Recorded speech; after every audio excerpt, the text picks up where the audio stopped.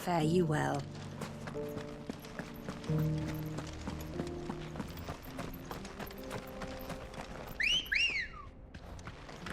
Ready, go? Yeah!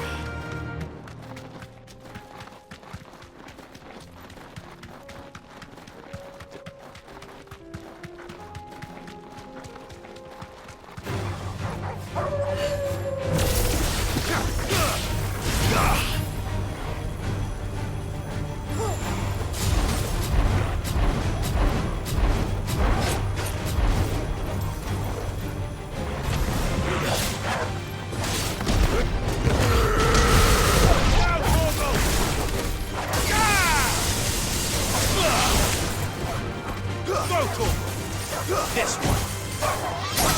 It's over.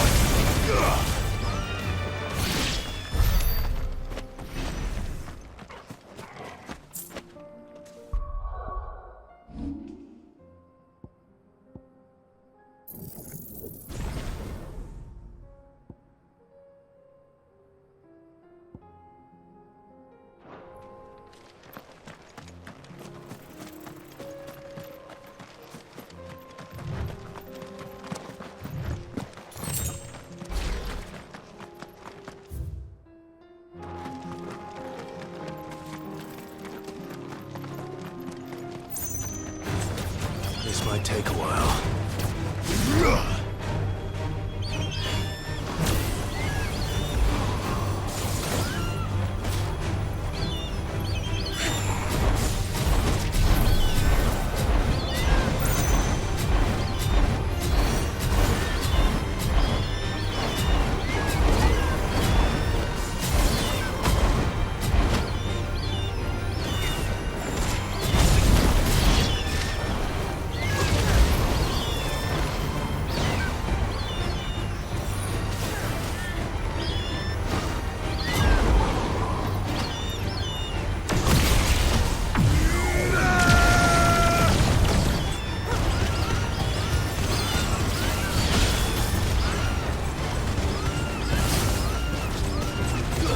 This one. Go for it. Get him. Get him.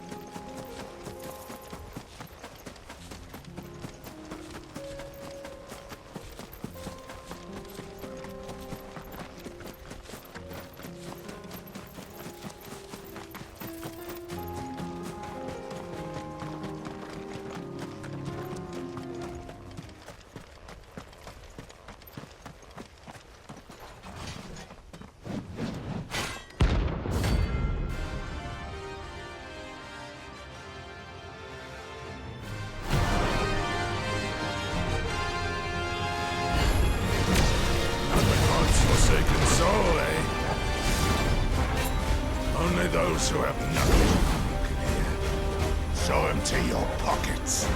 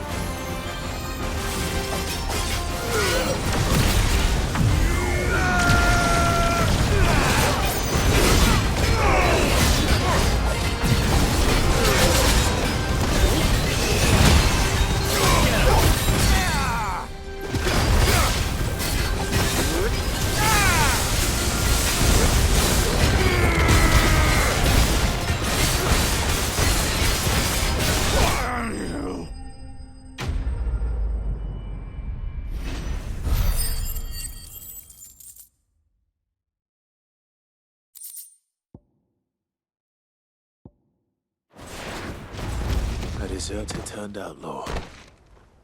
We were more similar than he knew.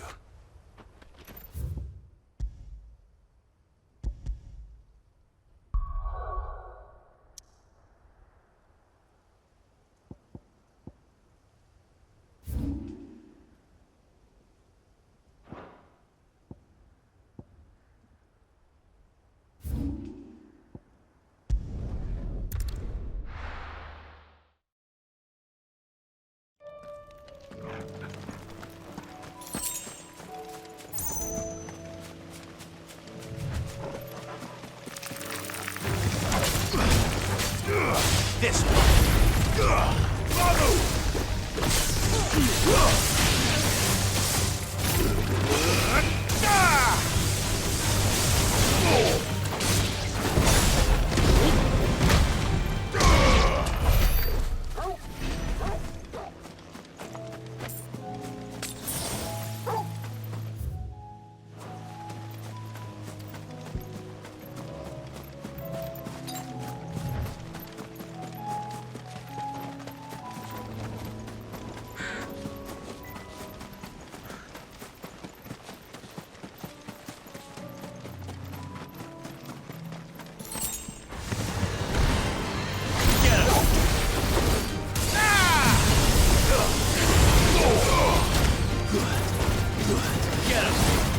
Sick 'em. This way. Sick 'em. Get him.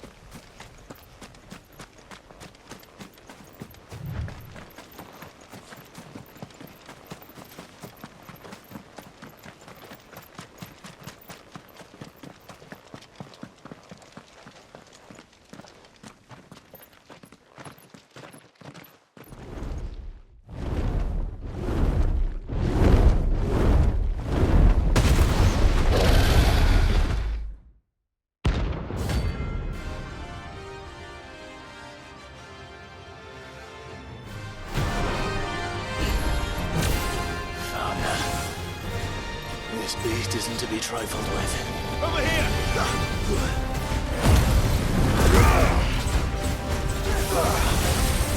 Get him.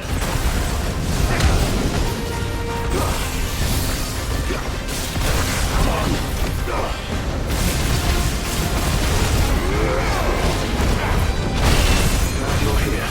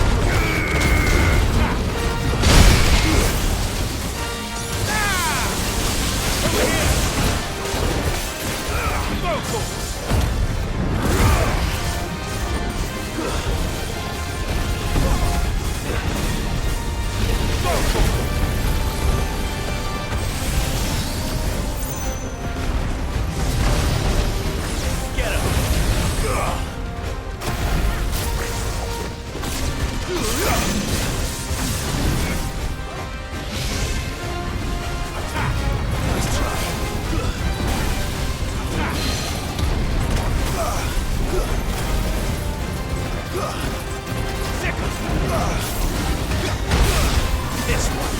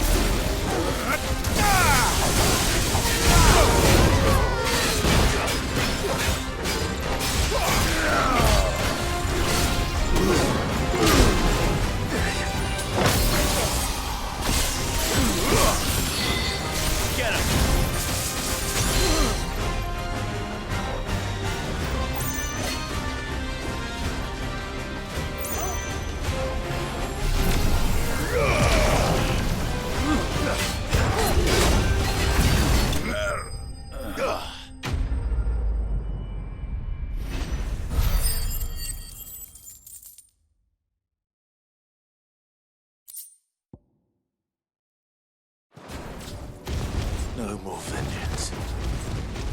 No more war.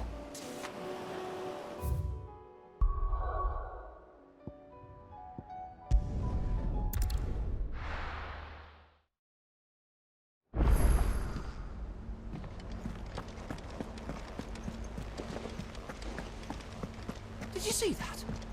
Tell me you saw that.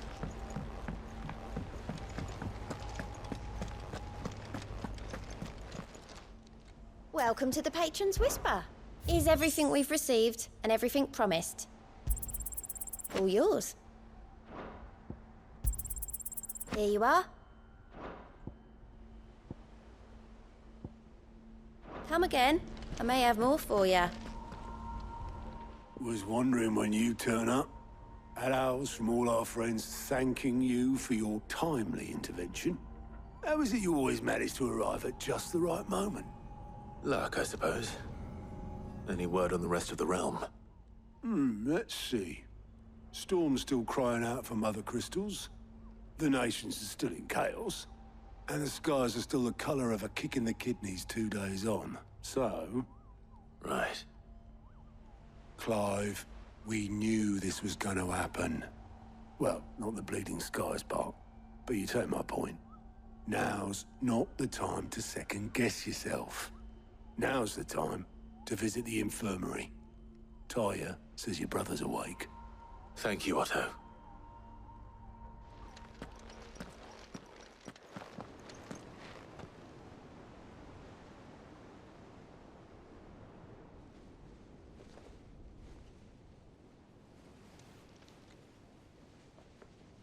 So it was not Sylvester, but Olivier who served as Ultima's puppet. And when Dion learned of this, he sought to slay the fiend.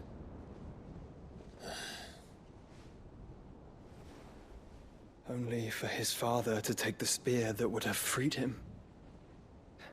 Enough to drive a man to madness. Small wonder he hasn't stirred. I would be afraid to wake. Had I but reached out to him sooner, warned him of the threat Ultima posed. But now, both an empire and her prince lie broken. Joshua, what do you know of Ultima?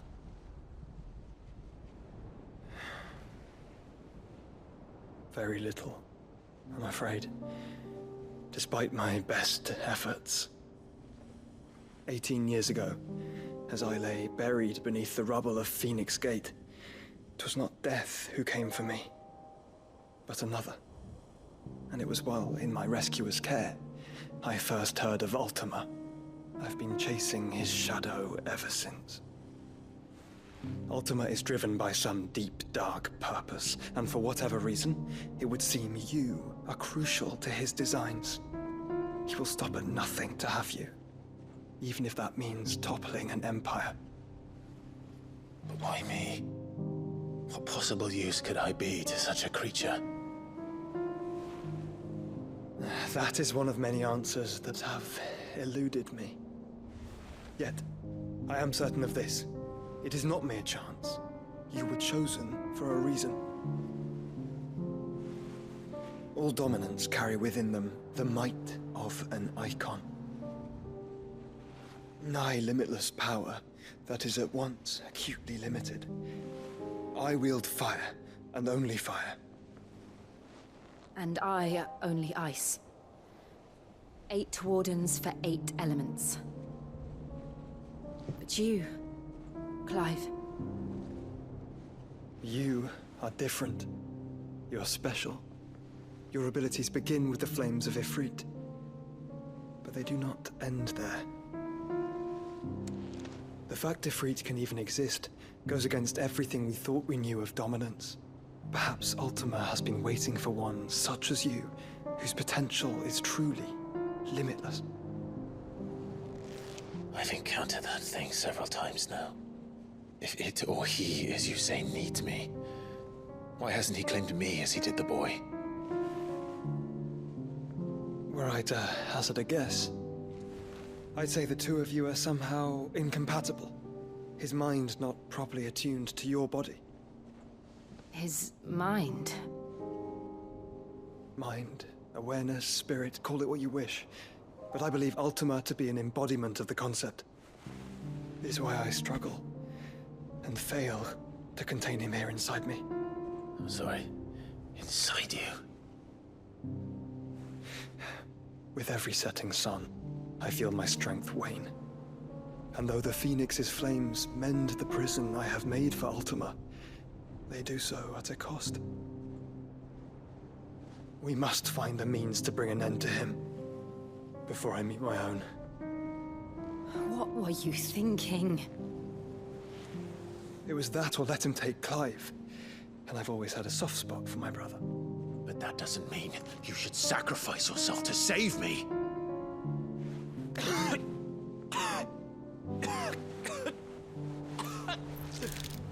Joshua! Clive! It's Gav! There's an army of Akashic at the gates of Canver.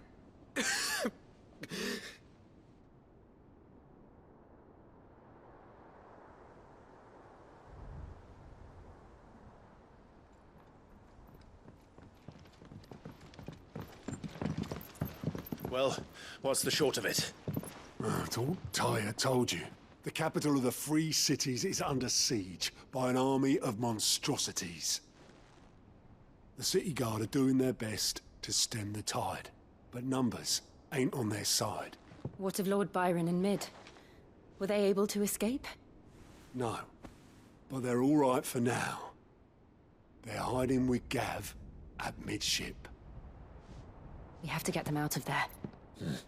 And we shall. Otto, prepare a Stolas. Tell Gav to stay exactly where he is. Understood. Vivian, what's the swiftest route to the Free Cities? That sounds like a question for the map. Look here. This road, through Tabor, should provide the least trouble.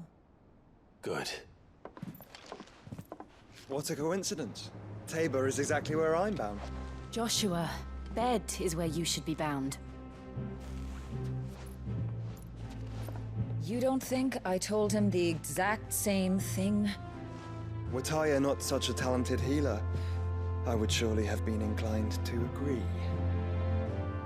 But, thanks to her ministrations, I feel I may safely rejoin my attendant, who was to wait for me in Tabor if we became separated. All right, we travel together. Clive! If he stays close to me, he'll be fine. Thank you, brother. I'll look after him.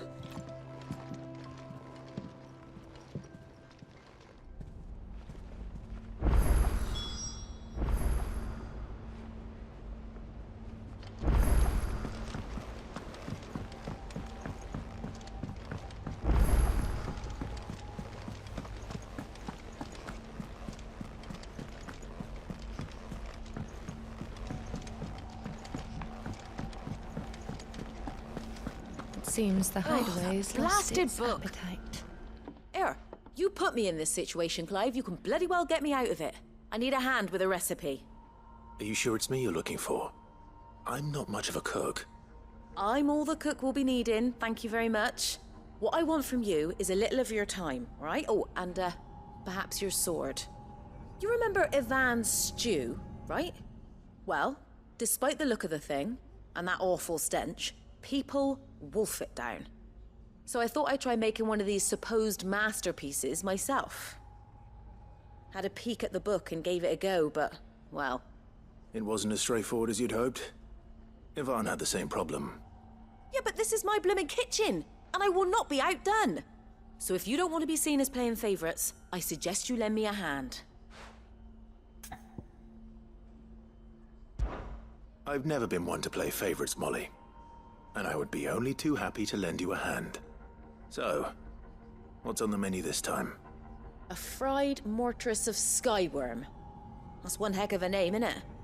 Recipe seemed easy enough to an old hand like myself. Thought I'd followed it to a T. Only, turns out skyworm livers and drake's mint are not what I thought they were. At least I hope they're not, given the rancid mess they made. Ivan said the recipes in the culinary pilgrimage date back centuries. Who's to say the ingredients even exist anymore? Wow. That's a question for a scholar, wouldn't you say? Perhaps you know of one? Kindly old fella who haunts the shelves, maybe? Fine. I'll go and speak to Harpocrates. Perhaps he'll know something. And if he does, I'll see if I can find your ingredients for you. You do that. Lest we forget, you've got a reputation to uphold.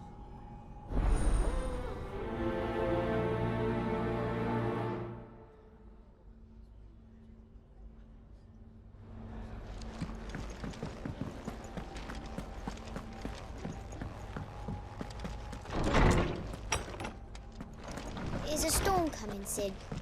Will there be... Sid, perhaps you can help me solve a mystery. I can certainly try. Who's gone missing this time? It's not who, but what. Mid's scales, the ones she made for her workshop. I borrowed them to teach the little ones about weight, and shortly after the lesson, well, they vanished. My first thought was that they'd taken them off somewhere to play, but when I asked, they swore they had nothing to do with their having disappeared. Which almost certainly means they had everything to do with it. Perhaps a visit from Sid will jog their memories. I think it just might. Thank you. I don't like to imagine that my pupils would lie to me. But if they have, I'll have no choice but to discipline them accordingly. They were in the atrium when I last saw them. As always.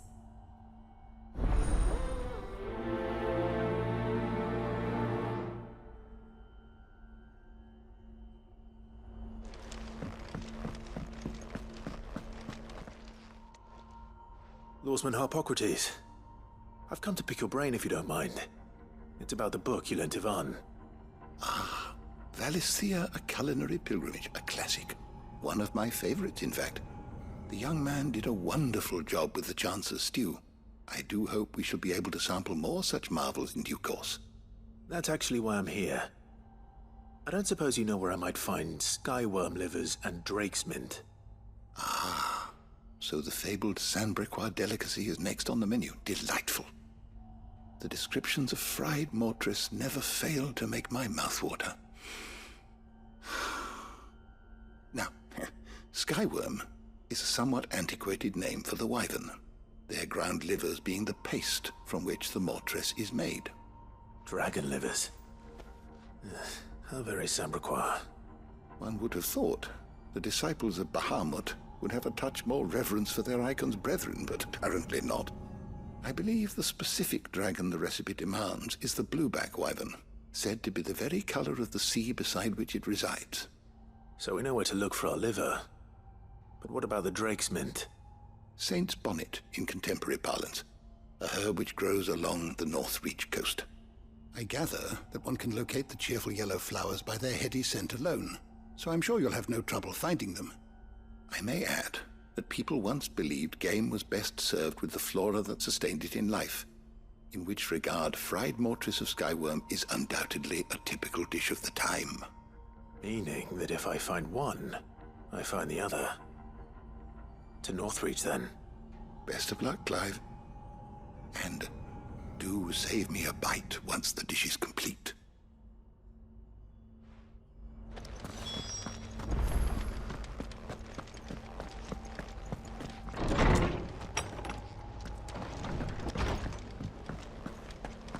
It seems the hideaway's lost its appetite.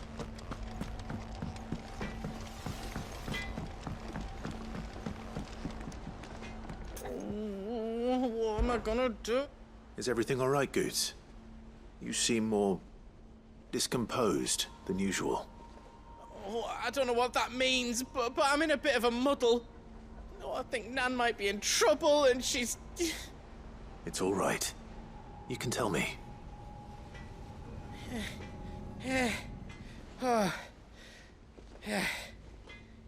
There was a trader came by. One of our usuals, like... Said he'd heard some rotten rumours about her down Dallymill Way. Folk are saying she's been selling to bandits and cutthroats and that. I mean, she's fond of a chance to make a coin or two, aye, but she'd never do business with baddies. Especially not the kind who go hurting people who haven't done out. I wanted to ask her about it myself, but I'm scared she'll give us a tongue lashing. She'd never give your tongue a lashing, though, would she? Don't worry. I'll speak to her. Oh, thanks, Clive. You'll let me know what she says, won't you? Of course. I'm sure it's all just a misunderstanding.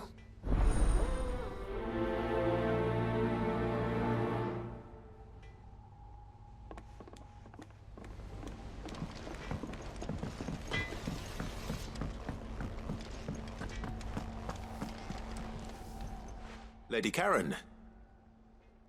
How's business? Not nearly as foul as the weather. You're doing good trade, then? Both in and out of the hideaway? Can't complain. Wait. What exactly are you getting at? Not once in 5 long years do you pay my affairs half a care. But here you are today, raking me over the coals like a bloody popoto. Just asking. Out of interest. All right. I'm here because I was told that certain rumors have been circulating. About you selling weapons to brigands. Oh, are you? And who was it who knows me so well as to tell tales of my evil exploits? I didn't exactly hear firsthand.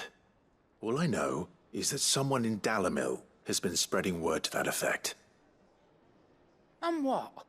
You believe it? You think I'm profiting off the blood of innocents, do you? Look, I've done things I'm not proud of. Might be there were a time when I turned a blind eye to the wretchedness of the world so I could line my pocket. But that woman is no more. And you'd know that if you'd ever paid the slightest bit of notice. You're right, Lady Karen. I apologize. It was wrong of me to doubt you. No, it was. Now, I reckon you've got better things to do than pointing your do-gooding finger at a poor old woman. Of course. Good day.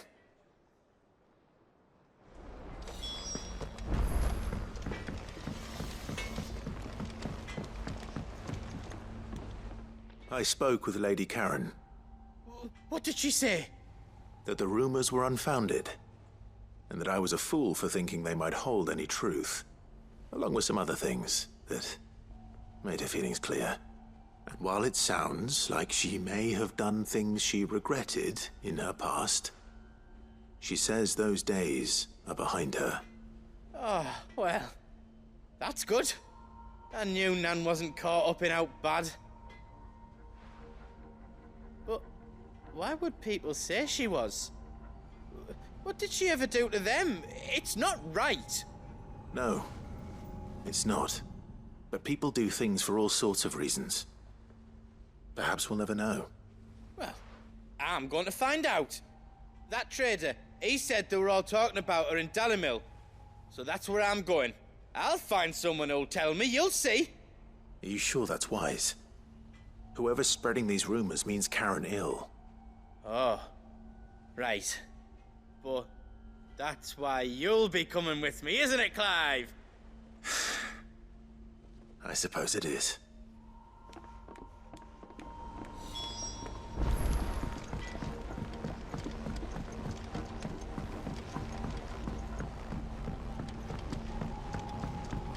I heard the Emperor was impaled on his own son's spear. We're all gonna die! You hear me? The Akashic are coming and they won't. What do you reckon we should do? I say we should just tell Miss Shirley. You'll get us all straight.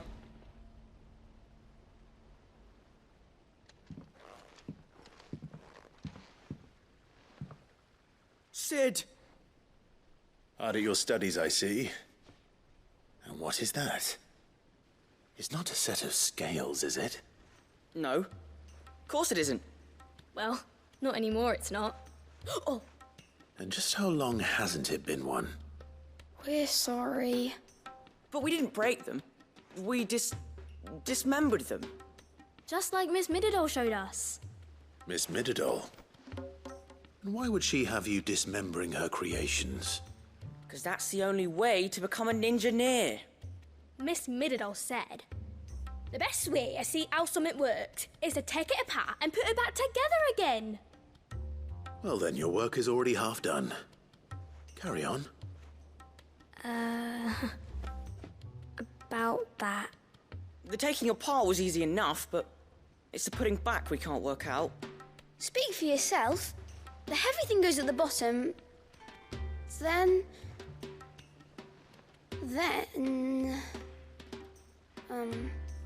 You three need to learn to take responsibility for your actions.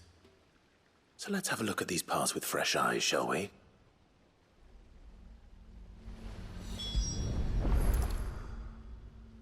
All right. Everything here was once part of Miss Mididol's scales. Every piece has its own role to play, and each is just as important as the others. If even one of them is missing, the scales won't work. So let's think about what those roles might be. You already know one of the pieces, the body. Its role is to support everything else. But what of the others?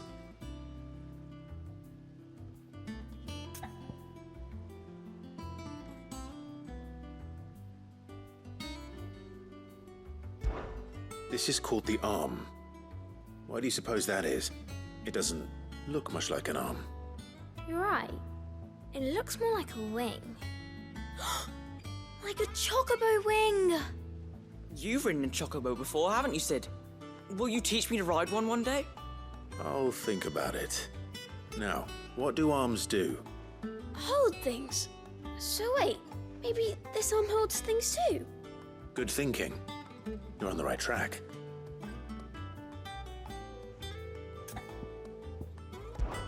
This tiny piece is what's called a cogwheel, or gear. Have you ever seen one before? I have. Miss Mididol's dungeon is full of them. Most are on the floor. She puts them in all her inventions. They spin round and round and round and round and... That's right. They're very useful when you want to make things move. Do you remember if there was anything on the scales that moved? I remember the arm moved when I tried weighing an apple. And then somebody ate it. It's not my fault. You shouldn't have tried weighing it before lunch. We know what part's supposed to move and how it's supposed to move. So, let's put the pieces together first, see what doesn't move, and then stick the cogwheel to that. Not a bad idea. You see, it's not so difficult. These round parts are called the pans. You all know what a pan is, don't you? I do. Molly uses them in the kitchens to fry bangers. But these aren't for frying bangers, you idiot. They're for weighing stuff. But what if I wanted to weigh Goots? I don't think he'd fit on that little thing. Probably not. What are the chains for? Holding the pans up? Well spotted. Which means something must hold the chains up in turn. So, now that we've taken stock of the parts and learned what they do, what do you think? I think we've got it. Then here's what we'll do. You tell me what goes where, and I'll put the scales together. Well, obviously you need to start with the body. All the other pieces fit onto it, don't they? And the arms go on the body, just like real arms. Or wings, if you're a chocobo. And then the arms hold the pans by the chains. Very good. Let's see if that works. There. All finished.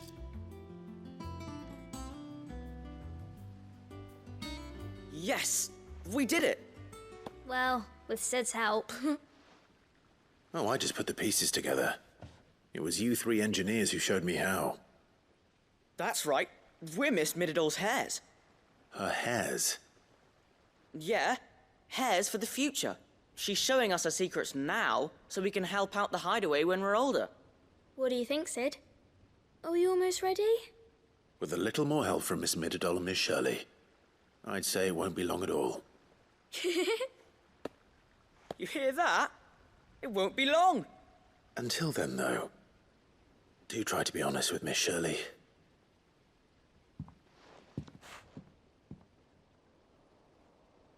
Hey, look! We never used the cogwheel. You don't think Sid forgot about it, do you?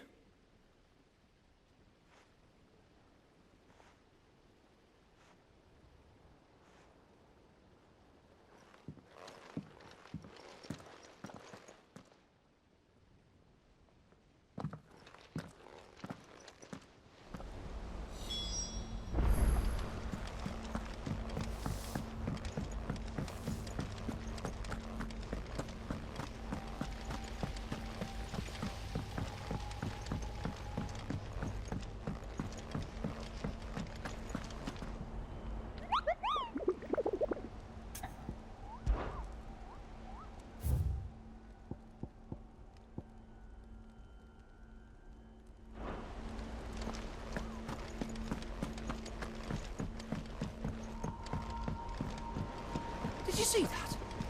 Tell me you saw that.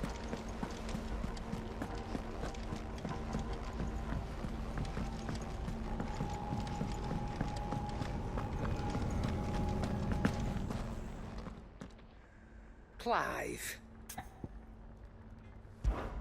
If you're gonna buy something, be quick about it.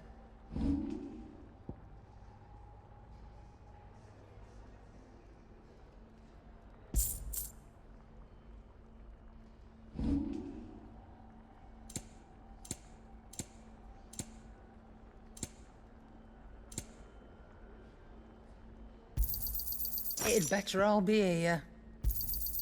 You're rubbing me blind, you know. It'd better all be here. Finished, are you? Trouble with your gear, or... So, will it be?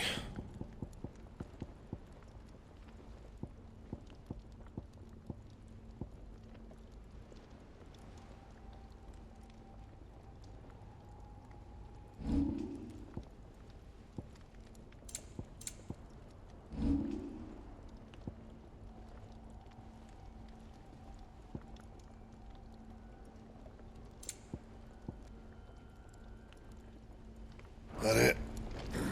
Fine. It seems the hideaway's lost its appetite.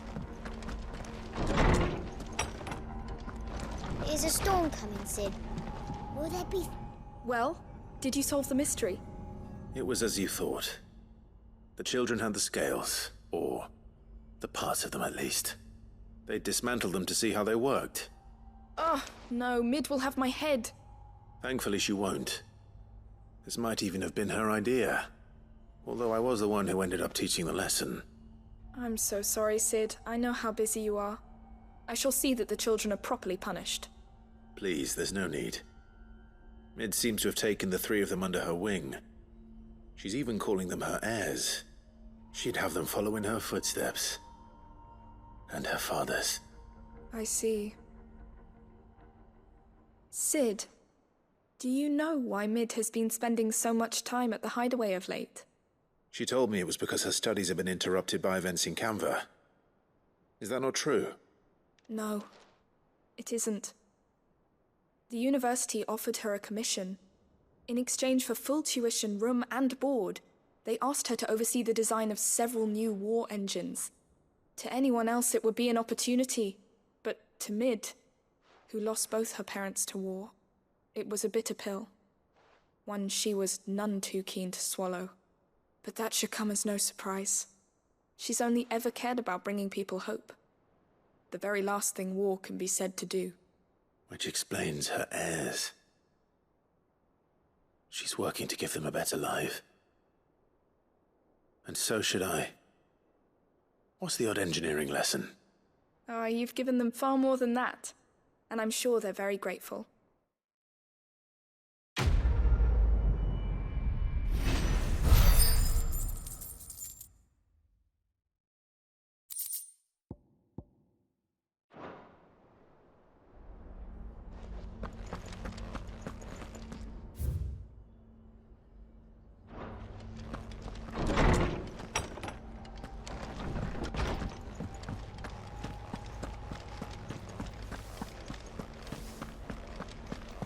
see the pair that got hauled into tires?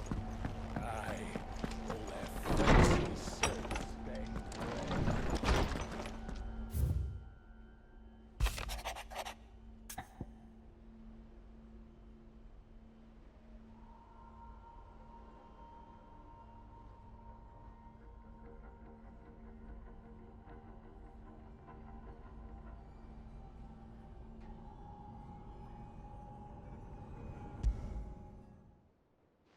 Rutherford. Wasn't that the name of my uncle's manservant? Why would he be at Martha's Rest?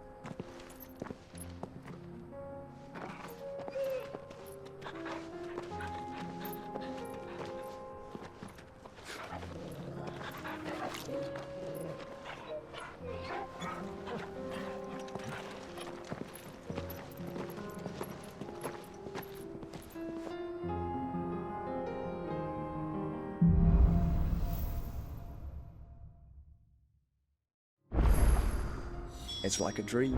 The four of us out walking like we used to. Enjoying this, are you? Gav and the others could be in danger as we speak. You're right. I'm sorry. Yote is a fine scout.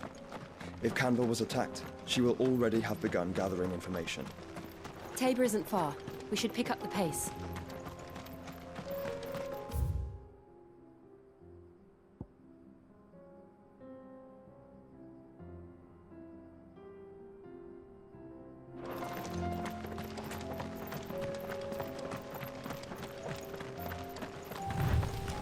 We can use the ruins to cross the ravine. Assuming they will allow it, the Echoes have a will of their own. Right. This one.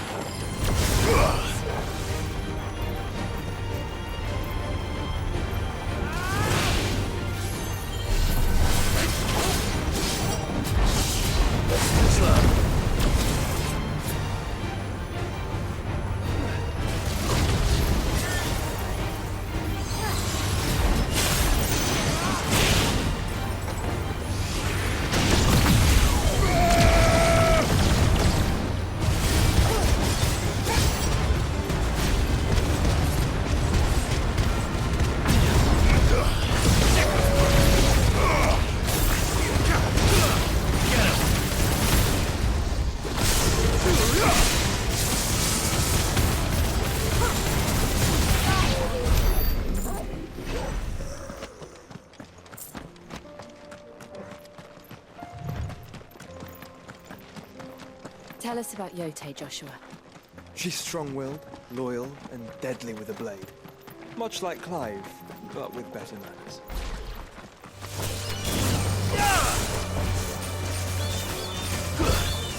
This one. Go to him. Attack. Get him. This one. Attack.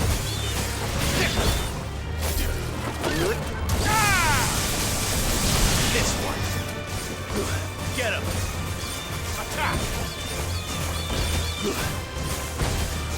Go to him. Get him. Go to him. Stick him.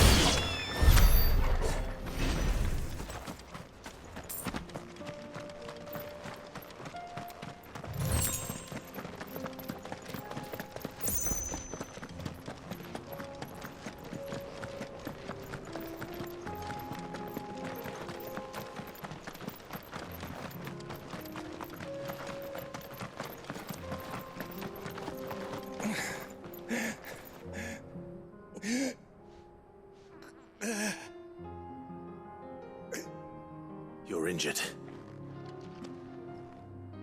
What happened here? Where are your comrades? Ether flood. Up ahead. It swallowed our camp while we slept. My own men did this. Turned every last one of them. There's a village not far from here. Tabor. The people were kind to us. It's only a matter of time before they won't stand a chance. We can't let those monsters reach the...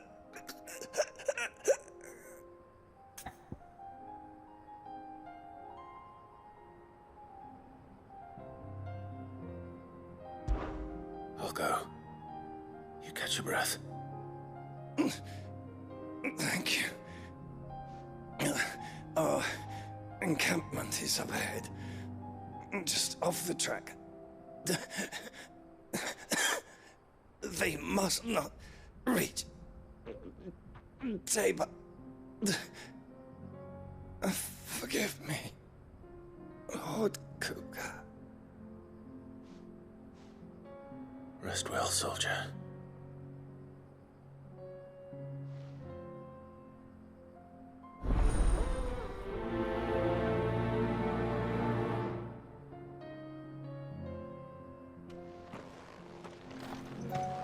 You said the encampment was close. Let's hope the Akashic are still there. Another ether flood. They're everywhere now. We can't go around it. Then we'll just have to be careful.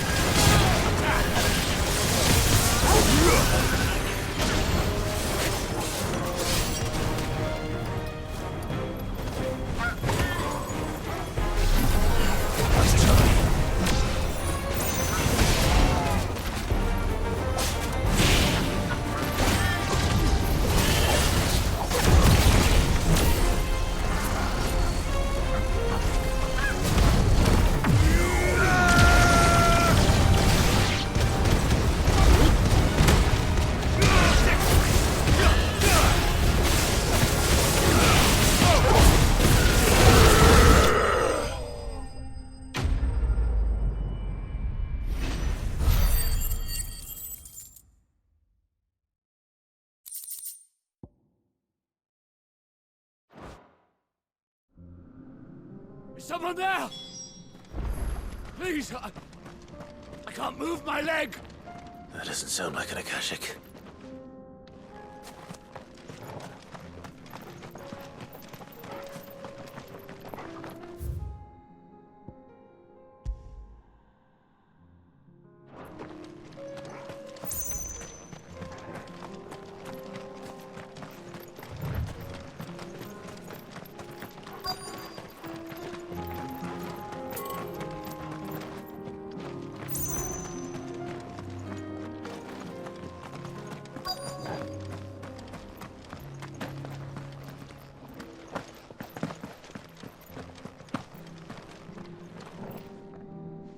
with the battalion? I am. I heard the fighting. Are the others? Taken care of. One of your brothers in arms told me what happened and asked for help. Another survivor? Where is he? Tell me. His wounds were too deep.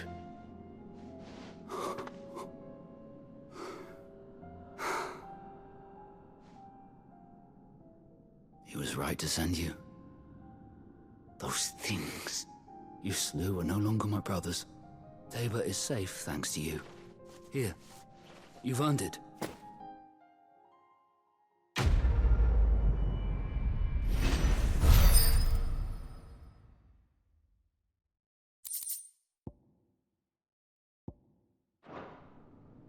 You seem familiar. Have we met? You must have me confused with someone else. Wait. That scar.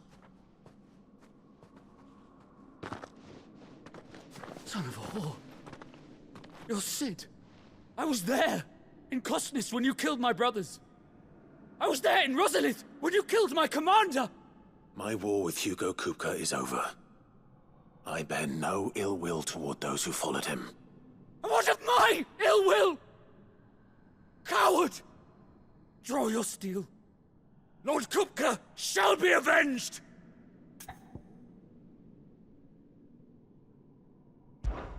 When your wounds have healed and your head has cooled, come and find me if you must. Though I hazard your life would be better spent in service of those who need it. Or have you forgotten your oath to the Republic? My oath? What would you know of oaths? I know how hard they are to keep. Which is why I'm giving you the chance to keep yours. No. I won't be deceived. Lord Kupka told us of your crimes. You are an outlaw.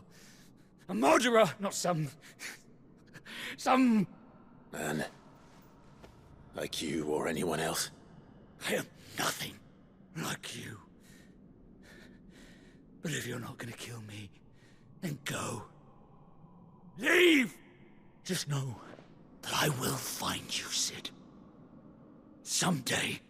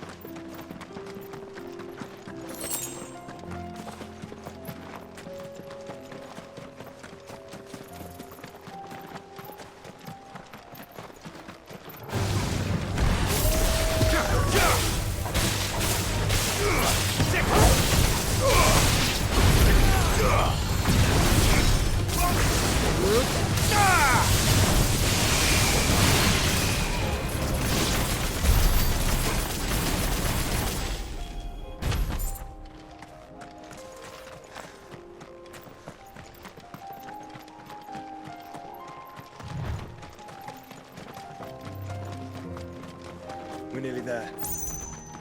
Have you been to Tabor before? There are a few places I haven't. Welcome, travelers. We don't get many visitors here in Tabor.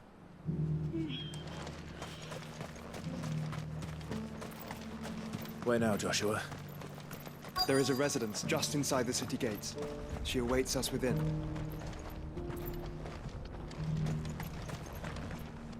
Are you buying or selling?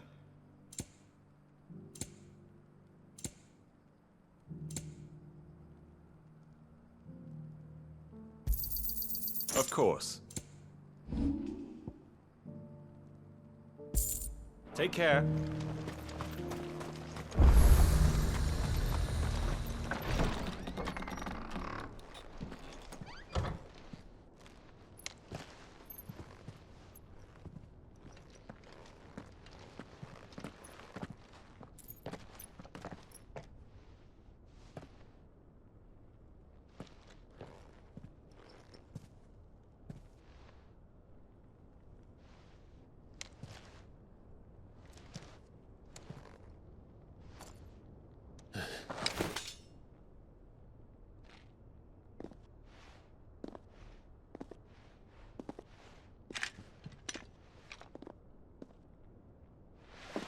My Lord Marquis, it is an honor. I am Yotei, Knight of the Undying, charged with the protection of His Grace Joshua Rosfield, Keeper of the Flame of the Phoenix. Of course. It all makes sense now. Would you care to elaborate? The Undying are loyal servants to the ducal throne. Or more specifically, to its heir. They have served our family for generations, albeit from the shadows. Since their inception, they have been tasked with the preservation and enactment of the rites of ancestral communion. After the events at Phoenix Gate, it was the Undying who delivered me to safety. And since the day I left Rosaria, Yotei has been my constant companion and protector. Without her sword, I would not have survived my journey across the realm. Rise, Lady Yotei.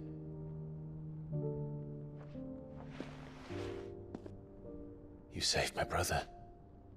I owe you a debt I can never repay. I but did my duty.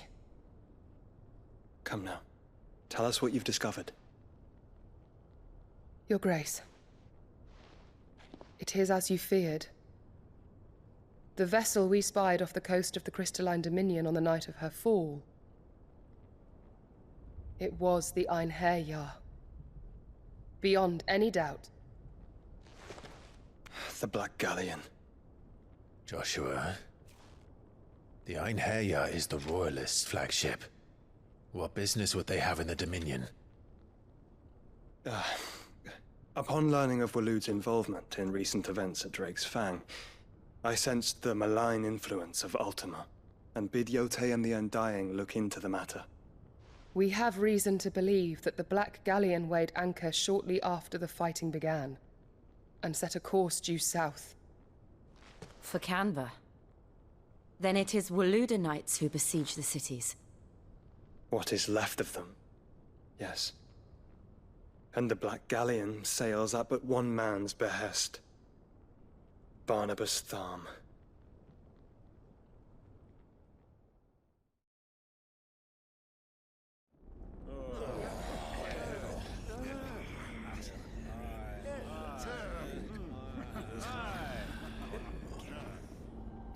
But are we truly safe here in the Agora? The city guard have been paid, if that's what you're implying. All the more reason for them to run. Well, you are free to leave, Lord Minister. Markets abandoned, warehouses aflame, blackened hulls choking every port in the capital. Canva is ruined. The realm teeters on the brink of chaos, and all you can think about is commerce! Forgive us. We were not aware Dhalmekia now subsisted on charity. How dare you!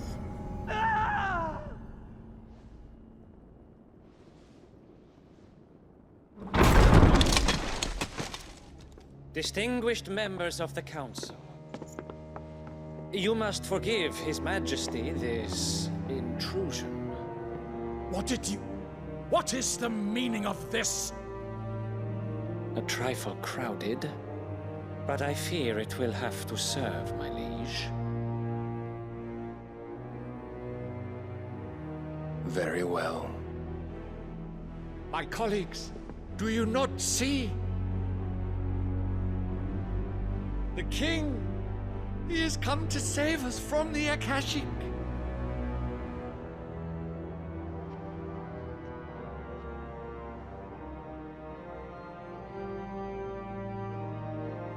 He is a gift from the heavens, divine intervention, our very salvation.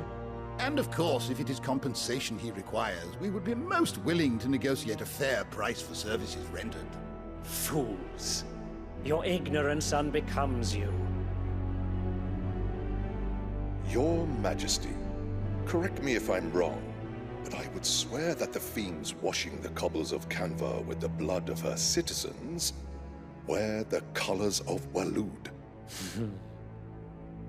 Ha! So you do not deny it. Guards, fetter them, and see our guests to the dungeons!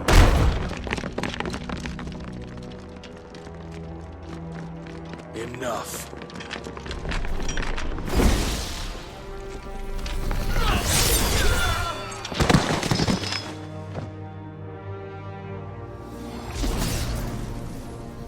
Pathetic creatures.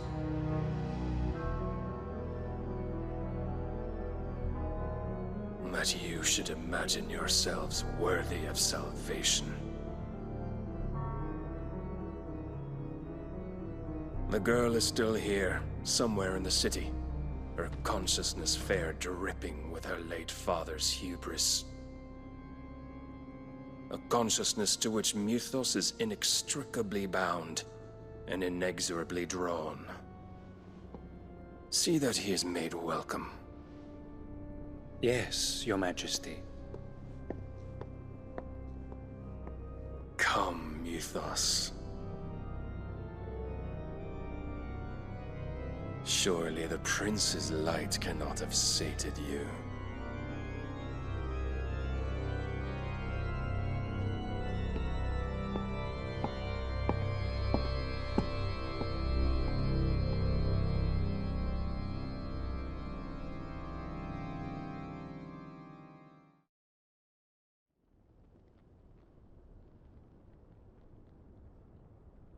So then, how long has Waloed been under Ultima's control?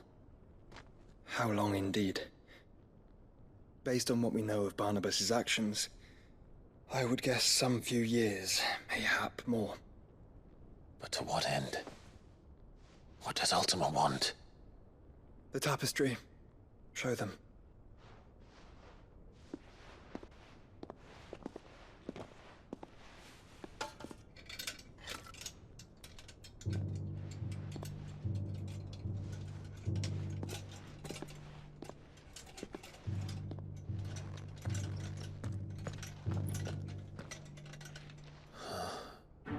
By the flames.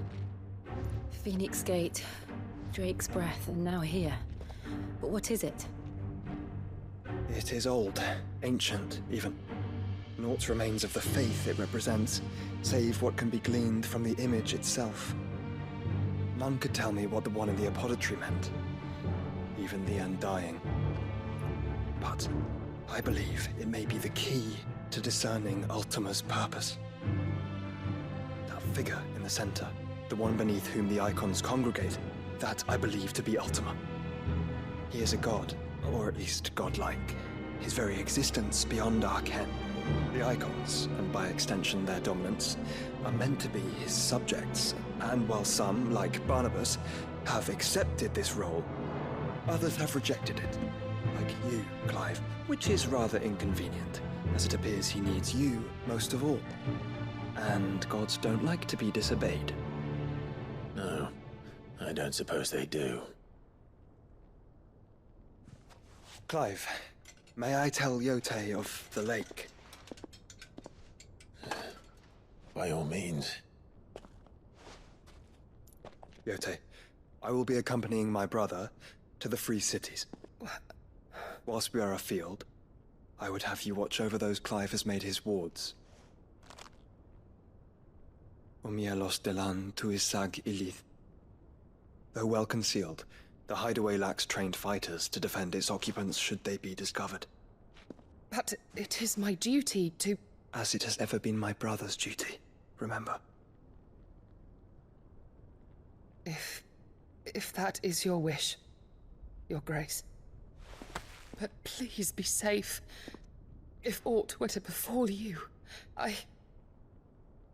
You have my word.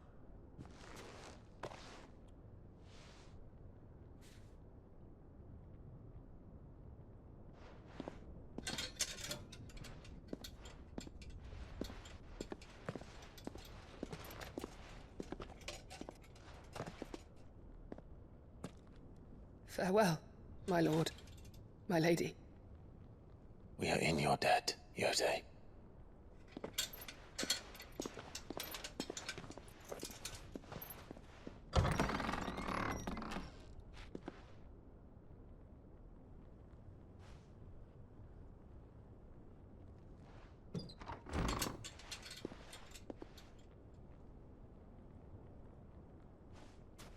Let's find our friends.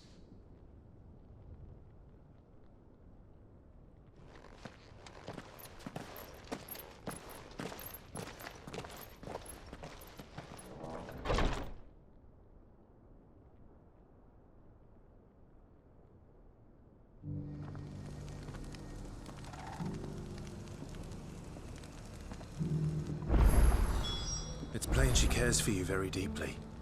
And I her, which is why I had to let her go. Opportunity beckons. Who among you is bold enough to heed her call? Is that blade for hire, perchance?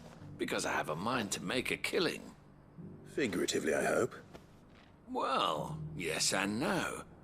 A passing caravan carried with it a rumor most fortuitous for one in my trade, that an elder Dread Evis had been sighted in the fields of Carava. Dread Evis are aggressive beasts. Compelled as they are to acts of violence, few survive to maturity. But those that do, develop a hide of phenomenal value. A hide you want to sell? Eventually, yes. Though I would have it tanned first that it might be crafted into marvels the likes of which the world has never seen. Dread Evis skin is a rare thing indeed. But the worked hide of a well-aged beast, now that would fetch such coin that Gilbert himself might weep with envy. Bring me that beast's skin, and I will share with you the bounty of our combined labors. All right. I'll hunt your Evis. Of course you will. When one lives in such troubled times, it is a fool who lets opportunity slip his grasp. Leave Tabor through the east gate, but take the path that branches west. Once you reach the checkpoint at Tovani, you are a mere stone's throw from the fields of Carava. I eagerly await your safe, and above all, triumphant return.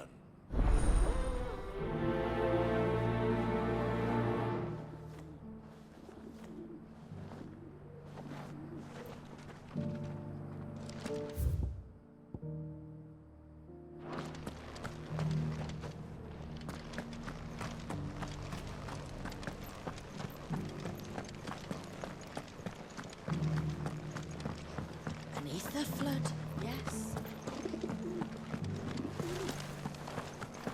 How are those new boots treating you? They're fantastic. You there! Finally. No one was paying me the slightest heed. Is something wrong? At the university, the students would hang on my every word. Sadly, this far from home, I'm just a vagrant greybeard. The university? You're a scholar. A specialist in ancient cultures. The most accomplished in all Valisthea, some have said. Not that I look the part in these tattered rags. In my heyday, no obstacle could have kept me from my studies. Yet here I am, a wizened windbag, bested by the many steps of Tabor. The answers I seek lying just beyond my enfeebled reach. Would you do an old man a kindness and brave the stairs in my stead?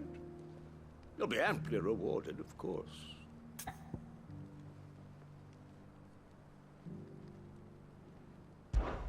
Climb the stairs and...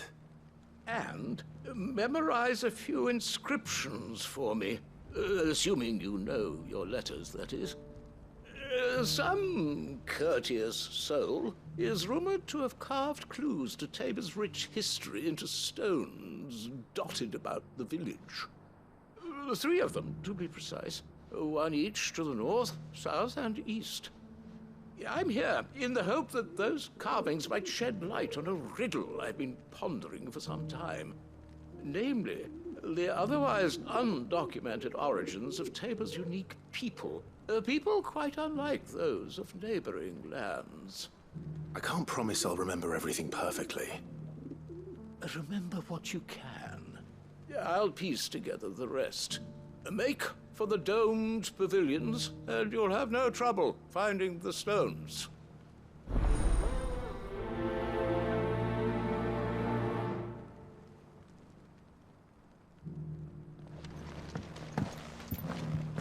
How are those new boots treating you? They're fantastic. Soft as phoenix down, but tough as boiled bone. That Cyril fellow's an odd fish, don't you think?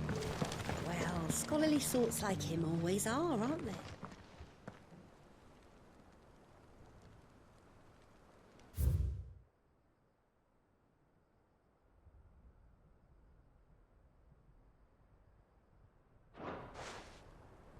No history would be complete without mention of the mother crystals. Why won't the sky go back to how it was? I don't like it. So it's these stones to Canva, and the rest of the boxes to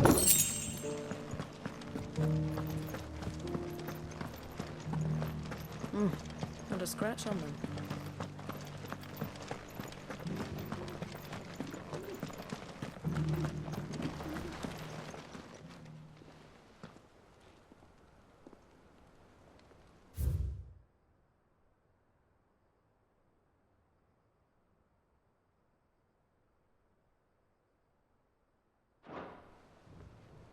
What golden plains might the wanderers have called home, I wonder? Mummy made a pottage for it.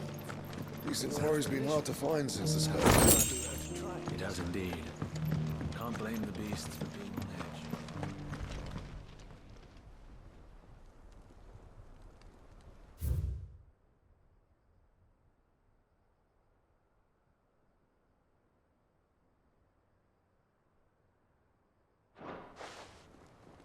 Farmers must have settled here in Tabor. I should speak to the old scholar before I forget everything I've read. The engravings were in good repair considering their age. Oh, would that I could have seen them for myself. Oh, come, don't tease me now. What did you learn of this place and its people? Let's start with the engraving to the south, shall we? What did it say?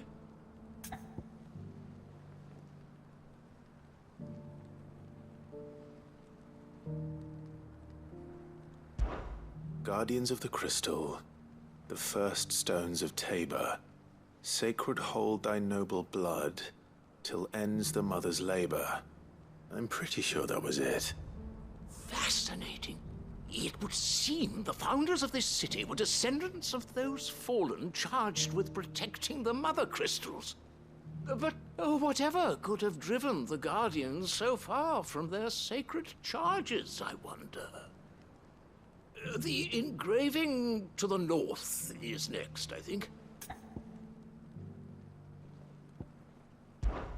Wanderers of the Golden Plains, lay your roots in stone.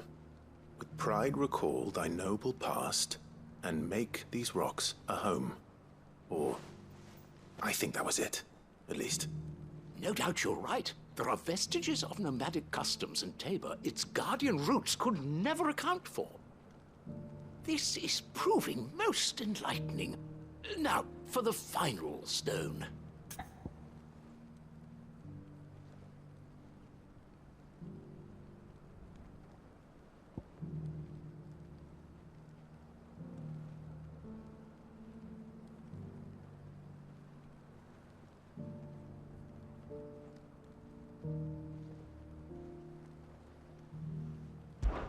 Children of the hunters, now tillers of the land, reap her promised blessing and give praise her gracious hand.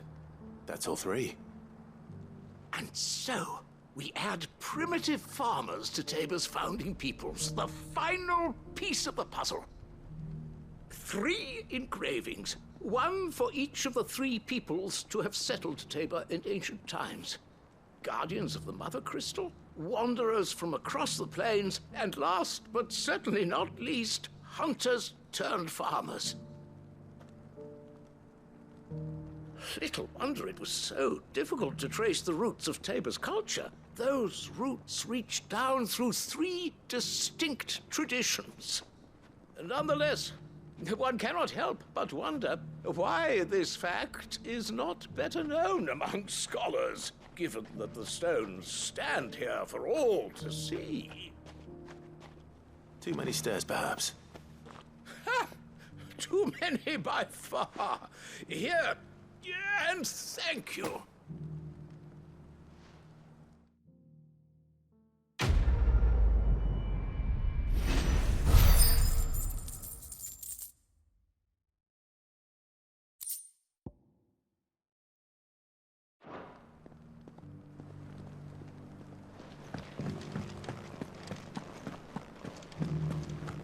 Careful how you pack that leather. Any creases of...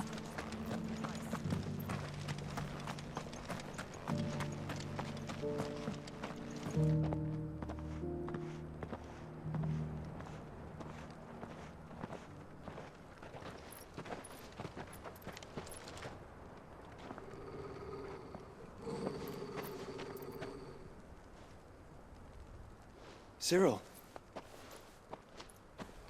How fares the search? Well, Your Grace, my report shall be with you ere long. Ah, yes. Yotei is otherwise engaged, at my behest. And the duty of wardenship? Fulfilled. For as you see, I've been reunited with my first shield.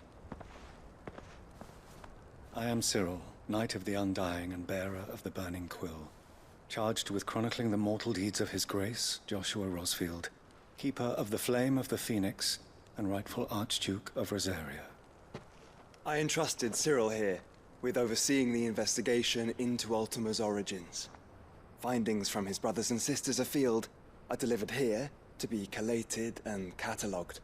Just how many Undying are there? Not nearly enough, milady. Yet we are glad to give our all in service to the Phoenix. Such is, and has ever been, our creed. I see. You have your associates, I have mine. But you may now think of them as ours. That won't be a problem, will it? The Phoenix is our sun, and we but the shadows that quicken in his radiance. It is from the darkness that we serve, both him and now you.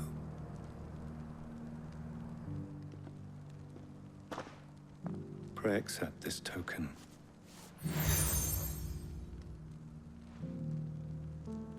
For as long as you bear it, members of our order will reveal themselves unto you, if there is nothing further. No. You are dismissed. Your Grace.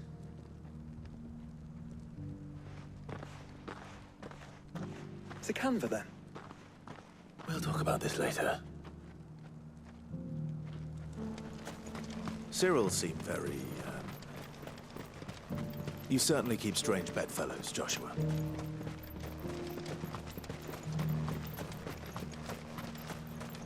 The free cities and a sea?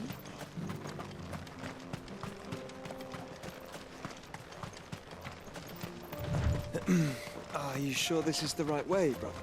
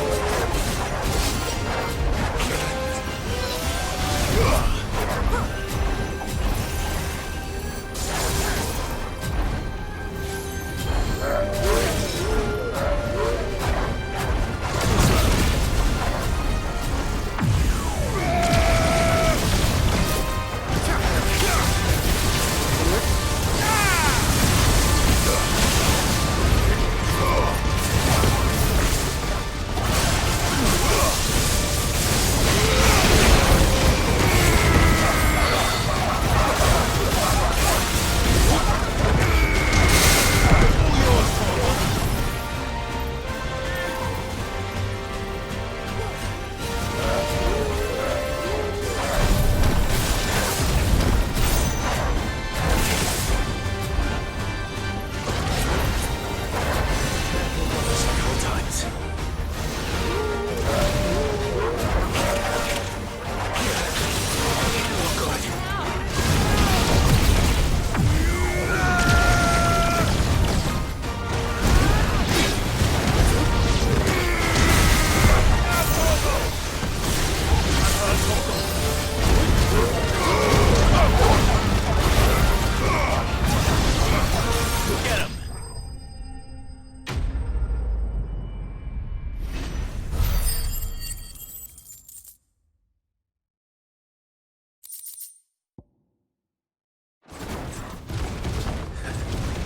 Shouldn't have messed with the leader of the pack, eh, boy?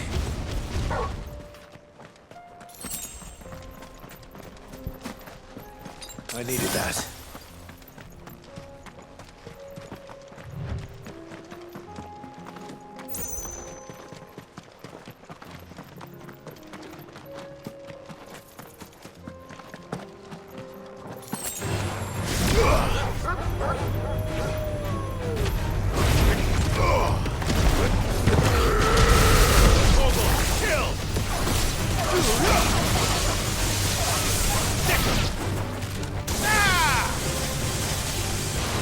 This one. Over here. Attack. Over here. Attack. This one. Over here. Go for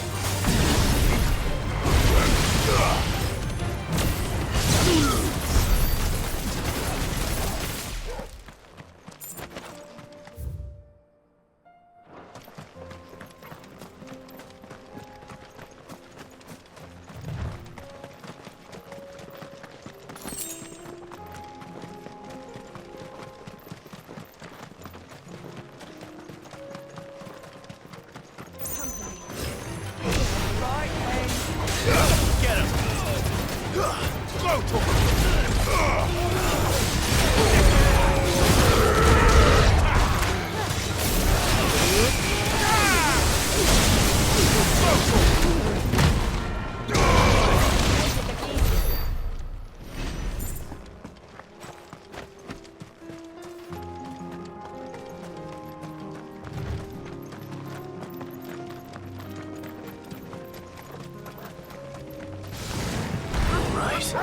Get him!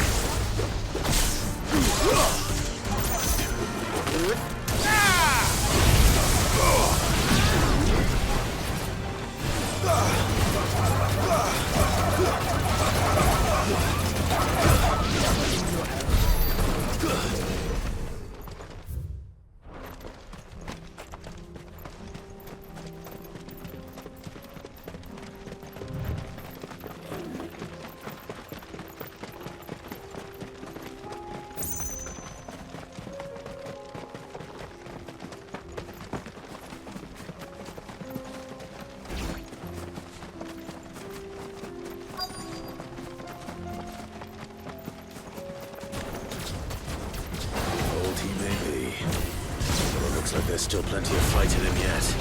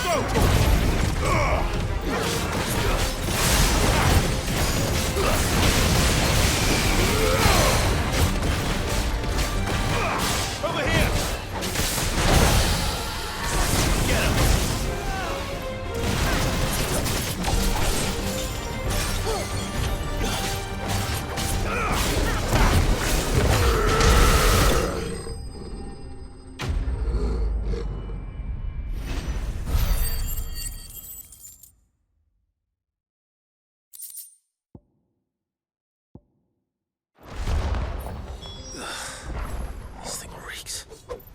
The sooner it's off my hands, the better.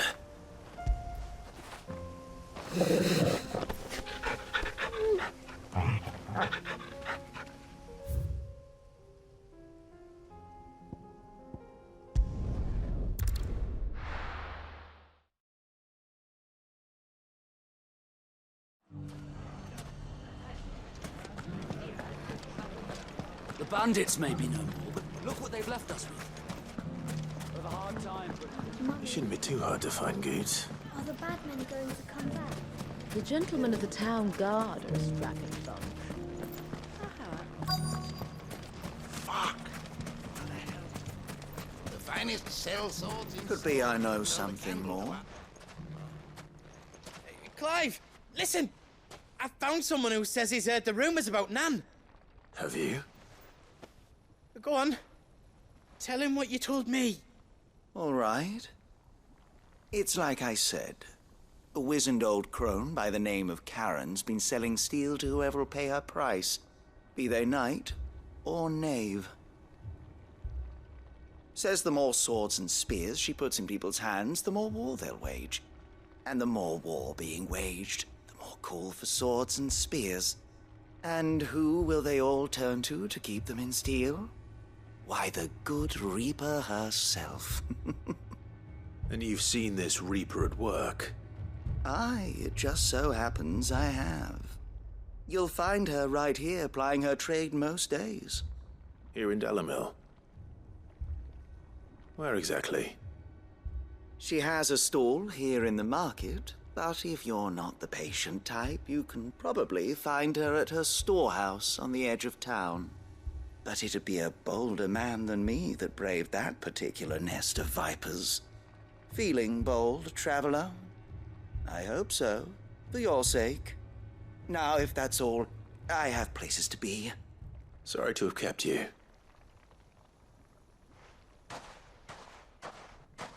You don't think Nan's the Reaper, do you? Not unless she's discovered the secret of how to be in two places at once. Eh? What do you mean? Lady Karen hasn't left the hideaway in weeks. So who has been running this stall he spoke of? Good question. I'll go and have a look. And I'll visit this storehouse on the edge of town. All right, but be careful, Clive. You too, Goots.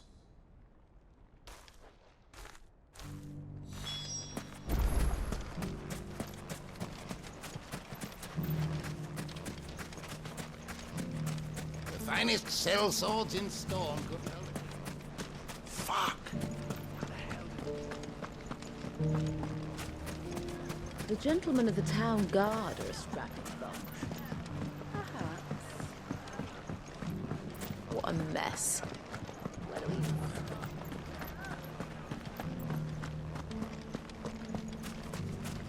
we... You fought very bravely. The safety of the town is in our hands.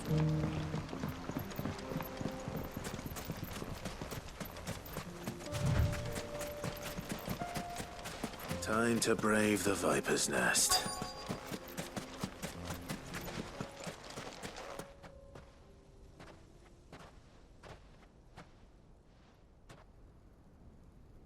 Just you, is it? Thought I might have laid it on a bit thick. It was a fairly unconvincing tale. So, what now? That's up to you. Die a slow death, or a quick one. Boys, he's all yours. But that sword is mine.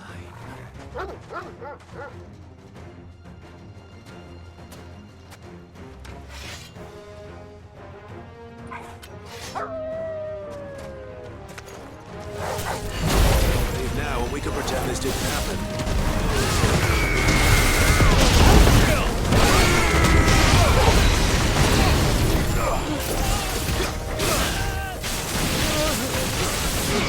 Over here! Over here! Throw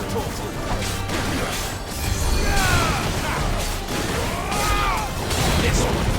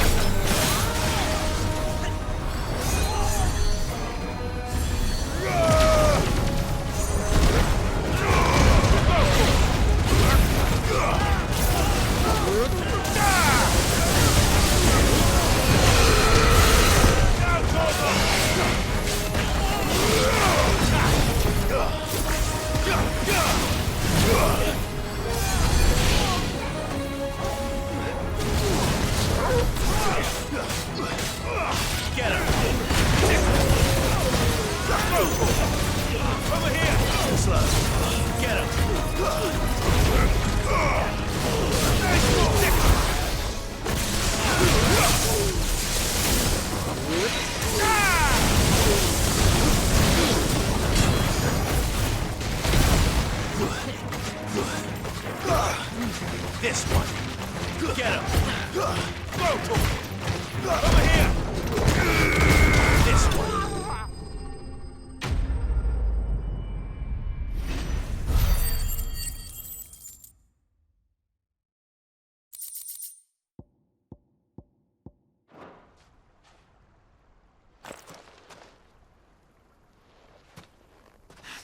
Oh, you've done it now.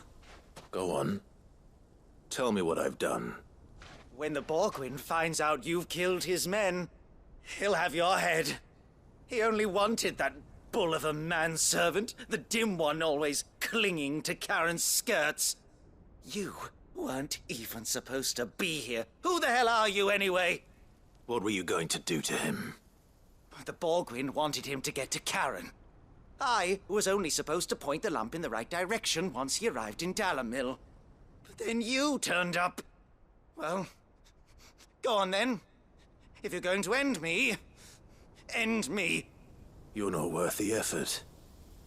Now be gone, before I change my mind. Fucking coward!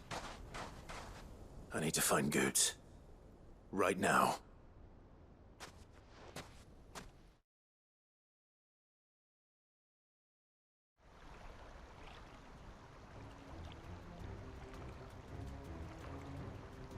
Get your filthy paws off me, you naughty-pated lout! Stop calling me names! And stop spreading them horrible lies about Nan! Well, that will be easy enough. For they are not lies. Every last word is true. And she must pay for her crimes in blood. Blood? Goot, are you all right? He's gonna kill Nan! He said she had to pay in blood! After what she did, it is only right. She ruined my life and the lives of countless others. That loathsome harpy's very existence is a crime, and I will not allow it to continue. Goots, was it? I have no quarrel with you. Only with your employer. Run along now. You need not pay for her sins. No. No? I don't care what she did. I won't let you hurt Nan. Promise me you won't hurt her, or I'll kill you myself! Goots, no. Enough, all of you! Karen. But how did you? You're a sight less clever than you think you are, the pair of you. Did you think I wouldn't notice the two of you slinking off together? Well, the whole thing got me thinking, who in Dalamil might bear me a grudge? And a certain snivelling shit I ran afoul of in my fairy years came to mind. Though it was just Bogan back then, wasn't it? I thought the years might have taught you some sense, but I see you're the same pants-pissing craven you've always been. What was it we called you? Wet legs? You bitch! Everything that happened, it was all your fault! And now you'll finally pay for what you did to me!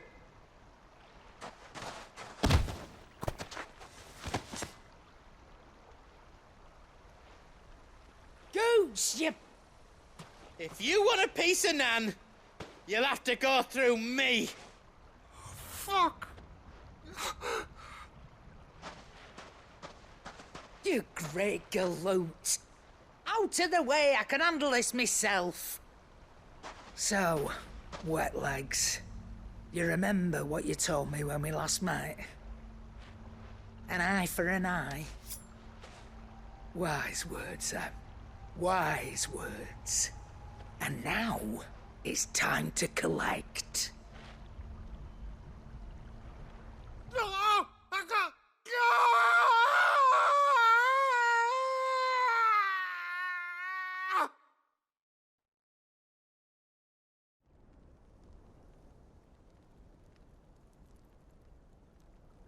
Sorry to keep you waiting. Is he... Dead? No. But I reckon he wishes he was. It isn't easy going through life one eye short of a pair. After all, I should know. You don't mean... Oh, don't tell me you didn't notice. Lost it to old Wet Legs back when we were working the same routes. Said I'd stolen from his strongbox. I'd done nothing of the sort, mind. But that didn't stop him taking his little revenge. So I took some of my own. Sorry, lost everything. His coin, his clients. Always knew he'd be back one day to claim his due. But he crossed a line dragging poor Goots into this. He didn't hurt you, did he? No, Nan. Still got all my arms, see? Legs too. But what if he comes back again? What if he does? First we take the other eye, then we work our way down. He'll learn his lesson soon enough. But something tells me that Wet Legs has learned it already. Right. Let's get you back to the hideaway. You've attracted quite enough attention already. Ta-ra, Clive. Remind me never to cross you, Karen.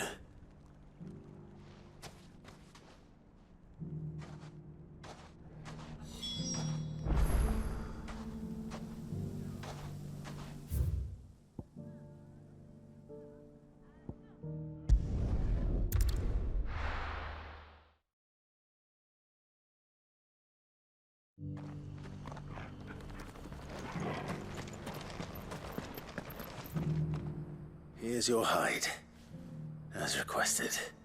I worried you might never return. Quickly, let me see it.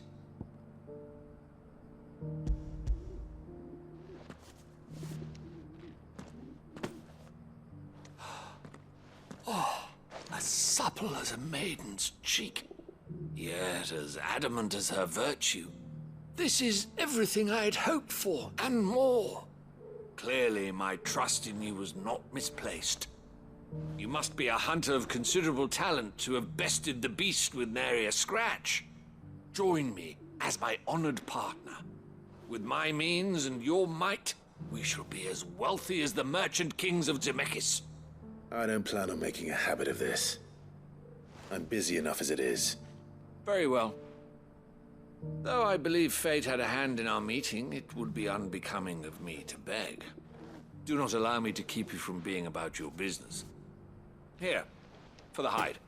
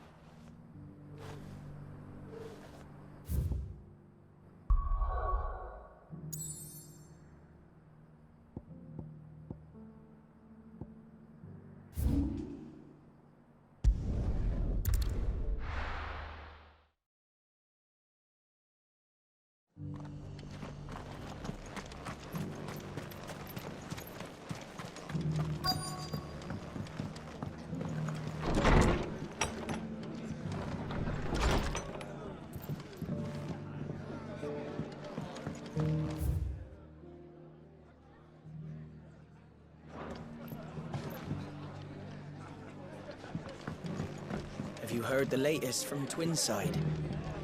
That the Empress is no more? Never trust an owl bearing good news, I say. My lord Marquis, is that... It is you. Then you received my letter. I am Sebastian Rutherford, chief steward of your lord uncle's estate. Of course. We met once before. Yes, my lord. Thank you for coming. And what was so sensitive that you couldn't put it in writing? 1,000 apologies, my lord. I did not mean to offend. I merely... It's all right. Continue.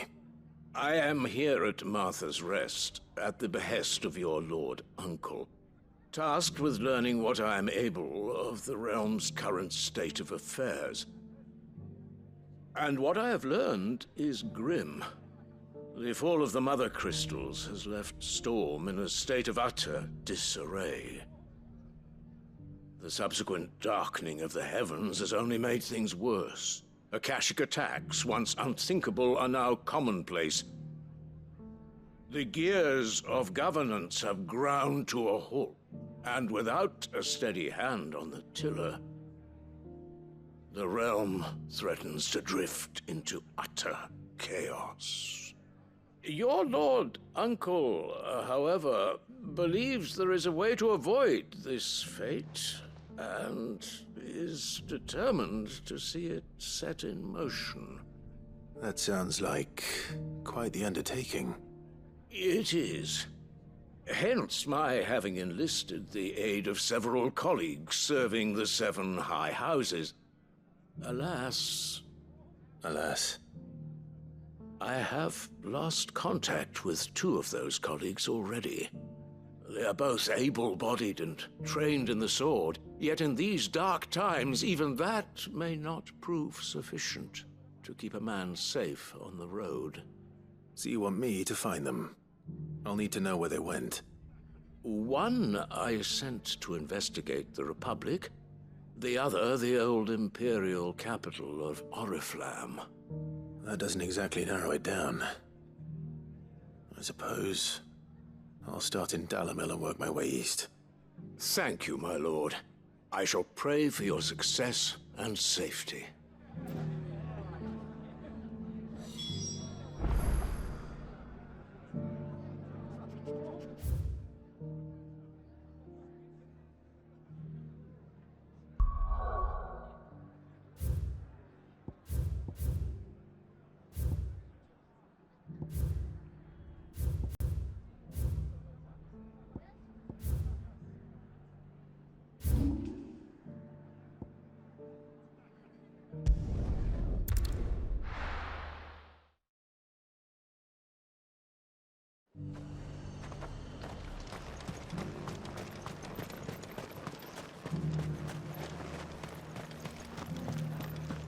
There were ghosts at the gates, not days.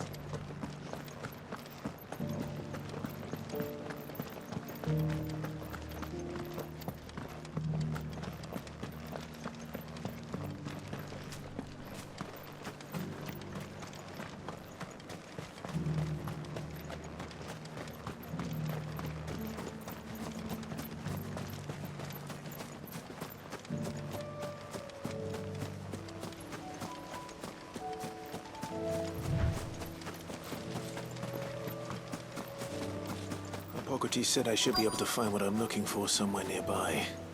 Bright blue dragons and bright yellow flowers. Should be easy enough to spot.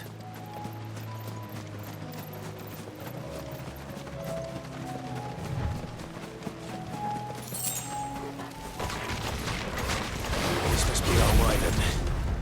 All right. Let's get this over with. This time.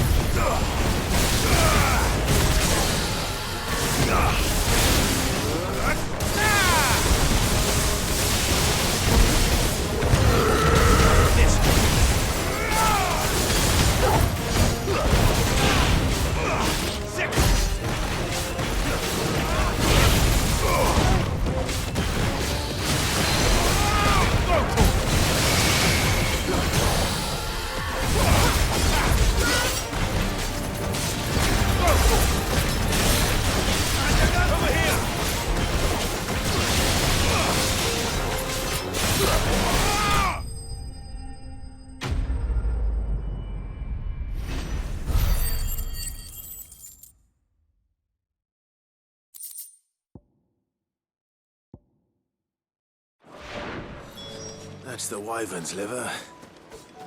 Now I just need to find the herbs. Bright yellow with a heady scent.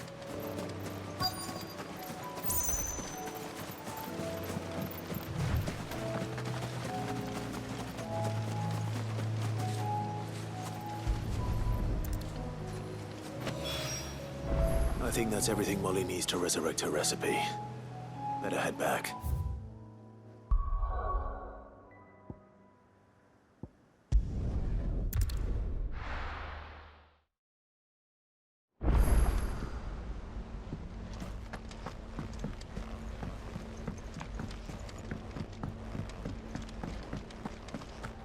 It seems the hideaway's lost its...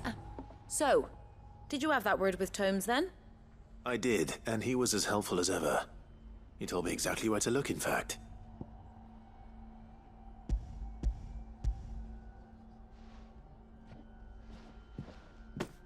And what precisely will I be cooking up?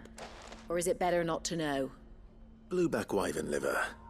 And, a herb known as Saint's Bonnet. Ah, wyvern livers, was it? Well, at least it weren't actual worms, I suppose. Now then, you stay right where you are. I've got some cooking to do. Let's hope these grand old chefs of yore knew what they were on about.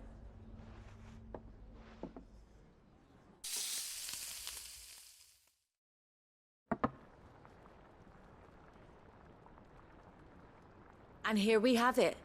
Fried mortress of skyworm. Ivan's offered to make sure it's fit for consumption.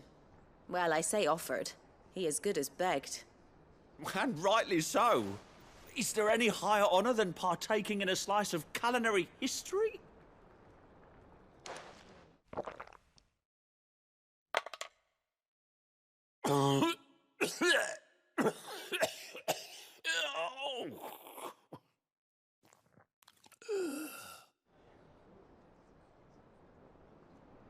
So, not fit for consumption then? What witchery is this? The crackle of the crust gives way to an almost violent richness.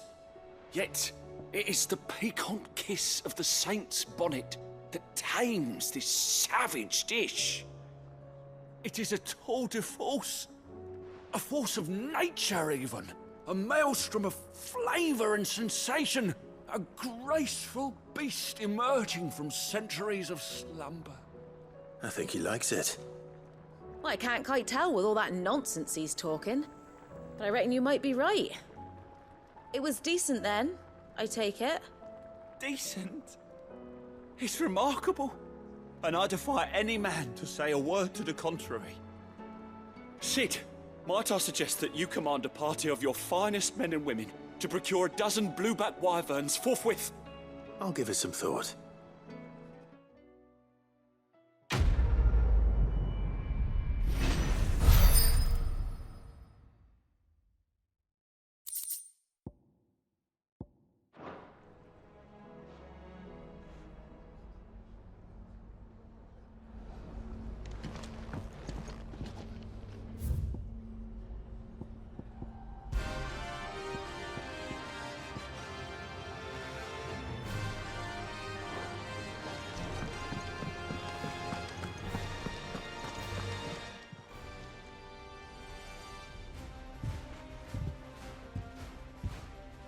Nothing like a dish of cold vengeance to foul the gut. I'm sorry, Nan. I didn't mean to make things worse. I just thought I had to protect you. Like you've protected me. Aye, well, someone had to. Your parents certainly didn't give a whit for your well-being. Reckon the both of us would be worse off if I'd not taken you on. You've always been me right eye, Goots. And I'd have you stay that way. So don't you dare go looking for trouble again. Well, I will. If you ever need help, I'll do it again and again, and you can't stop me. Why, you big lump. Fine. Play the hero if it makes you happy. Thanks, Nan. I won't let you down.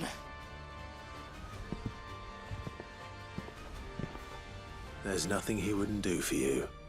That's as maybe. But if he's ever to make his own way in life, he'll need to start looking out for himself as well. Till then, he'll need people to watch his back, just like you did in Dalamil. Don't think I didn't appreciate that. Of course. His family. Stop it. You make me one good eye, mister. I don't go thinking that'll do you any favours. A potion today'll cost you the same as it did yesterday.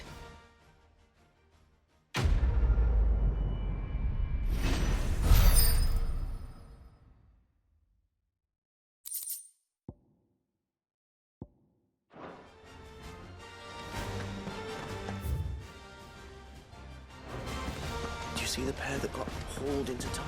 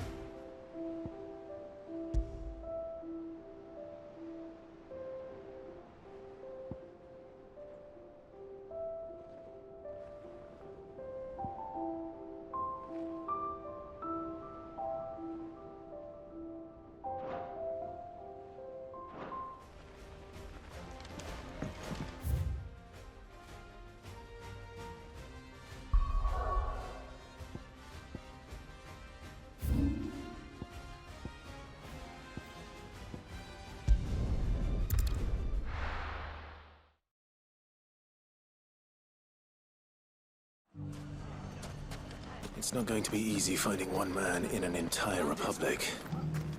Let's hope someone here's seen something. Mummy, are the bad men going to come back?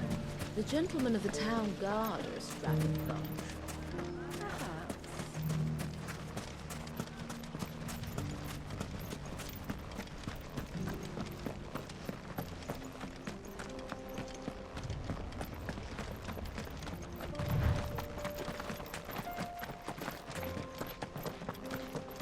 Someone's got himself in trouble.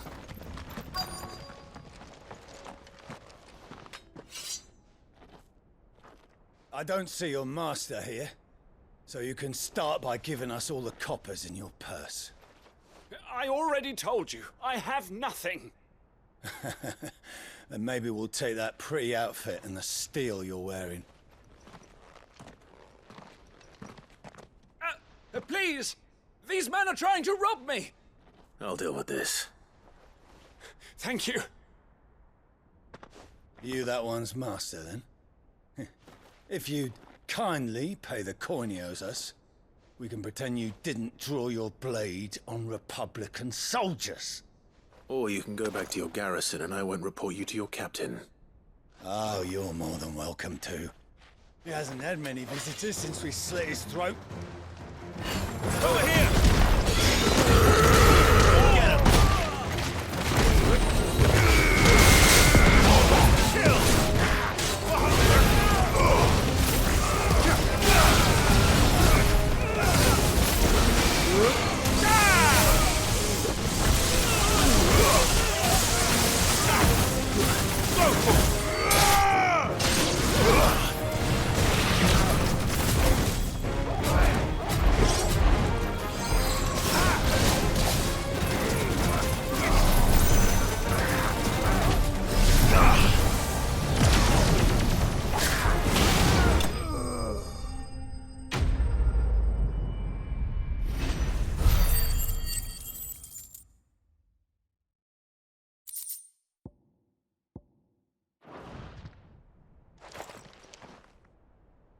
I'd expect as much from Hugo's faithful, but these were men of the fist. Much has changed in the Republican army since they lost their rock. You've seen this kind of thing before, then? Many times. I was sent here to observe the situation. You're one of Rutherford's men. He sent me to look for you. Well, then you have my thanks. I fancy I could defend myself against one, perhaps two, but a whole regiment. I arrived in Dalimil several days ago, but when I called upon the captain of the local garrison to make inquiries, his men confiscated my effects and locked me in a cell. The captain is no more, and his men make the rules now. Fortunately, I was able to bribe my way free, only to be stopped again by those soldiers you so kindly dispatched. What of the Fist Central Command? Surely they wouldn't allow such lawlessness amongst their ranks. I would imagine they are unaware of it. Most of the army has fallen back to the capital and hunkered down behind her walls. Those who weren't recalled now rule the fringes unchecked, answering to no one but themselves. Then it's worse than we imagined. You should return to Rosaria. It's not safe here. I'll find a caravan heading north. You won't mind if I borrow one of these soldiers' coin purses?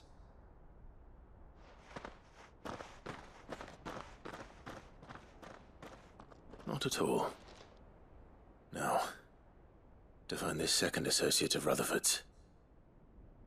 If he was bound for Oriflamme, I'll start at Northreach and see if I can pick up his trail.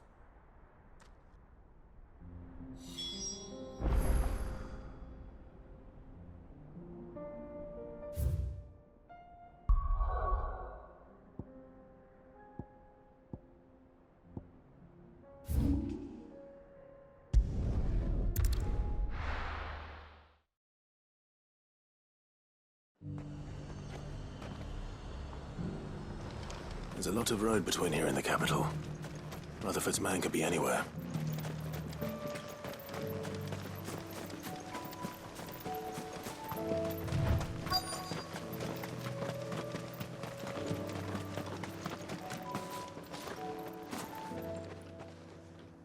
What happened here?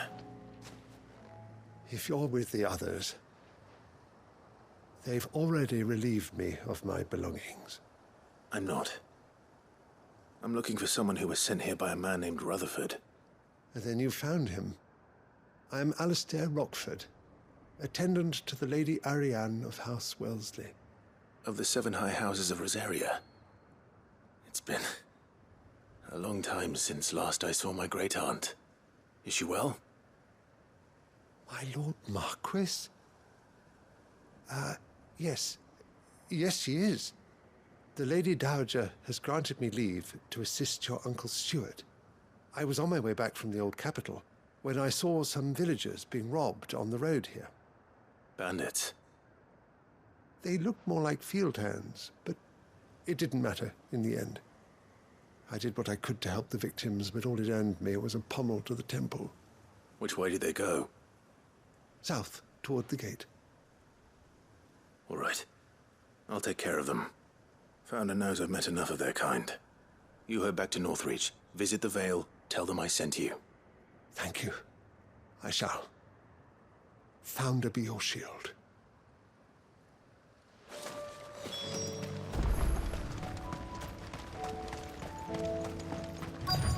They just couldn't resist, could they?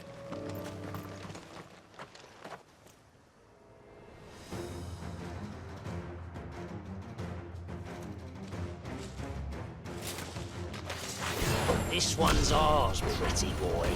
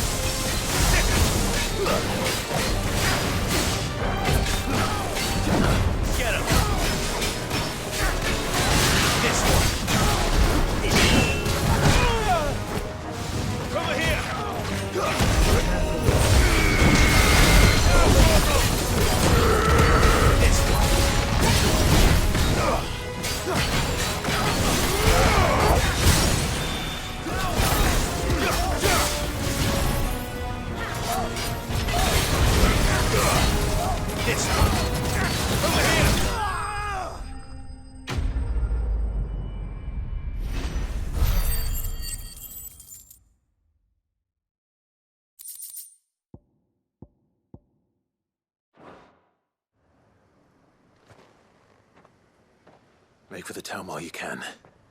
There may be more bandits nearby. You don't need to tell me twice. Many thanks, traveler. This looks to be all of them. I thought I told you to make for the Vale. And stand by as ill might befall the heir to the ducal throne. It's just Clive, and I'm fine. Which is more than can be said for you. I will survive. Strange that the garrison wouldn't intervene in such a brazen attack so close to their gates. The garrison have their hands full inside the city. Some days they don't even send out patrols. There are few hands left to work the fields, and even fewer to transport the grain. The market stalls are nearly bare, and the price for what remains is exorbitant. It's not uncommon to see a fight break out over a crust of bread. When I said the ones who attacked me didn't have the look of bandits, I meant it. They were probably just desperate. Rockford, listen to me. If you are to continue your investigation, you first need to seek the attention of a healer. Of course. I shall return to Northreach right away. But allow me to thank you first. Had you not happened along, Don't thank me. Thank Rutherford. It was he who sent me. I suppose he'll be wondering where I've got to. I shall send a Bastolus as soon as I'm able. Good day.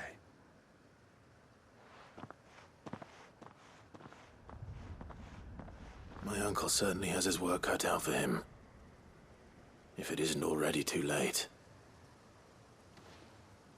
I should go and tell Rutherford that his colleagues are still in one piece.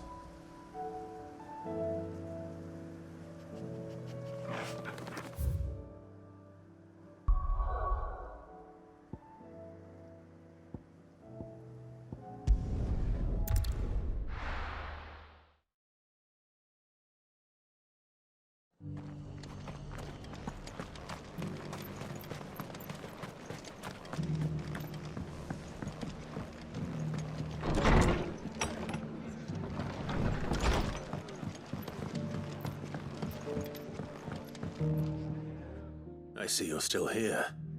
The Rest's location affords a constant flow of traders, and with it, a constant flow of information. Speaking of which, I received word from both my associates. They have resumed their investigations, thanks to you. I only happened to be in the right place at the right time. They both seem to think the realm's prospects rather grim. I am afraid that grim would be putting it lightly. Storm is in crisis, and if we are to free her, we must work quickly. And we must work together. Such is your Lord Uncle's wish. As it is mine.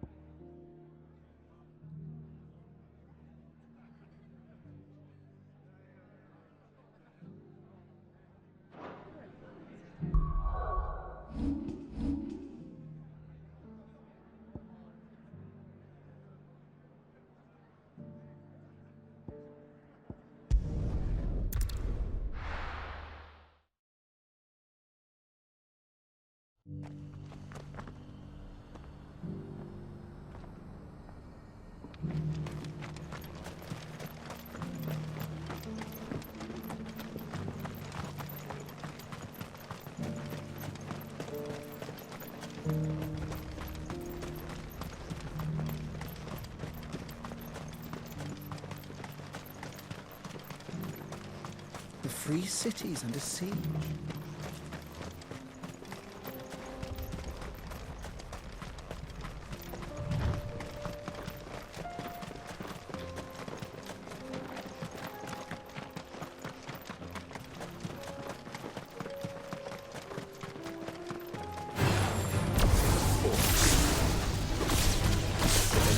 rid of it.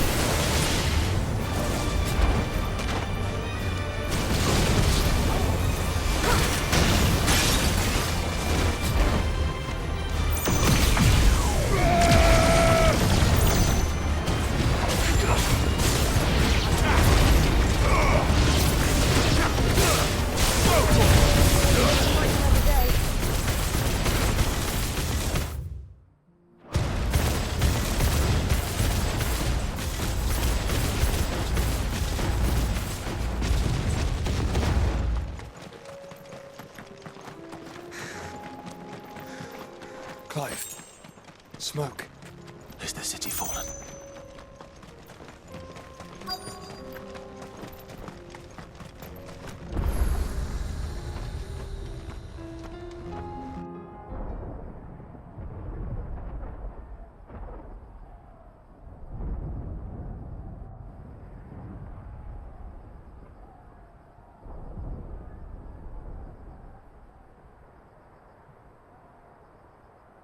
The free men are still holding their own, then. Do we have any idea where Gav and the others might be? There's a warehouse near the docks where we agreed to meet if there was any trouble. We should hurry.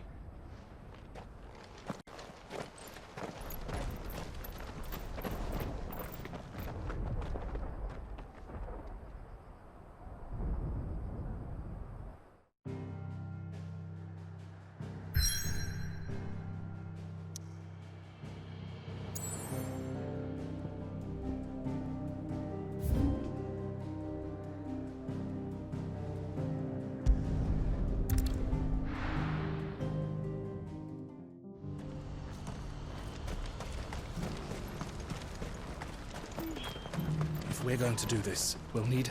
Clive, your timing is impeccable. It just so happens that right at this very moment, we're in need of someone with your talents. And what talents would those be? Why, your fearlessness, and your skill with a blade. I'm listening. Well, as I'm sure you're aware, when these dark skies swept over the Republic, so too did a wave of chaos and confusion. Randalar has been particularly badly affected. Many of the capital's bearers have lost their masters, or taken the opportunity to flee them. None remain free for long, of course. Most find themselves under the protection of the Fist before they get far. But the army too is in disarray, and finds itself unable to provide for its new charges. Which means it has been looking to sell. And you've been looking to buy, to make sure these masterless bearers remain that way. Precisely. It's the perfect opportunity to free dozens more, and for an attractive price, no less. So where does my skill with a blade come in? Though we may have the funds to buy these bearers, we have nowhere to house them. So we've been searching for a place where they can be resettled. somewhere far from the prying eyes of those who would see them enslaved once more. And we believe we have found one. Cashlock, a small hamlet hidden in a canyon. The place was abandoned a long time ago, but when the men moved out, the beasts moved in. And so we seek the aid of a fearless swordsman to encourage them to look elsewhere. You'll help, won't you? How could I refuse? Excellent. Theo, if you wouldn't mind making arrangements for the transportation of our guests, as we discussed. Of course. Leave everything with me. Sounds like you'll have your work cut out for you. I will. We have an entire village to stock and furnish. Residents and all. Even if I begin right now, I'll be working day and night. So I'd better get started. Try to clear the place out before the wagons roll in, won't you? I'll do my best. You will find a village in Chairdra's Thread, past Lateney's Cleft. My man there will open the gate for you. All right. Wish me luck. I'm sure you won't need it.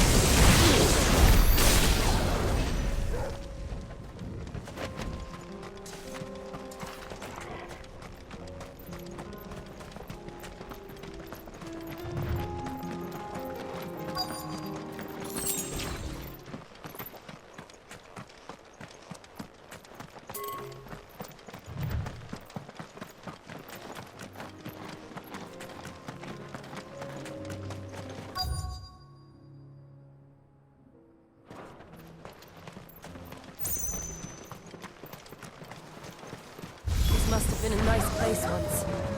It will be again.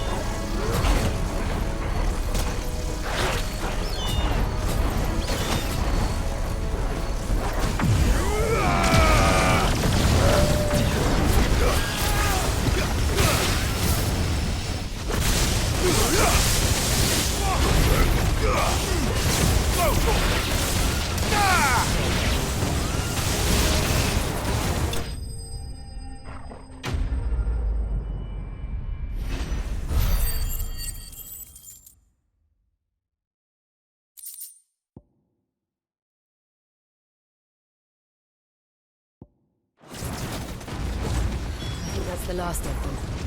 I think you're right. Let's head back to Boklat.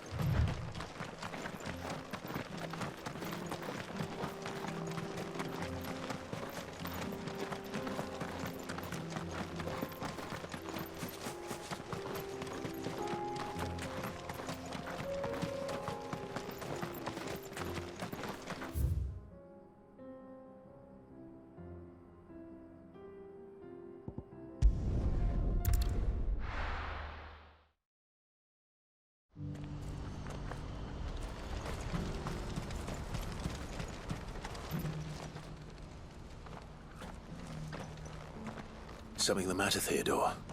Quiet. Those are our terms. I trust that you will give them your full consideration. I shall. Thank you.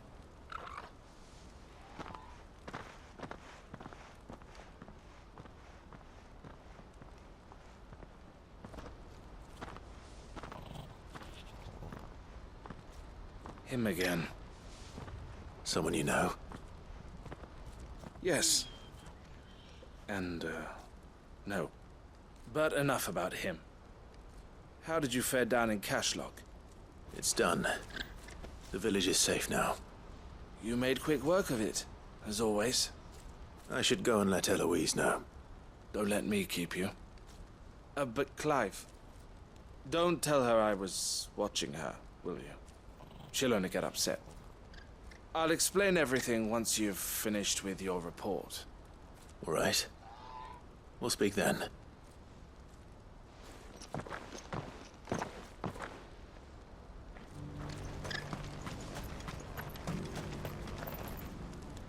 Eloise, I just got back from Cashlock.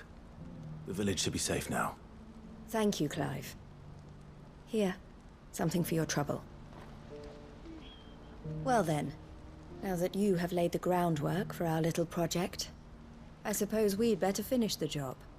The first thing we'll need to do is make sure our offer for the bearers is accepted. You're still in negotiations? We are. A trusted colleague has been dealing with the Fist on our behalf, but things have been trickier than we anticipated. I suppose it's to be expected. This is the army we're dealing with. Fighting's what they do. But we shall emerge victorious in the end. Well, if you need any help, you know where to find me. I'm not sure I do, but thank you all the same.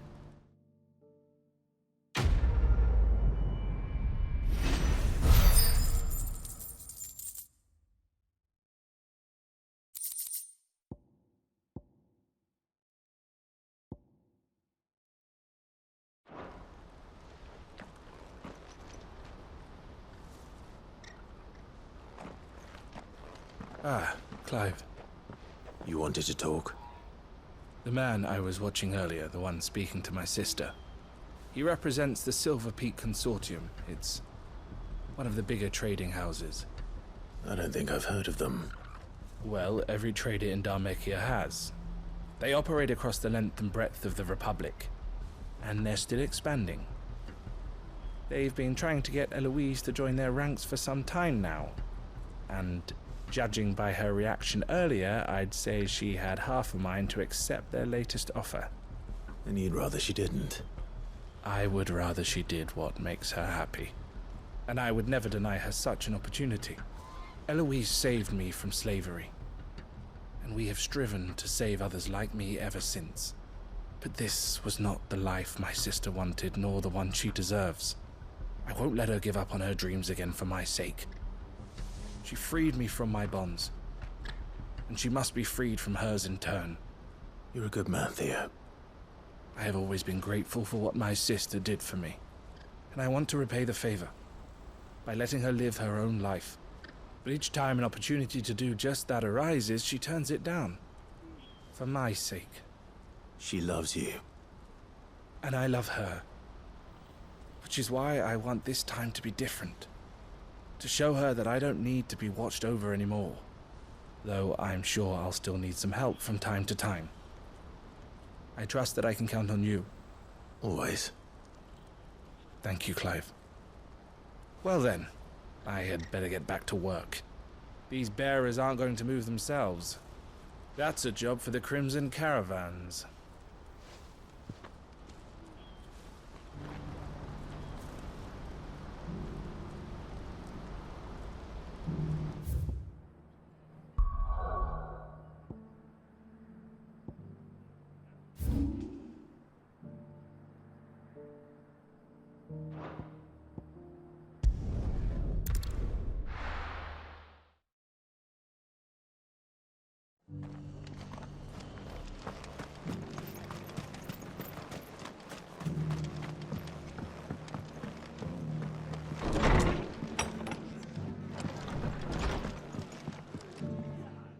Clive, just the man I was hoping to see. Oh? And why is that? You remember how some of Sir Wade's guardians took up residence here after the Akashic attacked? Well, now the rest have come to join him. Seems their barracks in the Lazarus have been lost to an ether flood.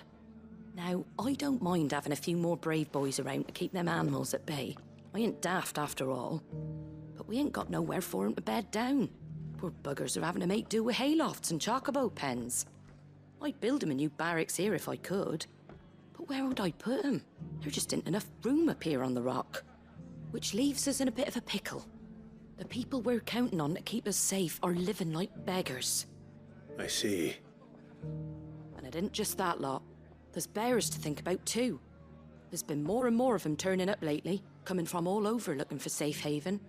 But there's only so many we can shelter with the room we've got. We can't keep cramming more and more people into less and less space. What we need is a new home for our new arrivals. And that's what I was hoping you might help me with. If it ain't too much of a burden, of course. It's no burden. Thank you, Clive. So, where were you thinking of making this new home? Well, I reckon we could do a lot worse than Eastpool. Eastpool.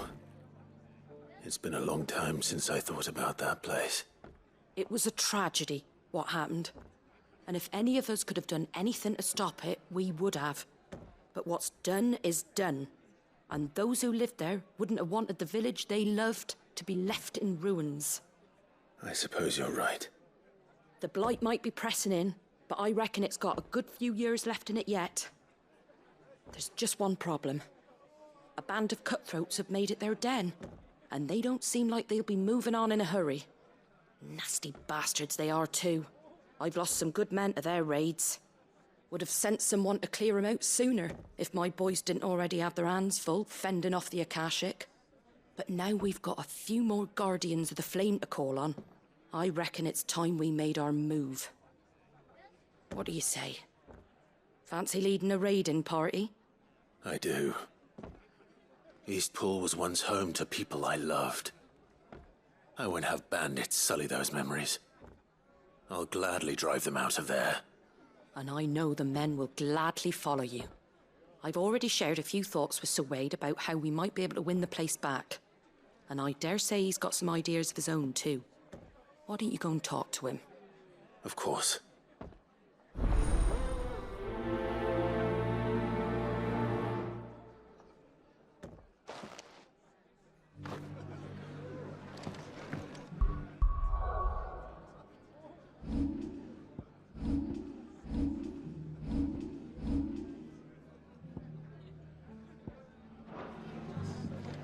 Back to Eastpool, then.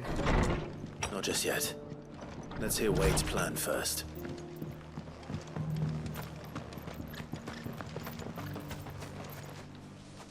So, Wade, it's good to see you well. And you, Lord Rossfield. And you. I spoke with Martha. She tells me you have plans to free Eastpool and make it your own. That's right, though it was mostly her idea. I rather fear my men have been treading on her toes somewhat since joining us, not to mention each other's.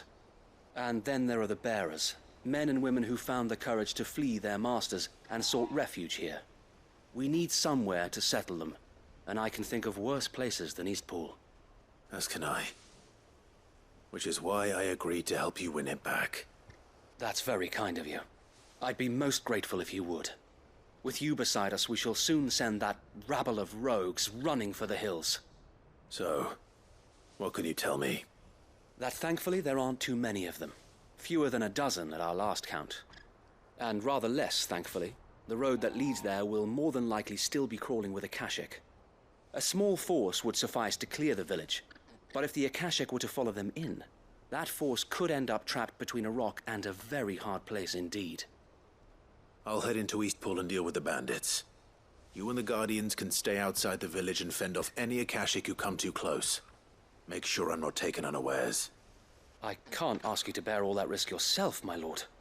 The Akashic are the bigger risk. I can handle a few bandits. Well, if you're sure, I shall summon my men at once. Shall I wait for you here? No need, my lord.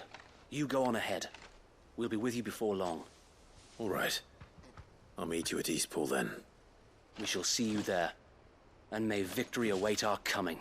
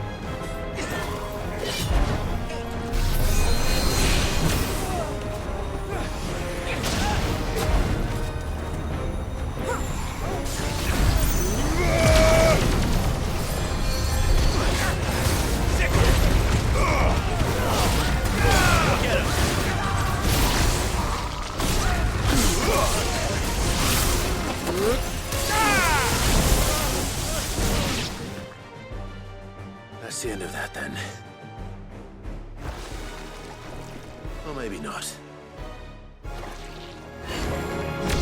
What's that thing doing here? Doesn't matter. It goes too.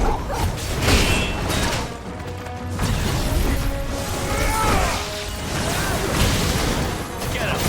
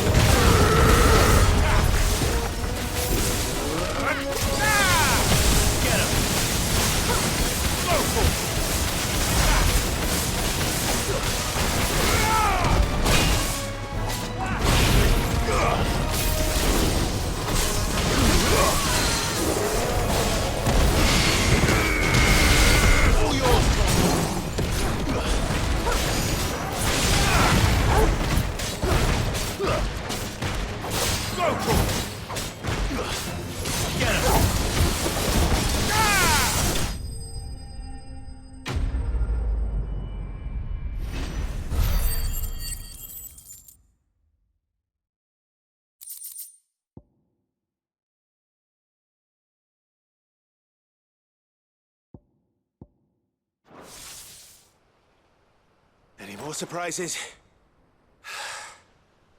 I'll take that as a no. Bravo. A magnificent display, my lord. You were watching. I thought you were keeping an eye out for a Kashik. We were.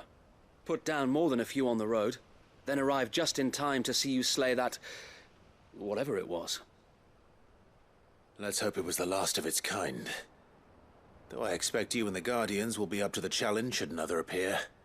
I would hope so, my lord. Your men will be bringing the bearers who'll be living here, I assume. It might be best to send word for them to come right away, before any other unsavory characters move in. Of course. I'll send orders for them to depart immediately. Leave it with me, my lord.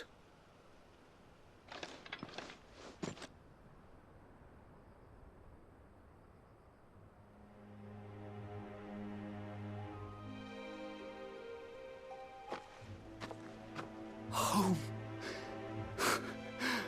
Without masters. No. We're the masters now. Our lives are our own at last. That's all of them. And not a single Akashek in sight. Now to begin the important work of rebuilding the place. It won't be easy. Especially not after 5 years of beasts and blackguards having their wicked way with the place. The masonry might still be sturdy enough, but half the beams are rotted. Those that weren't lost in the fire or burned by the bandits, that is. It'll take a bit of elbow grease, but we'll see Eastpool rise again. Just you wait. So wait. Lady Hannah is buried here. If you don't mind, I'd like Oscar to join the rebuilding efforts. He should be a part of this. Of course. I couldn't agree more.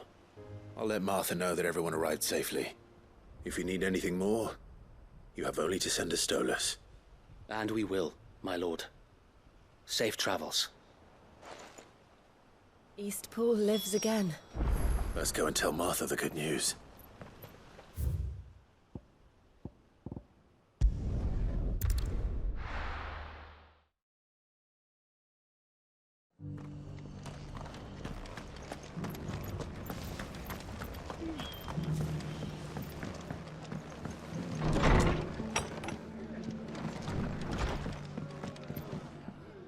Ah, there you are. All went well then. Sir Wade told me you got rid of the bandits while his lot kept an eye out. Nicely done. And what's all this about some shape-shifting nightmare showing up? On second thoughts, don't tell me. It'll only give me nightmares of me own. What matters is you did it. And now we can build our new village. I suppose it will be. What will you call it? What else? Eastpool. Sir Wade said it best. There's plenty bad happened to that place, but that don't undo the good that happened there. No need to throw the baby out with the bathwater. Did Wade say that? Well, something along those lines. Anyway, the poor souls might have made it to Eastpool, but their work ain't done yet. So the way I see it, neither is mine. If it's food or lumber or strong backs they need, the rest is ready to provide it. Thank you, Martha. No, thank you. You didn't have to help us. I wanted to.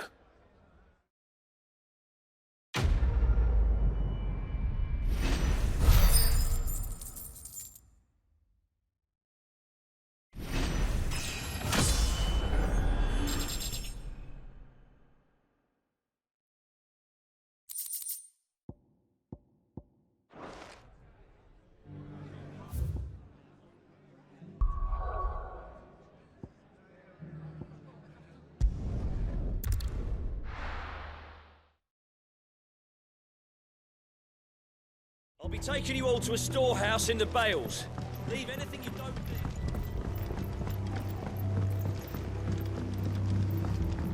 You know what you have to do. Clive, I fear that I must bid you farewell. As you know, our time grows short. The Lord Chief Justice's vultures are circling. We must strike now. Before we part, I want you to know that though I may not always have been your most vocal ally, I trust you. as I trusted your predecessor. Thank you. I appreciate the sentiment, and I understand more than anyone how you feel. But is revenge really the answer? It is the one I found, and it is all that I have lived for since that day. But what of Lostwing? Everything you've built. I built Lostwing to achieve this aim. Once it is done, the village will have served its purpose. My comrades and I are sure of our cause, and we shall fight to the last, come what may. But there are those among us who cannot fight. Children, the elderly, bearers afflicted by the curse. I would place Lostwing in their hands, if I thought it would do them any good. But a village home only to the frail and the infirm is not likely to stay a safe haven for long. And so, Clive, I find myself turning to you once more. Will you take them to your hideaway, that they might live even should Lostwing die? I will. Thank you. I will not have it said that I did not see to the well-being of those who rallied to my cause. The people I speak of have withdrawn to Gotan's Bales, away from danger in case the Black Shields strike. Understood. I'll make sure they get to the hideaway safely. Then the last of my preparations are complete. Fare you well, Clive. And may Griga guide us. All of us.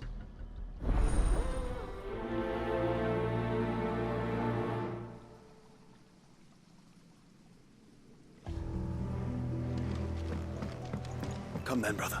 We are awaited in Gotan's Bales.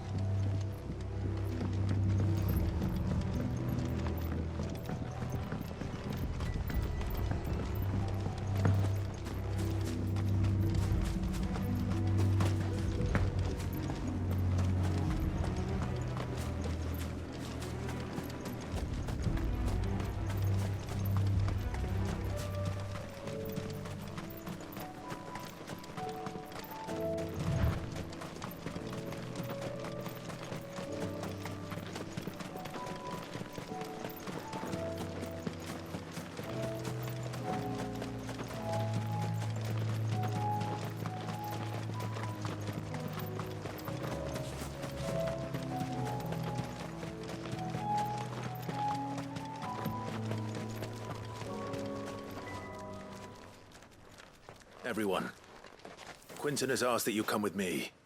He can no longer guarantee your protection, but I can. There's a safe place I can take you to. Well, if that's what the Master thinks best. Sid, none of us would be standing here today if it weren't for Master Quinton. We owe him our lives. So we ain't about to start telling him what he should do with his. If he's saying we ain't safe in Lostwing no more, it's 'cause he ain't coming back. And if that's what has to happen, then so be it. I only hope he can see this through to the end. That we get to see justice done. I hope so too. Oi! You lot! Where's everyone else? They ain't already left, have they? They've gone with Master Quinton. Fuck! Fuck! Fuck! What's wrong? I've just come from the Justice's manor. We have to get Quinton to call off the attack. It ain't just the Black Shields protecting the place. He's got a guard dog and all. A fucking monster.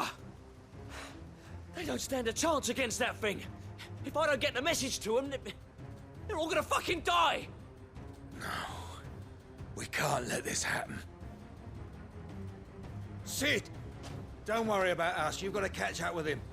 We can't let Quinton die before that bastard does. All right. I'll do what I can. Where is this manor? It's way over to the east, through the woods. Heaven Hall, he calls it. Promise us, Sid. Promise us you'll do what you can.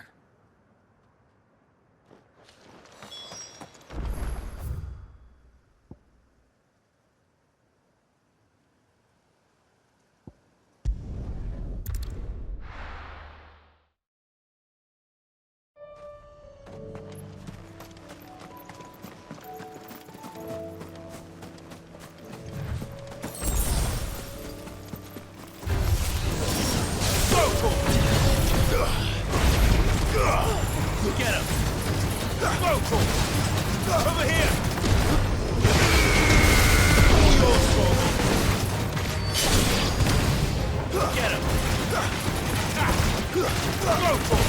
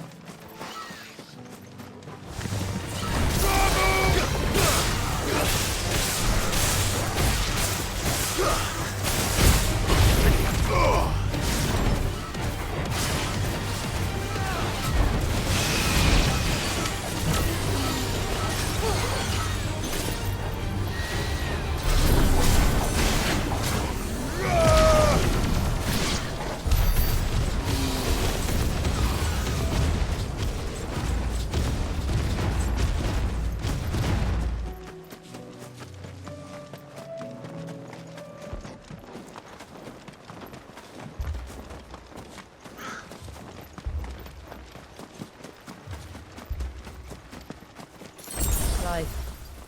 Look. No. Don't tell me we're too late.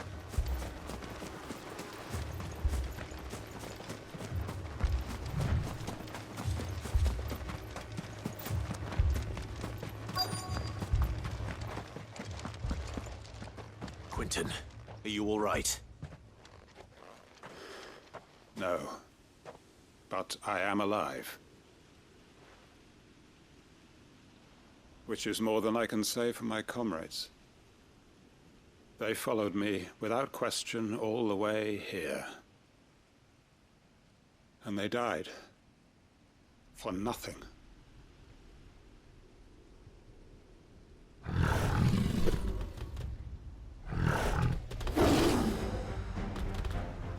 This must be the guard dog. Quentin. I'll hold it off. You go. But... your comrades didn't die for nothing. They died for you. Don't let their sacrifice be in vain. I won't. Come on, then. That is no mere guard dog. No. Just a rabid beast that needs to be put down. Slow.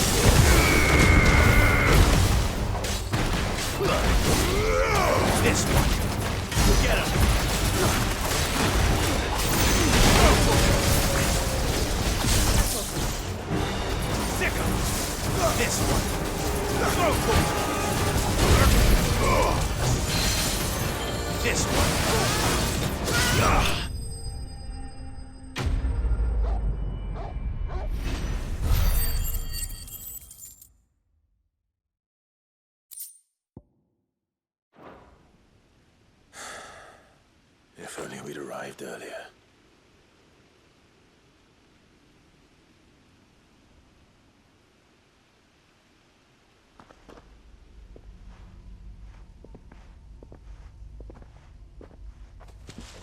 Is it over? It is. He wept and begged for mercy. And I cut him from ear to ear. Just as I dreamed of doing all these years. All my plans. Building a haven in Lostwing. freeing bearers from their chains and recruiting them to my cause.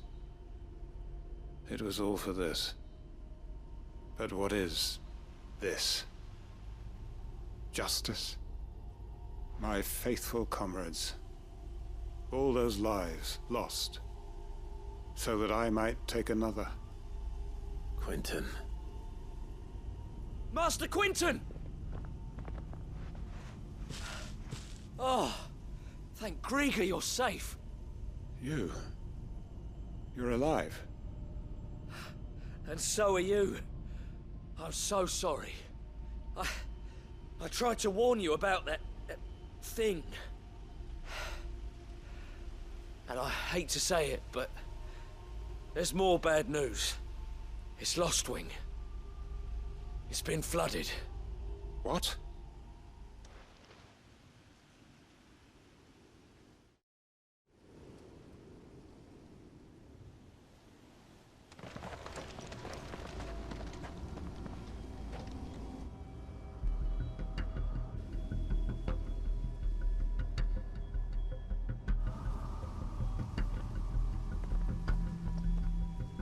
Lostwing.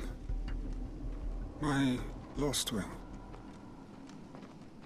And look who's here. They must have stolen in after we left, just before the flood struck. What if there are still people in there? Don't be a fool!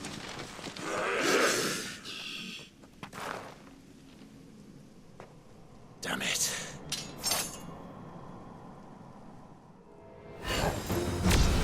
It's not going to last long in there. We'll finish this quickly.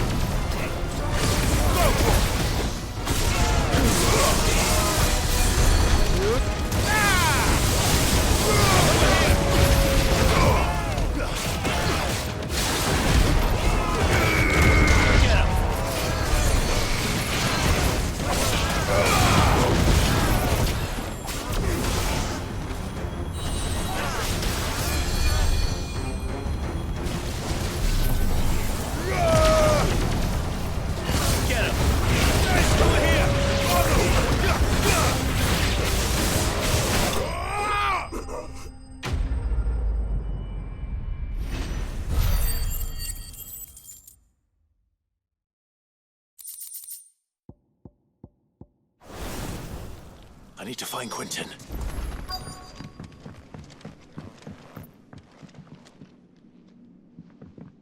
Quentin! Quentin! Look at me! Thank the Founder. He hasn't turned. I'm going to get you out of here.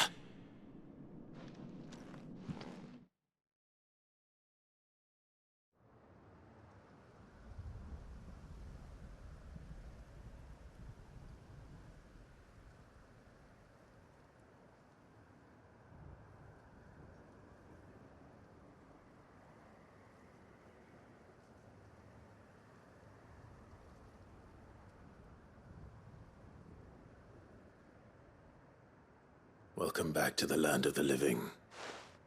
Is Lostwing? The flood has filled the valley.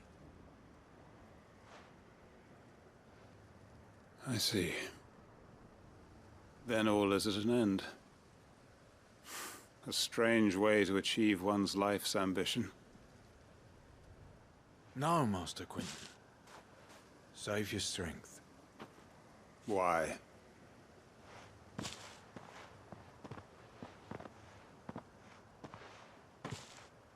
All that I strove for is gone. Only emptiness remains. I have nothing left to live for.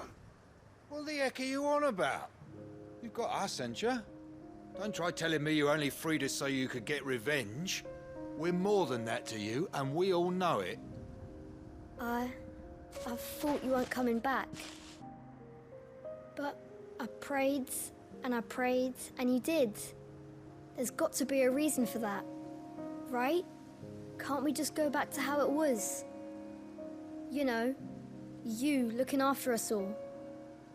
Your work ain't over yet, Master Quinton. We believed that you were the right man to lead us, and we still do. Your village may be lost, but it seems your people aren't, so long as you remain to guide them. But why? After what why would anyone follow me? 'Cause we're family, aren't we? Family? Yeah, and all our comrades who went with you, they felt the same. Lostwing weren't just a village. It was all of us. It was. And as long as we're still here, it is too. We can start again. Build a new Lostwing, right here in the Bales.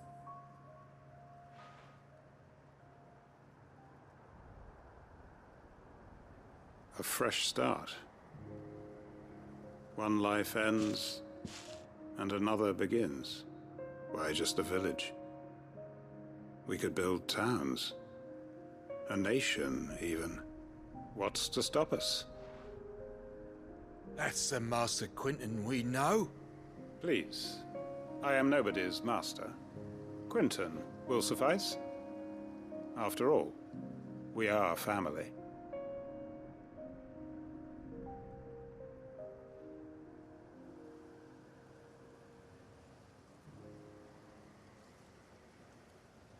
Permit me to withdraw my request. I will no longer be needing your help in looking after my people. I'll pretend you never asked.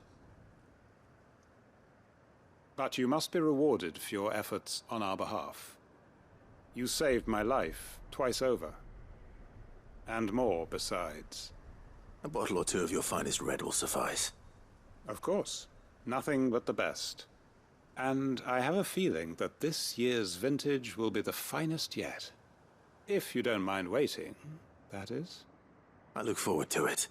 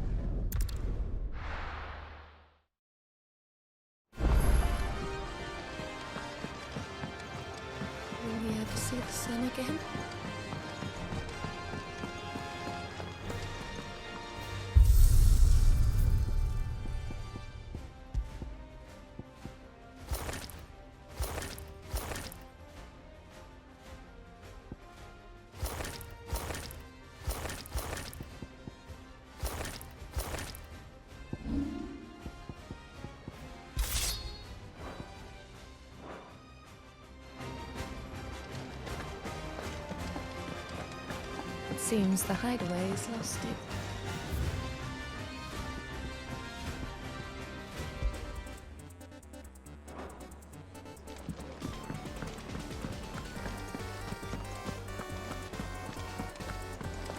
Did you see the pair that got pulled into tires?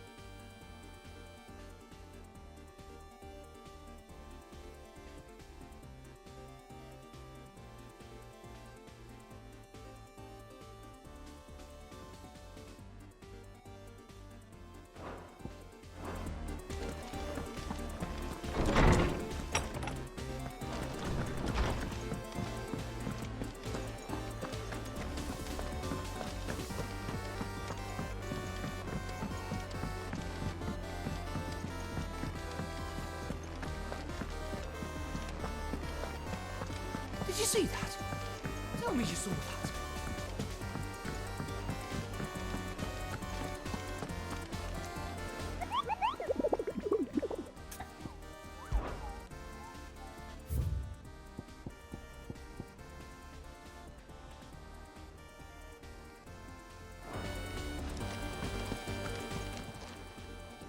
Oh, I wasn't expecting you back.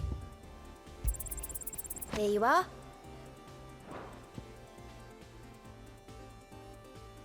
Best of luck out there, Sid.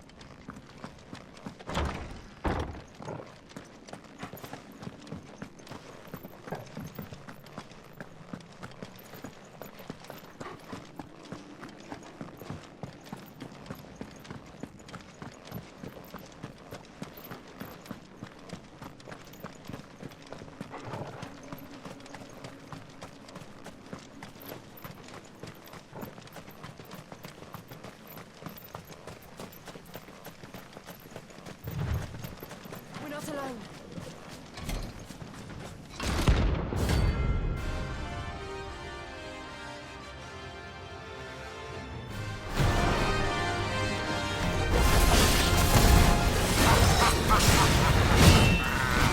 Bring out the bearers! Let me and my mortar purge them of their sin!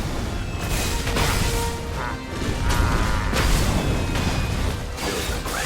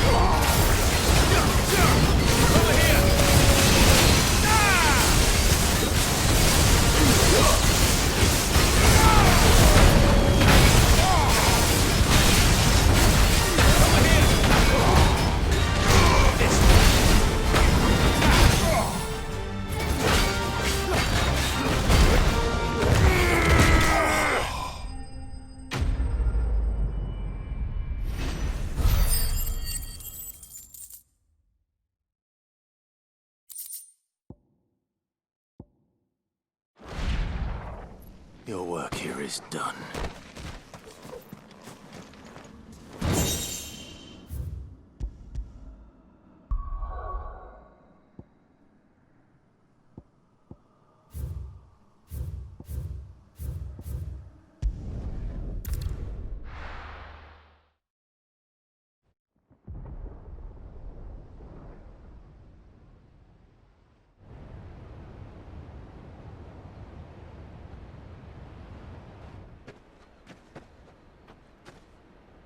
Sounds like thunder.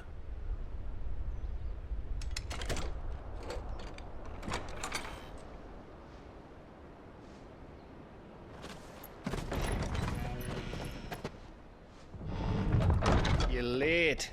I was starting to think you'd stumbled off a cliff. I seem to recall that was you, Gav. Good to see you. Any trouble on the road? Nothing we couldn't handle. I knew you'd come. Is that who I think it is? Yes. Allow me to introduce my brother, Joshua. Clive's told me all about you. Or even listening most of the time. Name's Midadol, but everyone calls me Mid. My lady. Hey?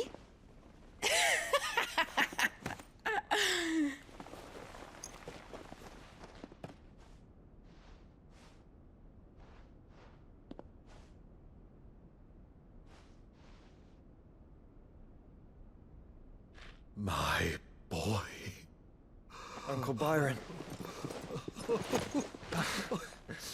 It's really you. I never thought I'd see the day.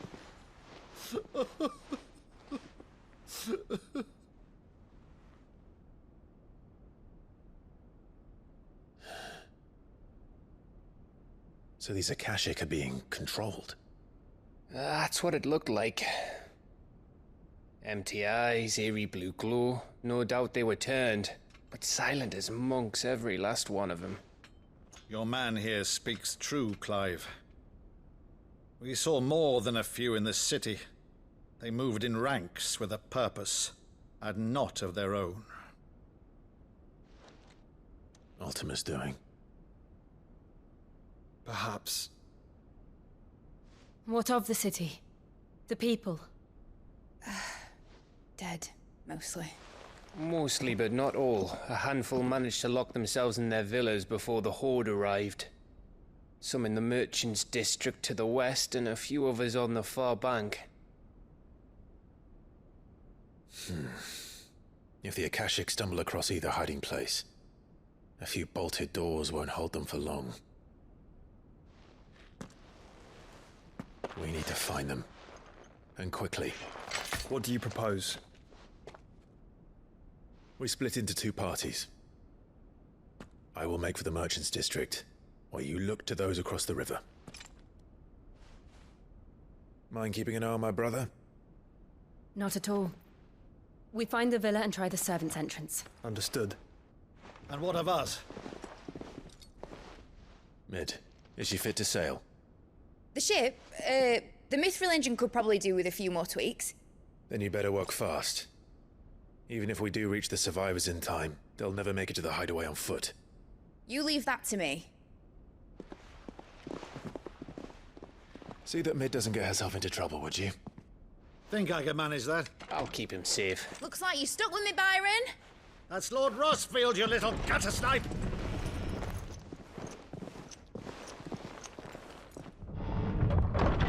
Shall we then?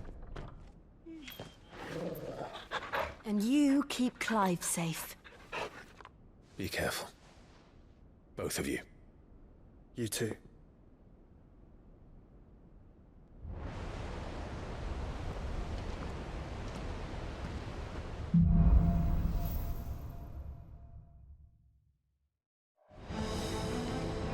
All right, Torgal. Let's find those survivors. They don't stand a chance against those things.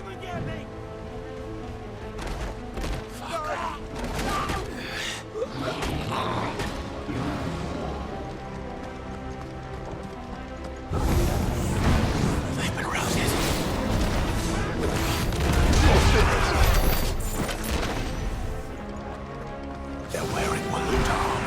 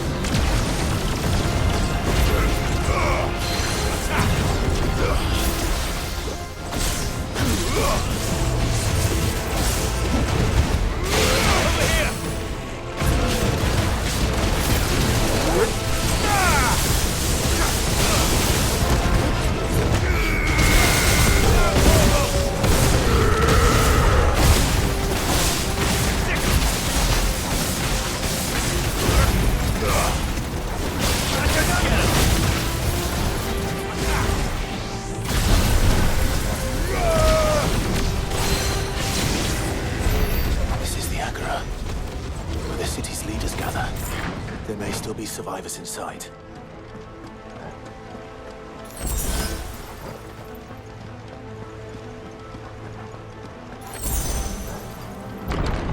Where are they?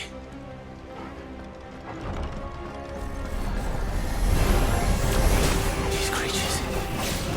His Ultima's range extend this far. What the hell is going on here?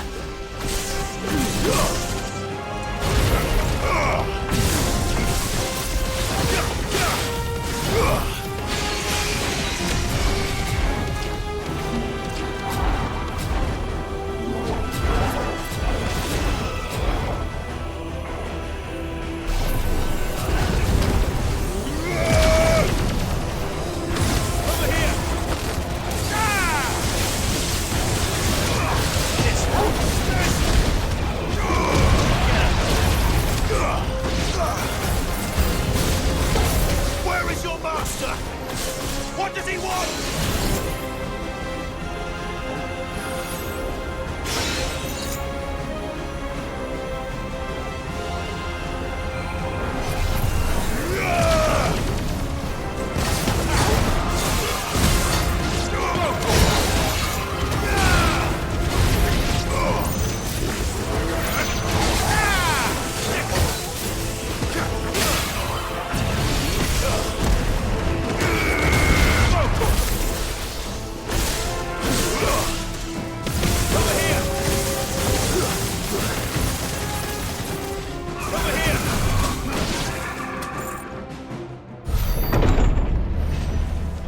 You've caused quite the commotion. But then I would expect no less from you, Mythos. You again. I don't believe we've been introduced. You were in my family's crypt. And now you're here. With an army of Akashic thralls. Manners, Lord Rossfield? They are men, like you and me. Albeit ones unburdened by the wills that drive our kind to madness. They are pure. They are divine. What? And they are all that remains in this once raucous city. You'll pay for what you've done. As you wish. I confess I have been very much looking forward to this. Pardon me this indulgence, Your Majesty. The vessel shall not be spoiled.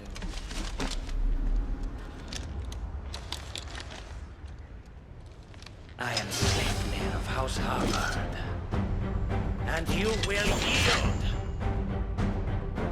Or not. As long as you don't.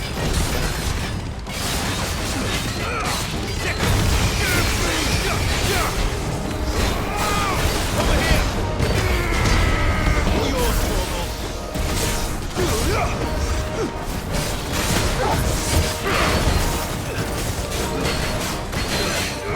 over here!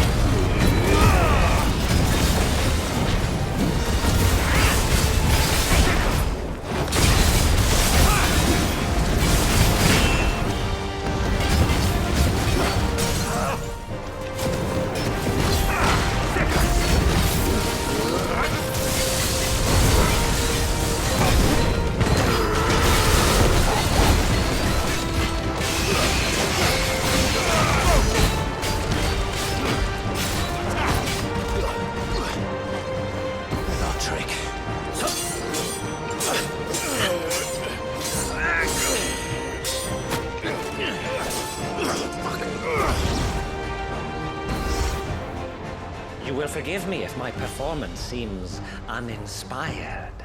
It is just that I expected so much more from our chosen one. Perhaps this will kindle your flame? What now? A gift from my liege lord's armory. Undir. Watch closely, Mythos.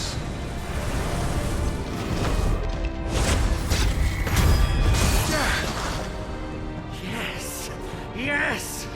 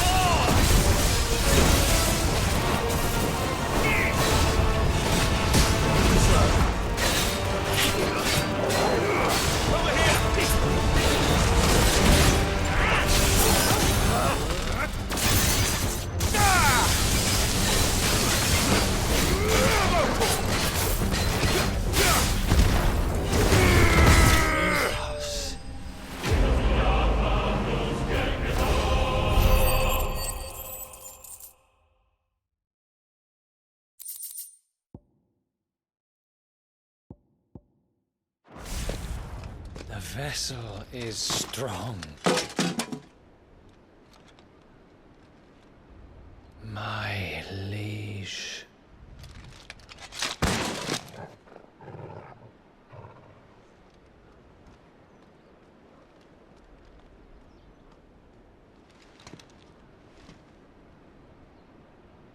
Clive! You're all right. As are you, I see. We are, yes. I'm sorry, but we couldn't save them. It was over before we arrived. Well, you did what you could. I fear we were all too late. What's wrong? Nothing. I hope.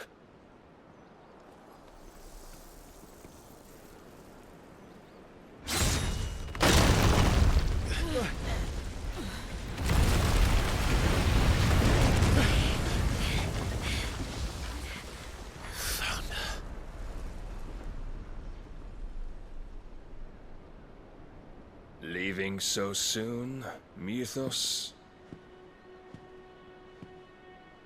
It's the king. Indeed. You may kneel before Barnabas Tharm, Warden of Ash and King of Walud. Get back.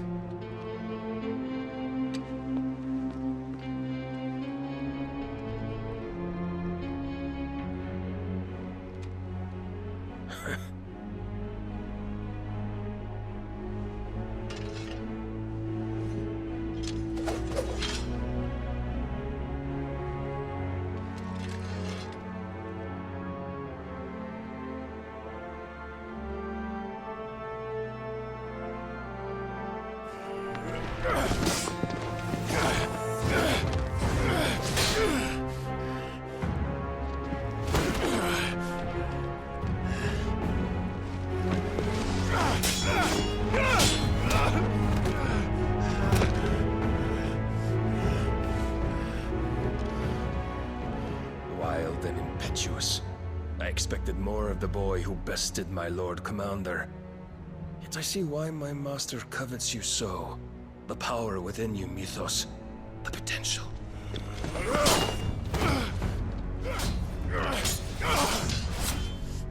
Stop calling me Mythos. But Mythos is everything. The cornerstone of all creation. The Lord's vessel. Your purpose. My purpose? To surrender my mind and body to that thing.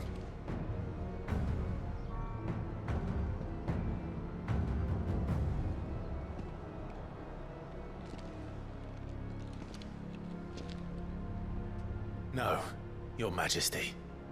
My purpose is my own. I made a promise to my friends, to my people.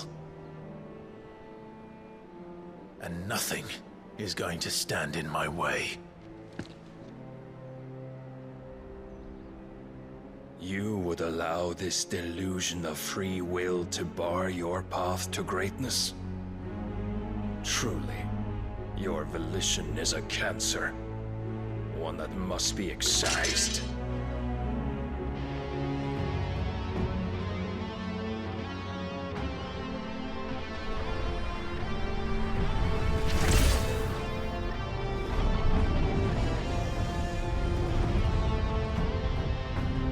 Try it.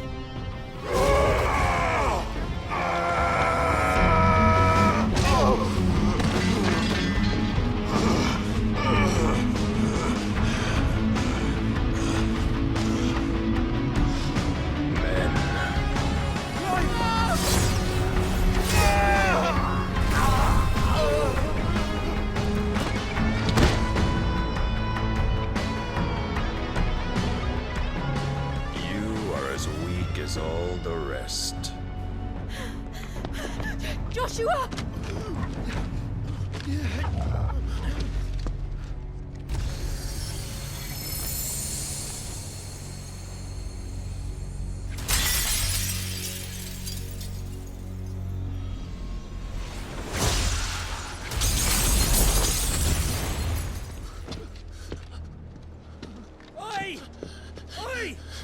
Swear!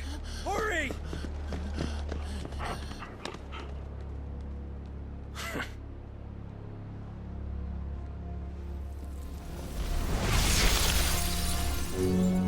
Power beyond reckoning, and they use it as a crutch. Such a waste.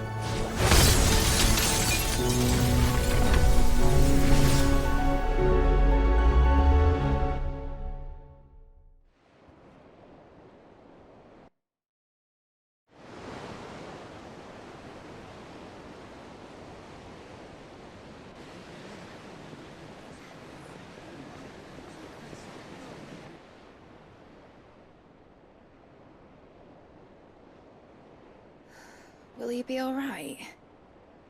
The phoenix can mend flesh, but the spirit must recover on its own.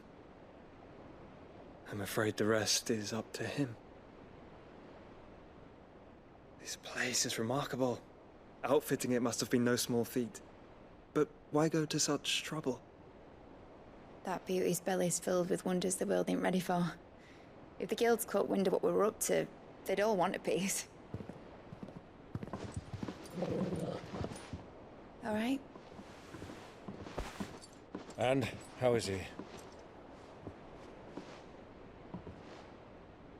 Do not blame yourself. He was barely breathing when you brought him here. We would have lost him if it were not for you.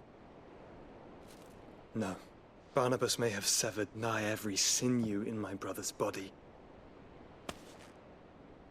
But he made certain the wounds were not fatal. Nigh every sinew?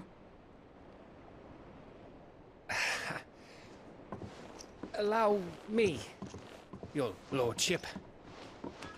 Don't know what I was thinking, putting you to the trouble like that. 'Tis no trouble carrying comestibles to my ailing nephew. I know, but you've already done so much for us. Pouring your gil into the hideaway and now the ship. I don't want to take the piss. You risked your life. And for what? Some girl you hardly know. Why'd you do it? You got mad or something? I wouldn't go that far. Clive! You're awake, my boy. Oh. All I want to do is help. And the world won't save itself. It was Sid. Your father, who taught me that. Sounds like him. Don't you dare do that again. What of the Royalists? Fucked off, the lot of them, along with the galleon. With the king on board, no doubt. Behind here, I wouldn't sail without him.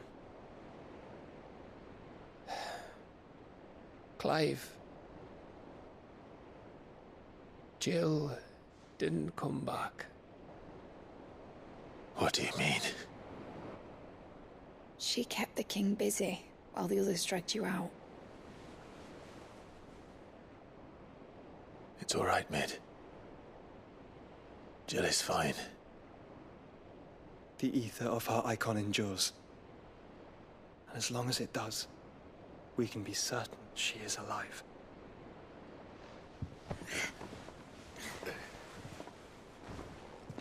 We must pursue the Black Galleon. Jill will be with the king, I'm sure of it. Well, good luck catching him, because my ship's going nowhere. It's the Mithril engine.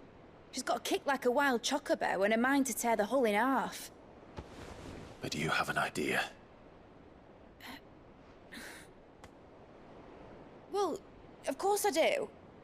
My dad'll have seen this coming a league off. If I had his old writings... If you had his old writings, you'd be sitting under a fuckload of rubble. The ones Otto didn't save anyway. I suppose you might still have a few pages in his stores. We'll have to hope it's enough. Do what you can to ready the ship. I'll speak with Otto. In your condition, you really are mad. Perhaps. But the world really won't save itself.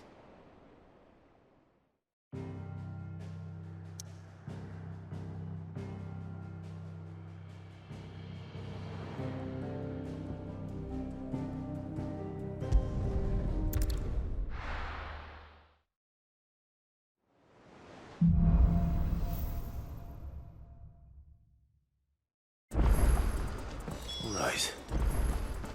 Gav said Otto might know something.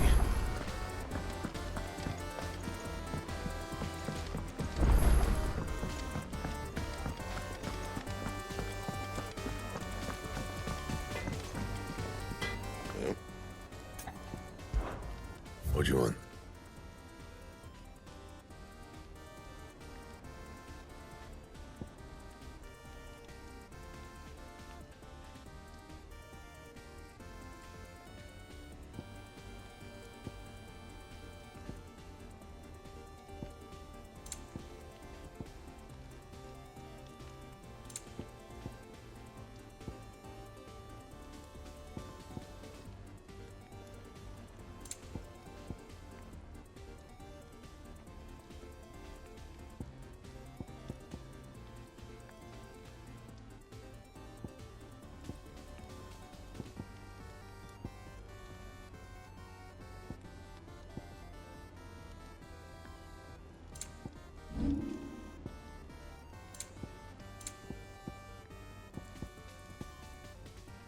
And?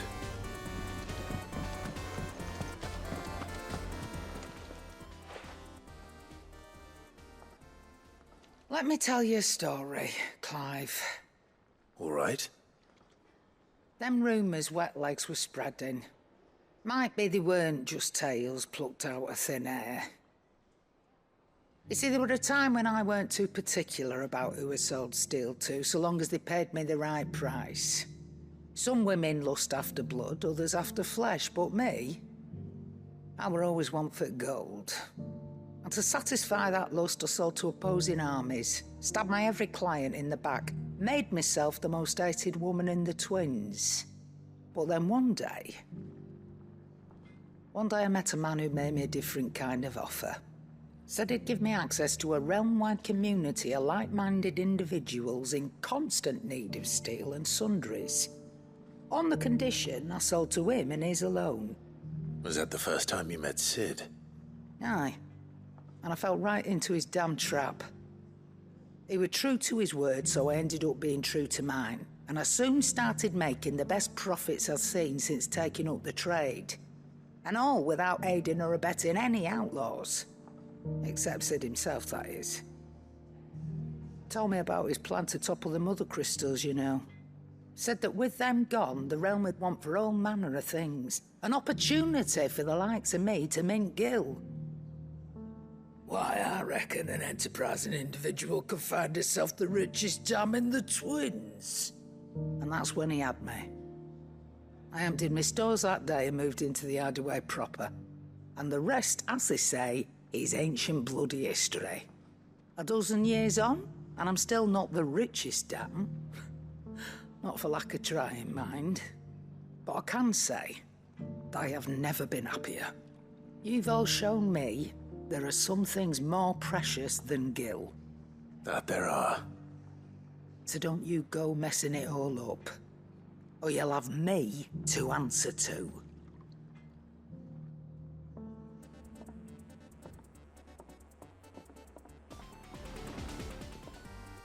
Still alive, are you? Go on, then.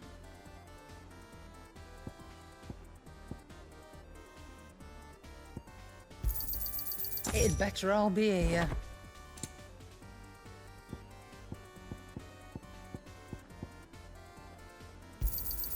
You'll not find a better price than that.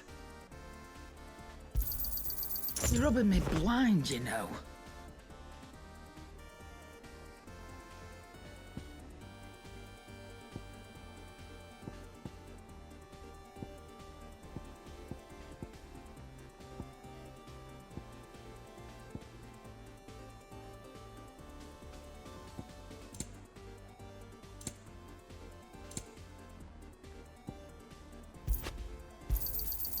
Cannot find a better price than that.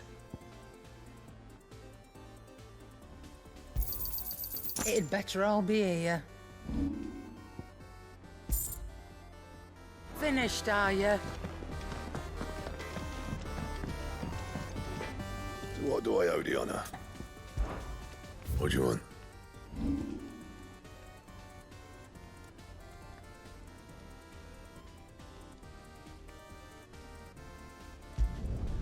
My best work, but it'll do. You can thank me later. My best work, but it'll do. Yeah, that should do you.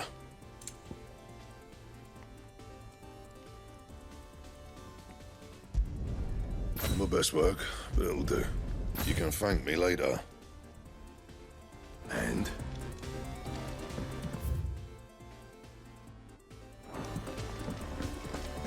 If it's knowledge you seek, we've tomes aplenty to guide you in your search.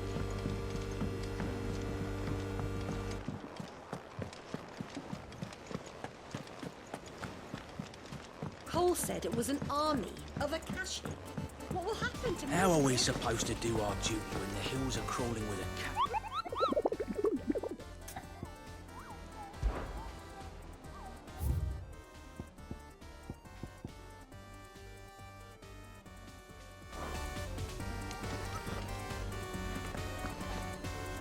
Clive? But if you're here, where the hell is everyone else? Don't tell me. They're all right. But it's a long story.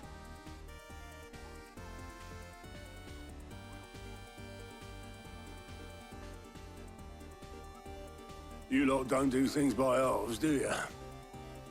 Well, at least everyone's still breathing. Now, as for these writings, I'm sorry to say, Clive, but if you had those, you'd be... Sitting under a pile of rubble, I know. But we were able to save a few bits and pieces from the ruins, most of which ended up being used to build this place. The more personal items would go to the next of kin. In the case of Sid's things, that would have been mid. Then I'll check the workshop.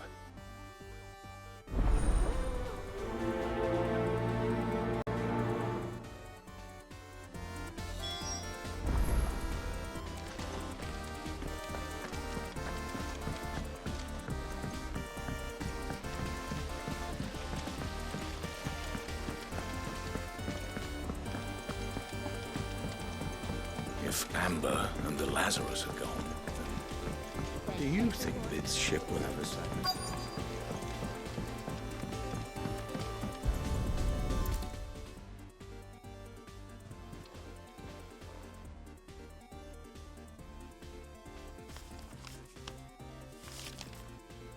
This looks like it's from Sid's old diary. But you'll already have read it. I'd better keep looking.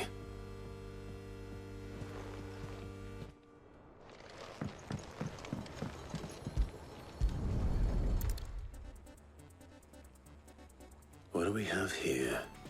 Oh, Sid's pipes. Something tells me Mid won't be needing these.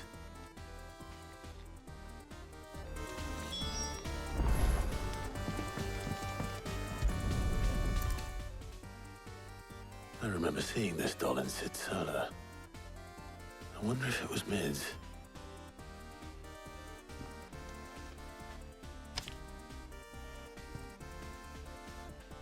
Huh.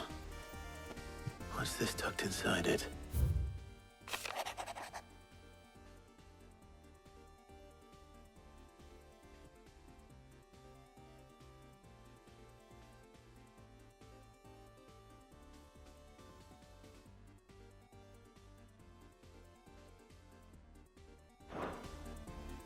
Sid's best invention.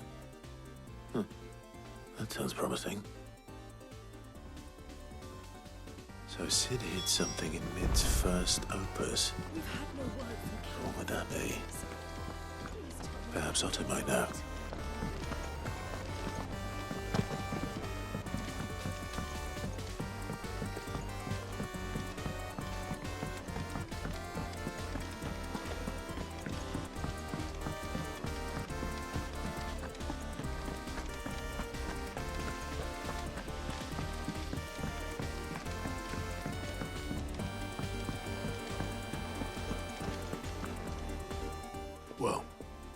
Did you find anything?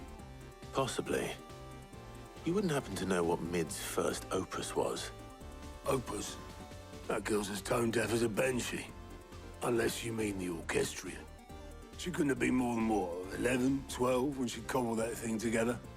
It surprised us all. Not least her dad. You should have seen how proud he was of the little scamp. What's that battered old box had to do with anything? I think Sid may have hidden something inside it. Wouldn't surprise me. Those two and their bloody treasure hunts. Half the things in the hideaway were hidden one time or another. How are we supposed to do our duty when the hills are crawling with a cash and the valleys are full of river?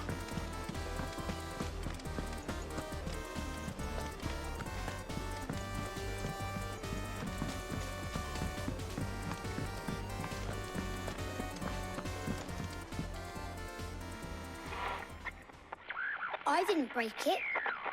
Well, I didn't break it. What didn't you break? Nothing. We didn't break nothing. We definitely didn't break the orchestrion. What's wrong with it? It's broken. Except when it isn't.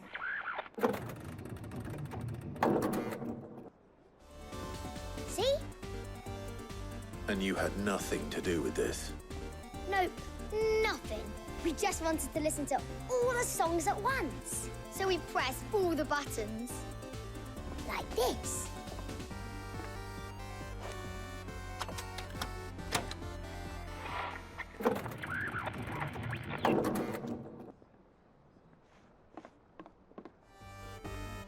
See? All too well. All right, out of the way.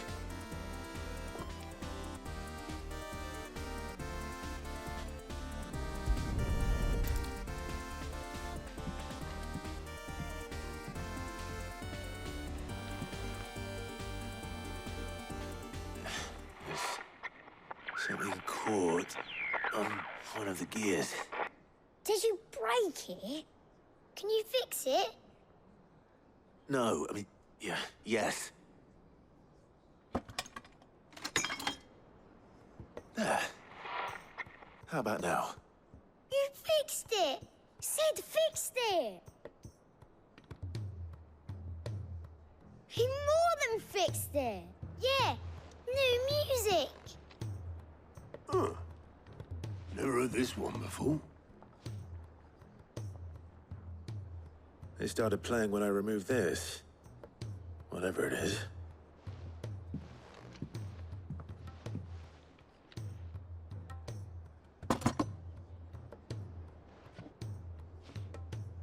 Well, don't look at me. I can tell you it's important, though. Sid showed it to me once and said as much. Said it was the stuff dreams were made of. Let's just hope it's the stuff ships are made of as well. Indeed.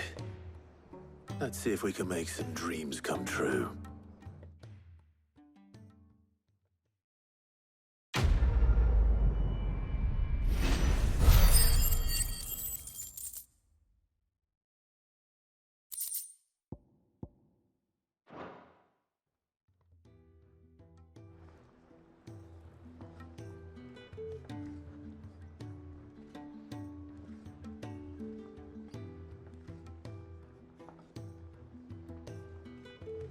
Just the two I was looking for. Aye. Who's a patient? Actually, yes. The Crown Prince just left. Dion left? Unless you've another word for stood up and walked off. Yes, left. He did have the decency to leave a message with Obelisk before commandeering one of his dinghies. Should we go after him? No. We're not the Prince's keepers. He's free to do as he sees fit. I'd rather he did so in bed. His wounds are nowhere near healed. Much like yours, I suspect. Otto told me what happened in Canver. What is it with this realm's princes and their aversion to rest? Ask me when I get back. Though I may be sometime. Then at least try to stay safe. And if that fails, try to stay alive, eh?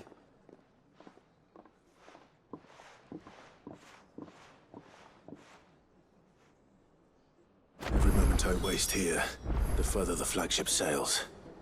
I have to...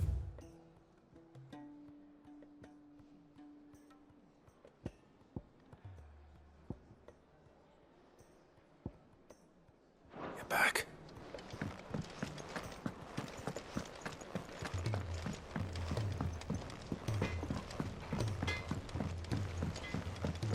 He's a surly soaker.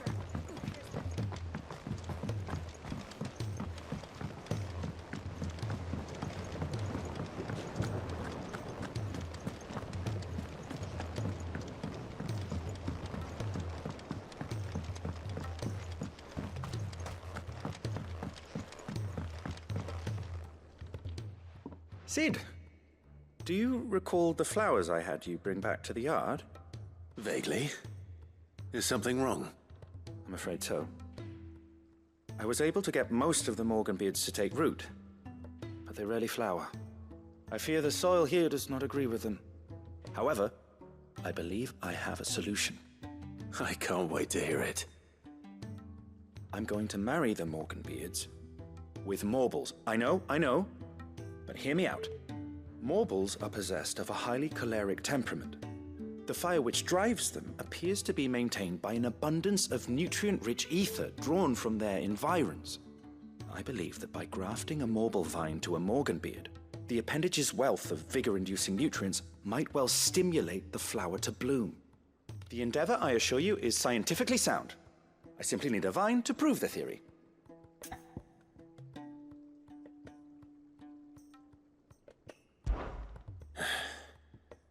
And all you need is a single vine from an ordinary Morble. That is correct. A single vine. As for the Morble, I fear ordinary may not suffice. But, as luck would have it, a most extraordinary specimen is rumored to haunt the swamps of Rosaria. Why, a notice concerning this very creature was only recently posted on the hunt board. How timely. Well, I shan't keep you any longer. I know you have much to do, as do I. Now, where did I put my watering can?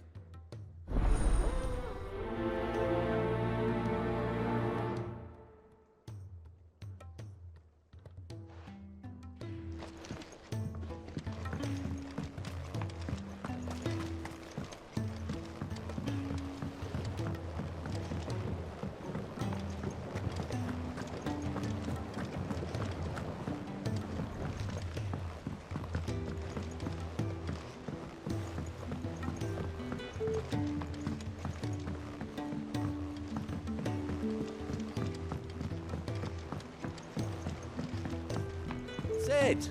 Heard you were in Canberra fetching young Ned.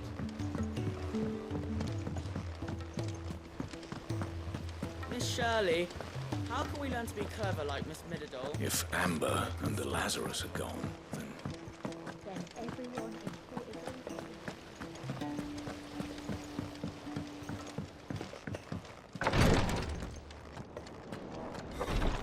She can't keep it. Glory to Griga. There you are. And not a moment too soon. What's happened? Taya's busy working herself into an early grave. Since the arrival of her latest patient, she's refused to stop, even for a moment. I've tried offering to see to him in her stead, but she won't hear of it. Clive, she hasn't left the infirmary in days. She's pushing herself too hard. And if she doesn't rest soon, will you talk to her? Order her to her chambers if that's what it takes. Because if she keeps this up, I fear the hideaway will be without its best physica before too long. I know better than to order Taya to do anything, but I'll speak to her. Thank you. I pray you have better luck than I did.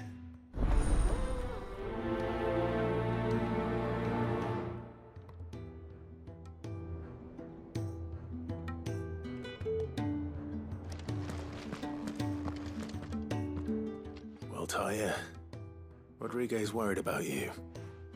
And if what he says is true, then so am I. We all admire your dedication, but you do need to rest. I will, when it's time. Until then, I'm staying put. We owe him that much. Who is he? Someone from my past. Someone who doesn't deserve to die alone. It won't be much longer. The crystal's curse has almost finished its work. If I had the tears, I could ease his passing.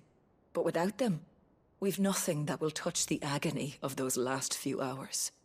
How would tears help this man? Not my tears. Tears of mercy. Alicia. It's the only thing strong enough. You wouldn't, Tyre. Surely. There must be something we can do for him. Sometimes an easy death is the greatest kindness we can offer. You do well to remember that, Rodrigue. I will. We have all the ingredients we need for Alicia Balwam. It needs to be fresh, though, so we rarely have much to hand. I can make the draft if you can bring me what we're missing. Just tell me what you need. There is a species of venom-weeping spider that lives in the forests of Norvent, near Lorbert's Pass. Bring me one of their eyes. Preserve it as best you can, but avoid contact with the tears.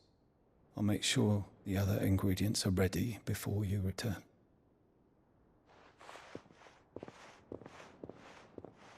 Thank you, Clive. I won't forget this.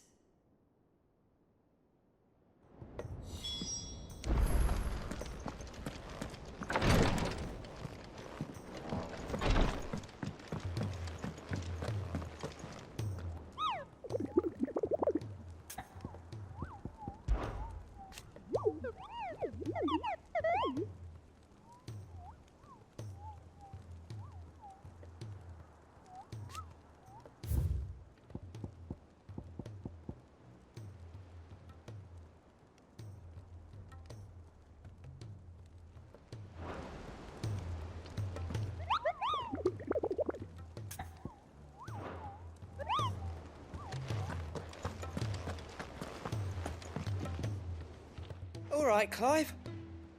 Blackthorn told me you helped him out again. Tough for that. Speaking of which, I'm actually a bit, Worried about him. And you want my advice? afraid so.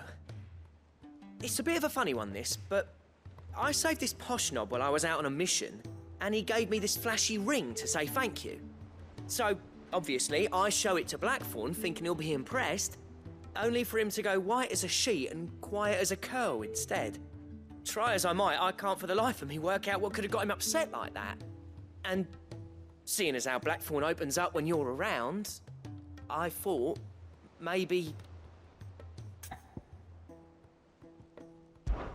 I'd speak to him again. Well, I suppose there's no point leaving him to stew. Cheers, Clive. I'll be sure to pay him a visit as soon as I have a moment. All right, I'll meet you by the forge then. You come along when you're ready.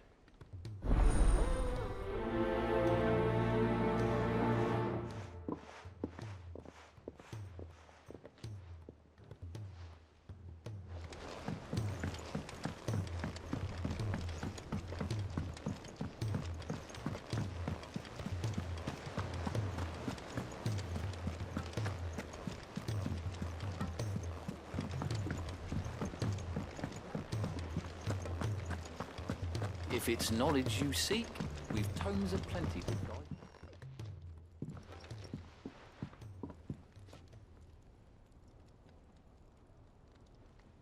Bloody hell, Clive. Not this again. Oh, ain't you got better things to do with your time? That remains to be seen. August tells me he showed you a ring, and that the sight of it clearly upset you. Would you mind telling us why? Come on, mate. Bottling it up ain't gonna help no one. If it weren't the ring, and it was something I said, then I'm sorry. It was the ring, all right? It brought back some unhappy memories, that's all. Memories better left forgotten. Memories of what? There are things we'd all rather leave behind, Blackthorn. But sometimes it helps to talk about them.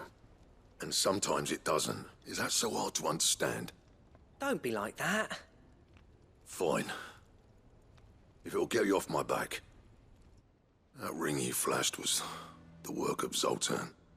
We apprenticed together back in the day. You've never mentioned him before. Why would I? Ain't seen him in decades, and the last time I did, we almost came to blows. The ring brought it all back. I could tell it was one of his the moment I saw it. Vast has improved, though. More than I thought possible. That thing's a work of art. So it was a nice ring. Worth a few gil, maybe. What's it matter to you? It matters because engraving metal's a nightmare, and I've got no bloody idea how he managed it. The fact is, I couldn't make anything even half that detailed. So what? You're an armorer, not a jeweler. I'm the Hideaway's master craftsman. I'm not stealing a living at some backwater village forge. My armor keeps you lot safe, and my swords keep you dangerous. As far as I'm concerned, every swing of my hammer's another blow struck in the name of our cause. So I put my heart and soul into my work. Because the curse breakers deserve better than second best. And I refuse to be shown up by the likes of Zoltan. Very well. Why don't we go and pay him a visit? Learn his secret. I doubt he'd be too happy to see me. Then just this once. Make peace with being second best. Swallow your pride, and focus all your energies on the task at hand. Keeping the curse breakers armed and armored. Provided you can do that, you'll hear no complaints from me. But if you can't, and it's going to distract you, we need to do something about it. What'd you say, Blackthorn? You know he's right. And it's not like you'll be going alone. All right. Magic. So, where do you reckon old what's-his-name is then? Zoltan, was it? In Dravozd, my old village. He won't have left. He's the chief. Dravozd, eh? That rings a bell. Not far from Tabor, right? Just north of the fields of Carava. Got that, Clive? Meet us at Dravozd as soon as you can, yeah? And I'll make sure Blackthorn don't get cold feet. Good luck with that. I'll see you there.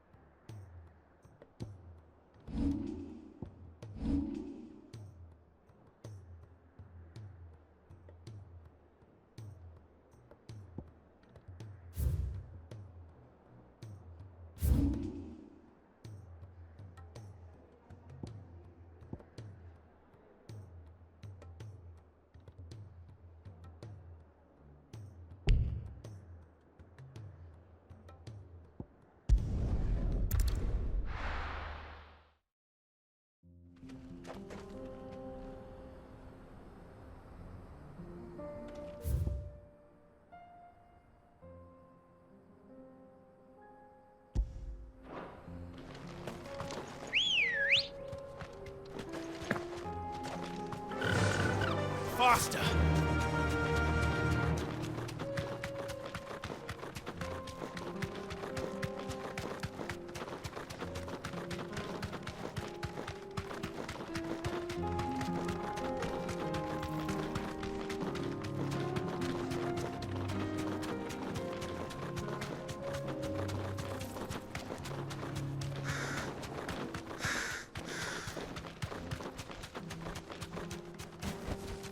Be safe.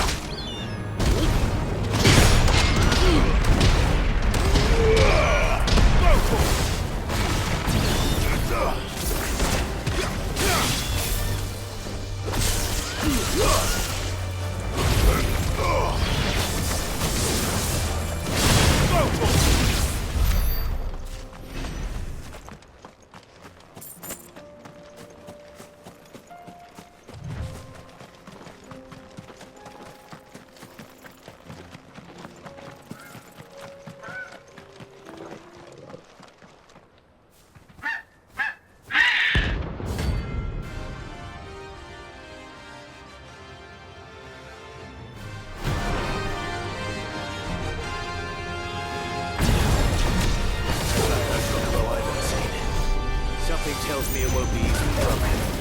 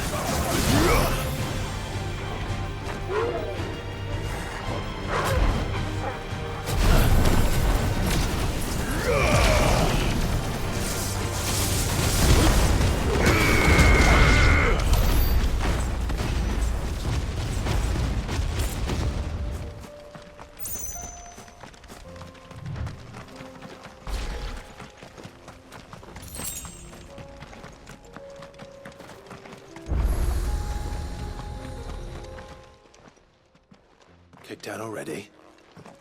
No. This charmer ain't letting anyone through. Why are the gates closed? Chief's orders. No one's allowed in without his say-so. Not that I'd have let you in anyway. You look like trouble. I suggest you go home. That's what I'm trying to do, you little prick. Ain't changed a bit, have you, Snotty? No. It isn't. Blackthorn. Long time no see, eh? What the hell are you doing here? Well, it was meant to be a surprise, but since you asked so nicely, I'm here to see Zoltan, you fucking numbskull. Now let us through. All right. Just don't go starting anything with the chief. Yeah, I promise I won't throw the first punch. That good enough for you?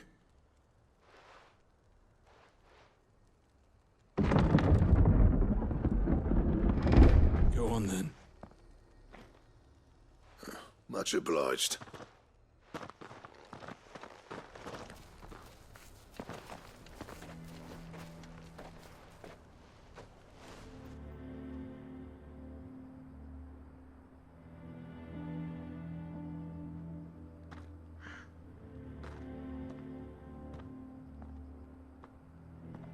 So this is Dravaged. Not much going on, is there? It's a smithing town. When I was a lad, you'd have to shout to be heard over the sound of hammer on anvil.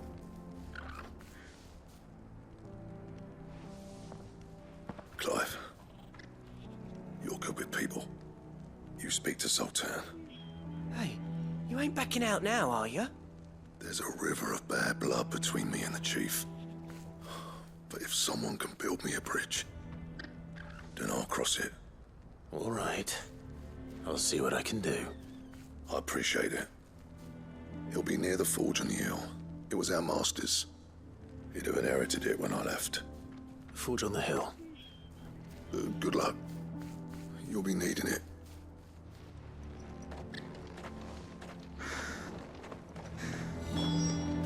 But if we can't fire the forges, how are we going to earn our keep? Shut your hole. Mama, why hasn't Papa come back yet?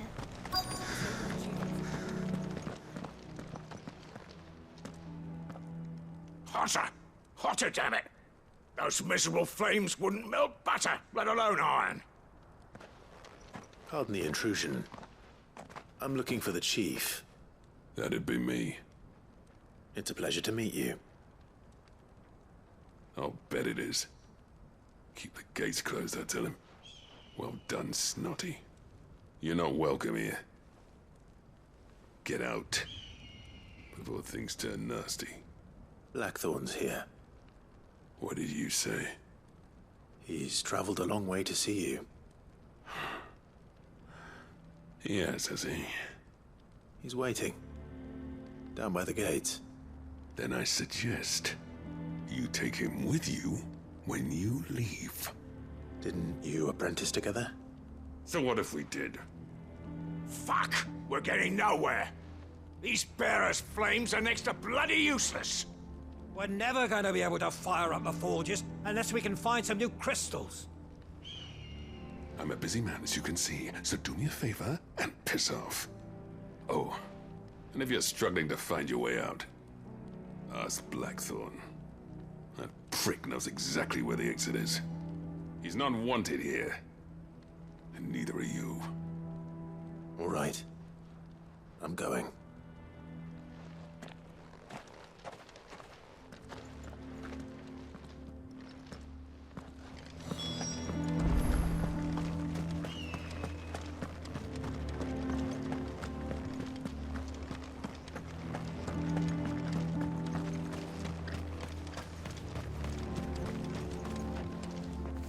Let me guess. Zoltan told you to piss off. As a personal favor to him, yes.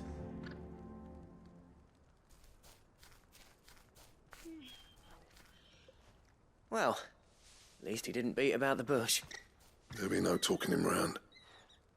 Not after what I did. Which is what exactly? If we're to help, We need to know. What turned the village against you? I left. Dravost. Zoltan. The burden of leadership our dying master dropped in our laps. All of it. There are two kinds of smiths in this world, you see. My kind, who are in it for the love of the craft, who labour on a single piece from dawn to dusk to get it just right. And the other kind, who are in it for different reasons. People like Zoltan, whose work is quick and cheap. The kind of smiths who shit out a few hundred blades, reap the profit, and divvy it out among themselves. There wasn't a single day we weren't at each other's throats. And bit by bit, people started taking sides. You would have torn Dravost in half had it gone on. So, I left. You didn't have to do that. Zoltan's a better chief than I would have been. His way of doing things kept food on people's tables. Dravost prospered without me and my lofty ideals getting in the road. Until the crystals run out at any rate. Without magic to fire the furnaces, this place is as good as dead. It depends on how you look at it, though. There's got to be other ways of making fire. We manage it in the Deadlands. Thanks to Sid's ingenuity, yeah. He saw all of this coming. Knew crystals were the problem, not the solution. And spent years coming up with ways of doing without. You know what I mean, though, right? Where there's a will, there's a way. What I'm trying to say is that it's not your fault. You couldn't have predicted this. It doesn't matter whose fault it is. I don't want to be the greatest smith alive just because I happen to be the last. Clive. Dravost won't last long without its furnaces. So, do you think it's time we shared Sid's bellows with the world? The way I see it, it's your decision to make. Hold on, Blackthorn. Sid made those things for us. They give us an edge over the rest. And you'd be throwing it away. All right. Do it. This place was your home. I won't abandon it to its fate. Sid's creations were never meant to be hoarded. It was only ever a matter of time before we shared them. Let this be another step on the road to freeing Valisthea from the prison of the Crystal's blessing. Dravost will show the world that it's possible. Wouldn't you agree, August? When you put it that way, of course. It's like hearing Sid speak from beyond the grave. Thank you, Clive. Shall I go and fetch the plans, then? I know I'm off by heart.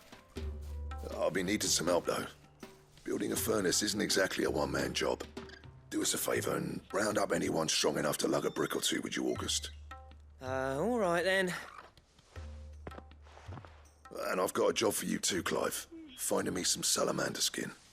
I need leather for the bellows and nothing else will withstand the heat. Luckily for us, salamanders feed out in the fields of Carava. Time for a spot of hunting, then.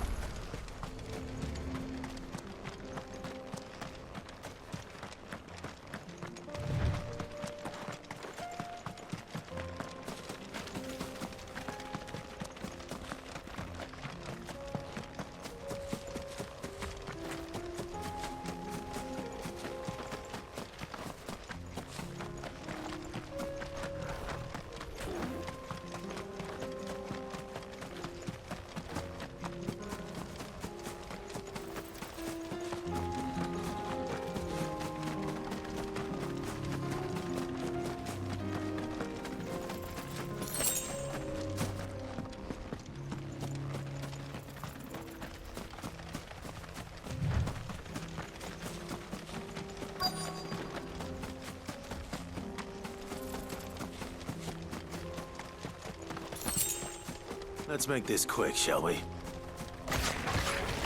Get him! Go!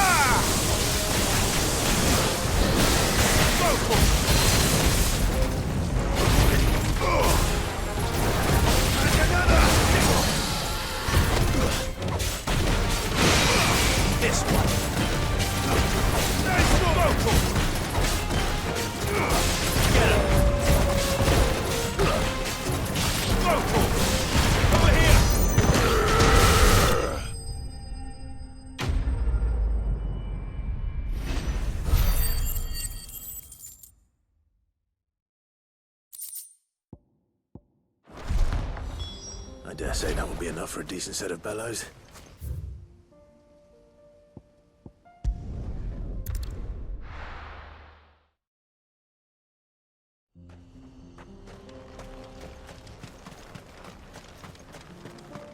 What's this all about then? Don't know. Any trouble finding the skin? Nothing I couldn't handle.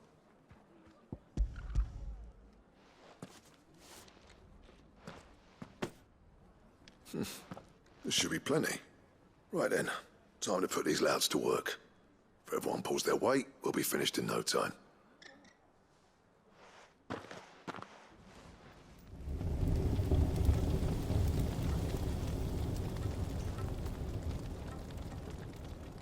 Well, I'll be damned. I honestly didn't think it'd work. But it's hot enough, all right. And without a single crystal in sight. You know what this means, don't you? I do, yeah. Dravost is saved.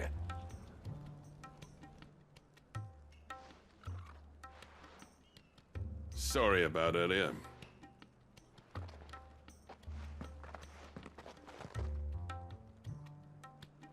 I take back everything I said. That thing you built us is an honest-to-God's marvel. You saved our village. It's Blackthorn you should be thanking. He oversaw the construction. Give this to him, would you? What is it? Pit Coal's cinders. After he left, I spent years trying to eke the most out of our forges. That there was my answer. Chuck it in the fire, and your forge will burn hotter for longer, which will do wonders for your steel. Our secret for yours. Only fair. I've always envied Blackthorn. Since the day I became chief, I spent every spare moment trying to match up to the bastard.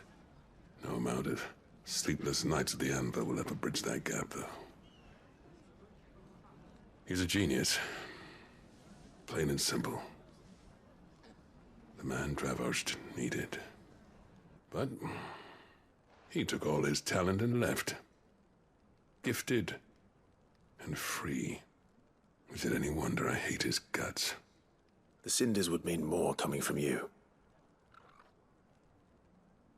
I need to forgive him first. And that's not gonna happen.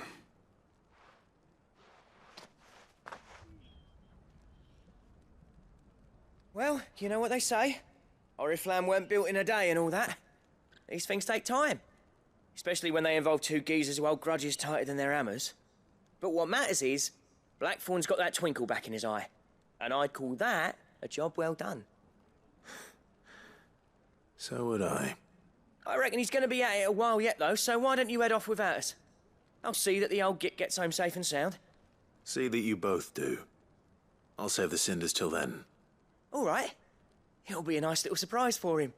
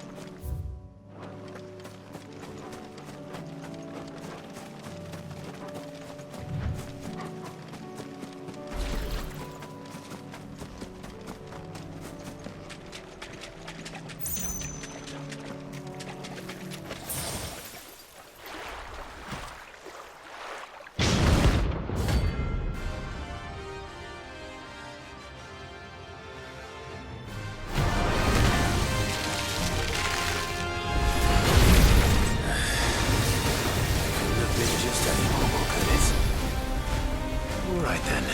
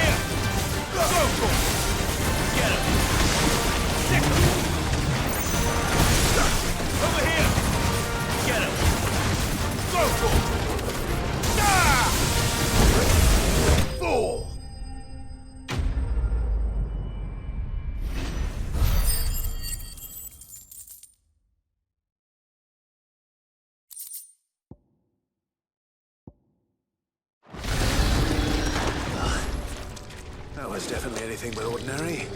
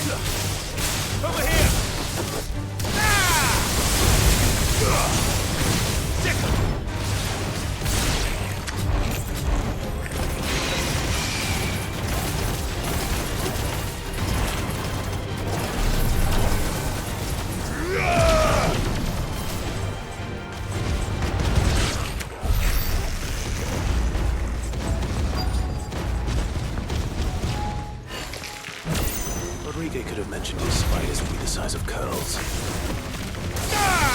Get him!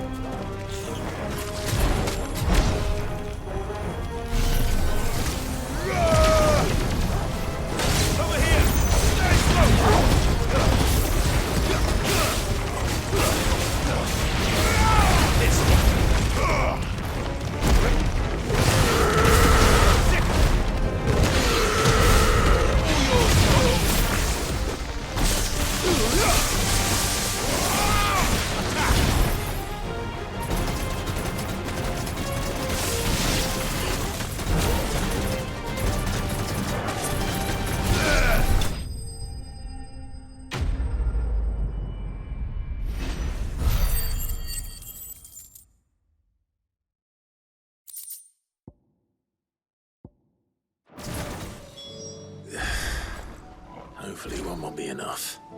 Rodrigo will have prepared the other ingredients by now.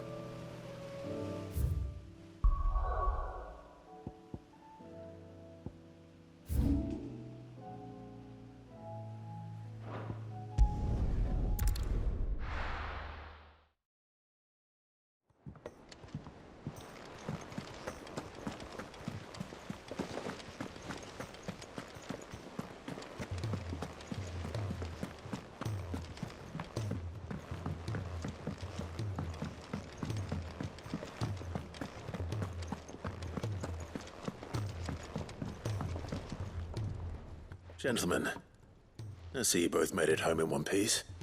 Yeah, well, we didn't want to outstay our welcome. The whole village turned out for a go on the bellows after you left. Everyone except Zoltan, that is. Didn't see hide nor hair of him. Oh, but that reminds me. I have something for you.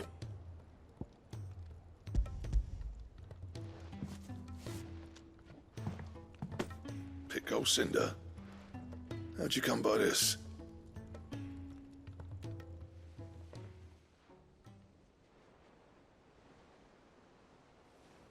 And you're sure he wanted me to have it? I'm sure. He didn't say so, but I think he wants to forgive you. Huh. Imagine that. Yeah. You know I could never leave this place, don't you? Every time you put on mail, you and the curse breakers are trusting me with your lives. There's no greater honor for a smith than that. I'm not about to go crawling back to Zoltan for forgiveness, but I will make good use of his cinder. And if that helps save even a single life, then he'll have my gratitude. What was it you said he called me? Huh? A genius? And he spent sleepless night trying to copy me, did he? Sounds like I better get to work. I've got a reputation to uphold. It's good to see you back on form, Blackthorn. I don't know how you pair put up with me sometimes, but I'm grateful all the same. Now, where was I? Oh yeah, about to put Zoltan back in his place.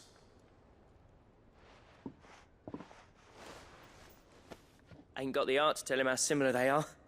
Stubborn bastards. A little healthy competition should be good for him. You're not wrong. Still, it's a shame him and Zoltan couldn't let bygones be bygones. No use grumbling about it now, though. Blackthorn's happy. Or as near to happy as he gets. And that's good enough for me.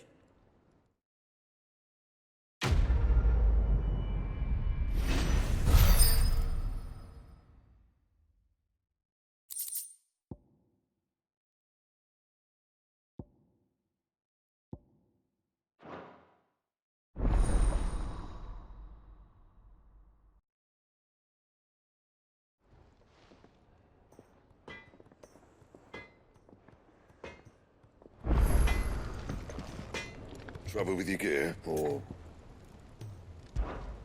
What's that for you, dear?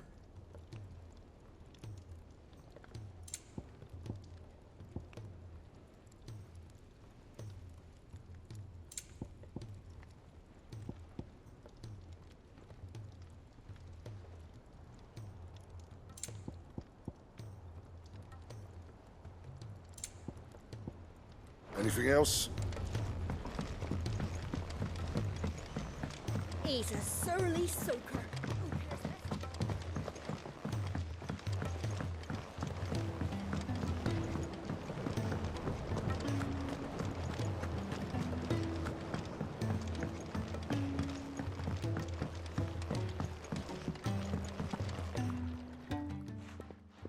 Sid, I can't help but notice that your satchel is twitching in a most violent manner.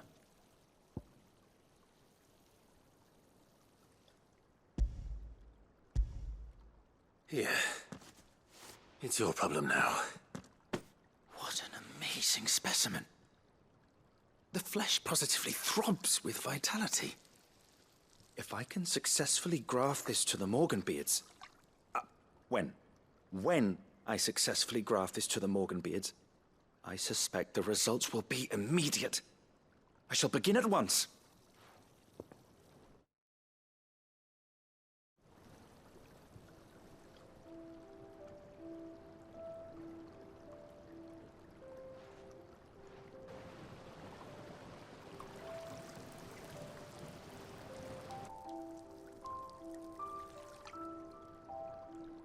It is just as I hoped.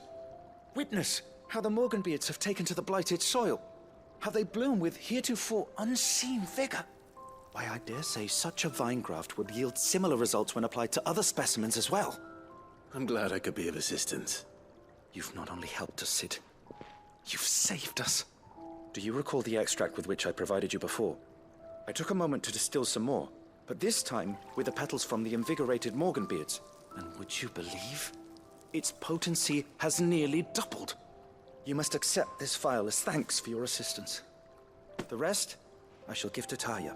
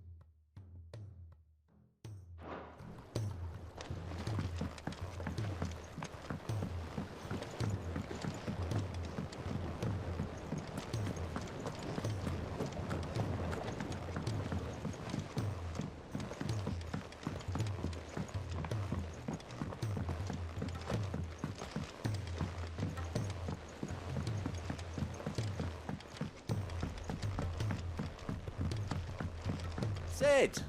Heard you were in Canva fetching young Med.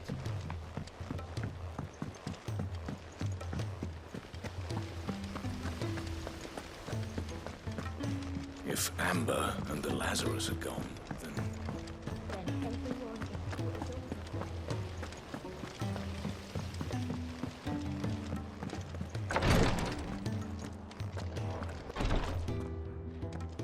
Thank goodness you're back. Taya looks like she's about to collapse. Is this what you needed?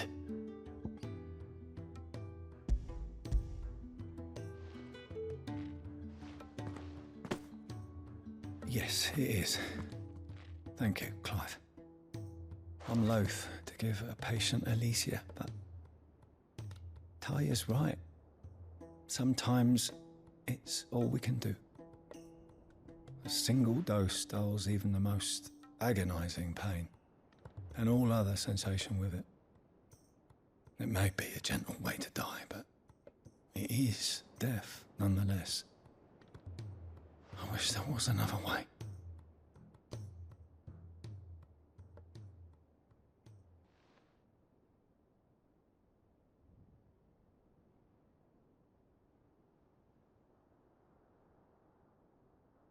How are you feeling? Light, mid-here. Drifting on waves. Good. Just relax. Let the waves carry you to a better place. Thank you, Taya. I'm so proud of you.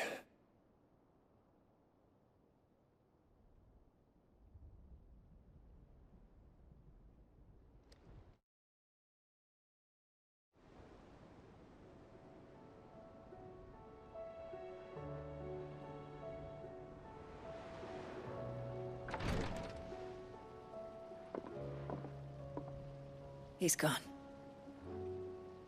Thank you, Rodrigo. And you, Clive? I'll see that he's properly laid to rest.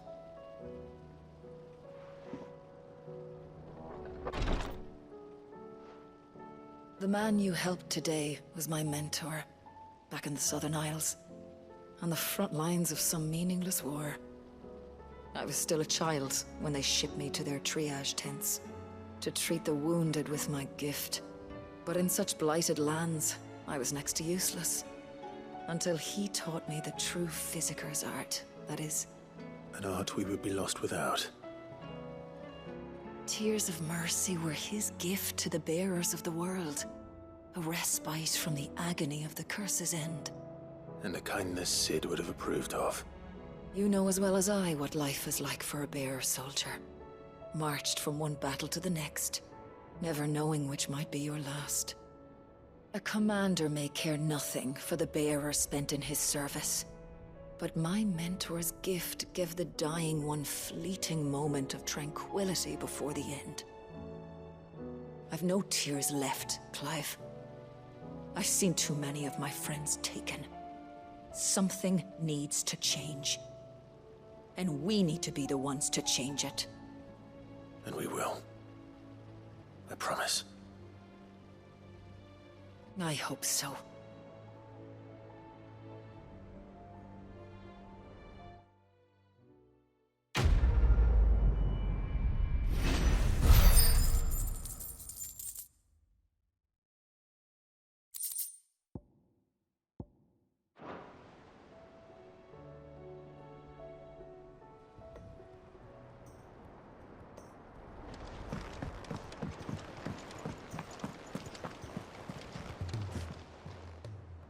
Oh, I wasn't expecting you back, so.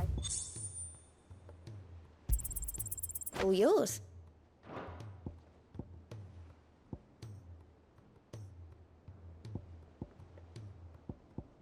Come again. I may have more for you.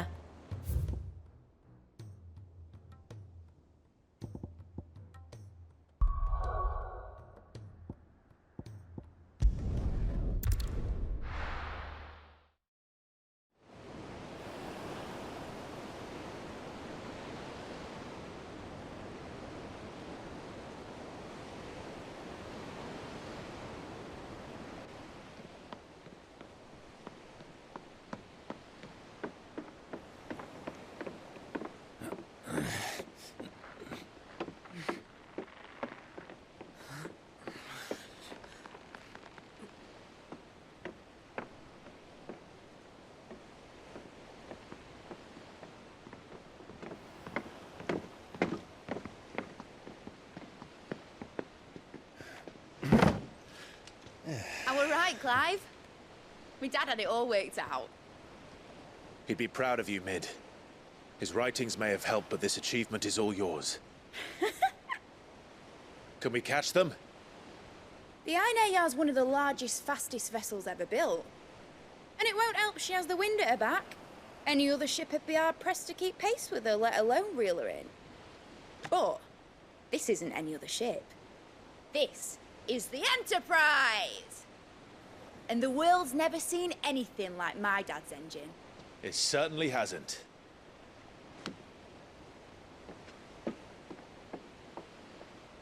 Clive, what do you know of Barnabas Tharm? Only what the bards sing. That he sailed to Ash from southern lands. That it was his mastery of the blade which won him the throne.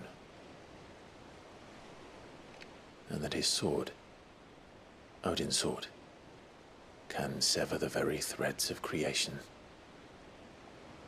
But don't lose any sleep over a last tilt. We'll do what we must to survive. What we must.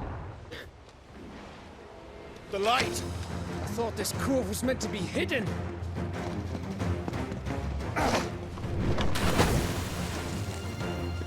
Mid! Company! Eh? We'll hold them off until the ship is ready. But hurry!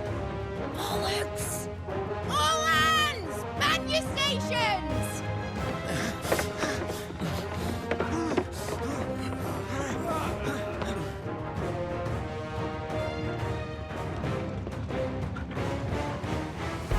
Anyone with me?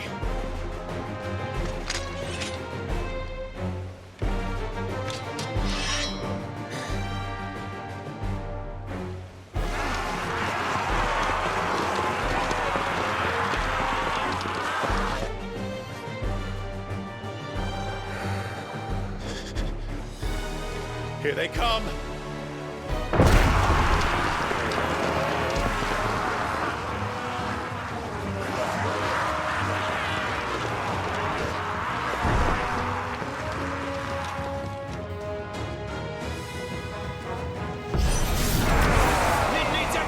We can give her. Behind me, Lord Rosfield. I'll take care of these fuckers. Behind? I'll have you know Earthbreaker here once struck fear into the heart of every man in the Cliffs.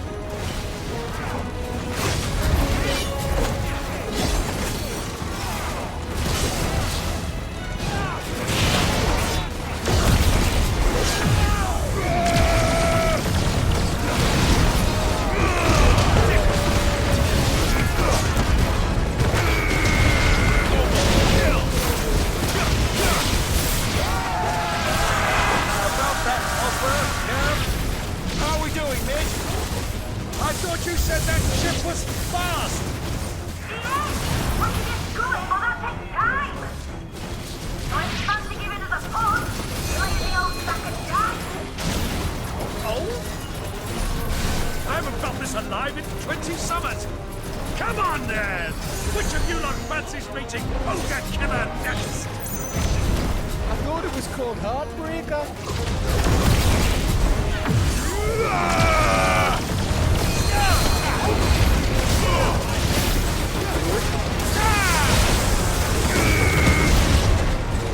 Don't let the classic you can.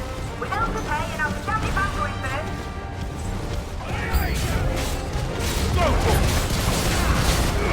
Get him!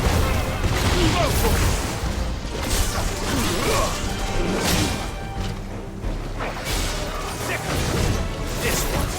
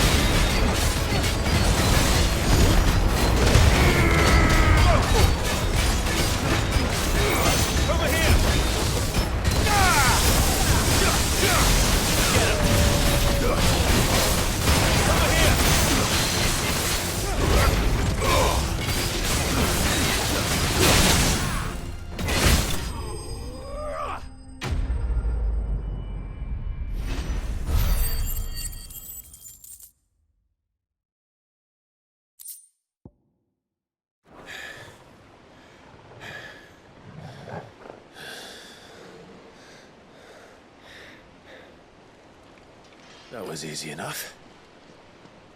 All right, you lousy lot. Get your asses on board. She's ready to sail. You heard the captain.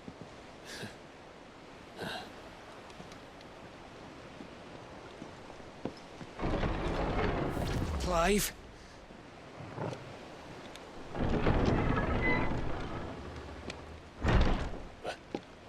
But I thought he was... Confounded. Then it is as I feared. Sleipnir is no man, but a creation of Odin.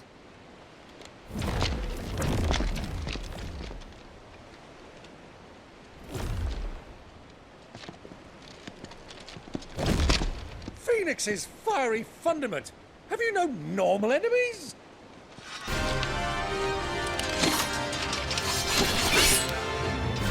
Up for another round? Of course we are. Right, Lord Rosfield? My boy, there was a time people called me The executioner. Those are my items. No matter, heads will roll all the same. Mate! New plan! You leave! We follow! Follow? Swimming, are you? Oh, bugger me! Weigh anchor! Engine's dead slow ahead!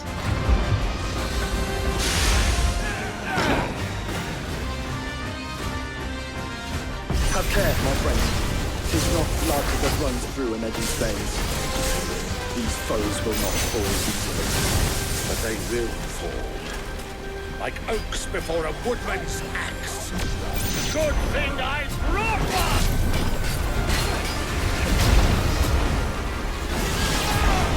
How long are we meant to keep this up? As long as it takes. Unless you have a better idea. I've already killed at least 5 of the bastards. Fuck it. Let's do the lot.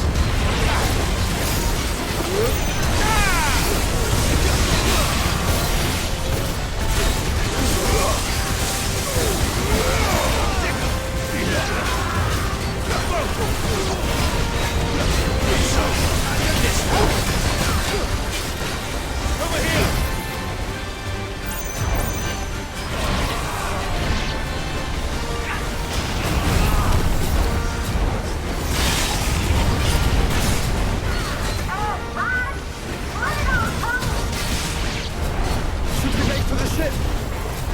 Not yet. Wait for my signal. Hey!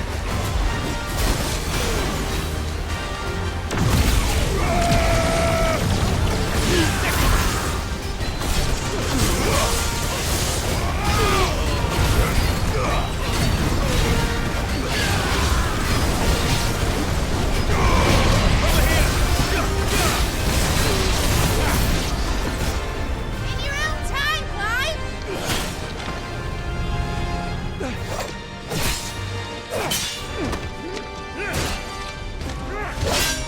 Right, run for it!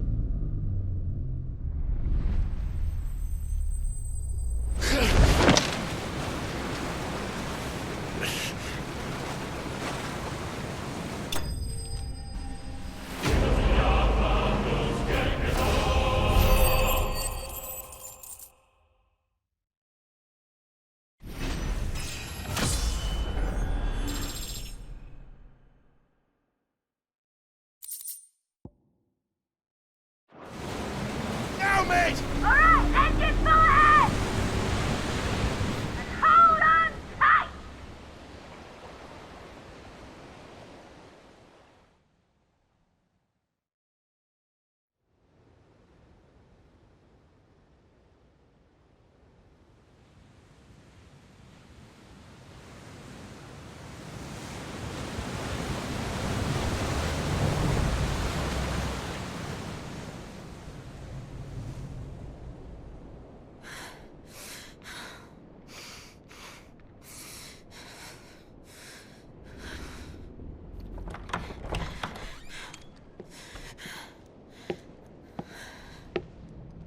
What do you want?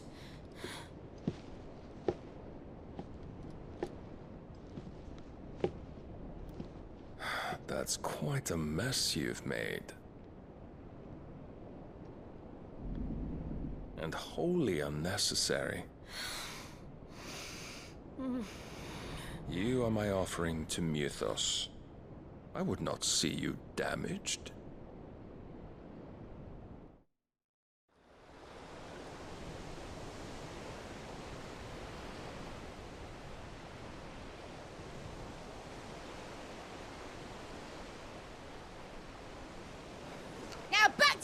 positions!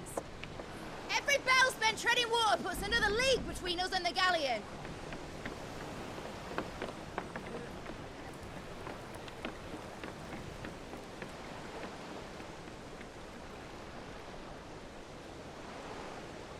I don't suppose Mid has a spare engine? Since you rose from the grave, my fortunes have plummeted.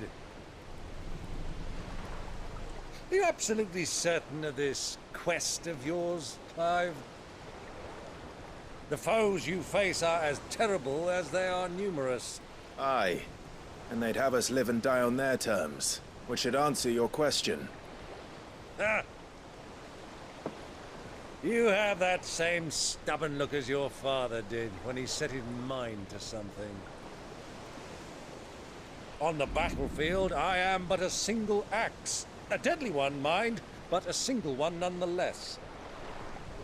Yet what you require is 1,000, and I believe my old friend in Randalar can provide them.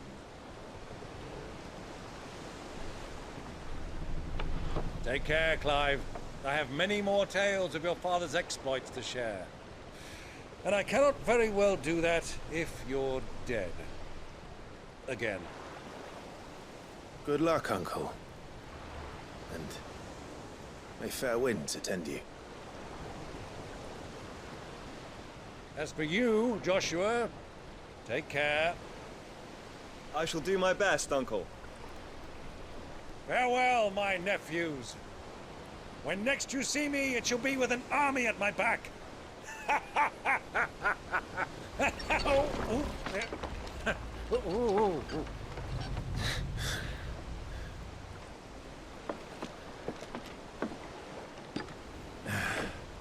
Cheerio!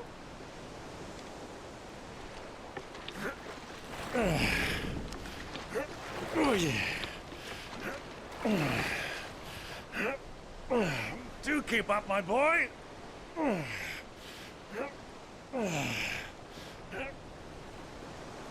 Well, we can't have him showing us up now, can we? We would never hear the end of it.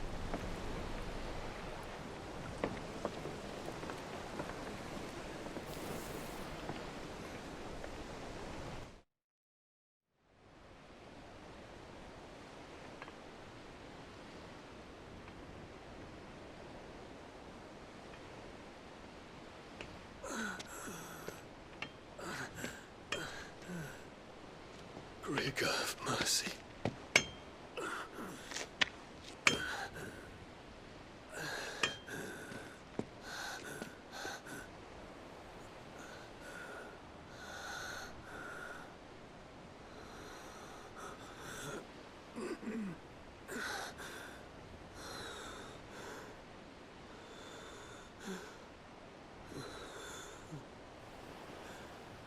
All this.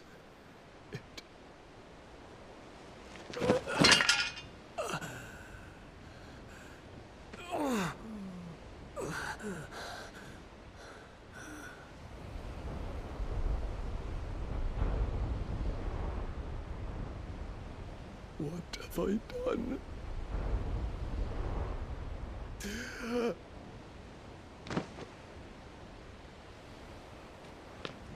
My lord.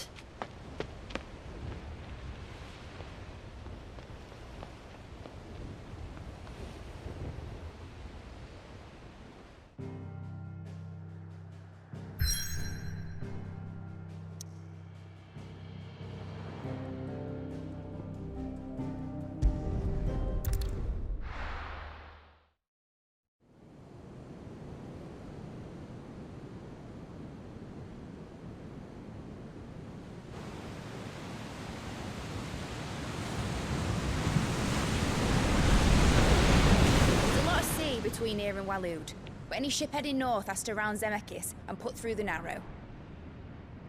Maintain our current bearing north-northeast, and we'll catch the Black Galleon before she vanishes again. What's to prevent her from circling around Ash from the south? With these winds in those waters, it'd taken forever and a fortnight to reach Stonehenge. Mid knows what she's talking about, Clive. Better than any of us lot, anyway. I say we do as she tells... Sails on the horizon. She's ours.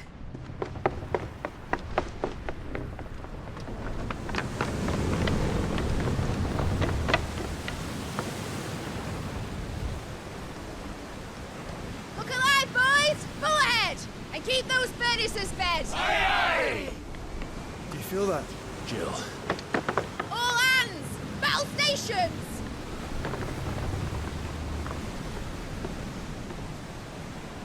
Let's see what this girl can do.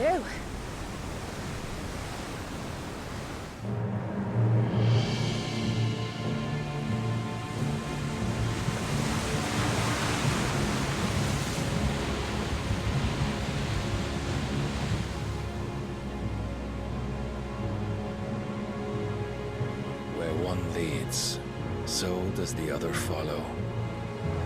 The bond of consciousness which joins them condemning both to the same fate. Yet my every attempt to strike it from their hearts serves only to tighten its hold.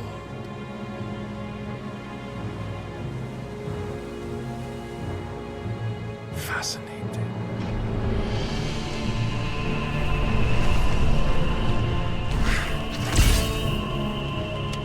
But then, there is naught my blade cannot sever.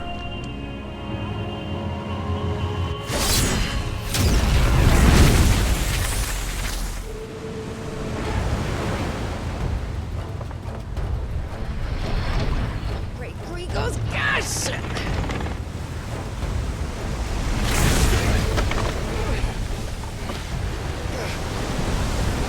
One of us. Hard a port! Heads down, you brutes! And brace for impact!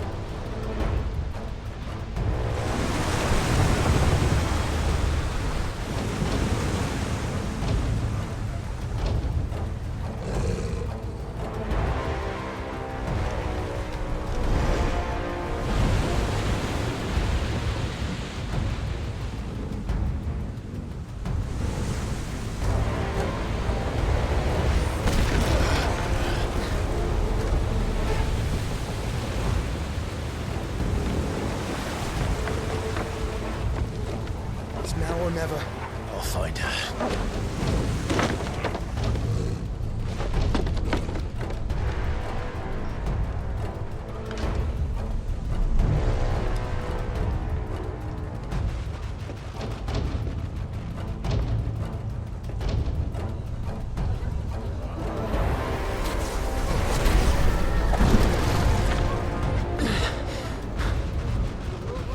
Bloody hell!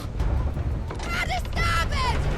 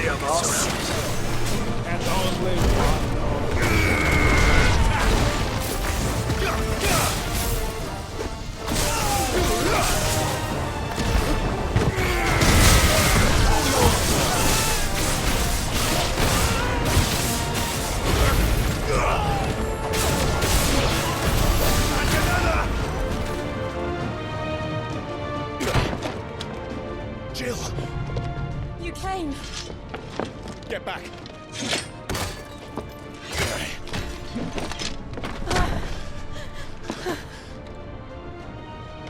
Clive, how did you... I'll explain later. Hands.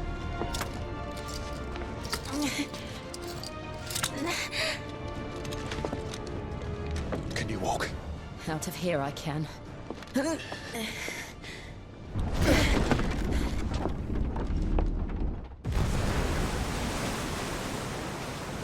Stand still!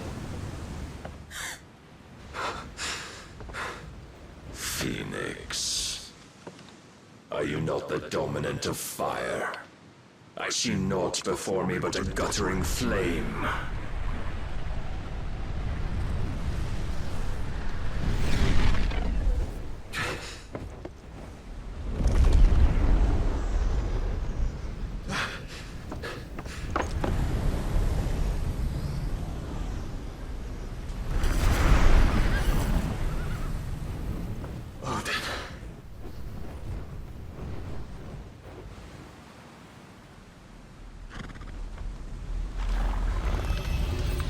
In earnest, then.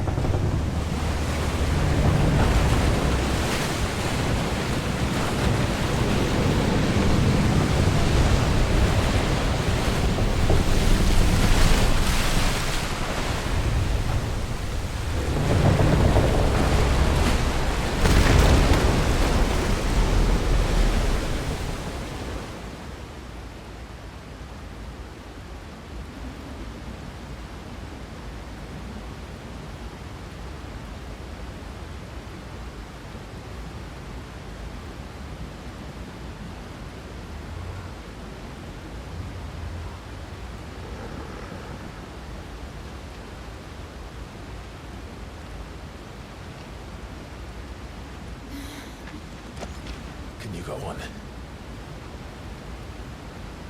I think so.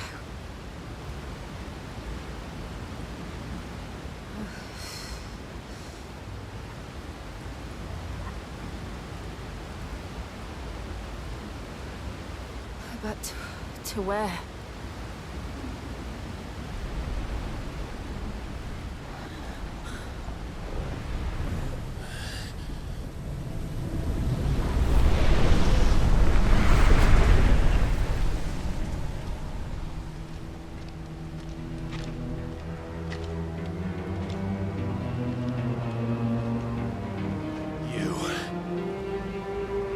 What did you do to Joshua? The Phoenix? Oh, I expect he will survive. This consciousness in which you coil your feeble souls is grown thick with desperation. And thus has my master turned to my blade.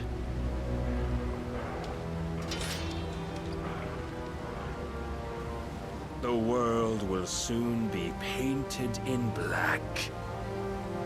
And all that live shall gather in death's autumn wake. Not if we remove the cause of this misery.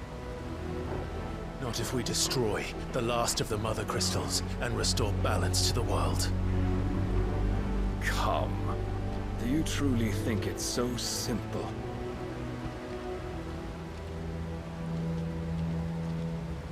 The blight is inevitable.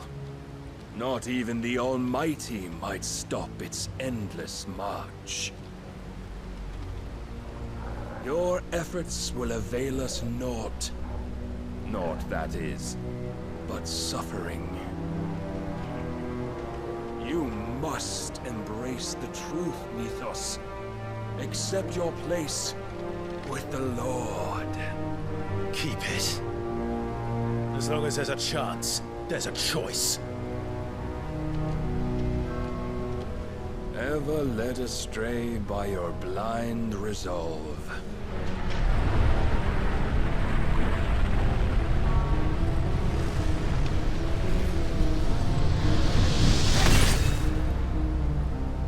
Now, it is time you learn the inevitability of your divine fate. However much it may hurt. Get as far away as you can. Clive, no. Trust me, Jill.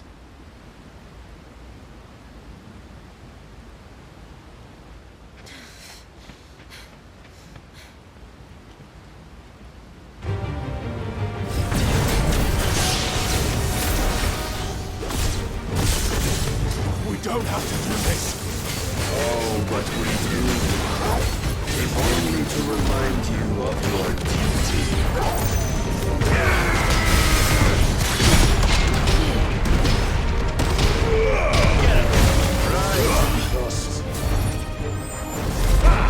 In the short time since our last meeting, you have grown much. Yet as a vessel, I fear my lord will still find you lacking.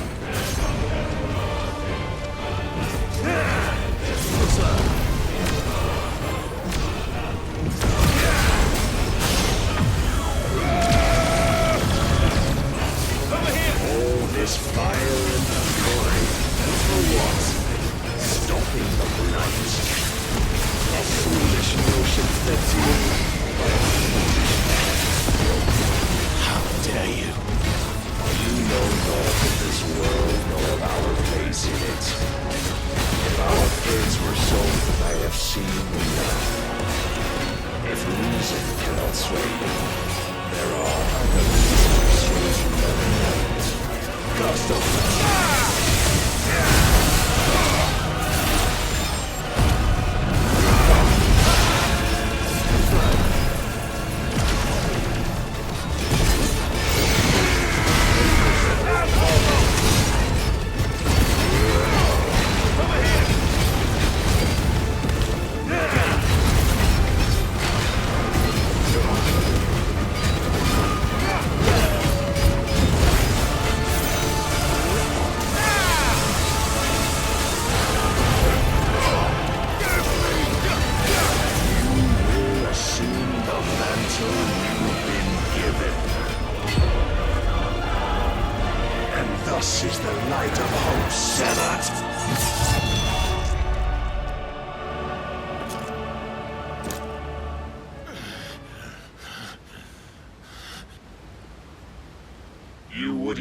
out so soon. Never. Clive!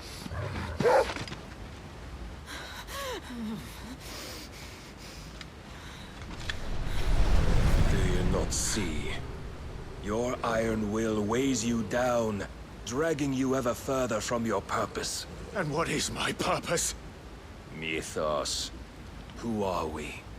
What are the dominants? The breath of the Creator still warm on our lips.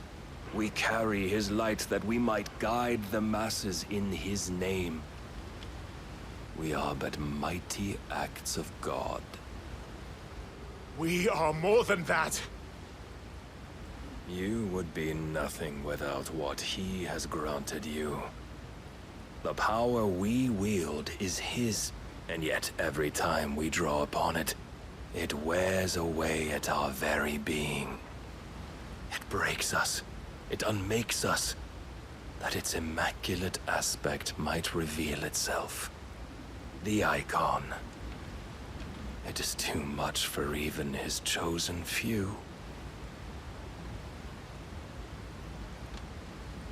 Apart from you, Mythos, you wield the might of many, yet your body does not answer for its avarice. What are you saying? What I am saying is that we dominants are a means to an end. We were created for you, that you might drink deep of our strength and thereby fulfill your divine purpose. Which is? To feed. As you would know, could you only look beyond the walls of your prison of self-regard. As long as you choose to ignore this, you shall never penetrate my defenses. Still, you may take solace in the fact that you are not alone in your plight. The chains of volition shackle all of mankind, but there is yet cause to rejoice. For the Lord, in his mercy, has taken pity on his flawed creations, and shall see them restored to their proper forms. And what exactly would that be? Why, loyal servants to God. No. Manners, Lord Rossfield? They are men, like you and me. Albeit ones unburdened by the wills that drive our kind to madness. They are pure. They are divine. You mean to turn everyone Akashic? Not turn, Mythos. Turn back. For too long has mankind been led astray by their clamorous wills.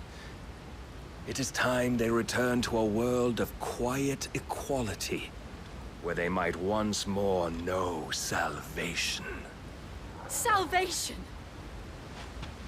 And abandon everything we hold dear! We don't need your salvation. We'll save ourselves, and we'll do it on our own terms. Not yours, and not your gods. With every defiant expression of your will, the tighter the chains of consciousness become.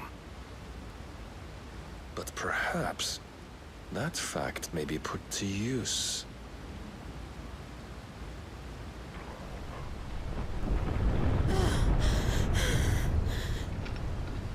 Clive!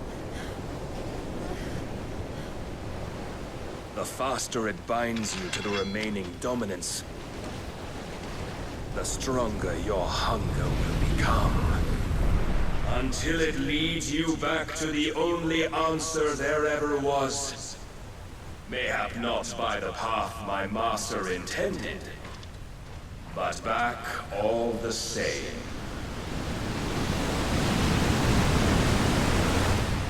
Ash is not far.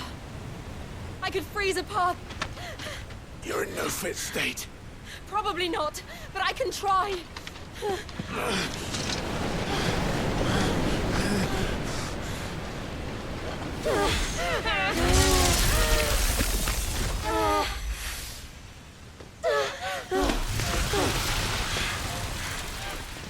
Don't look back!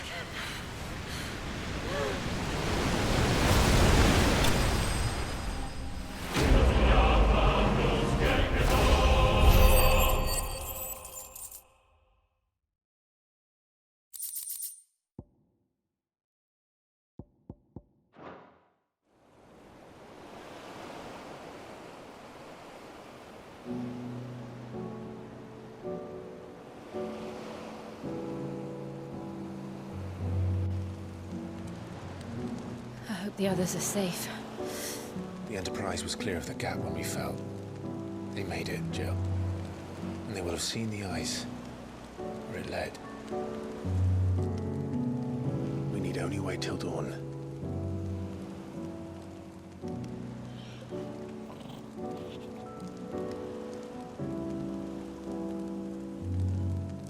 This is the second time Barnabas has bested me. I'm powerless against him. Then maybe there really is nothing else for it but to give yourself to his master.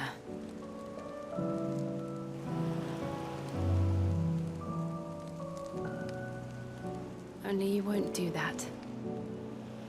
The Clive I know would never do that. So you believe? But do you really know me? If what Barnabas said was true, then I'm more monster than man. And each time I summon the flames from within, I burn away the things that make me who I am. Do you, though?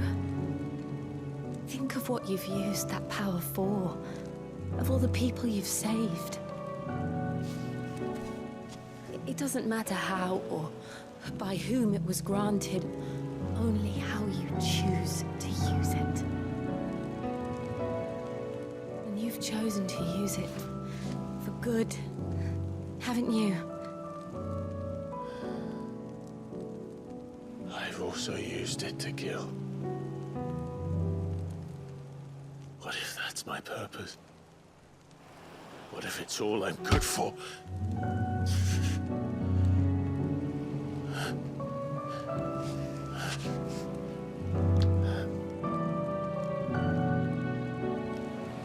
You're still that same boy I grew up with. Always so eager to save everyone around you, and yet always so alone. Because you failed to realize the one thing that needed saving most of all. You, Clive. You. You never once took the time to save yourself.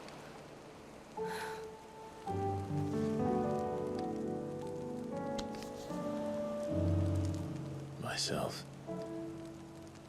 I think I might be beyond saving. No one is beyond saving, provided they want to be saved. You fight to survive.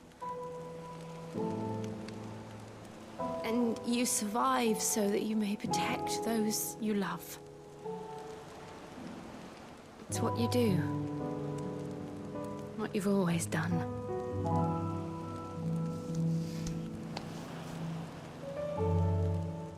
And I know you're not about to change. So I'm going to help you. To give you what you need to protect us all.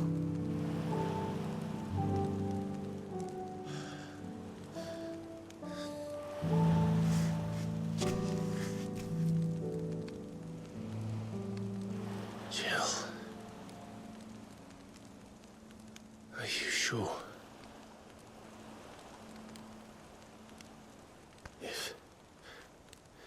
If this is what you want, then...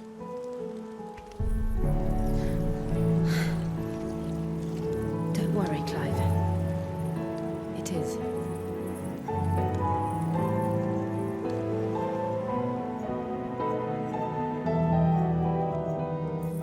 burden, I'll give you the strength to bear it alone.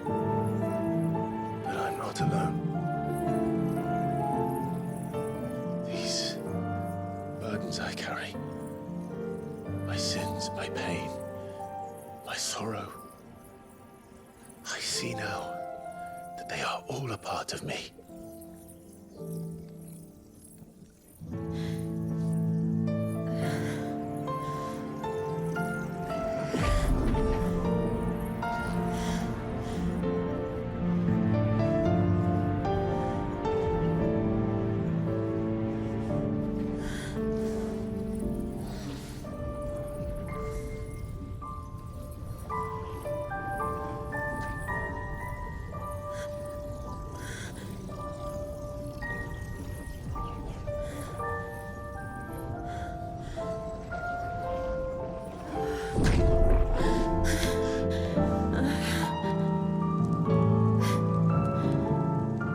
If I'm to continue on, having pledged my life to those I love, then I will gladly bear your burdens too, until my last breath. Clive.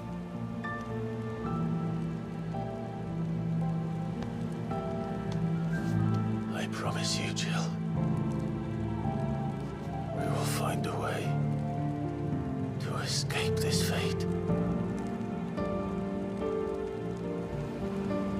Find a way to save each other.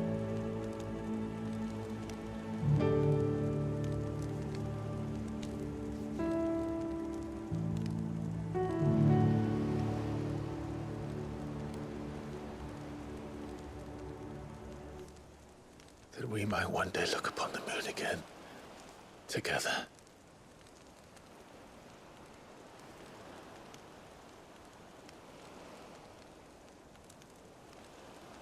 And I promise you, Clive, that I will be there, no matter what you must become. I know.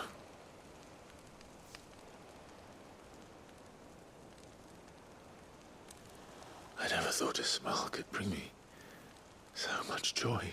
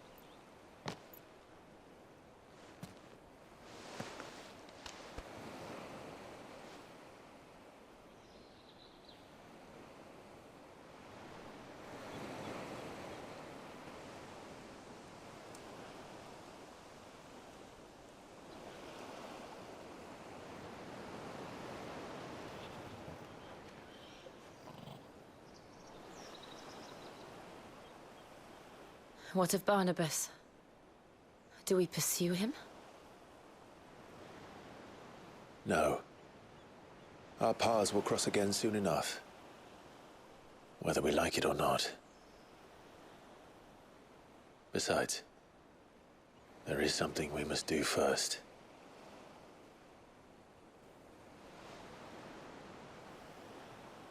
Of course. Drake's spine. The last Mother Crystal. The Einherjar is at the bottom of the sea. Waloed won't dare move on Storm without her. But they know we're coming now. We'll need a plan. And a damn good one at that. Then let's go home and find one. Ash will have to wait.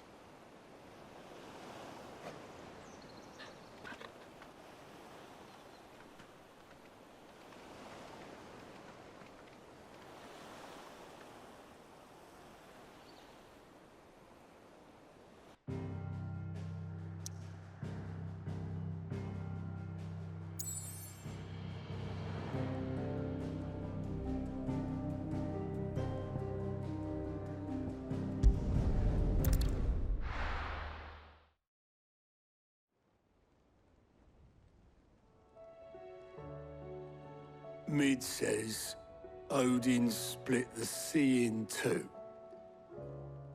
She's always been partial to a tall tale. But there's tall, and then there's tall. I struggle to believe it myself. I see your uncle isn't with you. He stayed with the Enterprise. After our brush with the Einherja, she was in urgent need of repair. And my uncle knows a shipwright in Randalar. We're to join him there when we're ready to sail for Ash. You sure that's wise? Last I heard, the place was still overrun with Akashic. Show me a city where that isn't true.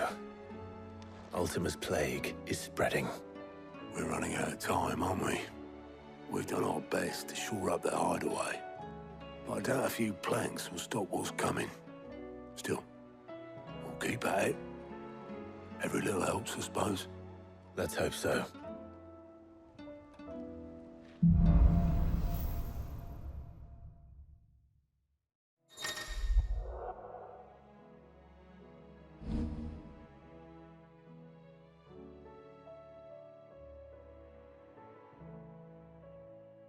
I should visit Joshua, assuming Talia will allow it.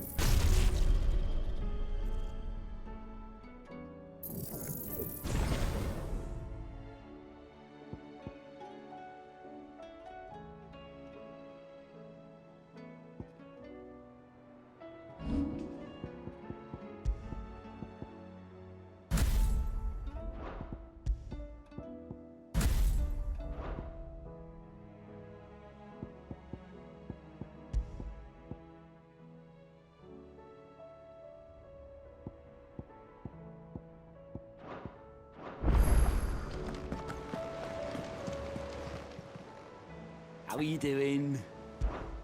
Here you go.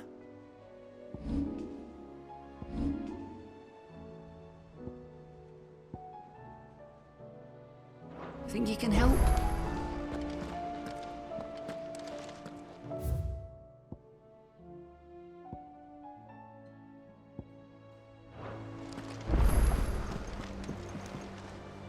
Heard the bad news then, did you? What bad news? About Dravost. Blackthorn's old haunt. With the forge and all that. Well, anyway, the mines just down the road from there are spewing at Aoife like no one's business. And the village? Safe from the flood for now, but they've got other problems. Akashic. Every creature in the area's either turned, or on the way to turning, apparently. Zoltan and the others are living on borrowed time. They need help, and quick. Doris sent a few curse breakers to keep an eye on things, but there's only so much a couple of scouts can do. Except get eaten. If something ain't done soon, the old place will be overrun. I won't let that happen. Didn't think you would. Does Blackthorn know? I thought it might be better if he didn't. He'd only do something stupid. You reckon we should tell him? No. It's better this way. Yeah, well, I can't stand about knowing what's happening out there, so I'm off. I'll see you in Dravost.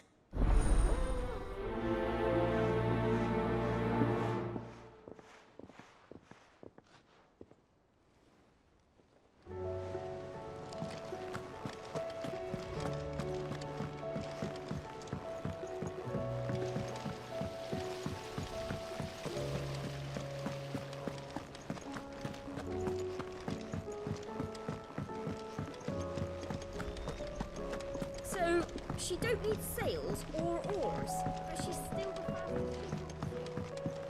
How was she? The Enterprise, I mean.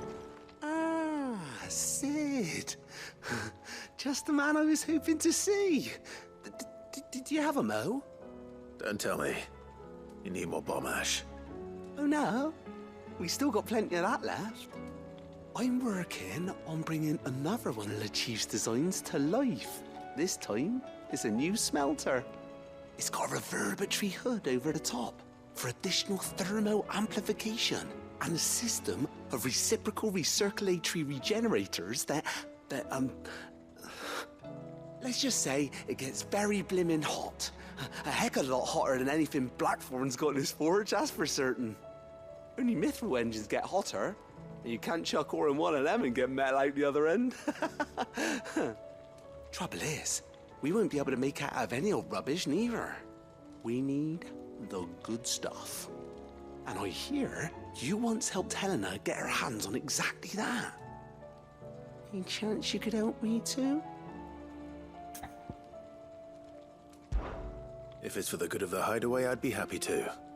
Oh, it is. I promise you. So, what exactly is this good stuff you need me to find? We've got a couple of examples here. Spherical echoes, we call them. More fallen materials. So this smelter is similar to the mithril engine in more ways than one. That's right. They're a bit like the thermal helms. Fallen ceramics deal with heat like nothing else, see?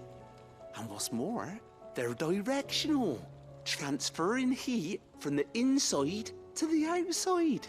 But these things, they're all outside. If we line the hood with them, they'll reflect the heat right back into the furnace. We've collected as many as we can, and I know where we can get the rest. Trouble is, they're all watched over by their bigger, uglier cousins. So you want me to visit some ruins, destroy some echoes, and bring back the spheres they're guarding? That's it in a nutshell, yeah. We're only 3 short, mind, and we know exactly where they are. There's one up Amber Way, in that ruin that they call Lost Plume, and another in the Silent South, over in Dalmekia. Last one is in the ruins of Advent, which is in the Empire. All right then. Wish me luck.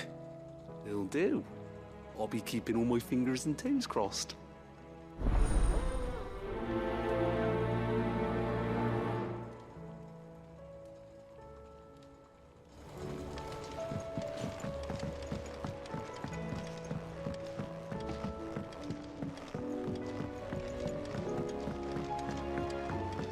Miss, can we read Miss Editor? Story for our lesson today? What a wonderful idea, Jocelyn. Let's do just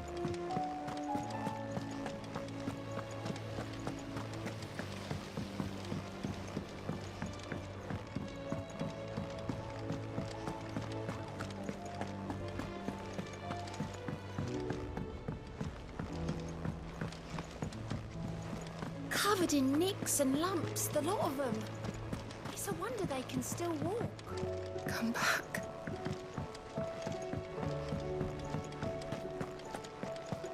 Oh, don't tell me we've run out of Papio nuts and all. What do you want?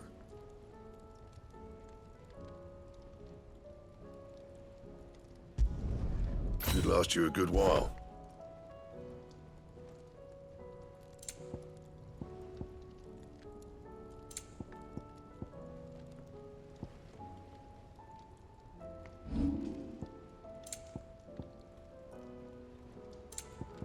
And?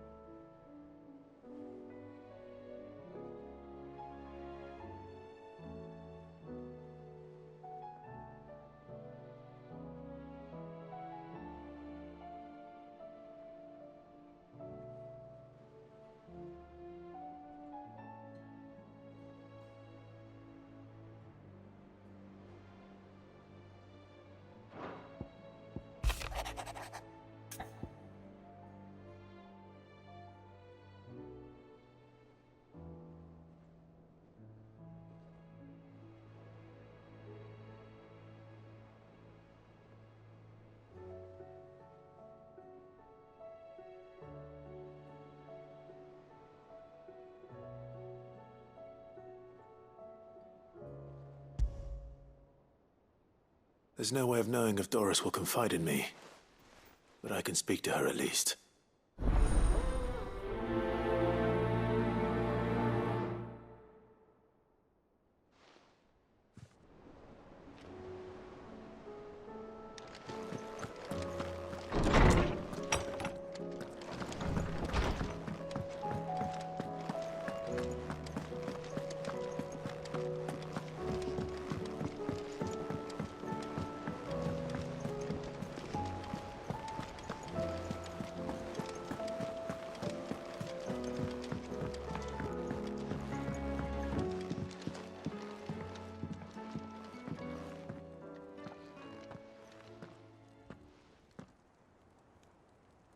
Where are you? Can I help you, Sid? I'm looking for Doris. Is she here? I'm afraid not. She's at Martha's Rest on a job. My job, actually. When she heard what the mission was, she insisted on going herself. Alone.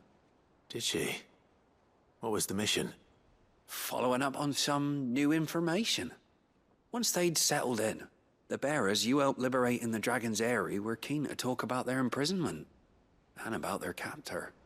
The slaver Cole's team were tracking when they were attacked by the Beastmen. I'll go and find her. She's at Martha's Rest, you say? If she's not moved on already, yes. I hope everything's all right. Why would Doris insist on going alone? Maybe Cole was right to be worried.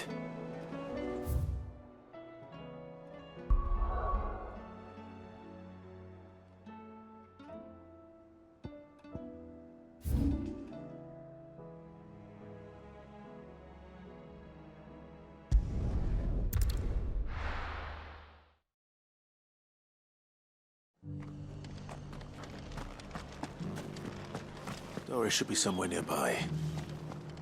Assuming she's still here.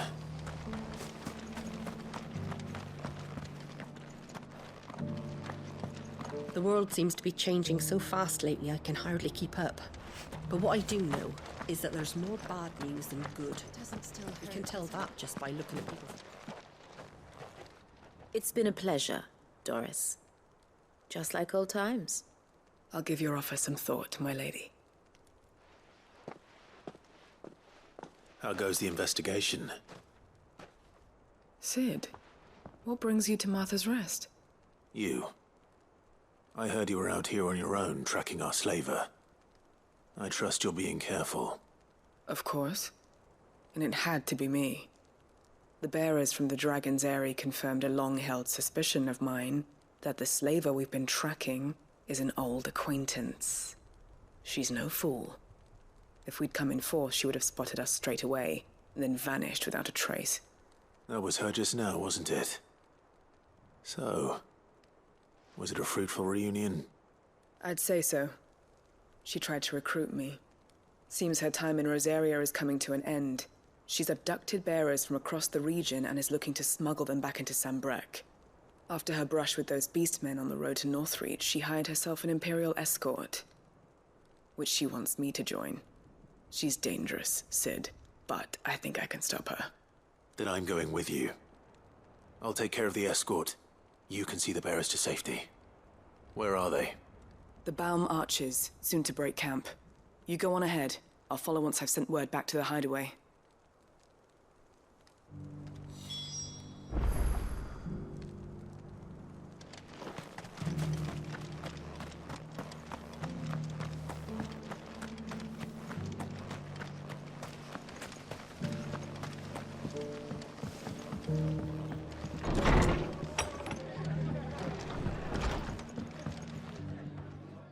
Clive, I was just about to send for you.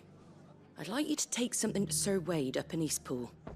Seeds for planting. Thought it was about time they started growing their own food. I'll keep providing them with whatever they need in the meantime, of course. But if Eastpool's going to survive, it's got to be able to fend for itself. As of those poor bearers. They've lived their whole lives in servitude, but now they're their own masters. Small wonder they ain't got the foggiest how to provide for themselves. So it's up to us to teach them. And if you're wondering why you, well, the Wagoneers taking supplies up that way have been coming back with more and more reports of Akashic around the village of late. Sir Wade's putting a brave face on it, but I think even he's starting to worry. And if he's likely to share those concerns with anyone, it's you. All right. Thanks. Wouldn't ask if I didn't have to. There. That should be enough to keep him in Gazal Greens for a few years at least. Gazal Greens? Not the most mouth-watering crop, I'll admit. But they're hardy, they grow fast, and they fill a hole. Better that than something that'll wither away at first frost. And chocobos love 'em too, which is no small thing. When I say all of us need to pull together to get Eastpool back on its feet, I mean all of us. They ain't exactly succulent, but cook 'em right and they're just about bearable. I'll take your word for it. Anyway, Sir Wade'll know what to do with them. And if he don't, well, I'll go up there and show him myself. I'm sure you will.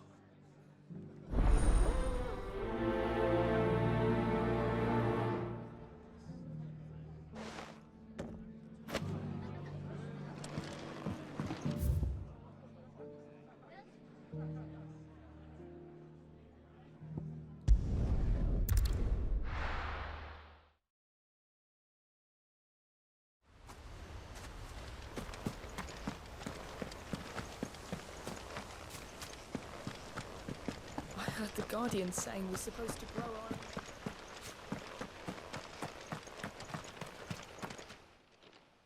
Ah, Lord Rossfield. What brings you to Eastpool? A delivery from Martha.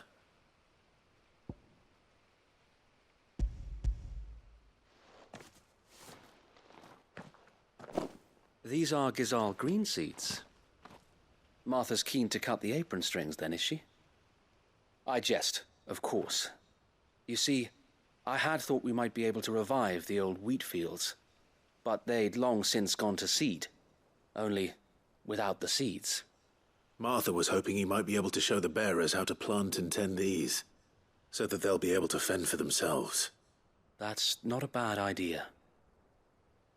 These bearers had only recently escaped their bonds before we brought them here. They know little of freedom, of providing for themselves and their loved ones.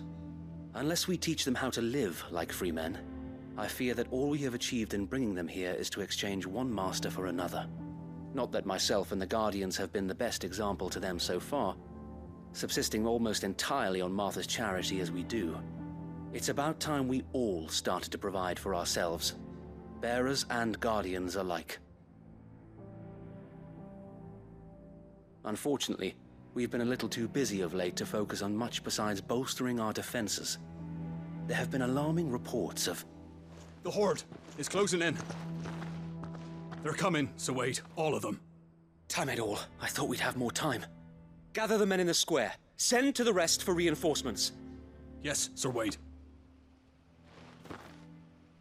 The Horde. A Kashek, a veritable legion of them.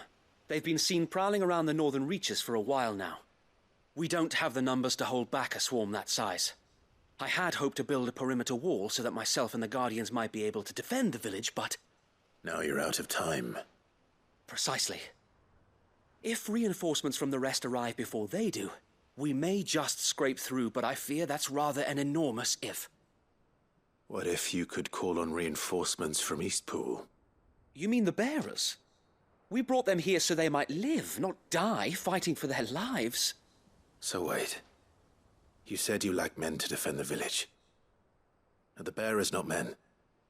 Do they not wish to see Eastpool saved? Though they may not be trained soldiers like your Guardians. What help they are able to offer could still prove the difference between victory and defeat. You're right, my lord. I will appeal to them.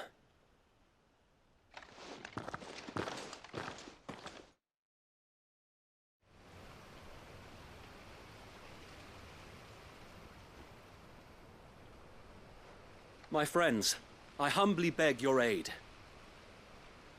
We Guardians are few and our enemies many.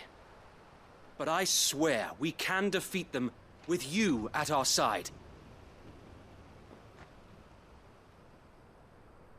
You would send us to the slaughter, to serve as bait for those fiends so that you and your men might be spared.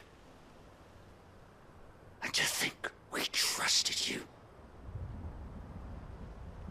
Say what you will, a home is not worth dying for. But it is worth fighting for. Sir Wade fights to give you lot a chance. Just like I do. Just like Sid does. We all wanted to give you a home where you could be free. And you got one, didn't you? This place, Eastpool. This is your village. Your home. And if you don't fight to protect what's yours, you'll lose it. You know I'm right. This world wants to take everything from you. Everything. Your homes, your freedom, your very lives. So then, are you going to stand by and let that happen to you? Are you going to accept fate like good little Bran did and die, having never stood up for yourselves? Or will you fight like free men and women?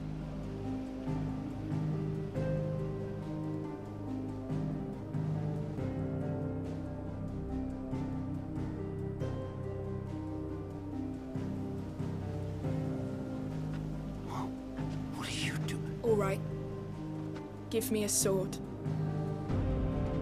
I never dreamt I'd have a home of my own.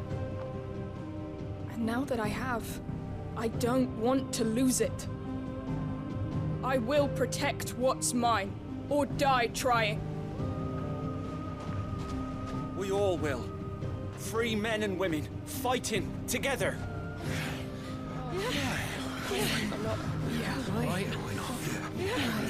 For Eastpool! For Eastpool!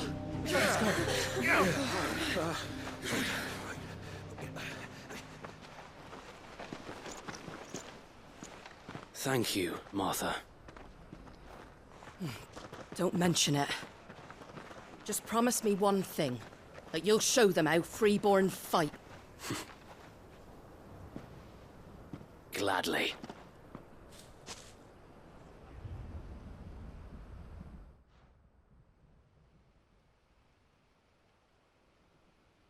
Well, if it was numbers you were lacking, you certainly won't be now.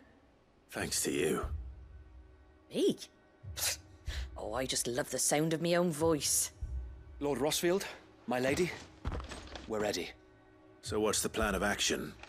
We'll divide our forces into several small detachments, each made up of guardians, bearers, and guards from the rest. These will position themselves at strategic points around the village. Upon engaging with the Akashic, each detachment will keep the creatures occupied as best they can, steadily retreating all the while. You're going to lure them into the village? I am. We will have neither the time nor the resources to treat the wounded, so injuries must be avoided at all costs. Instead, we will focus purely on defense at first. By coordinating our withdrawal through the use of messengers drawn from among the bearers, we will aim to have the swarm converge at a point of our choosing. With luck, that point will be the village square, the perfect place for our most able warriors to surround them and fall upon them, and for you and I to finish them off. A sound plan, but one that'll require a leader with a cool head and strong nerves to coordinate the retreat. I'd say you have both in abundance, Sir Wade, but you'll be needed. Please, leave the last of the fighting to me. Ha! And let you have all the glory. Sir Wade! They're here! Then you know what you must do. We work together, everyone playing their part, each shielding the other that no man might fall, that Eastpool might live on. For Rosaria! For Rosaria! We've no time to argue, my lord. I'll do as you ask. And I will do as you ask. Suppose we'd better do our bit too then, eh? Right you are, Martha.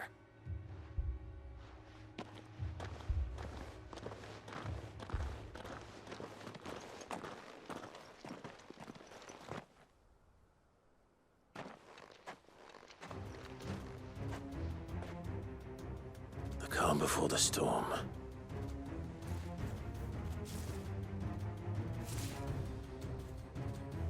And here it comes. I will not let this village fall.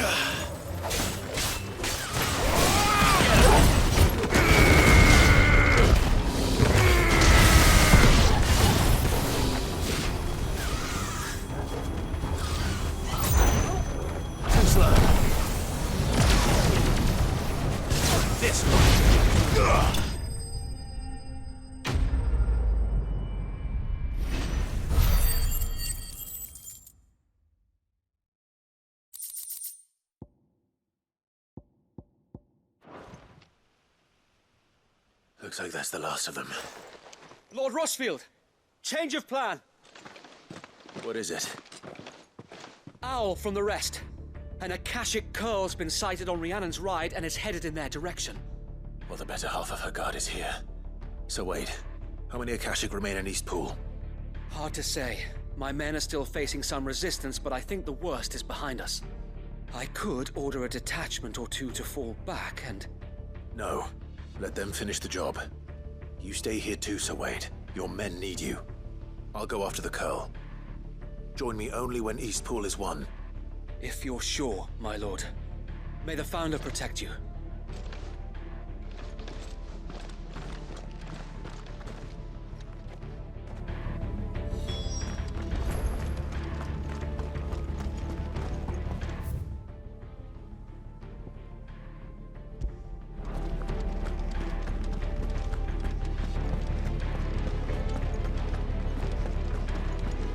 Next one's mine.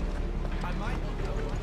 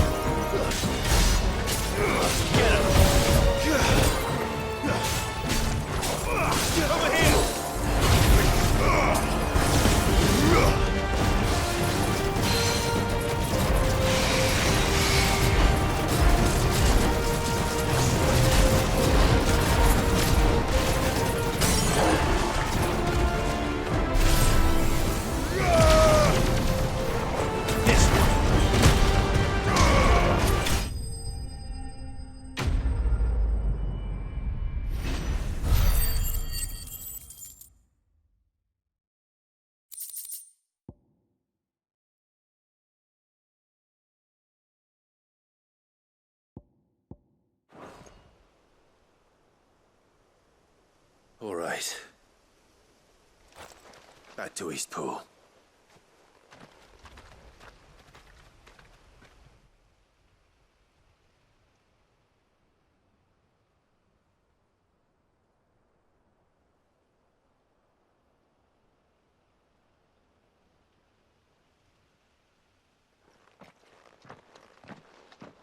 Lord Rossfield, the Curl, is it? It's dead. Thank the Founder for that. And for you, my lord. We were able to eradicate the rest of the Horde. I have guardians posted around the village to keep watch for further attacks, but all seems quiet for now. I hesitate to say it, but I think it might be over. I think it might.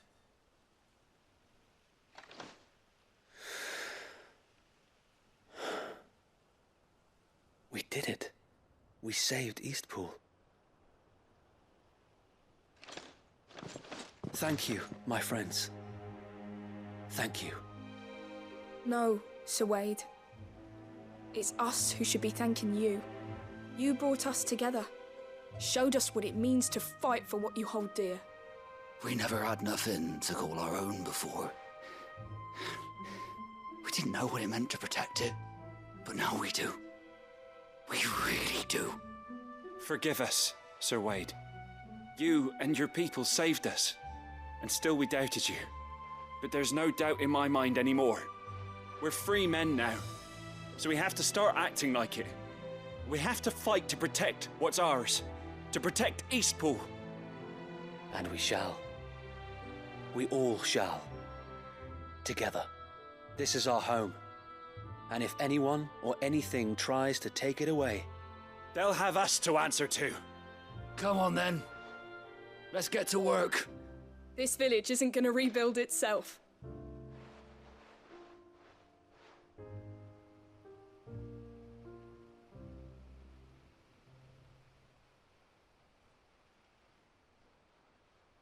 They're not slaves anymore. no. They're Rosarians.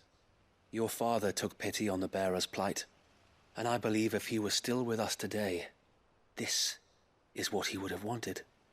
I believe you might be right. I shall remain here, my lord, and do what I can to help rebuild the village. After all, this is my home now too, and I could hardly call myself an Eastpoolian if I didn't pull my weight. I think you'll find it's Eastpudlian, Sir Wade. But you should be proud all the same. I'll have to pull my weight too. Can't have the rest getting outclassed. Speaking of which, I ought to be getting back. Can we continue to count on your support, Martha? Of course, and I'd be counting on yours too. Us Rosarians have got to stick together, haven't we? Indeed we have. And Clive, come by the Golden Stables when you get the chance. I ain't paid you for delivering them seeds yet. All right. I will.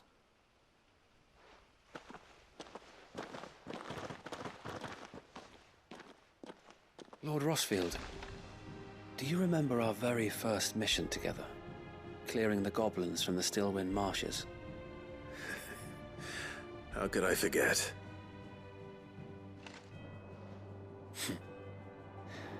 There's one sight that I shall never forget. You, facing off against that giant Morble. Not a trace of fear on your face. Since that day, there have been more than a few times when I felt like giving up. When the odds seemed so stacked in the enemy's favor, I thought I may as well just lay down my sword and surrender.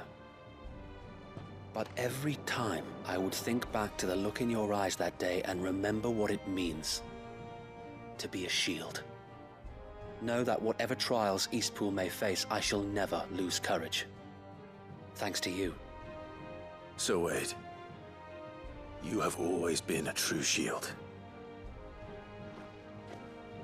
I know that Eastpool, and indeed all of Rosaria, will be safe in your hands. Thank you, my lord. I know the rest of the world will be safe in yours. I'll do my best.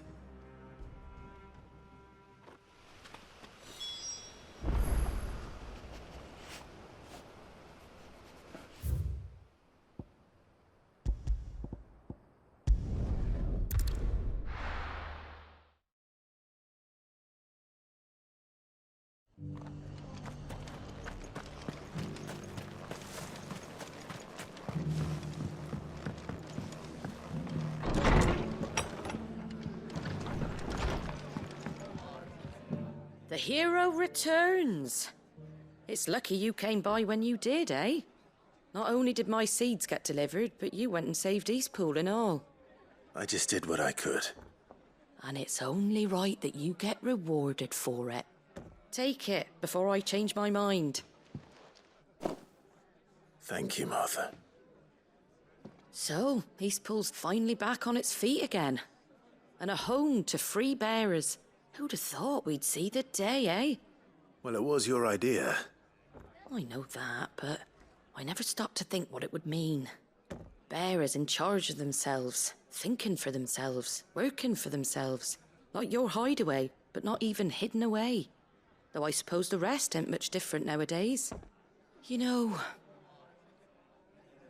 bearers living free like that reminds me of when I first met Sid. Loath as I am to recall that particular day. I take it you didn't always see eye to eye. What happened? Well, if you really want to know, I started doing what I do long before I met Sid. In fact, that's how I met him. Or at least how he came to meet me. He showed up at the stables one day, asking questions about who'd been buying up bearers. Founder knows what he thought I was doing with them. Running a hunt, poking around in their innards. Something awful anyway. Me, I thought he was a new constable. Thought the game was up. But somehow we both managed to work out what each other was about. And before I knew it, the cheeky arse was rattling on at me about how I was doing it all wrong. After all my hard work. Told me I was giving them relief, but not freedom. That my bearers were still dying as slaves. Got right under my skin, it did. Told him if he didn't like it, he could bugger off and report me to the garrison. And do you know what he did? He smiled. And then he laughed. And then I did the same. We made a pact that day. That whenever one of us was in need, the other would always be there for him. And you were? Well, we both wanted the same thing. To make life better for bearers. Just like your dad. Do you know I was born right around the time Elwyn became Archduke? Growing up, I saw how he tried to change things. He certainly didn't lack for ambition, that one. Indeed. But the loftier one's ambitions, the harder they are to achieve. Which is why those of us who follow in their footsteps need to finish what people like Sid and my father started. Suppose you're right, aye. And if we don't manage it, there's always them who come after us. Good thing we've got a few half-decent sorts waiting in the wings, eh? It's almost enough to give you a little bit of hope. Just a little. Anyway, enough nattering. Better get back to work. Let's see about making everyone some dinner, shall we? The least the folks who saved Eastpool deserve is a hot meal. And you and me ain't gonna save the world on an empty stomach neither. That sounds like a wonderful idea.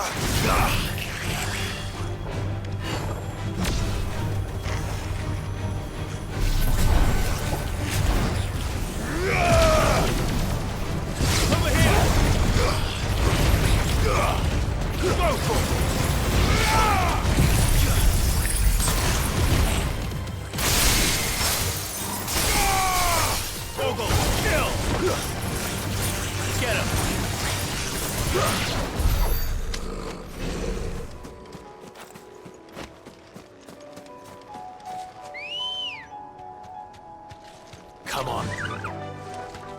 Run like the wind.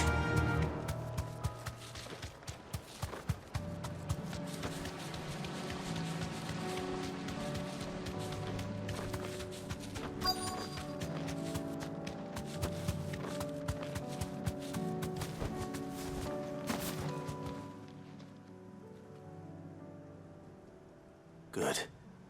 They haven't broken camp yet. How did Doris come to know a slaver, I wonder?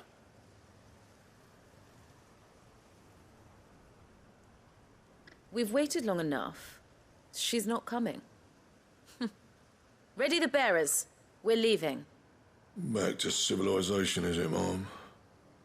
With all haste, lest any of you lackwits start talking like these feckless bumpkins.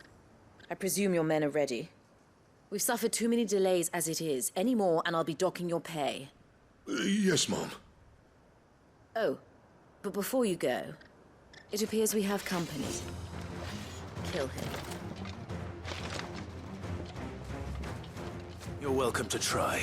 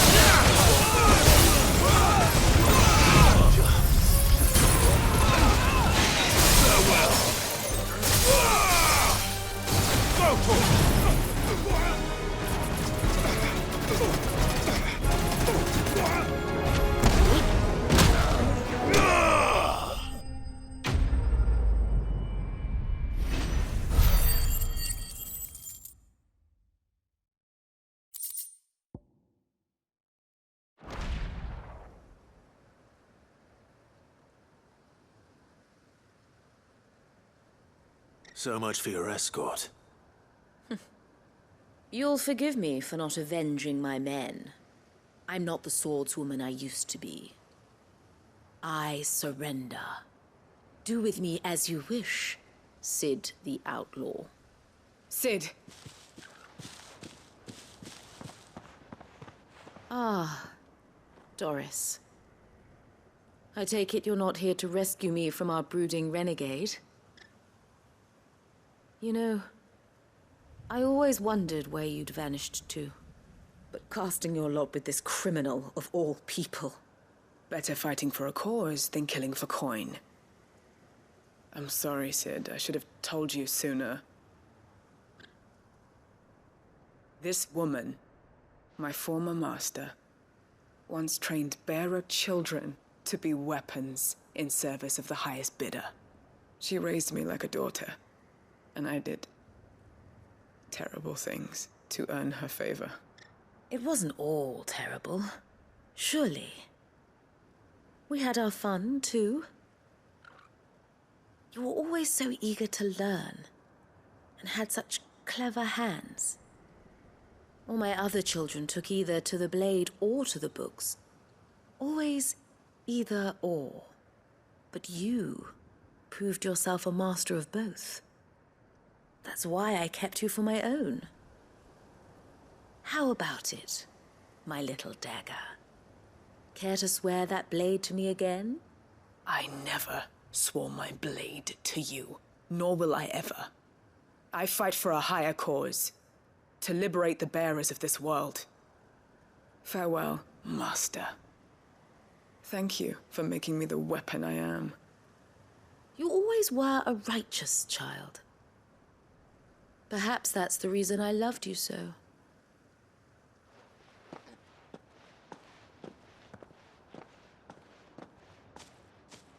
What do you want to do with her?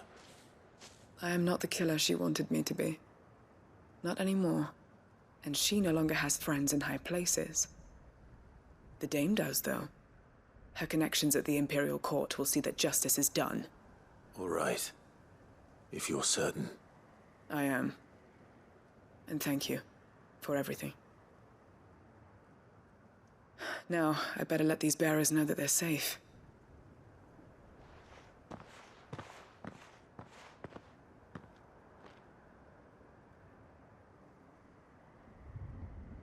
Then I should head back to the hideaway and put Cole's mind at ease.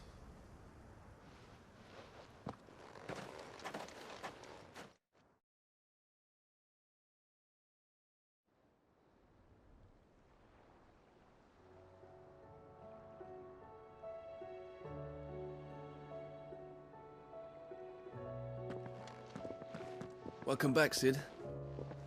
Doris's message just arrived. I hear you saved more bearers from being smuggled across the border. With any luck, they'll be joining us in the hideaway shortly. Oh, and your letter. You don't need to worry about Doris anymore. I'd been hoping as much. She mentioned one or two things in her report. So the slaver we'd been chasing all these months was her former master. Wish I'd known. She's been arrested, by the way, over in Sambrek. Went quietly, or so we're told. And she won't be getting off lightly. The Empire may have no love for bearers, but it's none too fond of black market traders either. Can't have been easy for Doris. I'm sure it wasn't. But don't worry. She'll be all right. I hope so. Suppose you should know, eh? You had quite the past yourself before you came here, or so I understand. Anyway, thanks again, Sid. The Cursebreakers would be lost without Doris. And you, of course. Keep up the good work, Cole.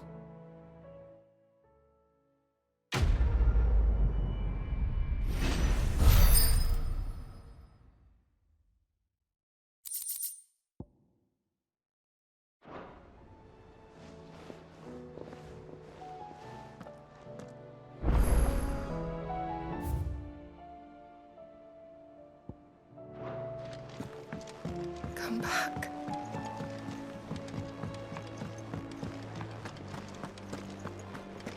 The stew's awfully thin these days. What do you expect?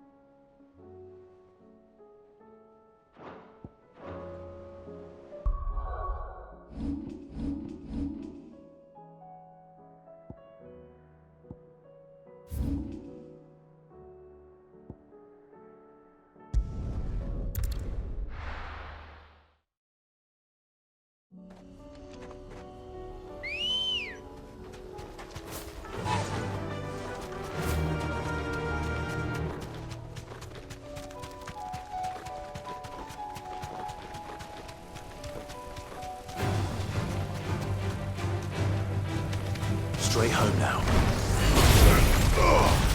Get him! Over here!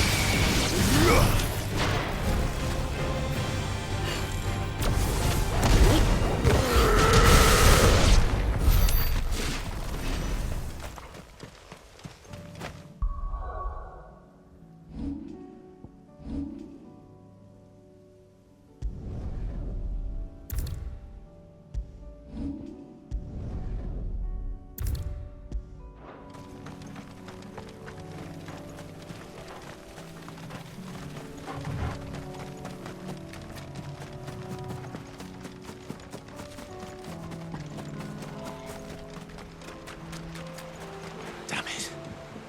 The whole village is turned.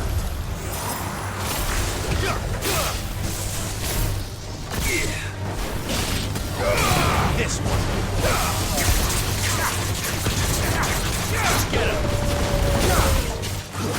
Go for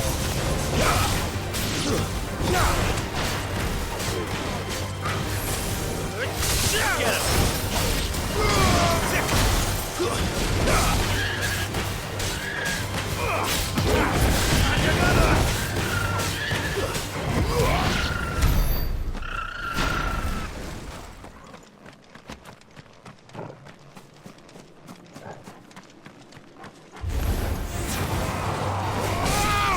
This one.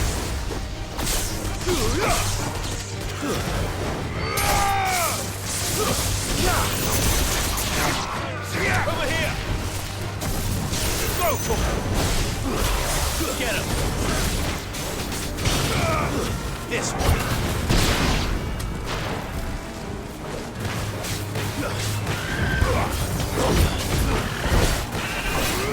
This one.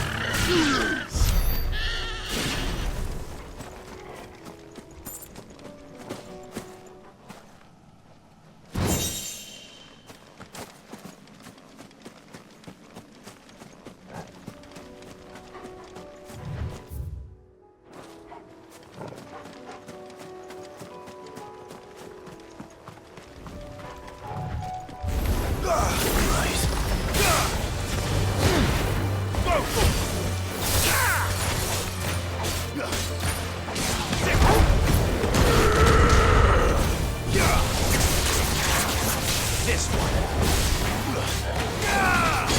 Over here.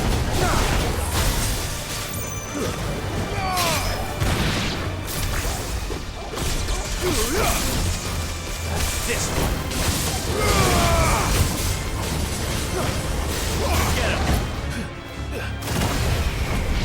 That's better.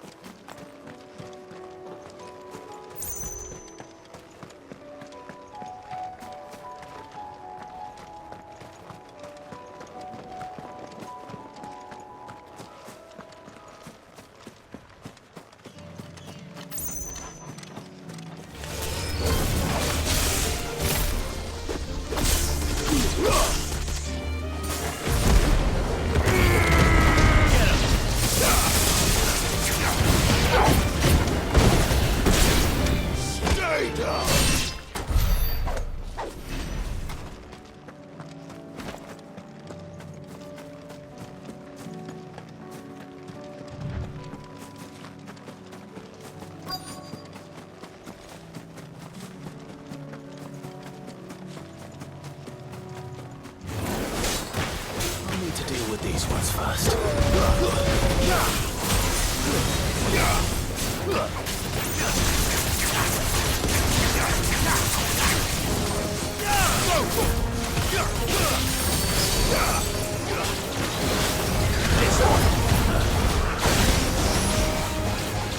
Get him.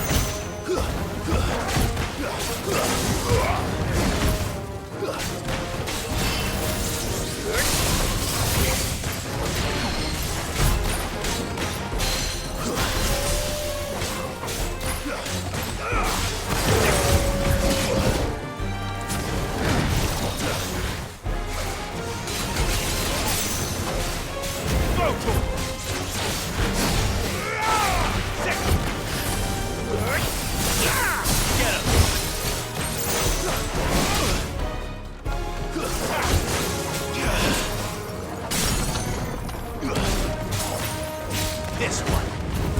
Over here. Get him. This one.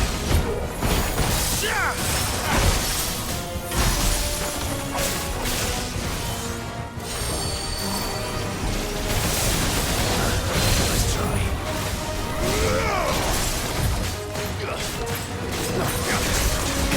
Get him. This one.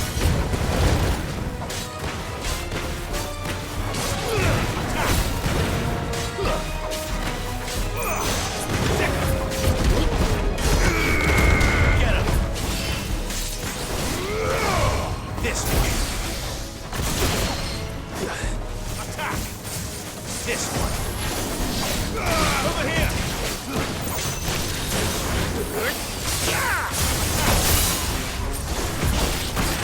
This one.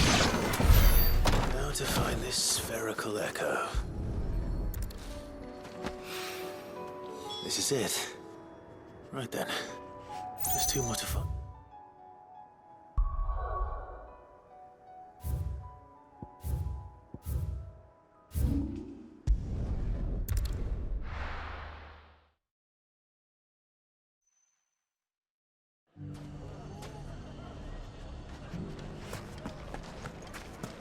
Take that, you naughty... Clive! To what do I owe the pleasure? I just wanted to see how the town's been faring since you brought everyone together. Since we brought everyone together, all is absolutely wonderful. Conrad and Natalie's hands remain safely away from each other's throats and firmly at the helm. Our stores are full, and the bandits still too disorganized to raid them. Just as the good Lady Jane and Lord Underhill intended. Are you a lord? Lubor's going to be one too. They're going to make him the Lord of Dalimil, because of how he stopped all the grown-ups from fighting. It's the mayor of Dalimil, dear child, and the vote hasn't taken place just yet. But if the people wish me to lead them, I shall. And my first act will be to build a school so that menaces like you two learn not to interrupt your elders. Speaking of menaces, there may be a rather worrying one just over the horizon. May there indeed. I'm afraid the example Conrad and Natalie set in putting aside their differences and presenting a united front might have caught the bandits' attention. And they might have elected to take a similar approach. They have formed what one could call a League of Outlaws, and they grow more organized by the day. But we'll fight them all off just like last time, no matter how many of them there are. Won't we, Lubor? Of course we will. If we continue to work together, we can overcome any challenge we choose to face. The longer we avoid facing this one, the more difficult it will be, until the only way to overcome it might be to run for the hills. Our best hope is to nip these efforts at organization in the bud, by finding those ne'er-do-wells who have yet to join the cause, and ensuring that they never do. Perhaps a certain Lord Underhill might be willing to lend us his aid once more? How could I refuse? Thank you, my lord. Victor will fill you in on the particulars. I have him stationed by the desert gate, receiving and collating reports from my scouts. Such an amenable soul. He reminds me of you. I'll go and speak with him.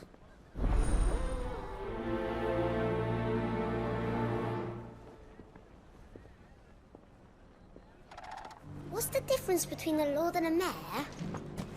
A League of Outlaws. Sounds like we have some competition.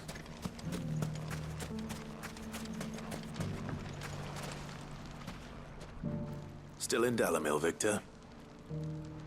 Ah, Sid. I thought you'd have returned to Cosnis by now. I did. Then I came back. I've developed something of a fondness for the place. And having worked so hard to see it saved from one fate, it would seem remiss to abandon it to another. A sentiment Master Lubor certainly isn't shy about exploiting. Hence my doing his bidding yet again. You're not the only one. What does he want you to do? He asked for my aid in putting down the bandits. And he said that you might be able to help me find them. Then you've come at just the right time. I was on my way to speak with Conrad about how to organize our forces. There are more camps in the vicinity than we can safely strike at once. But we must strike together, and we must strike soon at as many camps as we can. We can't give this league of theirs time to rally its forces. All right. Which camp shall I take? There's one upriver. Just out there, across the dunes. Leave it with me.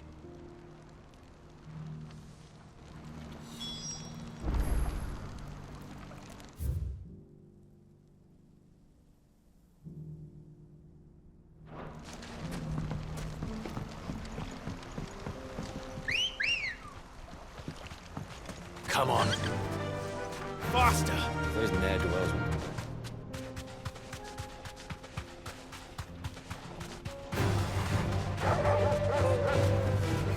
Straight home now. Get him!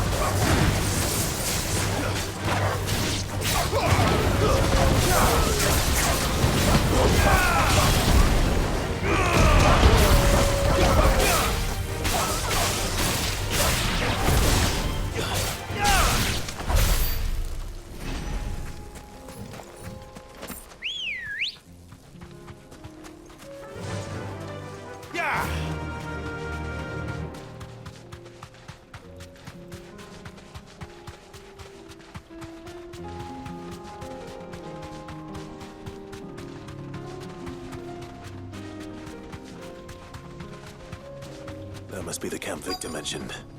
Come on then, Toggle.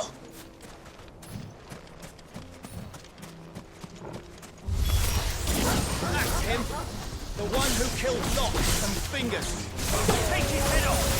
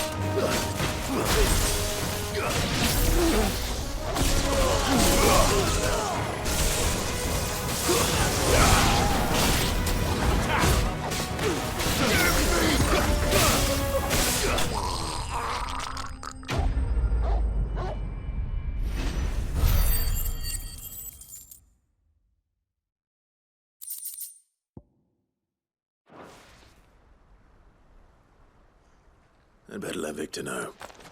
Sid, where are you?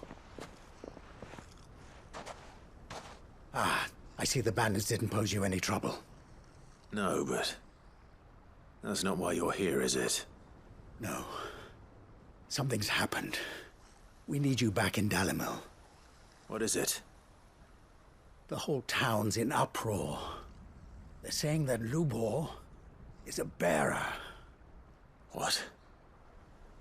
Seems that one of our parties wasn't as thorough as they should have been. They let one of the bandits escape, and his escape route took him right through Dalimil. Some of the children spotted him, and he was about to silence them. And when Lubor felled him with a bolt of magic, and without a crystal. But that's not possible. It is, if he's a bearer and has been hiding it all these years, which is what people are saying. If he has, well, I wouldn't blame him. No man is branded by choice. Still, all those people see is a man who's lied to them all his life. One who was made a leader of himself when the world believed he should have been a slave. Fuck. I don't know where we go from here, but I know one thing. Lubor needs all the friends he can get right now. You're right.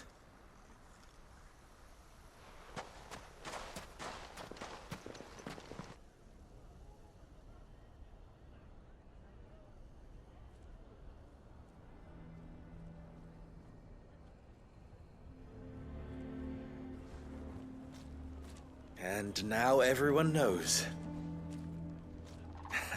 I made it a habit to keep a crystal close at hand for just such an occasion. And when that occasion arose, I forgot to reach for it. Well, it was bound to come out sooner or later. We're sorry, Lubor. We tried to keep running, but we just couldn't anymore. There's nothing to be sorry for. I rather enjoyed playing the hero for once. All that matters to me is that you two are safe. Look at him talking to his betters like it's nothing. All lies, I'll wager. Just like the ones he fed us all these years. Once people make up their minds, it's hard to change them. We need to do something, and quickly. Convince the people not to let their prejudices blind them. Convince them that nothing has changed. That their enemy lies outside these walls, not within them. You're right. We should speak to everyone. I'm glad you agree. I'll handle the townsfolk. I'm a Dalmek born and bred. They listen to me. You head to the tavern. Make Conrad and Natalie remember who Lubor really is. They know that Lubor and I are friends. I might not make for the most impartial of interlocutors.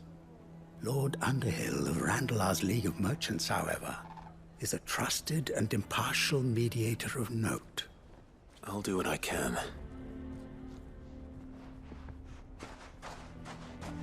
Lubor, stay here with the children. I can't promise anything, but we'll try. And that is all I can ask of you.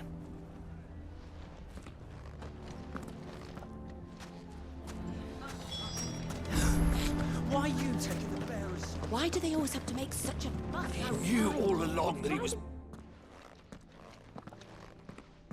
Forgive me for disturbing you, but could I have a moment of your time?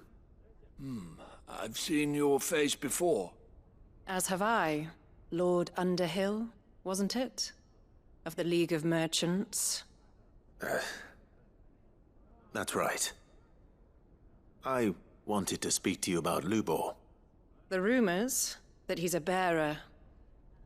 All true, I'm afraid. He'll never be mayor now. Not if I have anything to do with it.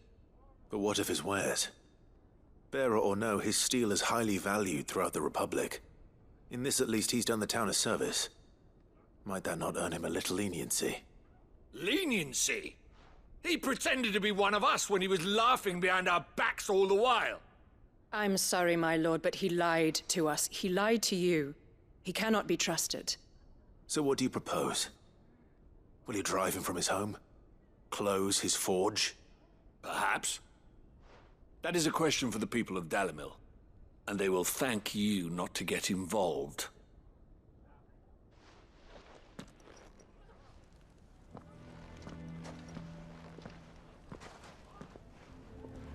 The townsfolk have made their minds up. There was nothing I could do. Nor I. Conrad and Natalie refused to consider anything but their own wounded pride. You never know. Once their anger is cooled, they might see things differently. For now, we should report back to Lubor. All right.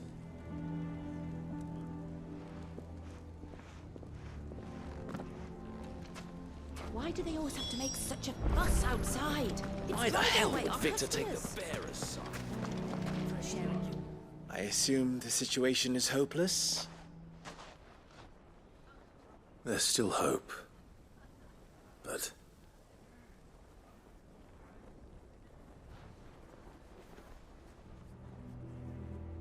But perhaps not in this lifetime, I think it's fair to say.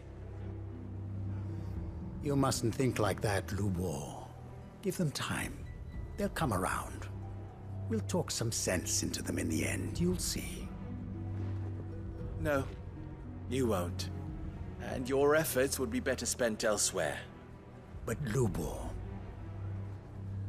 Rosina would often tell me that steel does not lie, that a blade is a reflection of the smith who forged it. To yourself be true, that was her point. Rather an ironic one when you consider that her life was taken with a blade of her own making. But I do not doubt that she was always true to herself and what she believed in, right to the end. And so must I be. I must do what I know to be right, no matter what others might think of me. And now, I know what that is. I must embrace my new role of villain so that the people of Dalimil have something to unite against. For only united can they hope to stand against the threat that awaits them. I'll need to make a suitably dramatic exit, of course. Don't go, Lubor. You're the only one who was ever kind to us. We'll be all alone. Again. Trust me, little ones. It is for the best that I go. Not only for the town, but for you, too. How could it possibly be for the best? These children need you. The least you can do is give the townspeople a chance to change their minds. I would not take it, Victor. It's over. Over, you say? And so just like that, you're going to throw this town and these children to the wolves? I thought you were better than this. But it seems you had me fooled as well. Victor. Forget it. Do what you will. You sure you're making the right choice, Lubor? Of those available to me, I believe it's the best one. Yes. Ah, but where are my manners? Here. A reward for clearing out that bandit camp. Right then. I have packing to do. If there's anything I can do. Anything. I'll bear it in mind. Thank you.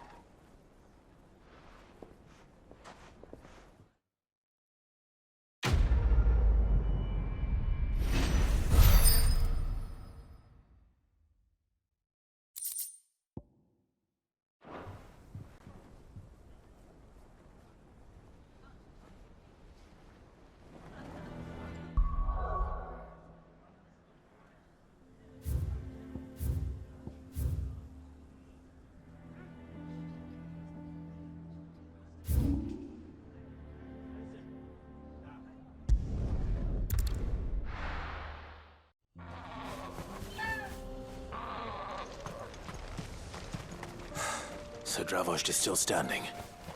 For now, at least.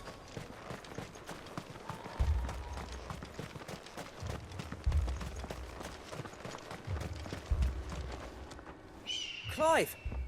You're here! And the Akashic? Mostly off to the north still. But I spoke to Doris's scouts and it turns out things are worse than I thought. There's swarms of them out there. Told old Snotty to be ready to seal the north gate. That should buy us some time if we need it. Enough for the villagers to barricade themselves inside their homes, at least. Well done. Welcome back, Sid. I'd never have guessed, you know. Not if August hadn't let slip. Who'd have thought that the savior of Dravozd would turn out to be the realm's most infamous outlaw? Keen to help us out again? I am. Thought you could sneak off without me, did ya? Blackthorn. Oh, what are you doing here? One of the scouts couldn't keep his voice down. Unlike my best mate who didn't think I deserved to know. Zoldan, how long's it been? Long enough for us two to turn into a pair of old codgers, I see. That your idea of an apology? Prick. Don't listen to him. You only did what you thought was best. For the village and that. I did, yeah. But that ain't the whole of it. Vulcan, our master, didn't leave the chiefdom to the two of us. He left it to me. The best blacksmith in Dravozd, barring himself, of course. Bloody stupid tradition, in my opinion. If someone's got talent, you should let them practice their craft, not ask them to settle petty feuds and barter for grain. Our master wasted half his life that way. I wasn't about to let that happen to me. So you wasted half of mine instead? You're what Dravozd needed. Under me and my precious ideals, this place wouldn't have lasted a year. So I left to devote myself to the work and spare you lot the consequences. I may be a selfish prick, but I only did what I felt I had to. What you had to do was your duty! Even if it meant we all starved? Enough. This is no time for bickering. You can finish beating each other up once Dravozd is safe. Fine. I've said my piece anyway. Yeah, so have I. Sorry, Clive.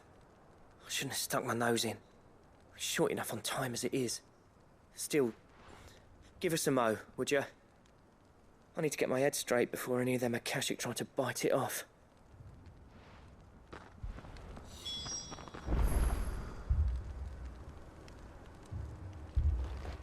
You, ready for the off, then? We can't afford to waste any more time. Right you are. Might be worth having one last word with the scouts, though. Don't want any nasty surprises, do we? Oh, and Blackthorn, you and Zoltan might be better off staying inside the... Akashic on the move. How close are they?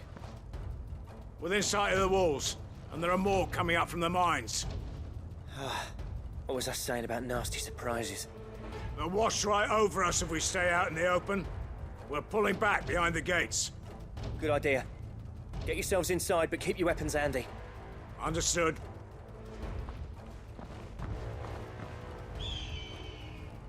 I'm prepared to fight if I have to. Well, let's hope you don't.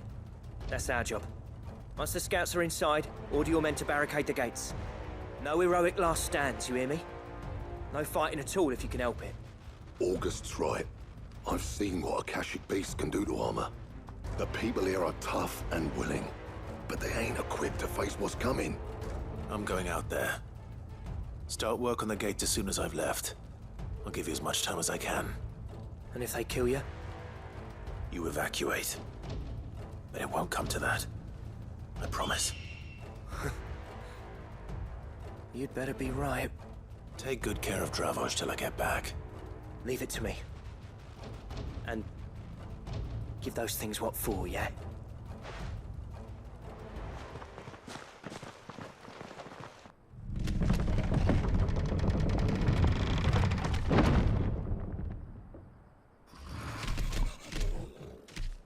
All right. Which one of you's first?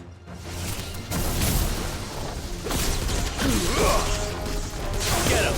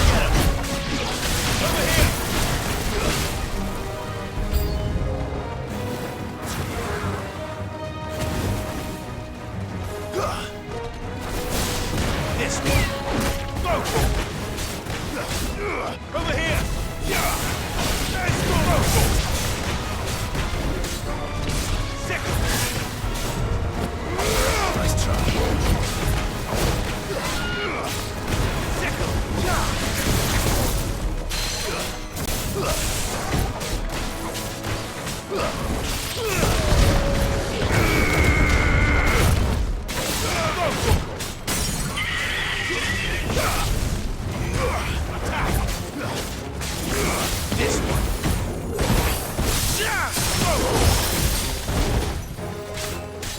Get him.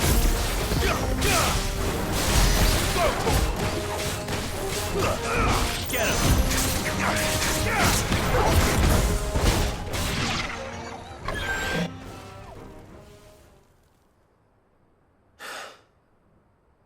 Is that it?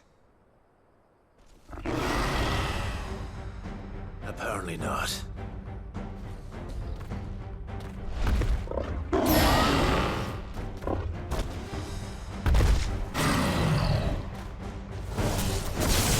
Not getting past me.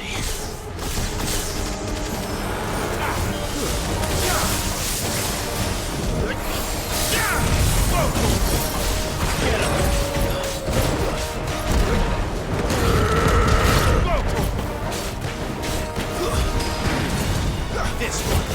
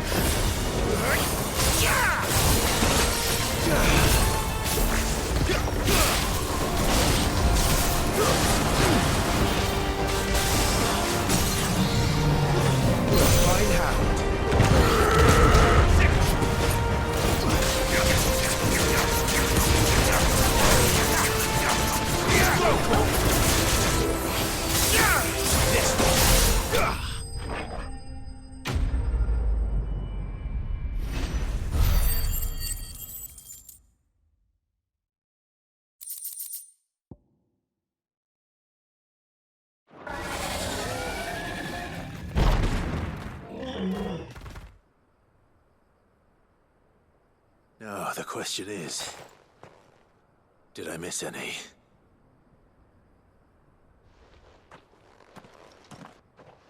Man alive!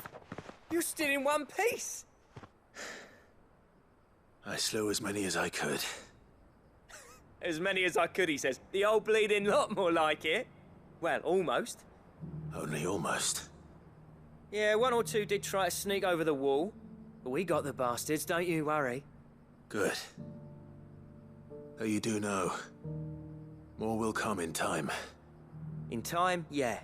But we can think about them later. Let's get you back inside.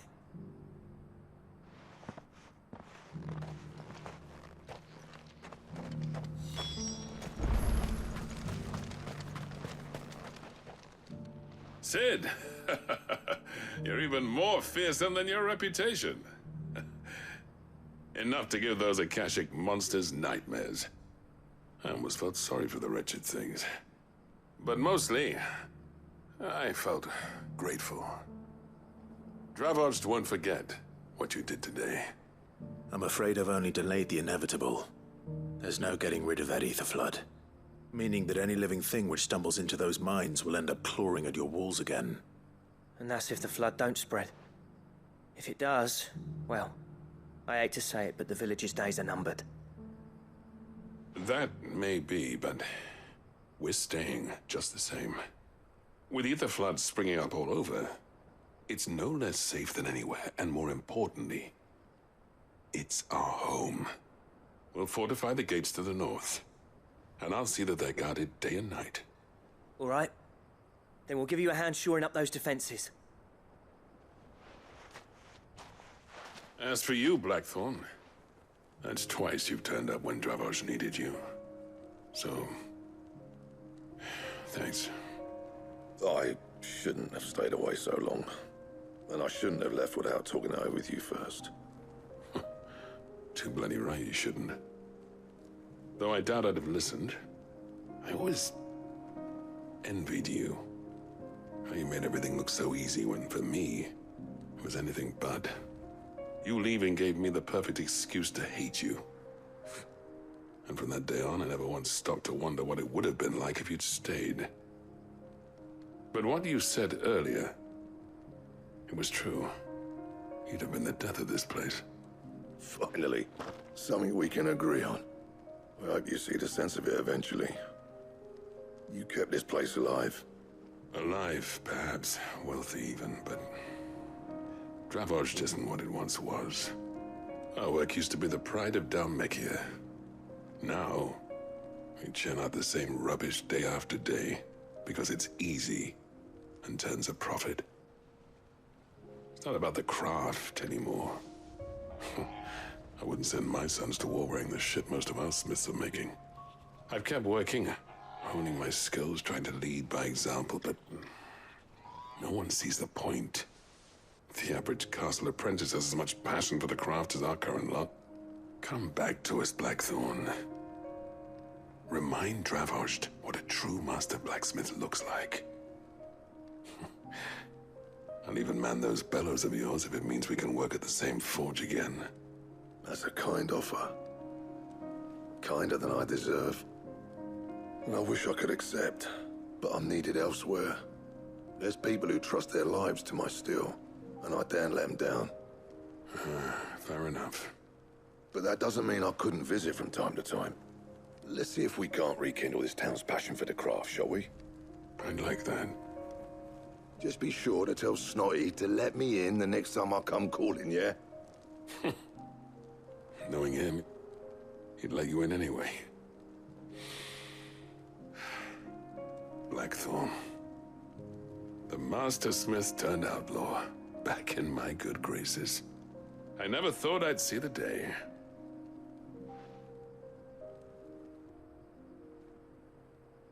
I'd say that went pretty well, wouldn't you? Even better than I'd hoped. Sid, I've got something for you.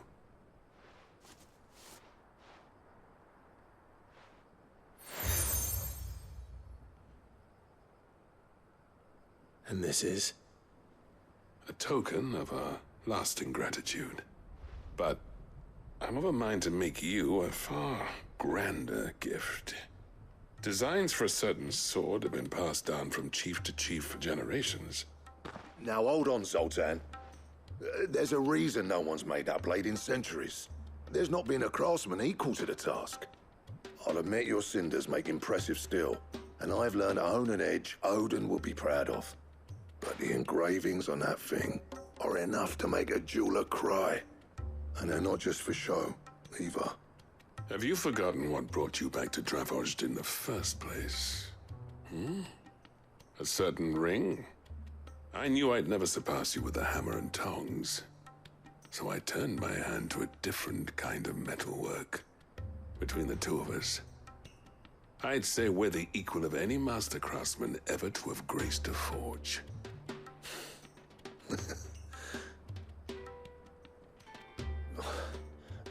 You know what?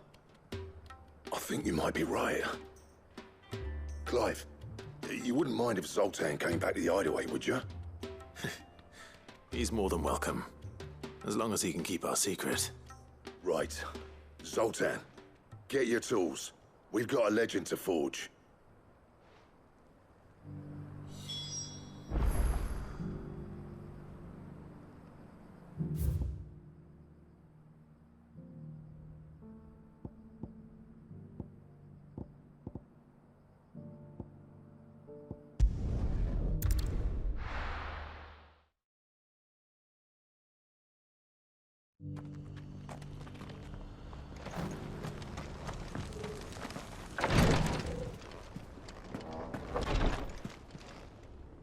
Lord Rosfield, is there aught the Undying might assist you with this day?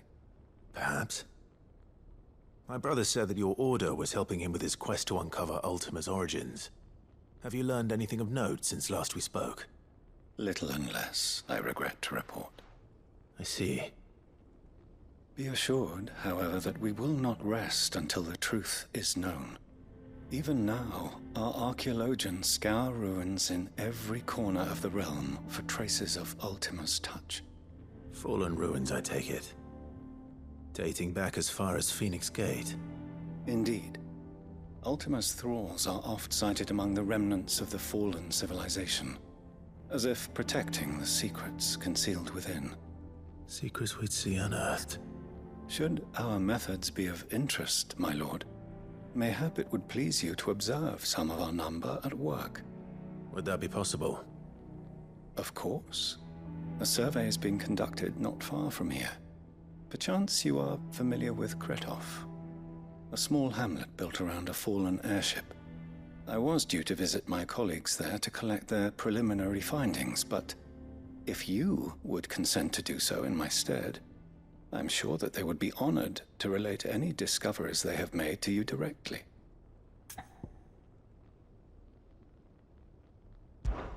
All right. I'll go and meet with them. They will be most gratified, I am sure. Might I suggest you take the road through Titan's Wake? It will lead you straight to the village after but a short walk. Thank you. I will. I wish you a safe journey, my lord.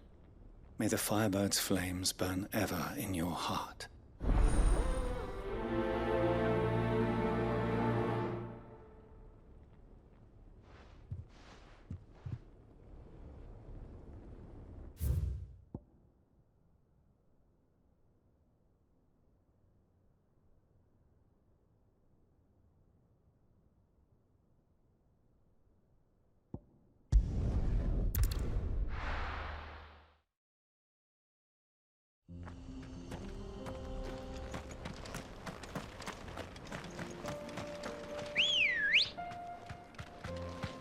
Good girl.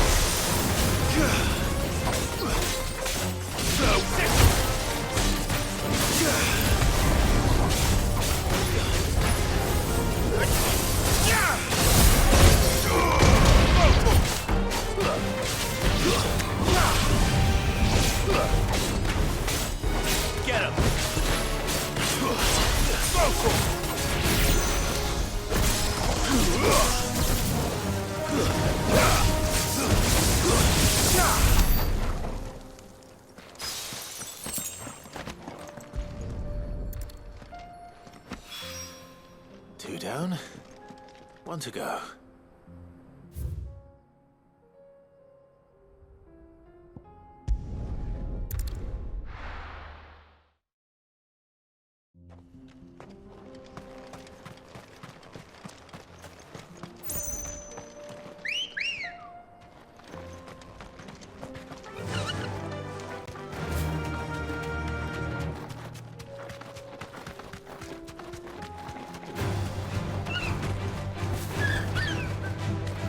Straight home now. Go for it! This one. Over here!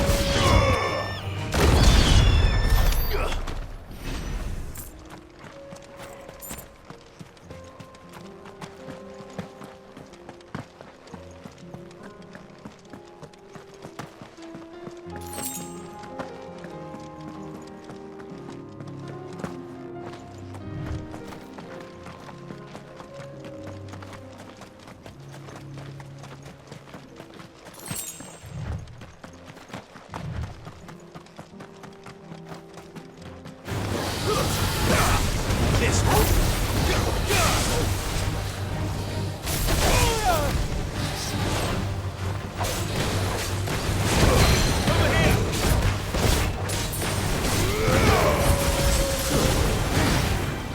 Too slow.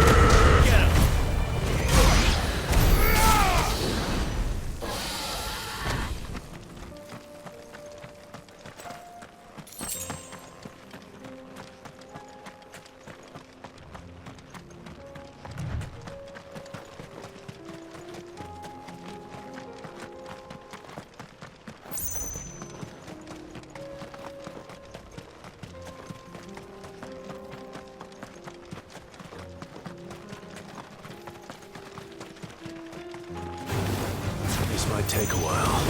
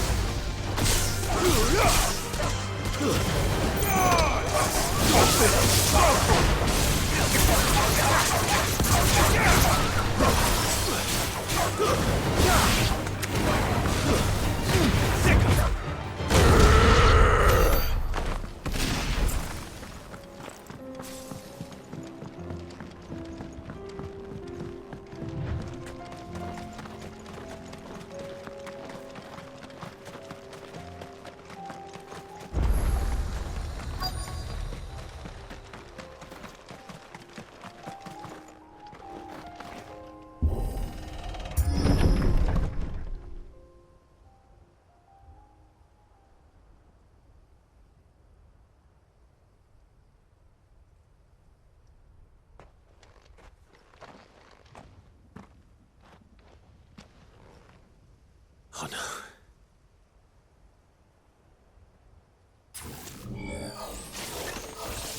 You'll pay for this.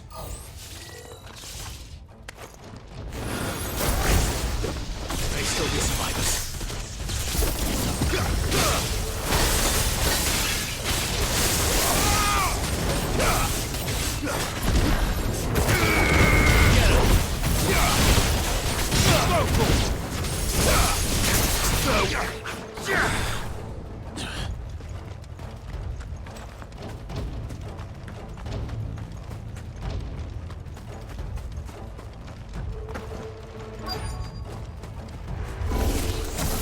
Whatever that thing is, I say it's their leader.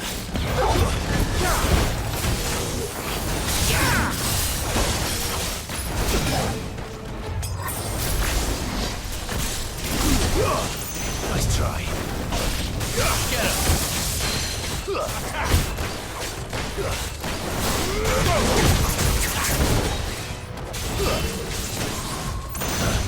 This one.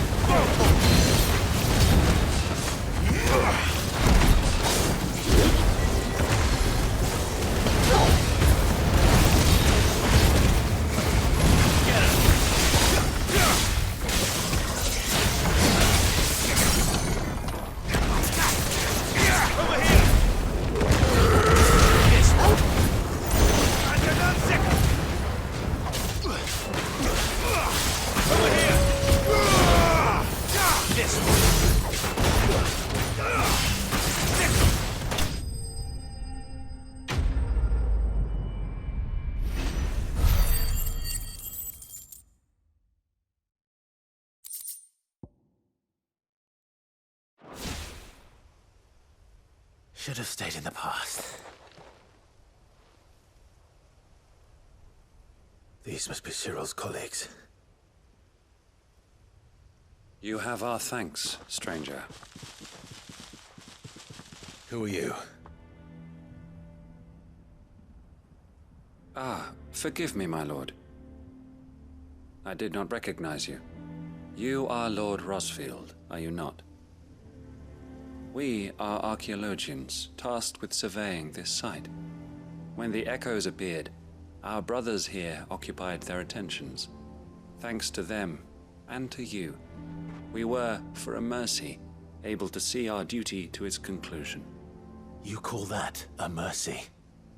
Your brothers might still be alive if you put their safety before your duty. Surely this survey wasn't worth dying for. We are charged with uncovering Ultima's origins, a duty of the highest import, as I'm sure you will agree. And you think your dead brothers would agree with you too? I know they would. They gave their lives for the cause, an honor to which all Undying aspire. Now, to what do we owe the honor of your presence, Lord Marquis? Cyril told me of your work here, and I agreed to collect your findings in his stead. I see. That is most kind. Pray, take them then, with our humble thanks. May the Firebird's flame burn ever in your heart, as it does in ours.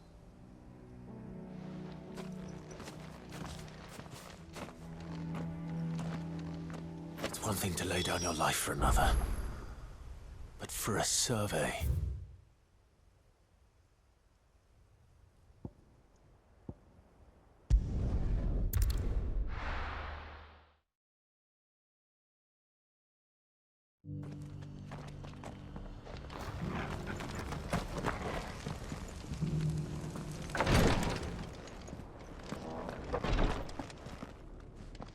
Ah, you are returned, my lord. I collected your colleagues' preliminary findings. Here, take them.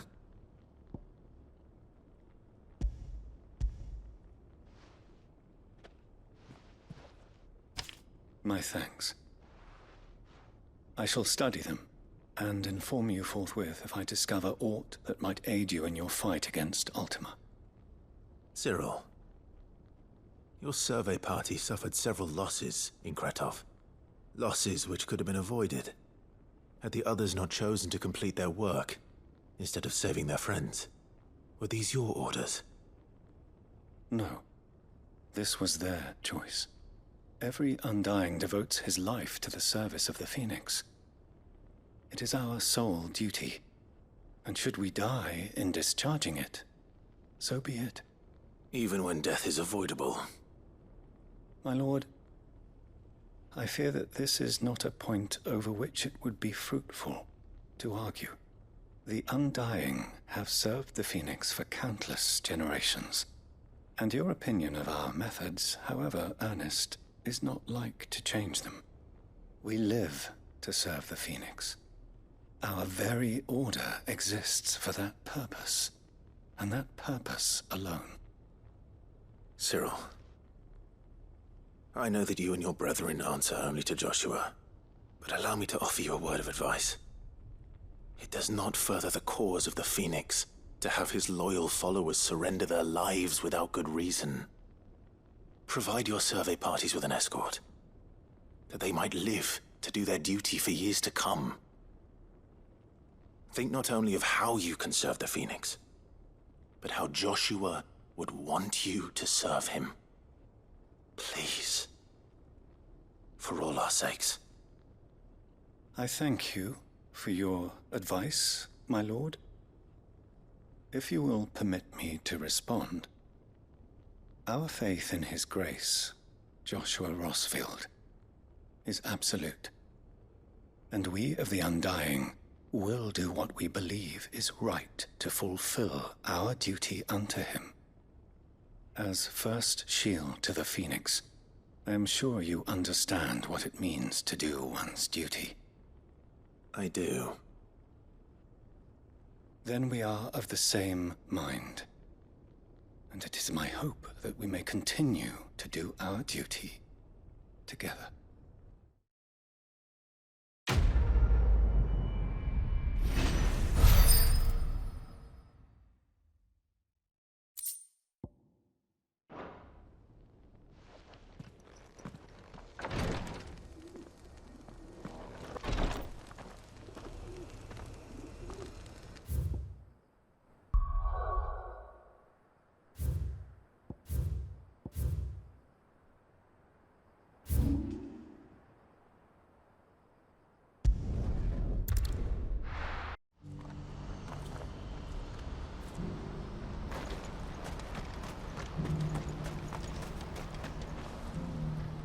Ah, Clive.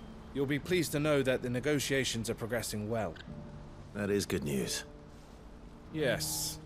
Our comrade in Randala has just sent word that the contract should be signed very soon. But I still have much and more to prepare. It's a huge undertaking moving this many bearers at once. You couldn't do me a quick favor, could you? What is it this time? More wild beasts? Nothing like that. I just need you to go over to the caravans and ask El how long we have until the bearers arrive. Find out exactly how much faster I need to get all these supplies moved. All right. I'll go and ask. Thanks, Clive. I owe you one.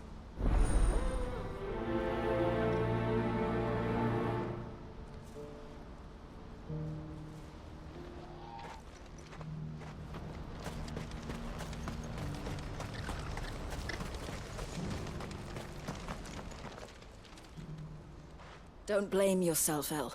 This is their fault, not yours. I know, but... No buts about it, all right?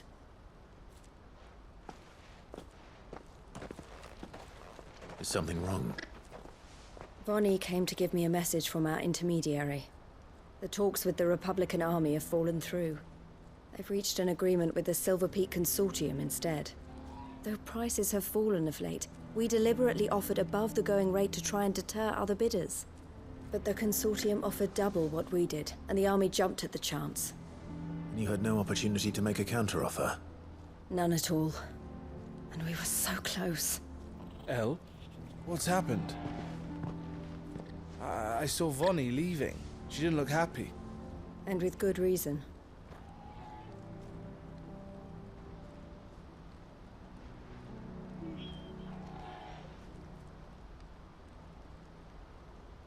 But I thought we were the only ones the Fist was speaking to about the bearers. How did the consortium even find out about this? It's not so surprising. They have ears all over the Republic. This isn't over. The consortium will have to sell these bearers eventually, and at the price they paid, buyers will be few and far between. I'm going to Randalar myself. Alone? You sure that's wise? Are you offering to be my bodyguard? How kind. Meet me at the checkpoint near the capital gates. I'll send an owl ahead and request a meeting. You go to Cashlock, Theo, and get everything ready. We've waited far too long as it is. Even if I fail to free these bearers, there will be others. Someone needs to prepare the place and keep any prowling beasts at bay. Oh, and that's me, is it? Well, it looks like I'm following orders till she gets back from meeting the Silver Peak Consortium, who've been doing their best to undermine our scheme. She'll never join them after this, surely. No, she said it herself. She still has plans for Cashlock, even if this one falls through. She means to stay with us, then. I can't say I'm not happy to hear it, but... is this what she really wants? You have to trust her. You're right. It's what she wants now. And if Elle's off fighting for the cause, I should do my part too. So I bid you farewell and safe travels, my friend. I'll gather my men and leave for Cashlock. We'll make sure the place is well stocked and defended. You go to Randalar and see if you can stop my sister biting the consortium's heads off. If she won't consider her prospects, someone has to. I'll do my best.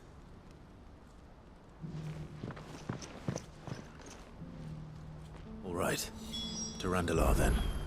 And better not. The Beloe's waiting.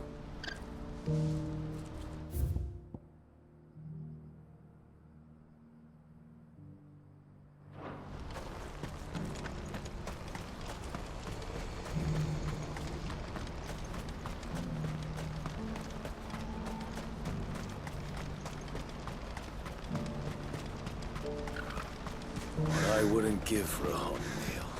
Looks like this is the end of the road for us. When are they gonna let us through?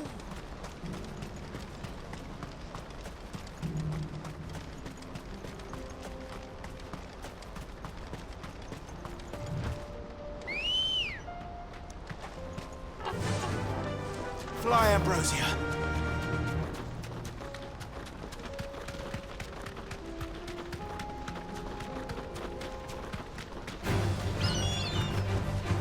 Straight home now.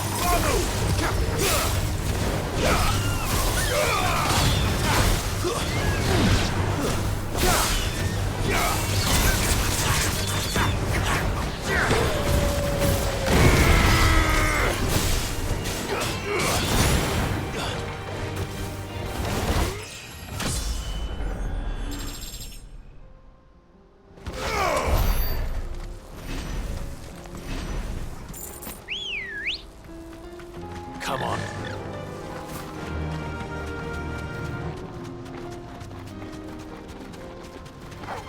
Time to fight.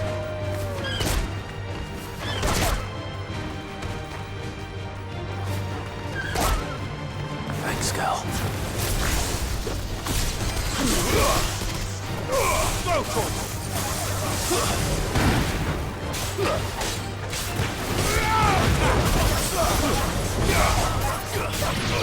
Get him!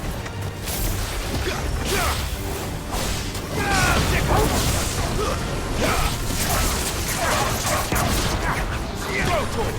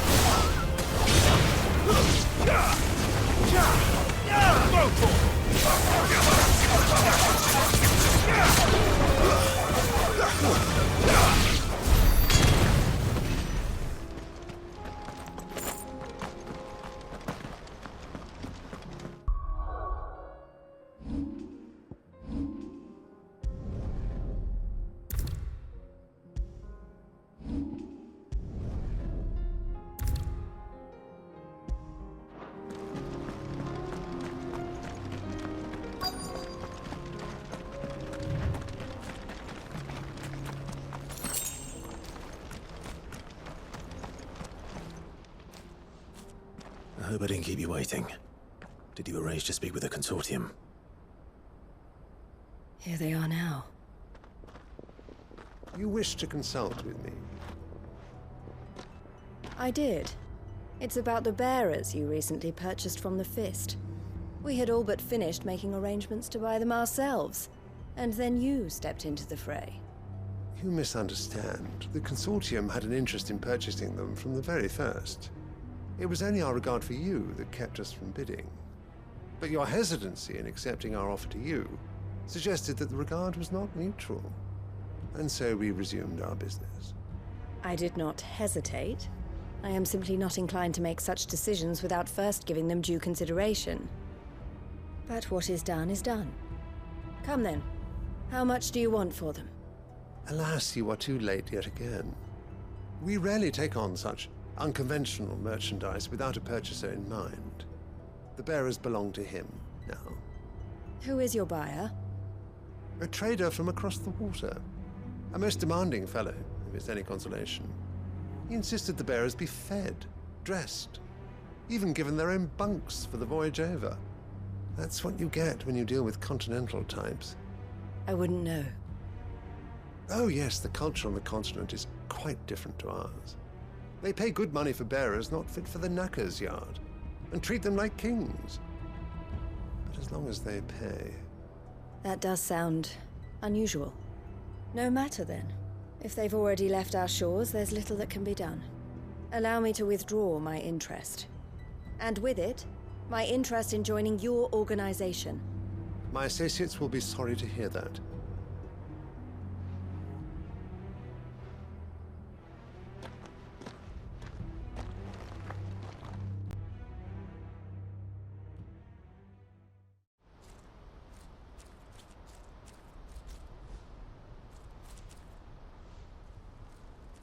I'm sorry you weren't able to save them. As am I. But I only have myself to blame. He was right, you see. The Silver Peak Consortium did intend to buy those bearers before I did. Their representative hinted at a possible purchase when he came to recruit me. I feigned interest in joining them in the hope he might be encouraged to tell me more, and he did just that. As soon as he left, I sent my own offer to Randalar. So you never... No. I entertained the Consortium's proposal solely so I could learn more about those bearers. But I was a fool to think they wouldn't find out. I knew exactly who I was dealing with. You tried. I did. And if what he said was true, the bearers are to be well treated. Which is something, at least. But they deserved more. I wanted so badly to see them freed. Eloise! Eloise! Word from Cashlock. The village is under attack. A pack of beasts have come down from the mountains, and there's a dragon at its head. Theo and the others are trying to hold them off as best they can, but the odds are against them. They need help, and fast. Theo! I'll go on ahead. Thank you, Clive. I'll gather some men and join you there. Just... make sure he's safe.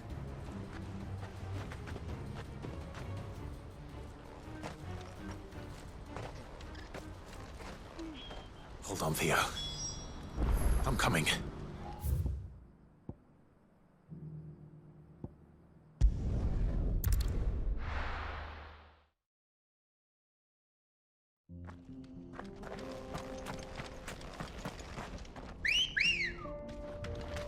Ready, go?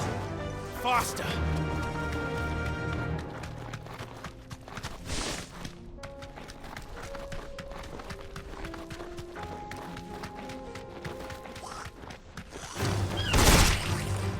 Thanks, girl. Second! Over here! Attack! Go for it!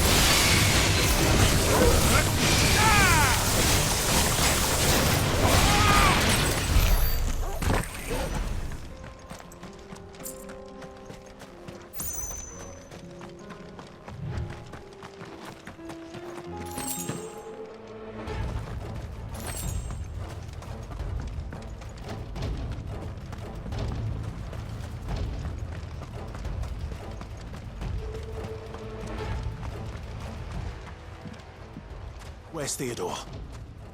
Upriver! He led the dragon that way to keep it from the village, but the whole area's flooded with ether. We just have to pray he makes it out in one piece. I can do better than that. Torgal, with me.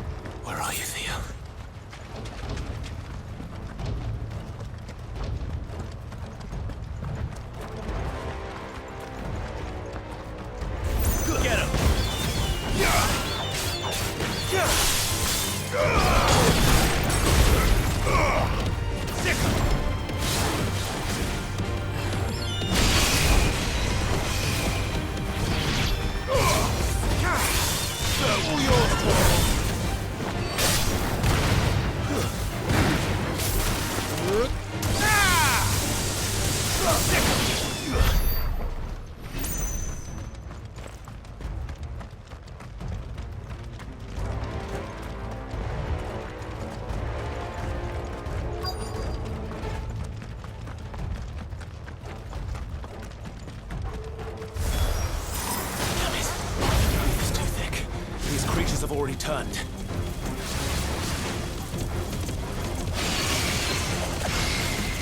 Let's try.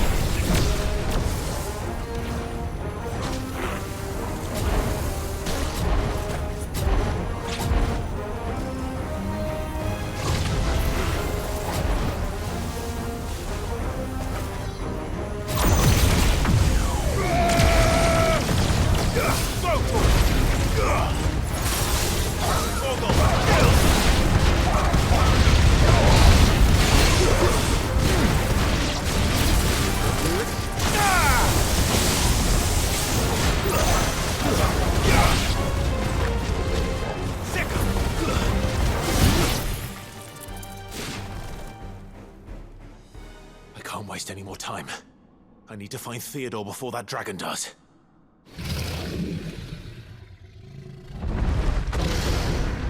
Looks like it's found me. This thing's turned as well. This isn't going to be easy.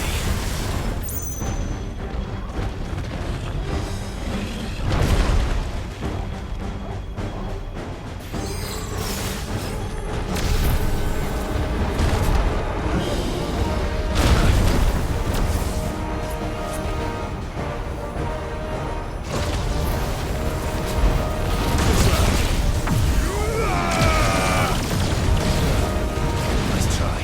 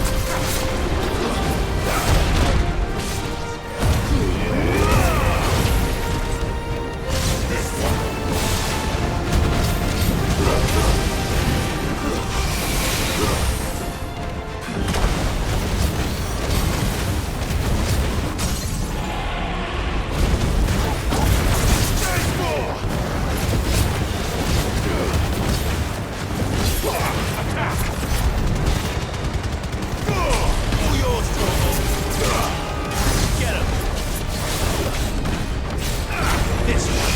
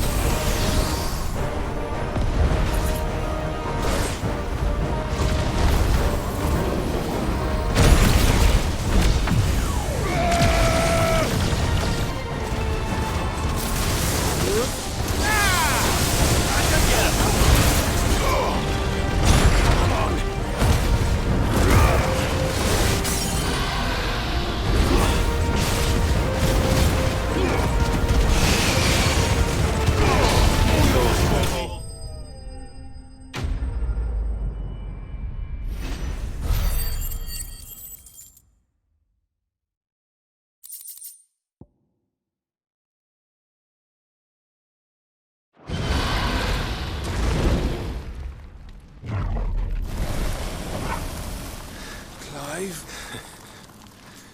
Theodore, you had me worried for...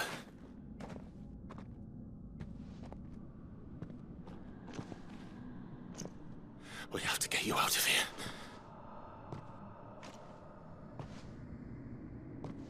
I think it might be a little too late for that. Bearer or no, there's only so much ether a man can take, and that Drake just wouldn't let me leave. You have my thanks, Sid, for finishing what I could not. For keeping Elle's dream. Theodore!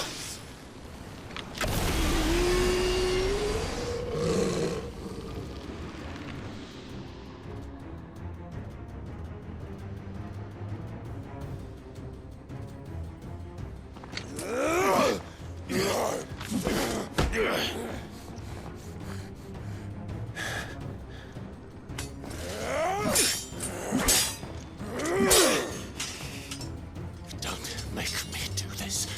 Stop it, Theo! Stop! Stay back, Eloise! He's turned. And so will you!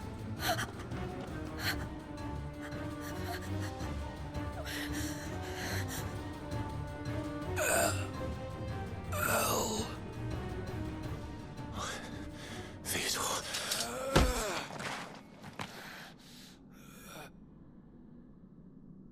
Take care of my sister. Theodore, wait. Goodbye, Elle.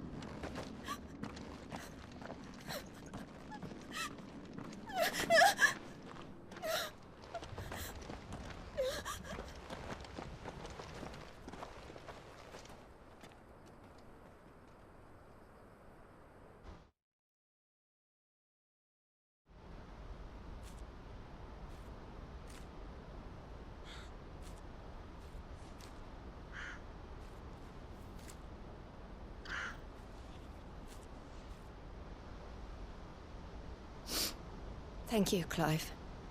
I think I'll be all right now. That was true bravery he showed. Leading the dragon away from the village like that. His first instinct was always to protect people.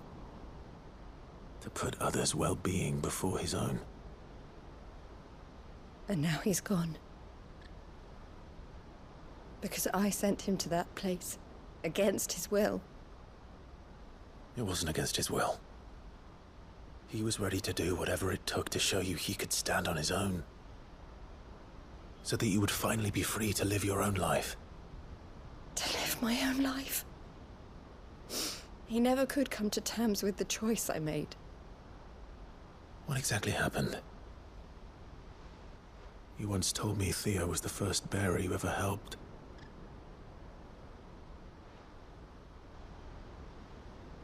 We grew up in Canva. We were born to one of the great trading houses. And I was chosen to inherit the family business. I had my father's head for figures, you see.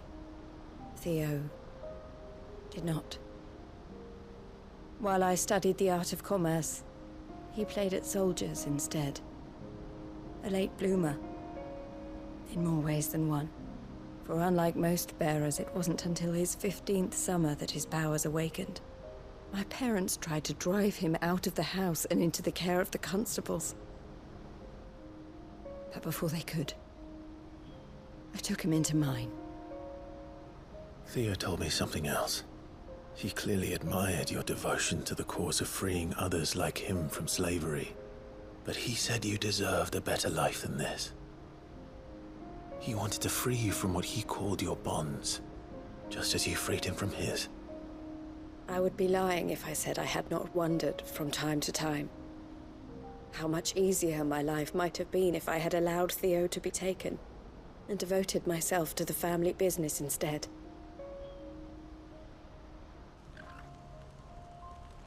But I have never regretted the decision I made. Being with my brother meant more to me than tradition or reputation. I only had to look at him to remind myself of that night and the choice I made and the fact that I would make the same choice again in a heartbeat.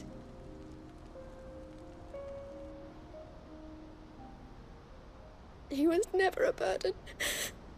How could he even think that?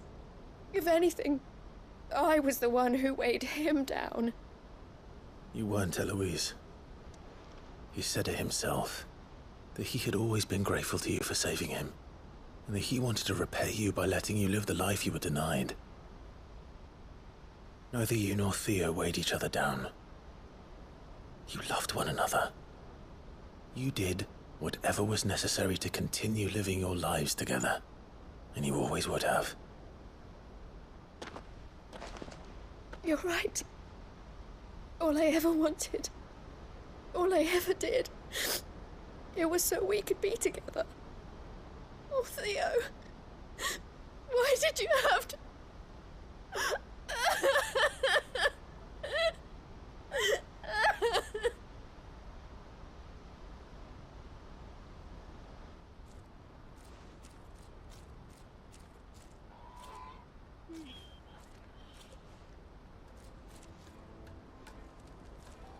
I know Theo wanted me to move on, but I'm staying here at the Crimson Caravans to continue our work. We can make a difference here.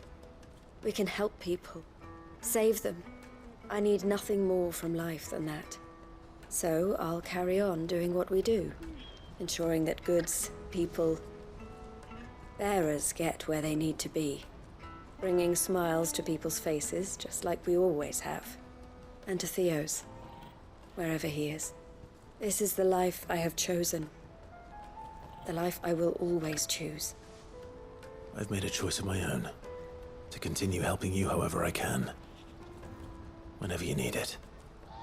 Thank you, Clive. Let's go on together then.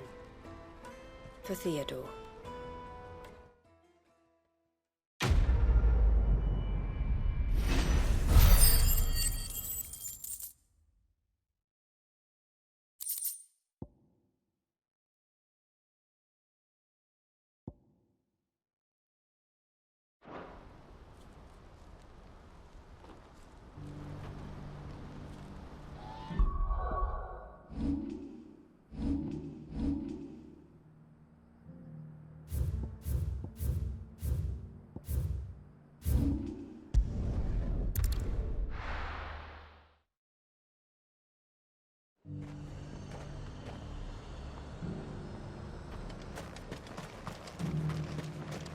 hot peppers to numb your tongue up.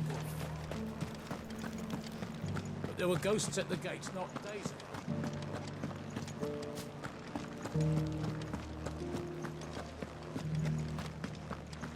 Those things I said before about not being able to fight. Oh, Clive. What am I to do? My wards and I may soon be without a home. What's happened? The High Cardinal has descended from his lofty throne and taken up residence here in Northreach. The High Cardinal? Leader of the Council of Elders, second only to his Radiance at the head of the Imperial government. Not that any of those things still exist. Now he goes by his noble title, the Duke of Oriflamme. And what does he want with Northreach? He wants to transform it into a military stronghold, a foundation upon which to build a new Sambrec. He's already secured the support of the various army remnants, with promises that they shall be afforded the respect they deserve in his empire. One built on the confiscated property of the people. He would rob the populace to pay for it.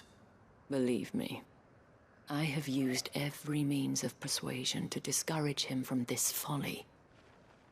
But for whatever reason, he will not listen to me. What does Captain Philippe make of this? When the town was under attack, it was him the soldiers rallied around. Couldn't he use that influence again? How? By speaking out against one of the most powerful men in Sambrec. A man whose stated aim is to revive the empire Philippe's comrades swore to serve, and to improve the soldiers' lot within it. The captain can offer them a regular supply of gruel, and an occasional trip to the Vale to help them forget the terrors they face each day. The Duke offers them a vision of strength and safety. No. Any attempt to incite mutiny would cost Philippe the support of his men, if it did not cost him his life. But given the mood around town, mutiny may yet be unavoidable. The people have little appetite for further deprivation, least of all when it serves only to elevate others. And who could blame them? Clive, would you appeal to the Duke on my behalf? For your services to Northreach, you have the respect of the soldiers, and they will take you to His Eminence if you ask them. And unlike Philippe, no bonds of loyalty prevent you from speaking your mind to the man. Well, will you try?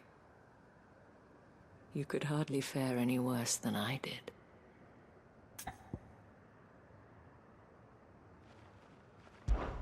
I'll see what I can do.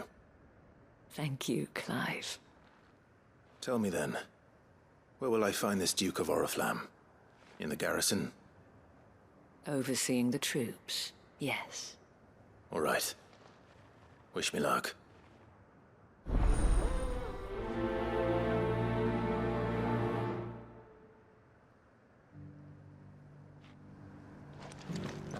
I may have met this Duke before, at the Remembrance Ceremony. Let's hope I didn't make a strong impression.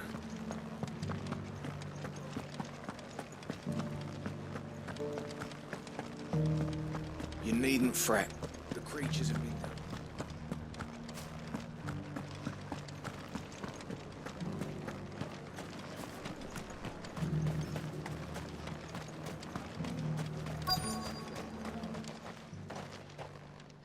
Halt! Oh, sorry about that. You're the dame's man, aren't you? You got some business with the captain? No, actually. With the Duke. I was hoping I might be able to speak with him. We're under orders not to let any civilians pass. But you should be all right. His Eminence has heard all about you and your heroics. Wait here. I'll go and ask.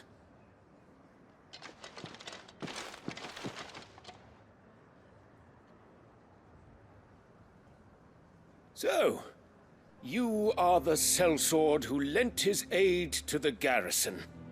The Empire owes you a debt, and I shall see it repaid.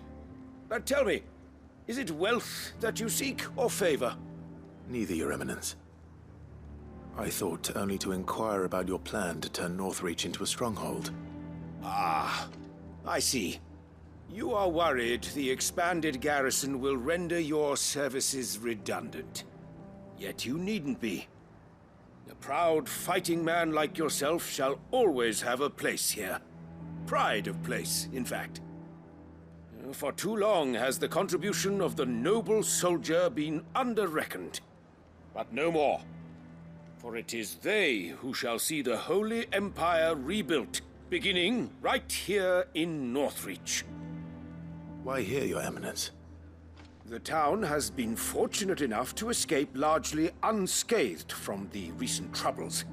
Her defenses are sound, and her garrison well prepared. Which is more than can be said for Oriflamme or Twinside. The Empire wants for a capital, and I believe Northreach to be the perfect place. With Caer Norvent as her citadel. Once we have seen to the refortification of both the town and the castle, we need only build a wall around both to create a city that would be the envy of the twins. Plans are already underway for the construction. Soon enough, these thralls shall learn that they are no match for the might of Sanbreque. I fear you underestimate how dangerous these creatures are, Your Eminence. Should they return in force, you will need all the people of Northreach to come together in defense of the town. Something they may be loath to do if they've been deprived of their worldly goods. The people will do as their leaders command.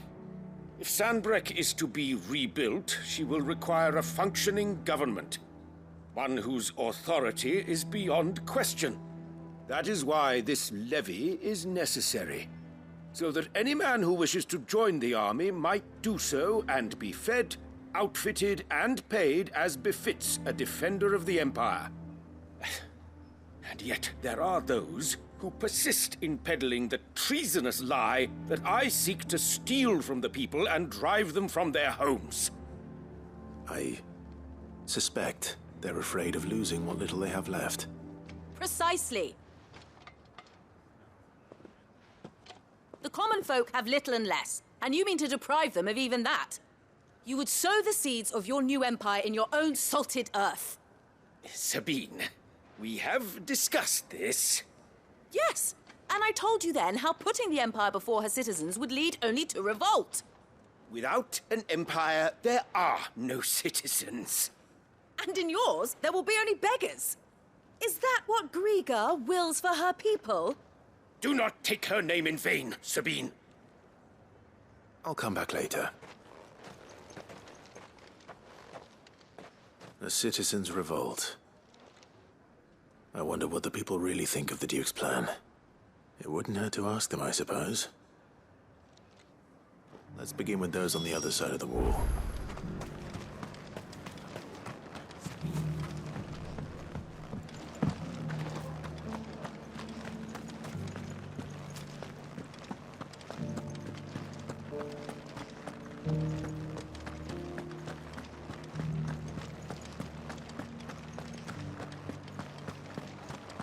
There were ghosts at the gates not days ago.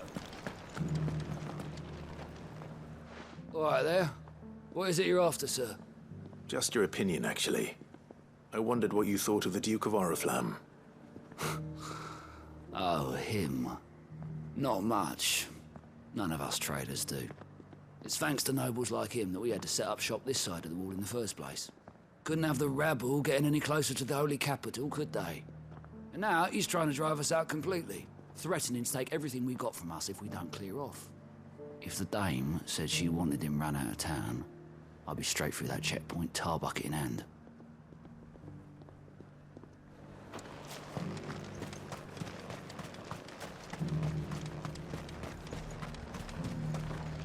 Do you see anything you like?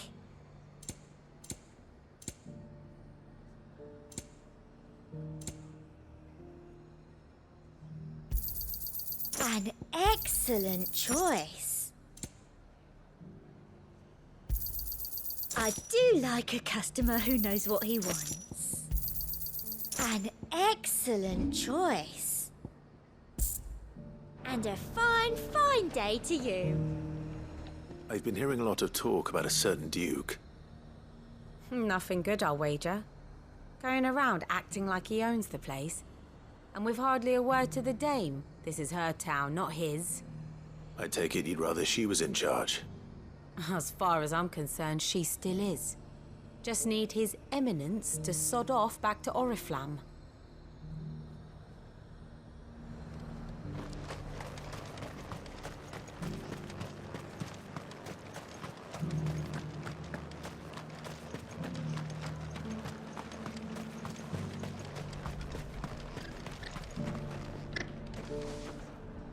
A question, if you don't mind.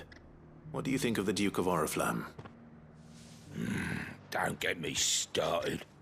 You build a life for yourself somewhere, earning for some noble to turn up and tell you you've got to hand it all over to him. If he thinks his name and his chains give him the right to empty our purses, he's in for a rude awakening. We'll do whatever it takes to keep what's ours. Whatever it takes. Well, the people seem united enough. What about the soldiers?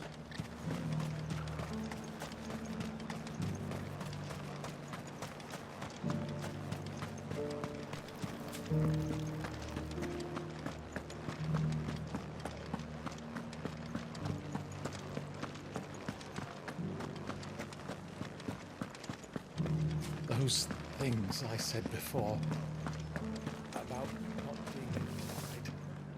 Excuse me, do you have a moment? I wondered if you'd mind sharing your thoughts on the Duke of Oriflamme. Well, he's made a lot of enemies coming in the way he did. But I mean, look around us. You can see the state the realm's in. The traders might not like having the screws put on them, but if they volunteered a few more of their hard-earned gil before things got bad, maybe they wouldn't have to. I think the Duke's got a point when he says rebuilding the Empire's the best way of making sure we're all protected. And if that means people who don't know one end of a sword from another have to make way for those who do, well, that's just how it goes.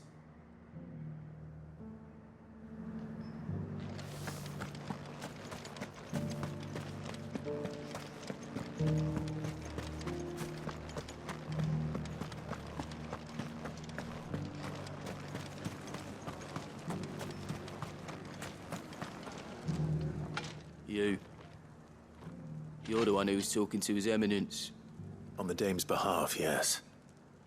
I was trying to persuade him not to take the people's goodwill for granted, but it seems my words fell on deaf ears. What do you think of his plans? I'm a soldier, mate. He tells me what to do, not the other way round. Listen, I've got nothing but respect for the Dame, but I've got a family to look after. That's where my loyalties lie. Not with the town or the Empire, but with my wife and children. If the Duke can get us the men and the equipment we need to fight off those blue-skinned bastards, I don't care how he does it.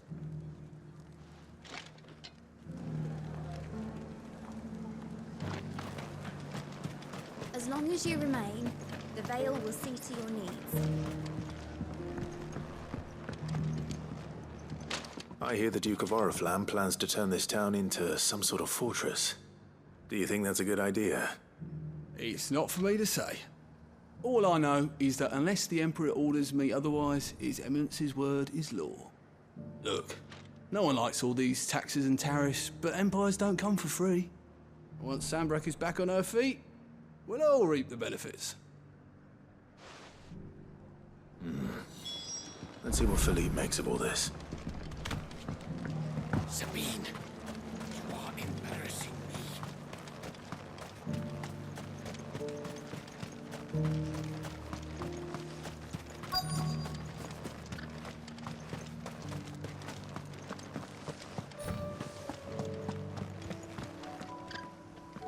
Captain, do you have a moment? For you? Certainly. Clive, wasn't it? Thank you for last time. How can I help you? I wanted to ask you about the Duke of Oriflamme. Do you intend to go along with his plan? But to tell you the truth, I'm in two minds. It's my sworn duty as a captain of the Imperial Army to obey his orders. But I can't say I agree with him. Philippe, I remember you saying that you became a soldier to protect the people you loved. The Dame included. That's right, I did. Well, she doesn't agree with the Duke's orders either. She thinks they could tear Northreach apart.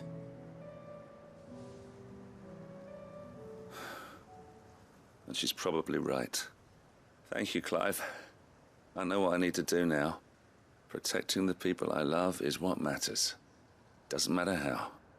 Well, duty calls, so I better go. Thanks again.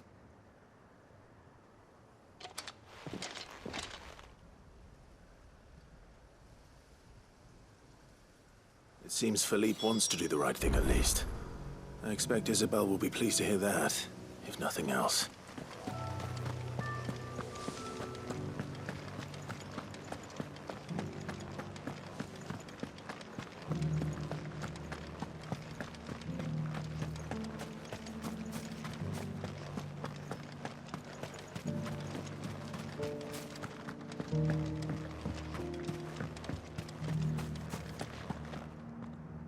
Ah, Clive. How did you fare? Were you able to speak with the Duke? I was, but...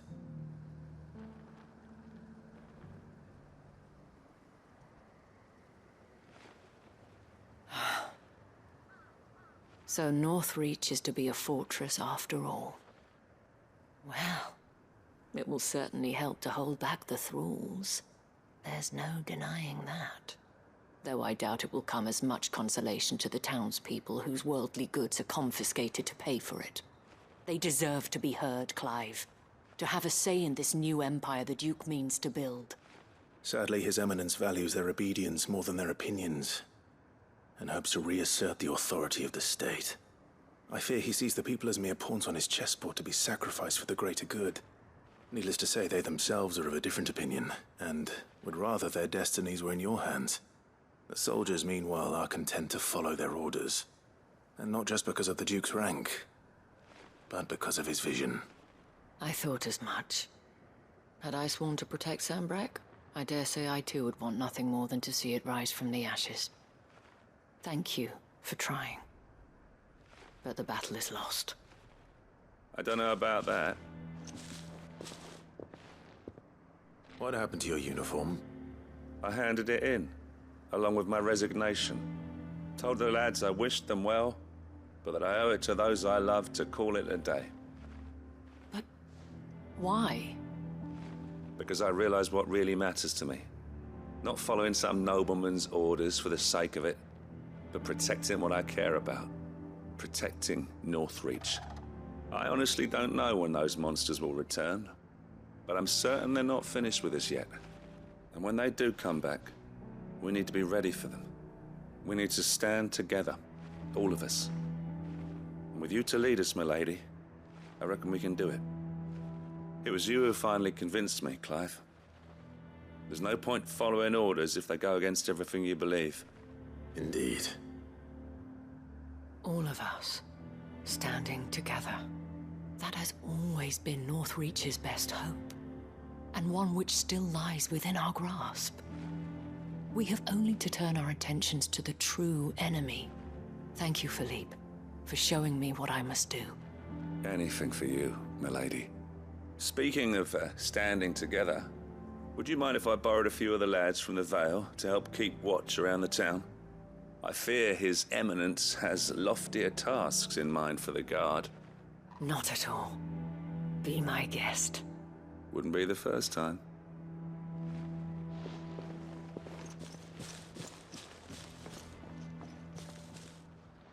There may be hope for Northreach yet.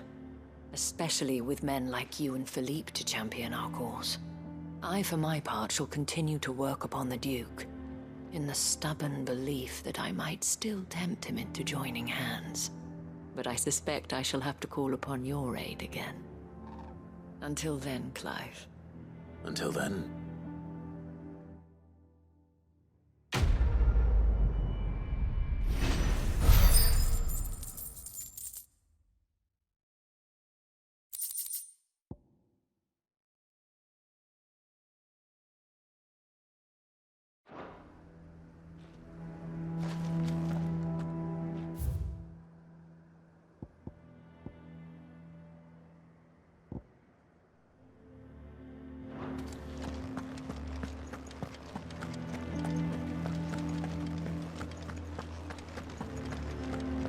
those things I said before about not being able to fight.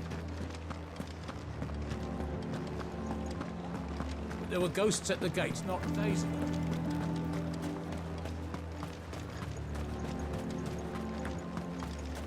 I heard the dame got an Eikons written man.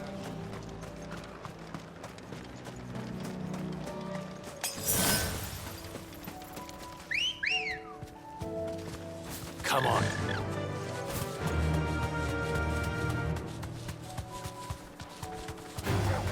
Time to fight.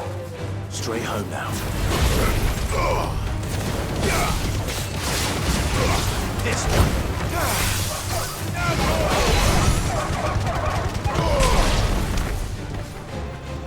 Over here!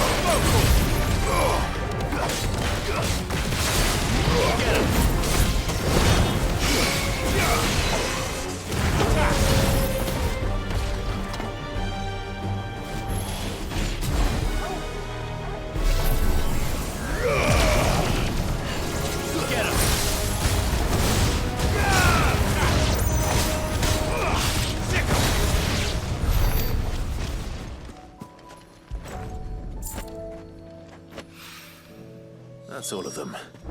Owain can uncross his toes now.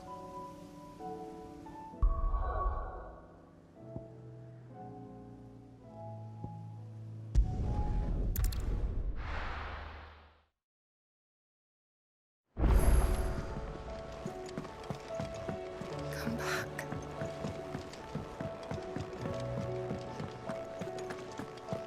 Oh, don't tell me we've run out of Papio nuts and all.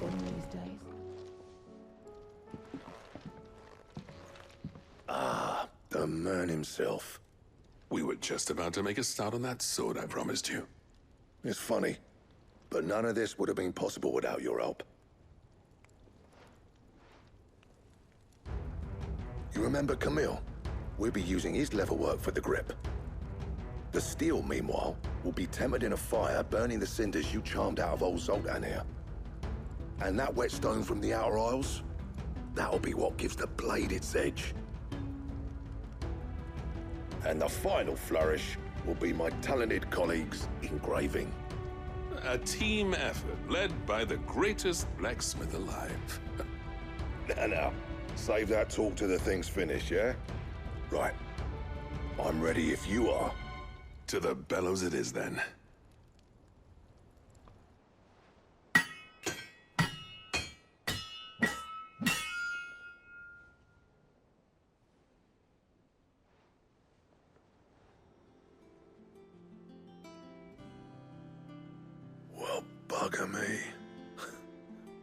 actually did it.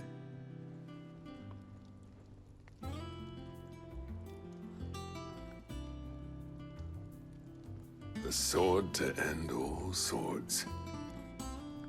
Ragnarok. It's quite something. I trust you'll take good care of it. Thank you. Both of you. So, does this make you pair the greatest craftsman alive, then? This? Nah. This was just following the footsteps of the greats of old.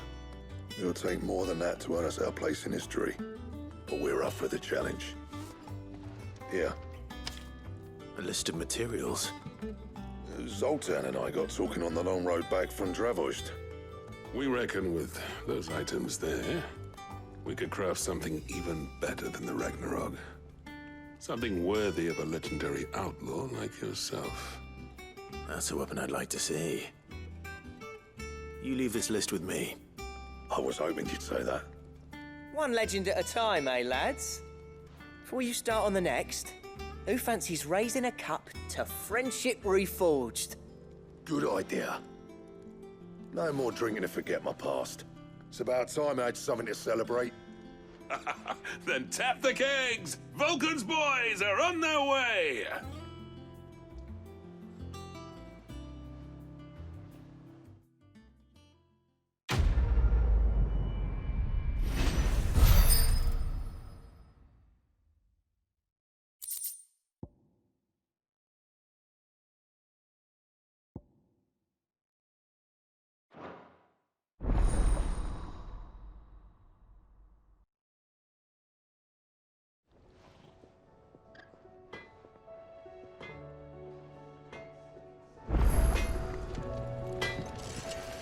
What do I owe the honor?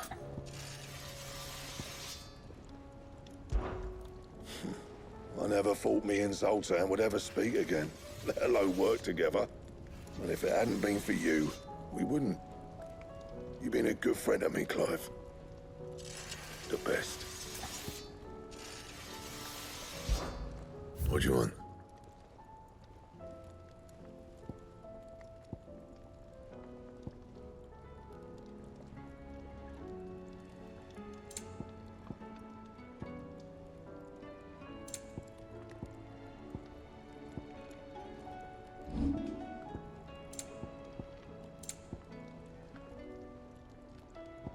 Anything else?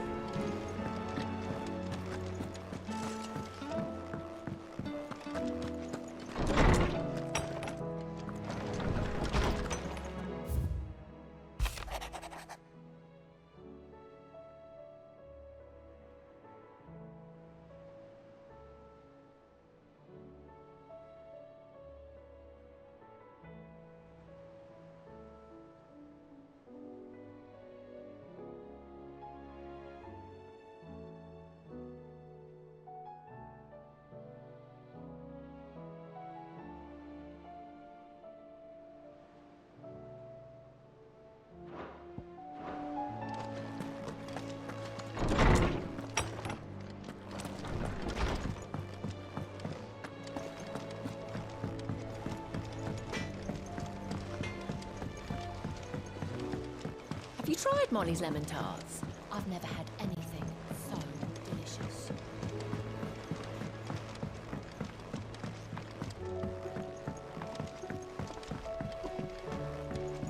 Canva lost? It can't be true. Miss, can we read Miss Editor's story for our lesson today? What a wonderful idea, Jocelyn. Let's do just that.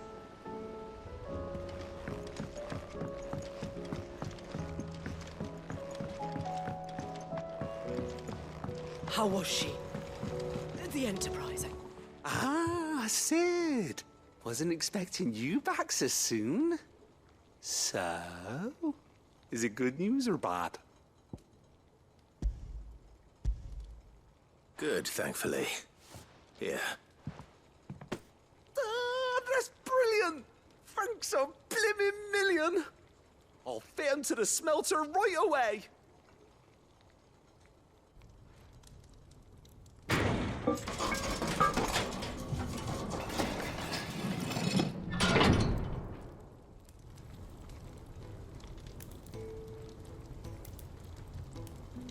May I present to you the Telemon Furnace? Ain't bad, is she? She's a beauty. You saved my bacon again, Sid, and I ain't about to let your good deed go unrewarded. It's fine, really. My bag's flexible enough already. Oh, don't say that. I'm sure I can make a few improvements to it yet. You could just buy me a bigger... How about that clasp? Looks a bit stiff. Reckon you could loosen it up and make some more room? And I reckon I know how. With a new alloy we've been working on. The Telemon Furnace was just what we needed to perfect it. It's a metal, see? So it's lovely and strong, but it's also, well, stretchy, if you can believe it. Stretchy metal. Well, if you insist. That is the spirit. You'll love it, I promise.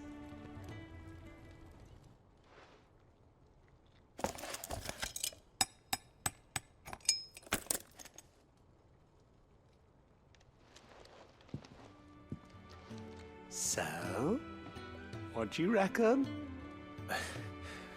It's actually quite ingenious. Thank you, Owain. Shh, don't mention it. You earned it. And I wanted to get some practice in using that metal anyway. Reckon we'll have all kinds of uses for it around the hideaway. Can't think of any right now, but that's our job, innit? Dreaming up new ways to make life easier around here. Maybe even out there, too. One day, the whole world's gonna know about the inventions you've helped us put together. That bag of yours will be the first of many. You mark my words. They'll hardly believe their eyes, I'm sure.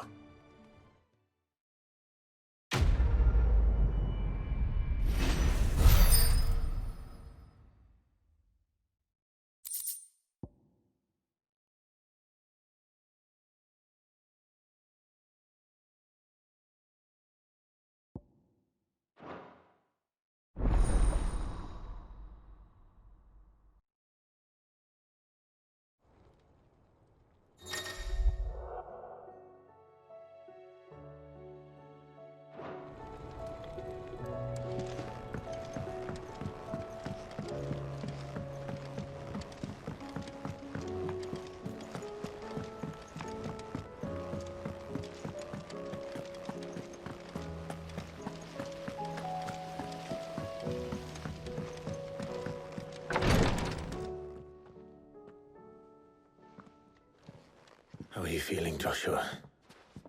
Better than I was. But not nearly as well as you should be. Your cuts and burns may have healed, but your body still bears the burden of every spell cast. And what would you have had me do? It was no ordinary foe we faced. It was the Warden of Darkness. Yet still, it was not enough. The king could have ended me at any moment, but instead chose to toy with me like a curl does a mouse. You underestimate yourself. Oh, it was crystal clear. Only one man established his dominance that day, and that man was Barnabas. I'm sorry, brother. That was ill-spoken. It's just, I have never felt so powerless. And when so many are looking to us for strength, perhaps the prince feels the same.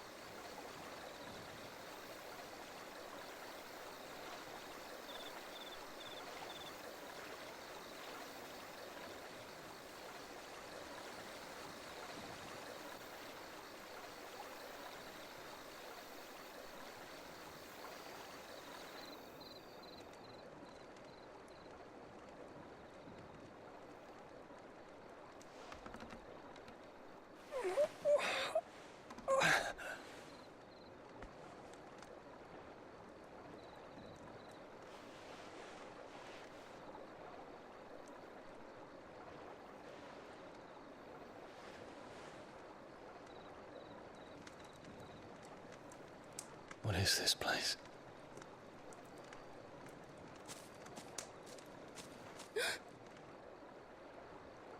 Don't move.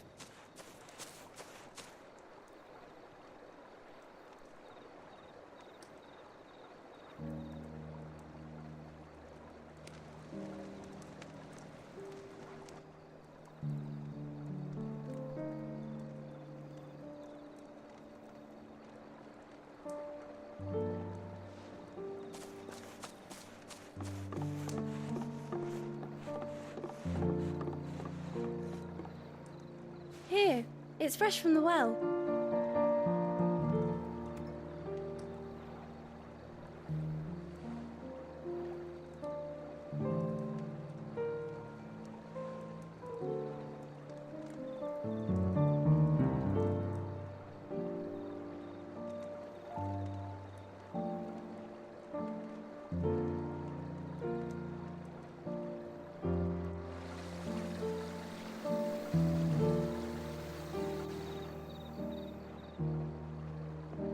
Grandmother told me spirits sometimes get lost, and that the lanterns guide them to their proper place.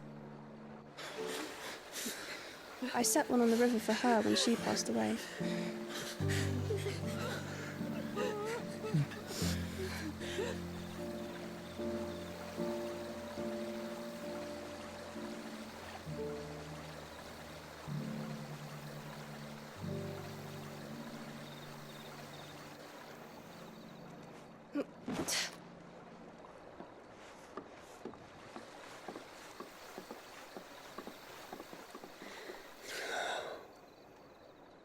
The fiend works from the shadows. Was it you who guided my hand, then ultimately? No, not you. This is my doing, my fault, my sin to bear. And for it, I must atone. Your hurts are healing nicely. It was my poultices that saw you well. You make them? And sell them, or try to. Earns me enough for bread, most days. Forgive me. I have nothing to... I know, but I couldn't just leave you lying there.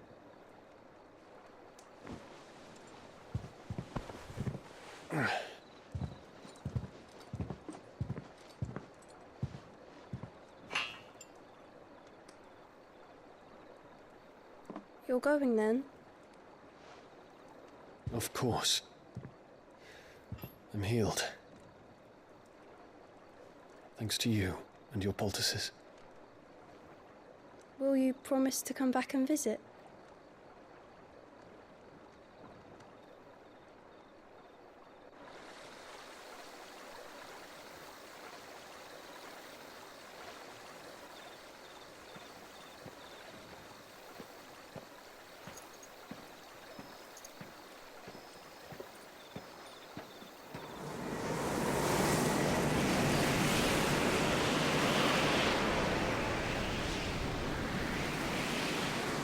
Well, Phoenix, it would seem that I owe you my wings.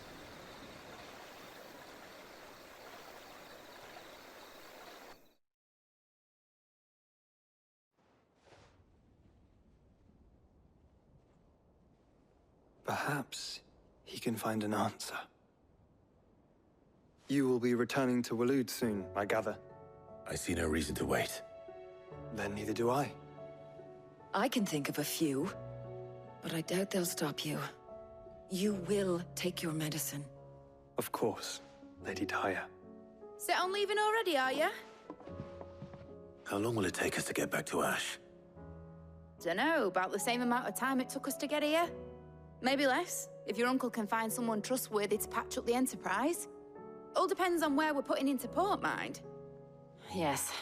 It's not as if we can put ashore wherever we choose. We have to assume that the whole of Ash is hostile, and that we'll be attacked on sight. Then we must find a place they won't think to look. And I have an idea who might know of one. The Professor! I'll go and tell you come in. While you're plotting our course, I'll be in the shelves with your lawsmen I wish to pick his brains about Ultima. Then I'll talk to Karen about supplies for the journey. They may not be easy to come by in Ash.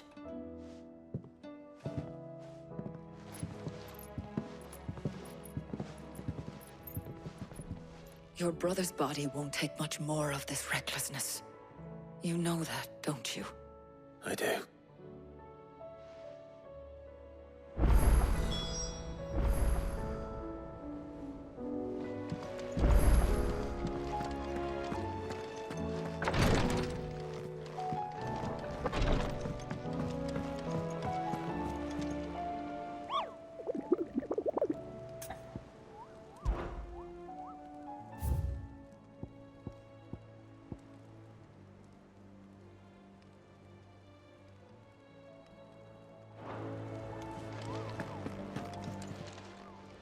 How may I help you today, Clive? Your benefactors are a generous lot. Here you are. All done?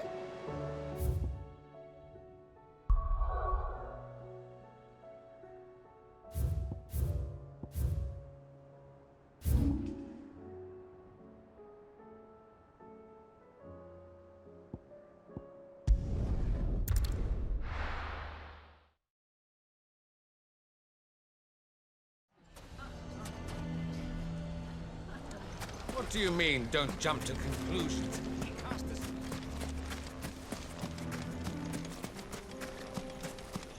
How the hell did that bastard get through the desert gate? Where were the guard?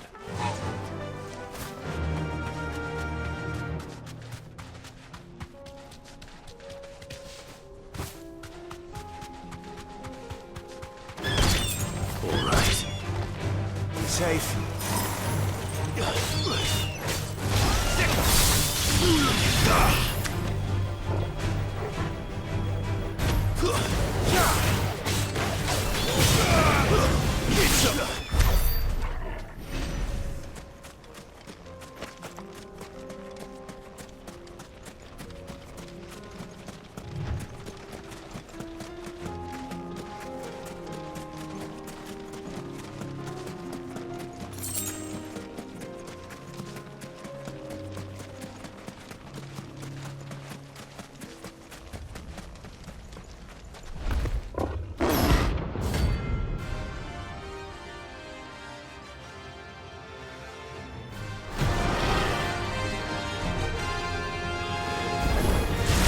We're not going to outrun this one. Stay close, Tom.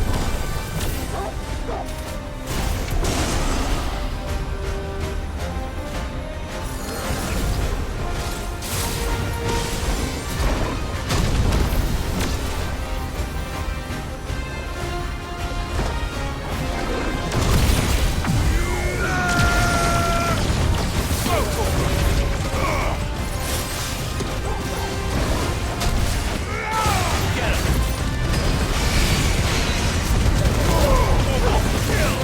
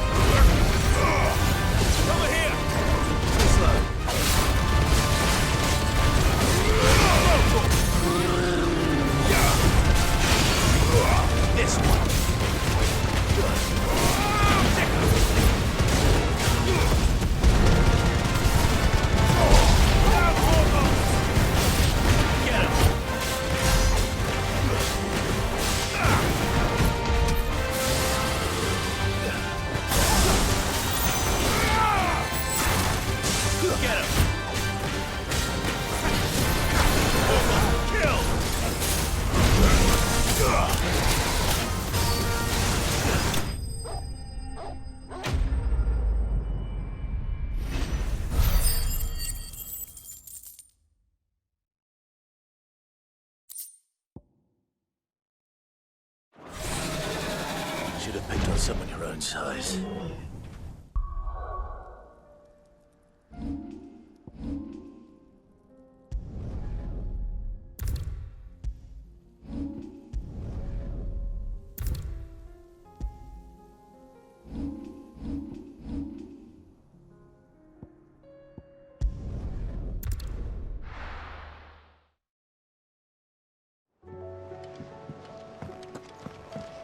Come back.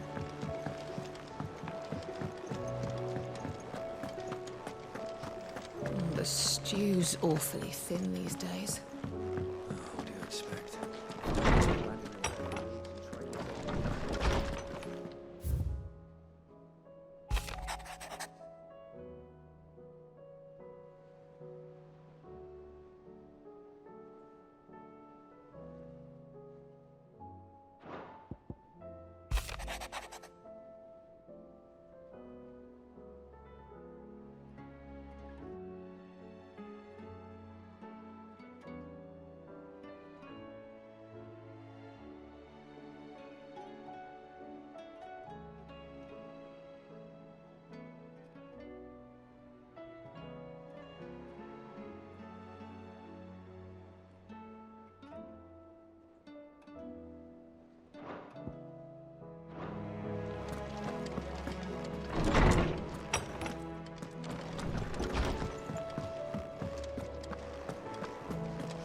Don't tell me we've run out of Papio nuts and all.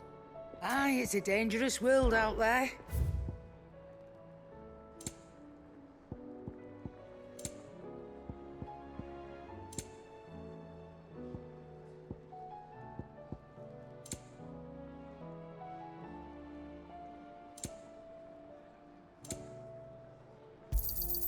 You're rubbing me blind, you know. It'd better all be here. You'll not find a better price than that. It'd better all be here. Is that all?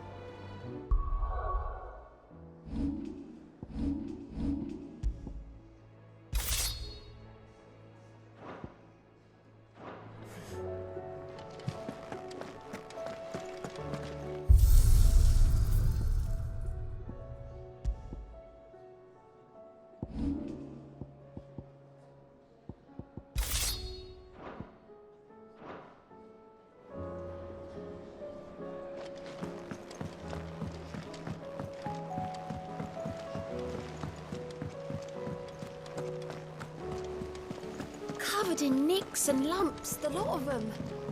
It's a wonder they can still walk. I still say it were a compliment. Say it all you like. It doesn't make it true. Ah, Clive. I was wondering when you'd arrive. Please tell me you've come to take our young prodigy here off my hands. I'm not here for Mid. I need information on Ash. Then why not ask Molly if you can look in one of her ovens? Go on. As soon as the Enterprise is ready, we'll be setting out for Drake's Spine. And we're going to need a safe place to land. Preferably one that won't see my ship blown to shit and splinters. If it were that easy, do you think Waloed would have resisted invasion for so long? Very little is known of Ash, and the information we do have is spotty and outdated. We have the good King Barnabas to thank for that. Waloed's borders have been closed to outsiders since the day he seized the throne. If there is anywhere safe to land, you won't find it on my map. Then tell us what we will find. I'm sure you know better than we do. But no splinters. All right, if it will get you out of my hair. But interrupt me, and it's over. Understood?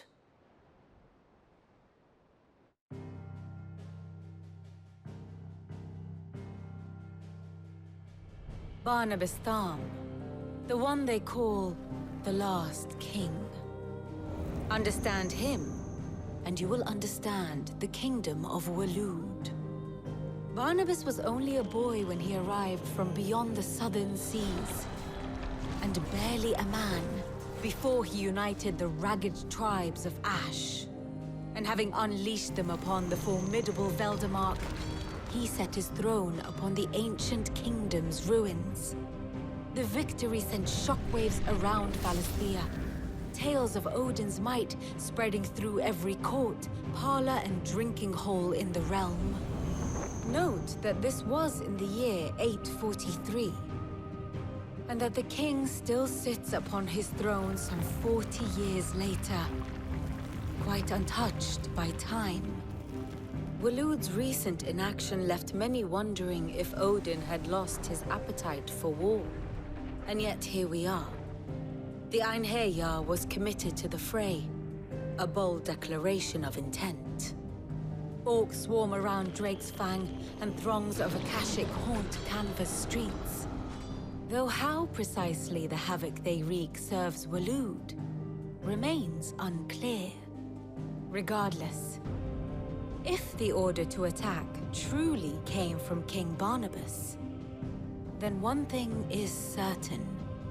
Waloed has achieved the impossible, and made bedfellows of beastmen and the ether-addled alike. All of which is a roundabout way of saying that you will be in unknown territory when you set foot on Ash. Much of the continent has already been lost to the Blight, and what few ports remain will be fiercely guarded. And that is to say naught of its natural defenses. Offshore currents will cast an ill-equipped ship out to sea one moment, and dash it against the rocks the next. But then the Enterprise is anything but ill-equipped. And Mid has made land there before. Now, if only there were someone with an intimate knowledge of the Shadow Coast, and where a daring gentleman might put ashore.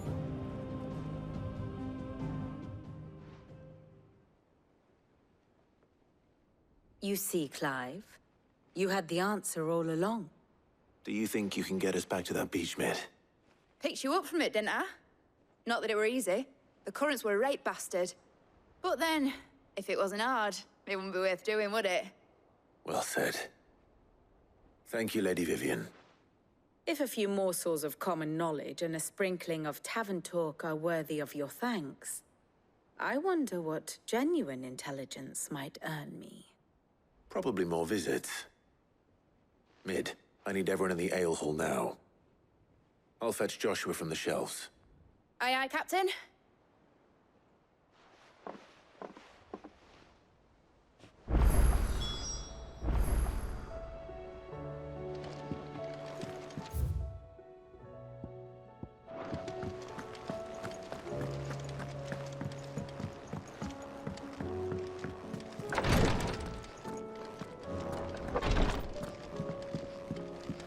Please, Your Grace. My Lord Marquis. Yote, is anything the matter? You seem troubled. Perhaps I might be able to help. My lord.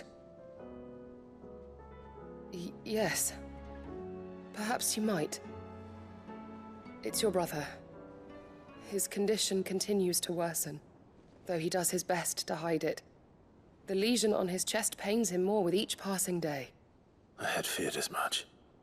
There are certain elixirs which can ease the suffering of those afflicted by the curse, but... But His Grace's case is severe. The drafts I have been able to prepare for him thus far have ceased to have any real effect. So I consulted with Talia and certain of my comrades among the Undying about the possibility of finding something stronger. And thankfully, a recipe was found. The only problem being that the critical ingredient is exceptionally hard to come by, and our supplies are almost exhausted. Unless we can secure more soon, your brother's anguish will likely become unbearable. My lord, I know that I have no right to make demands of you. But would you help? For Joshua's sake. For Joshua, anything. Thank you, my lord. So, what is this critical ingredient? A rare herb by the name of stonerwort. It grows only where the ether is densest. The vigor it stores in its stems helps to counteract the curse. We discovered a patch near the aqueduct in Rosaria. But alas, yet more ether has erupted from the earth there recently, leaving the whole area flooded. The search continues for a new source. One that we might reach without being turned. So it's only that you can't reach it. The Stoner Wart itself is unharmed by the flood. Well, yes, but... Then I shall go in your stead. But, my lord... You've yet to find another source, correct? So for now, the aqueduct is our best hope. Besides, I'm a dominant. The ether can't hurt me. Well, if you're sure, my lord. Stoner Wart is easily identified by its blood-red blooms. Search around the aqueduct, and you're sure to find some soon enough. I shall remain here and prepare the other ingredients.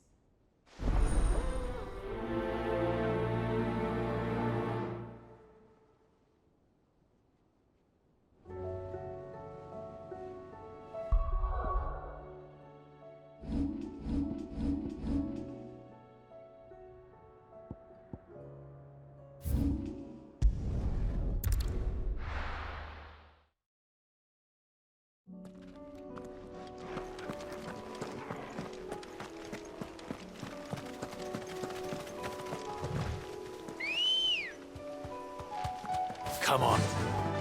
Faster!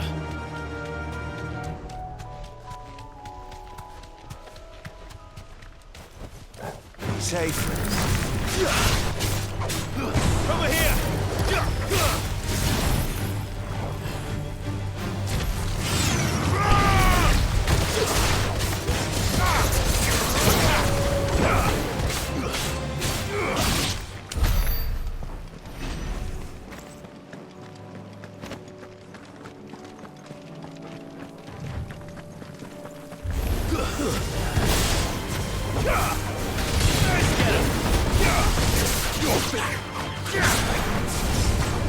This one.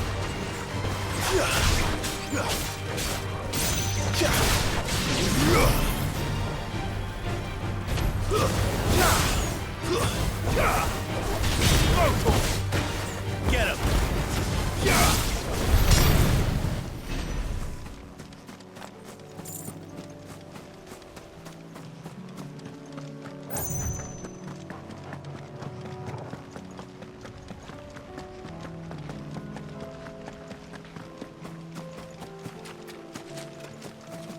Here's the aqueduct. Now to find our Stone Wart. Yote mentioned blood-red petal. Just by luck. Wasn't getting anything to write on. One more for it.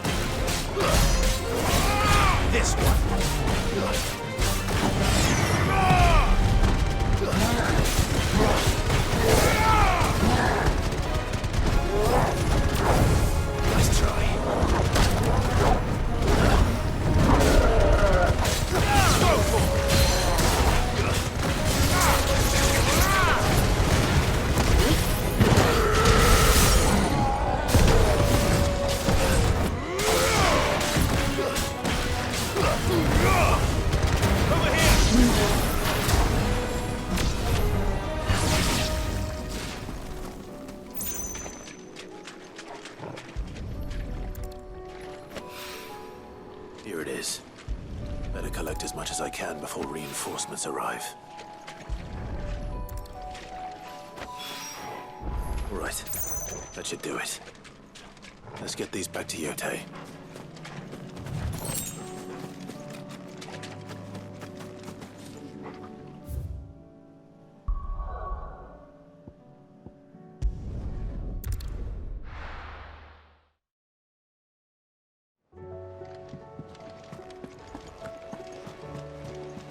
Covered in nicks and lumps, the lot of them. It's a wonder they can still walk.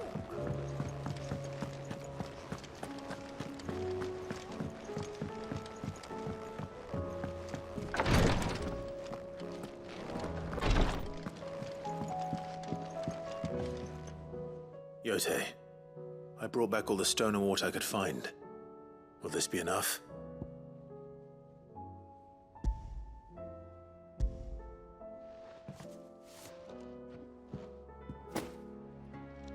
Yes, my lord. Thank you. I'm sure it will serve us until we can find another source. I'm very glad to hear it. You and His Grace are very much alike, you know. You think only of how you might help others, and never of the danger to yourselves. No more than you have minding my brother. You've risked a lot for him, and I thank you for it. I am honored that you should say so. But I beg you, my lord, do not give too much of yourself for the sake of others. We could not afford to lose you. I'll keep that in mind.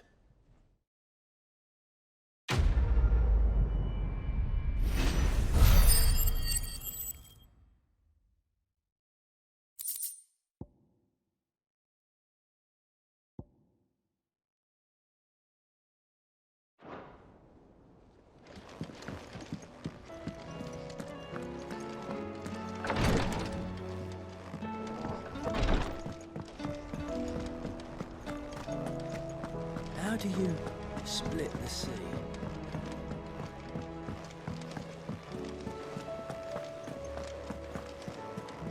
Karen says she'll provide what she can for our voyage to Ash, and has even agreed to forgo payment. Until our return, that is.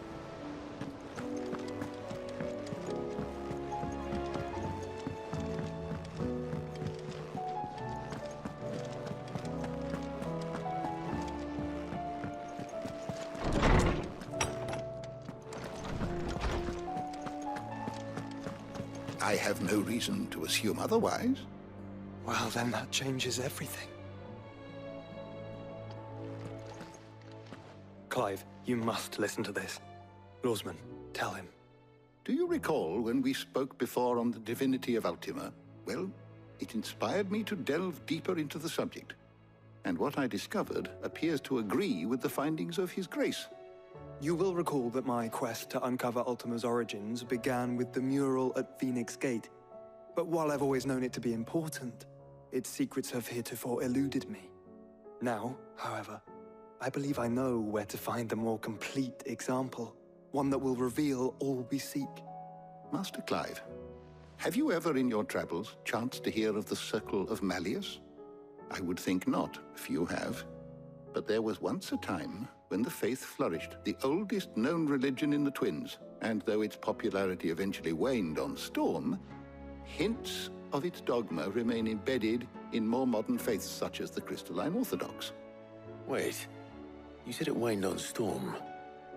What of Ash? Religious monuments are often torn down or repurposed when new faiths rise to prominence. But if no new faith arose, then perhaps the ancient temples might still stand. And so, you see now why I must accompany you to Waloed. It would appear the past still has much to teach us, though in this case, it would not have been possible without the musings of Moss. To think that you carried a copy of my old mentor's chronicles all along. I am relieved to discover it in good hands. I shall guard it with my life. Joshua, if you're finished here, join me in the ale hall. I need to speak to everyone before we leave. Right away.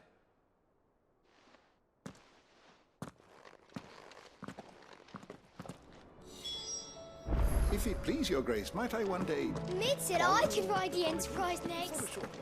No, she didn't. She said I could.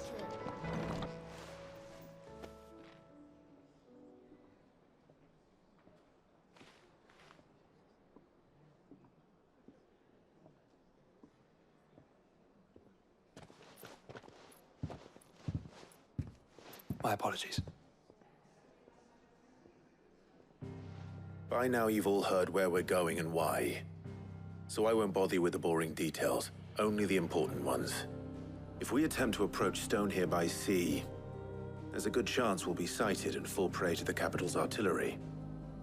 So instead, we'll disembark on the southwest coast and make for Drake's Spine on foot.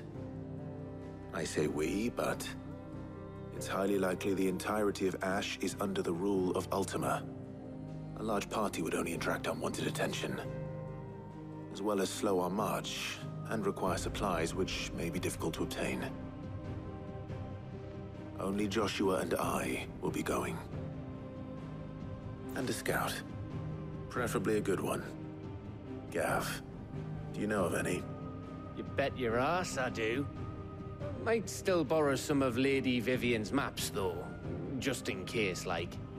Once you've dropped us off at the Shadow Coast, you need to retreat into neutral waters, fly merchant colors, and stay inconspicuous. If you sense any danger at all, you leave us behind and return to Storm. Inconspicuous is my middle name. But like hell am I leaving anyone behind. The ship ain't going nowhere till your scurvy mugs are smiling on deck. Jill, the Enterprise will appear a tempting target for royalists and pirates alike. You're to stop anyone boarding. Don't worry. I'll keep the ship and her crew safe. You'll be needing passage home, after all. But... very well. If there are no questions, I'll see you all at the docks.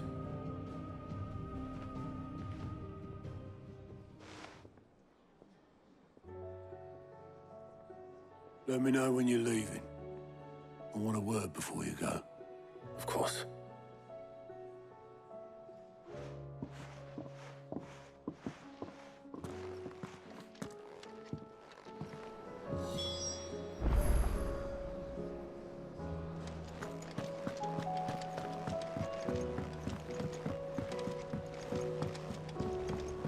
I am certain we will find what we seek in Ash, and learn the truth of Ultima's origins.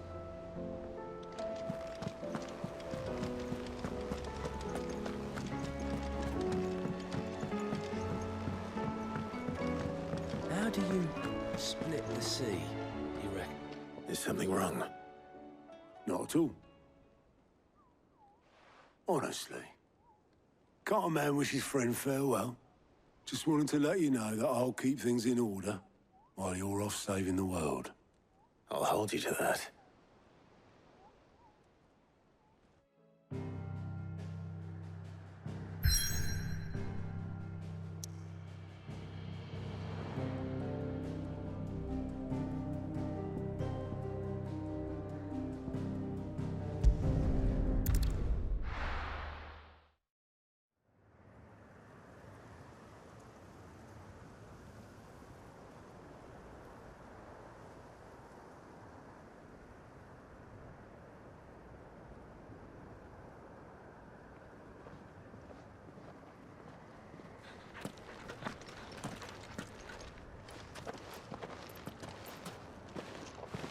Reckon it'll be a long walk to the capital if we follow the cliffs. I'll scout ahead, see if I can't find us an inland route.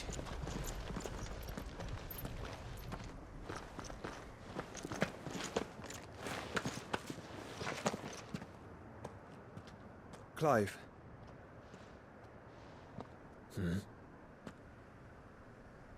There's something I've been meaning to ask.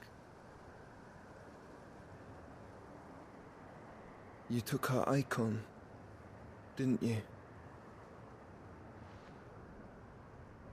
Yes, I did. She understood.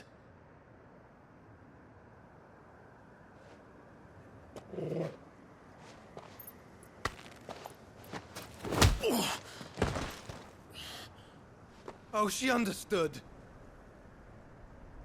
Understood that you decided to save the world all on your own, and that you'd die without her power.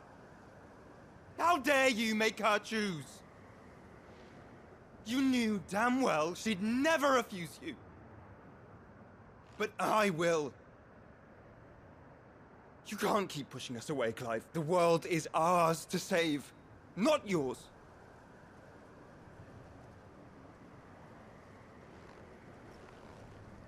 I used my gift because I thought it was the right thing to do.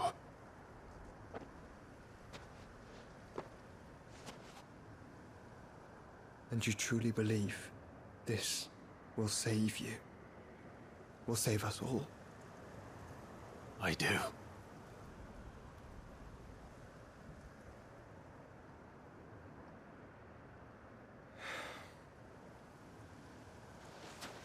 Then so be it.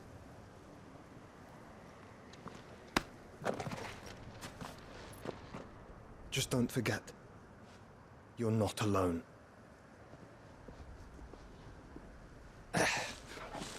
Think I found us a trail. Did I miss something?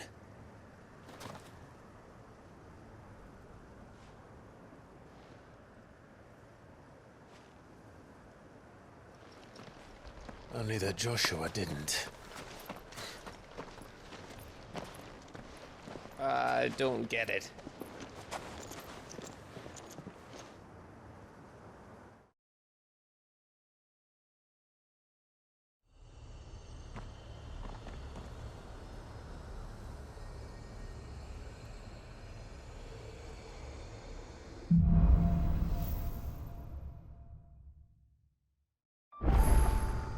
Always wanted to visit Ash.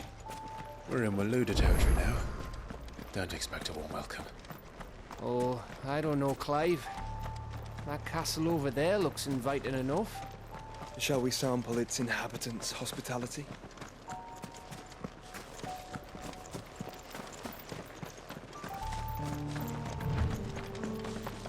Remember what I said about warm welcomes, Gav? Ah, this place is as dead as Greagor's ghost.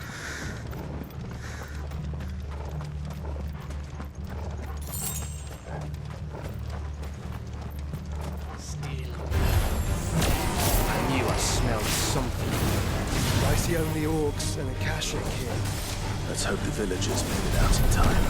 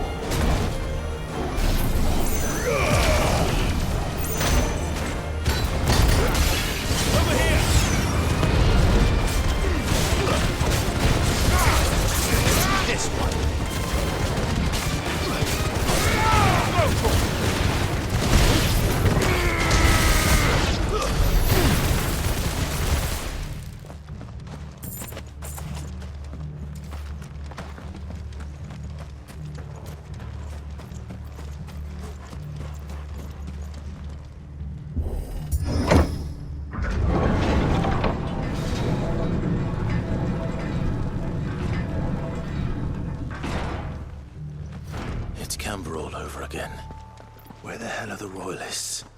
Seems you were right about that welcome after all, Clive.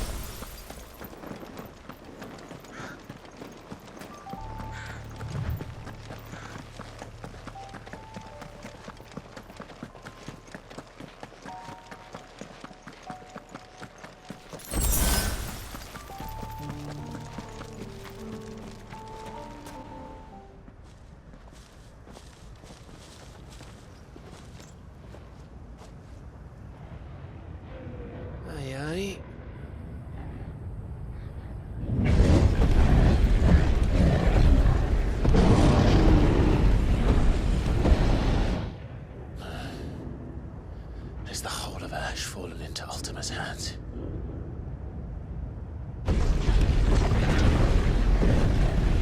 That's no peace delegation. We should send a warning to the others. No. My uncle will have an eye on the coast. I trust he'll find a way to entertain any uninvited guests. Our mark is Drake's Spine, and there's a lot of road between us and it. We press on to Stone here. Aye, you never know. It might not be a nest of slathering monsters.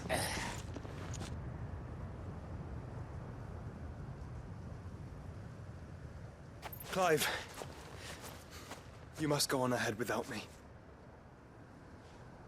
This stronghold is as old as Phoenix Gate, perhaps older. It may yet hide Ultima's remaining secrets, and if we are to best him, they must be unearthed. All right. Stay out of trouble. I always do. Mostly.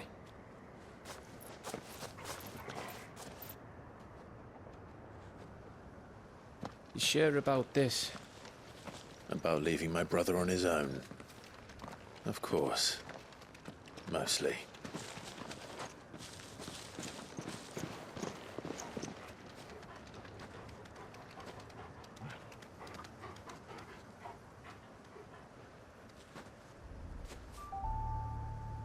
Lady Vivian's map is so old, it's hard to tell which way is up.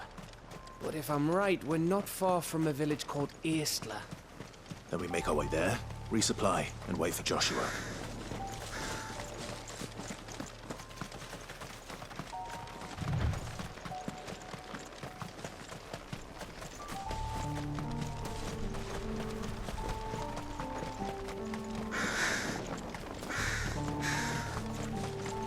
This place reeks like a marble's arsehole. Though I'm desperate it's not the smell that will kill us.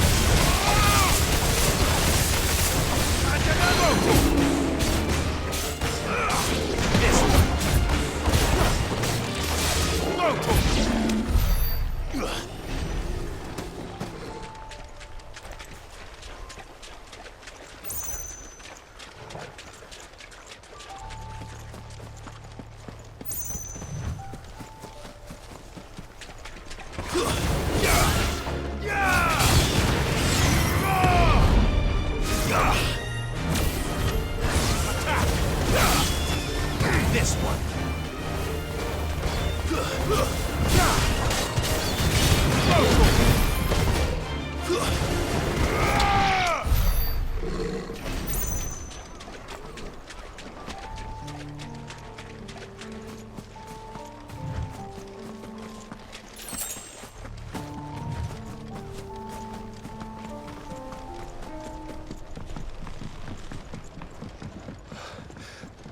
Oh, much breath. Don't look down, Torgal.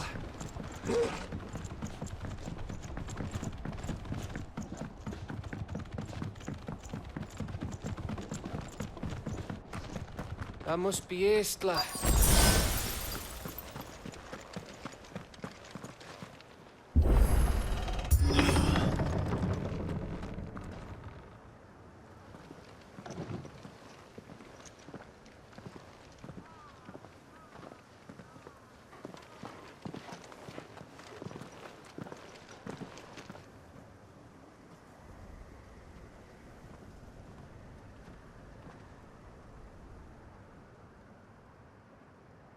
What do you think, Clive?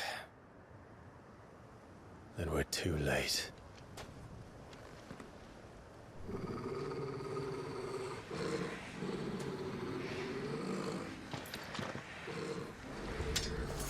Damn it. They're all turned. There's nothing we can do. I wouldn't say nothing. No quarter down! No quarter!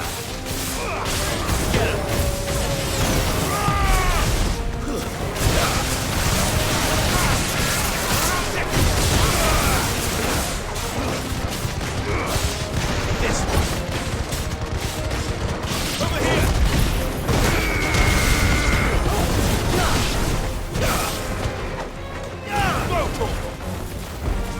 Get him! Sick him!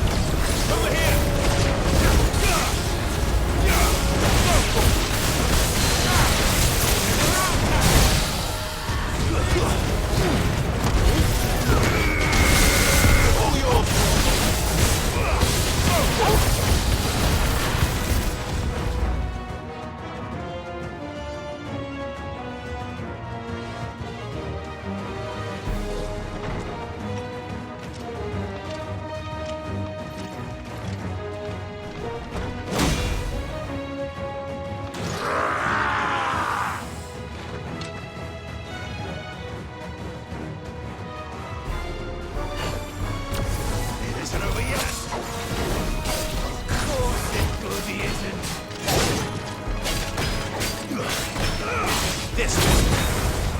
Get him. This one.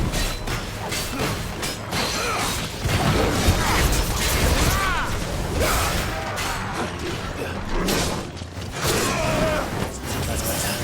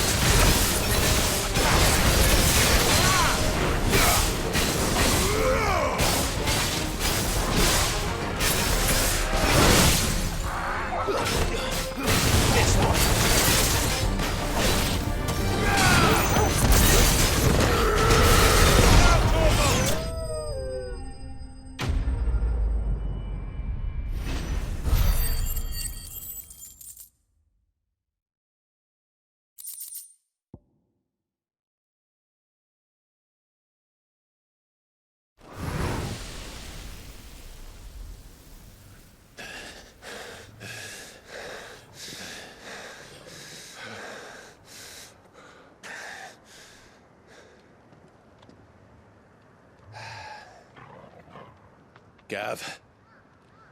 Gav! Don't tell me there's more of the bastards.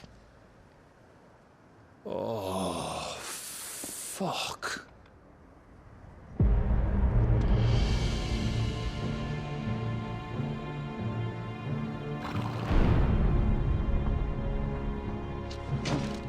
Have you come to watch, Odin? Bound for Stonehill. Good. My master awaits you in the capital, though I cannot allow you to attend him in your present state. And how are you going to stop us? Why, with this!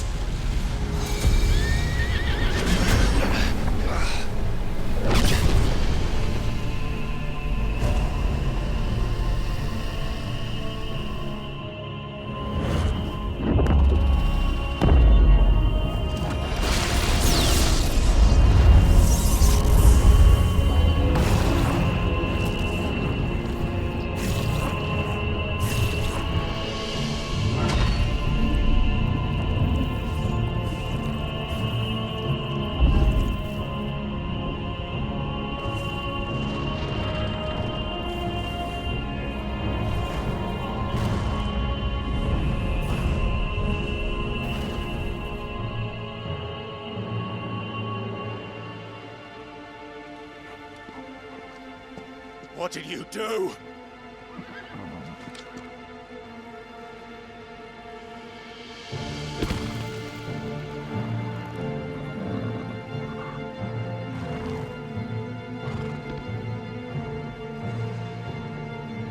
If the vessel would see the path opened, it has but to ask.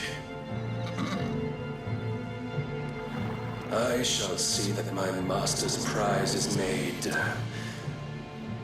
presentable.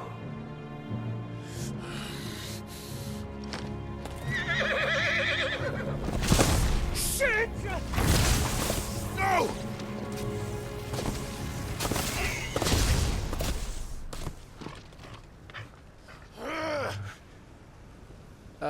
Clive, would you mind telling me what the fuck just happened?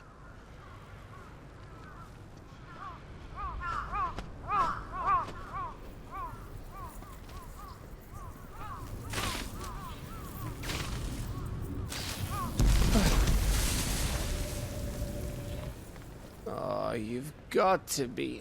How are we supposed to get through that? We seek an audience with the king. If His Majesty wants me to come and ask him, then that is exactly what I'll do. Before you go practicing your petition, we don't even know where the fucker went. How about we cool our heads and think this through, eh?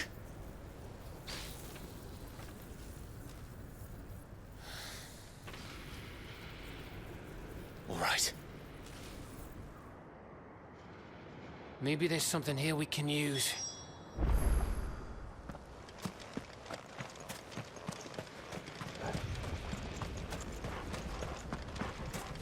I thought we got them all. So did I.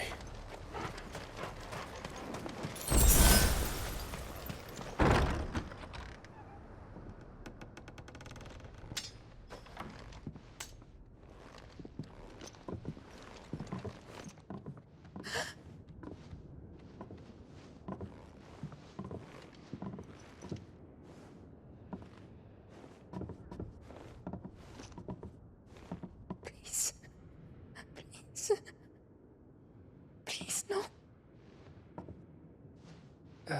Miss.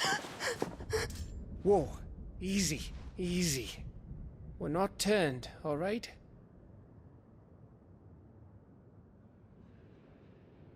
Who?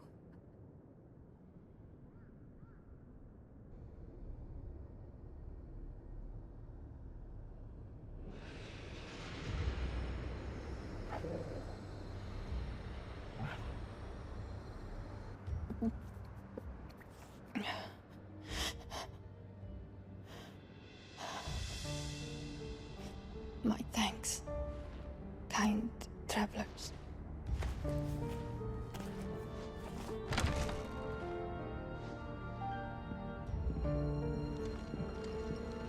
Edda, forgive me for asking, but what went on here?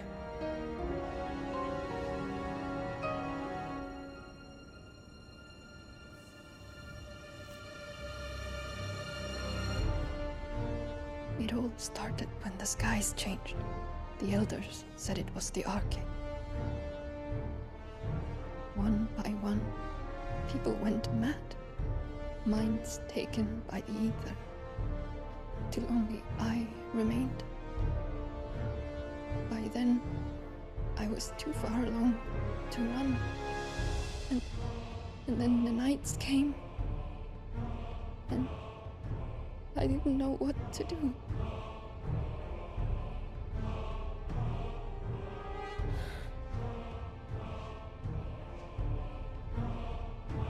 And this, Arcade is...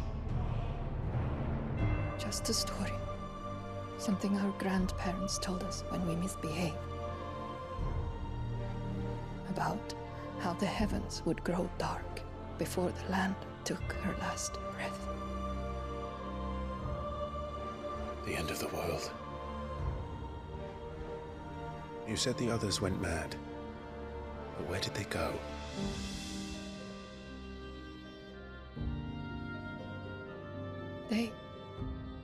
They all left.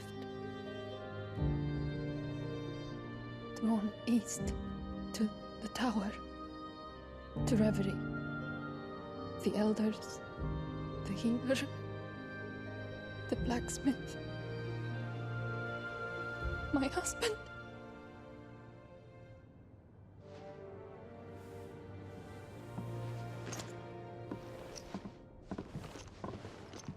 You thinking he did this? Of course. Who else could it be? You were in Canva. You saw what he did to the people. But then what about her? How come her nut hasn't cracked? The baby, perhaps? Could be protecting her from the ether. I can't think of any other explanation. You mean... it's a bearer? It won't matter what it is once Ultima's magic takes hold. Time's running out.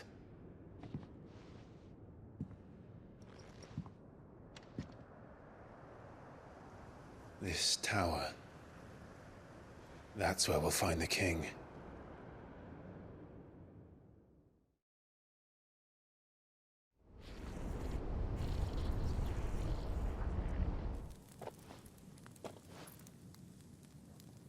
I knew it. It's the same as Phoenix Gate.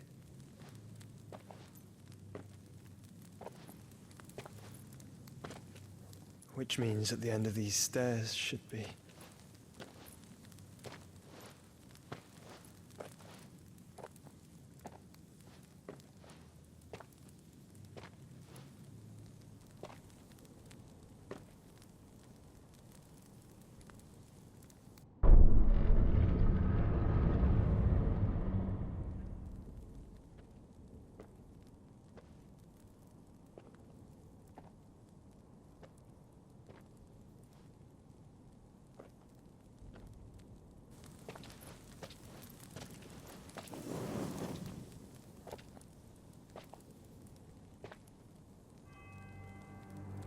The mural is complete.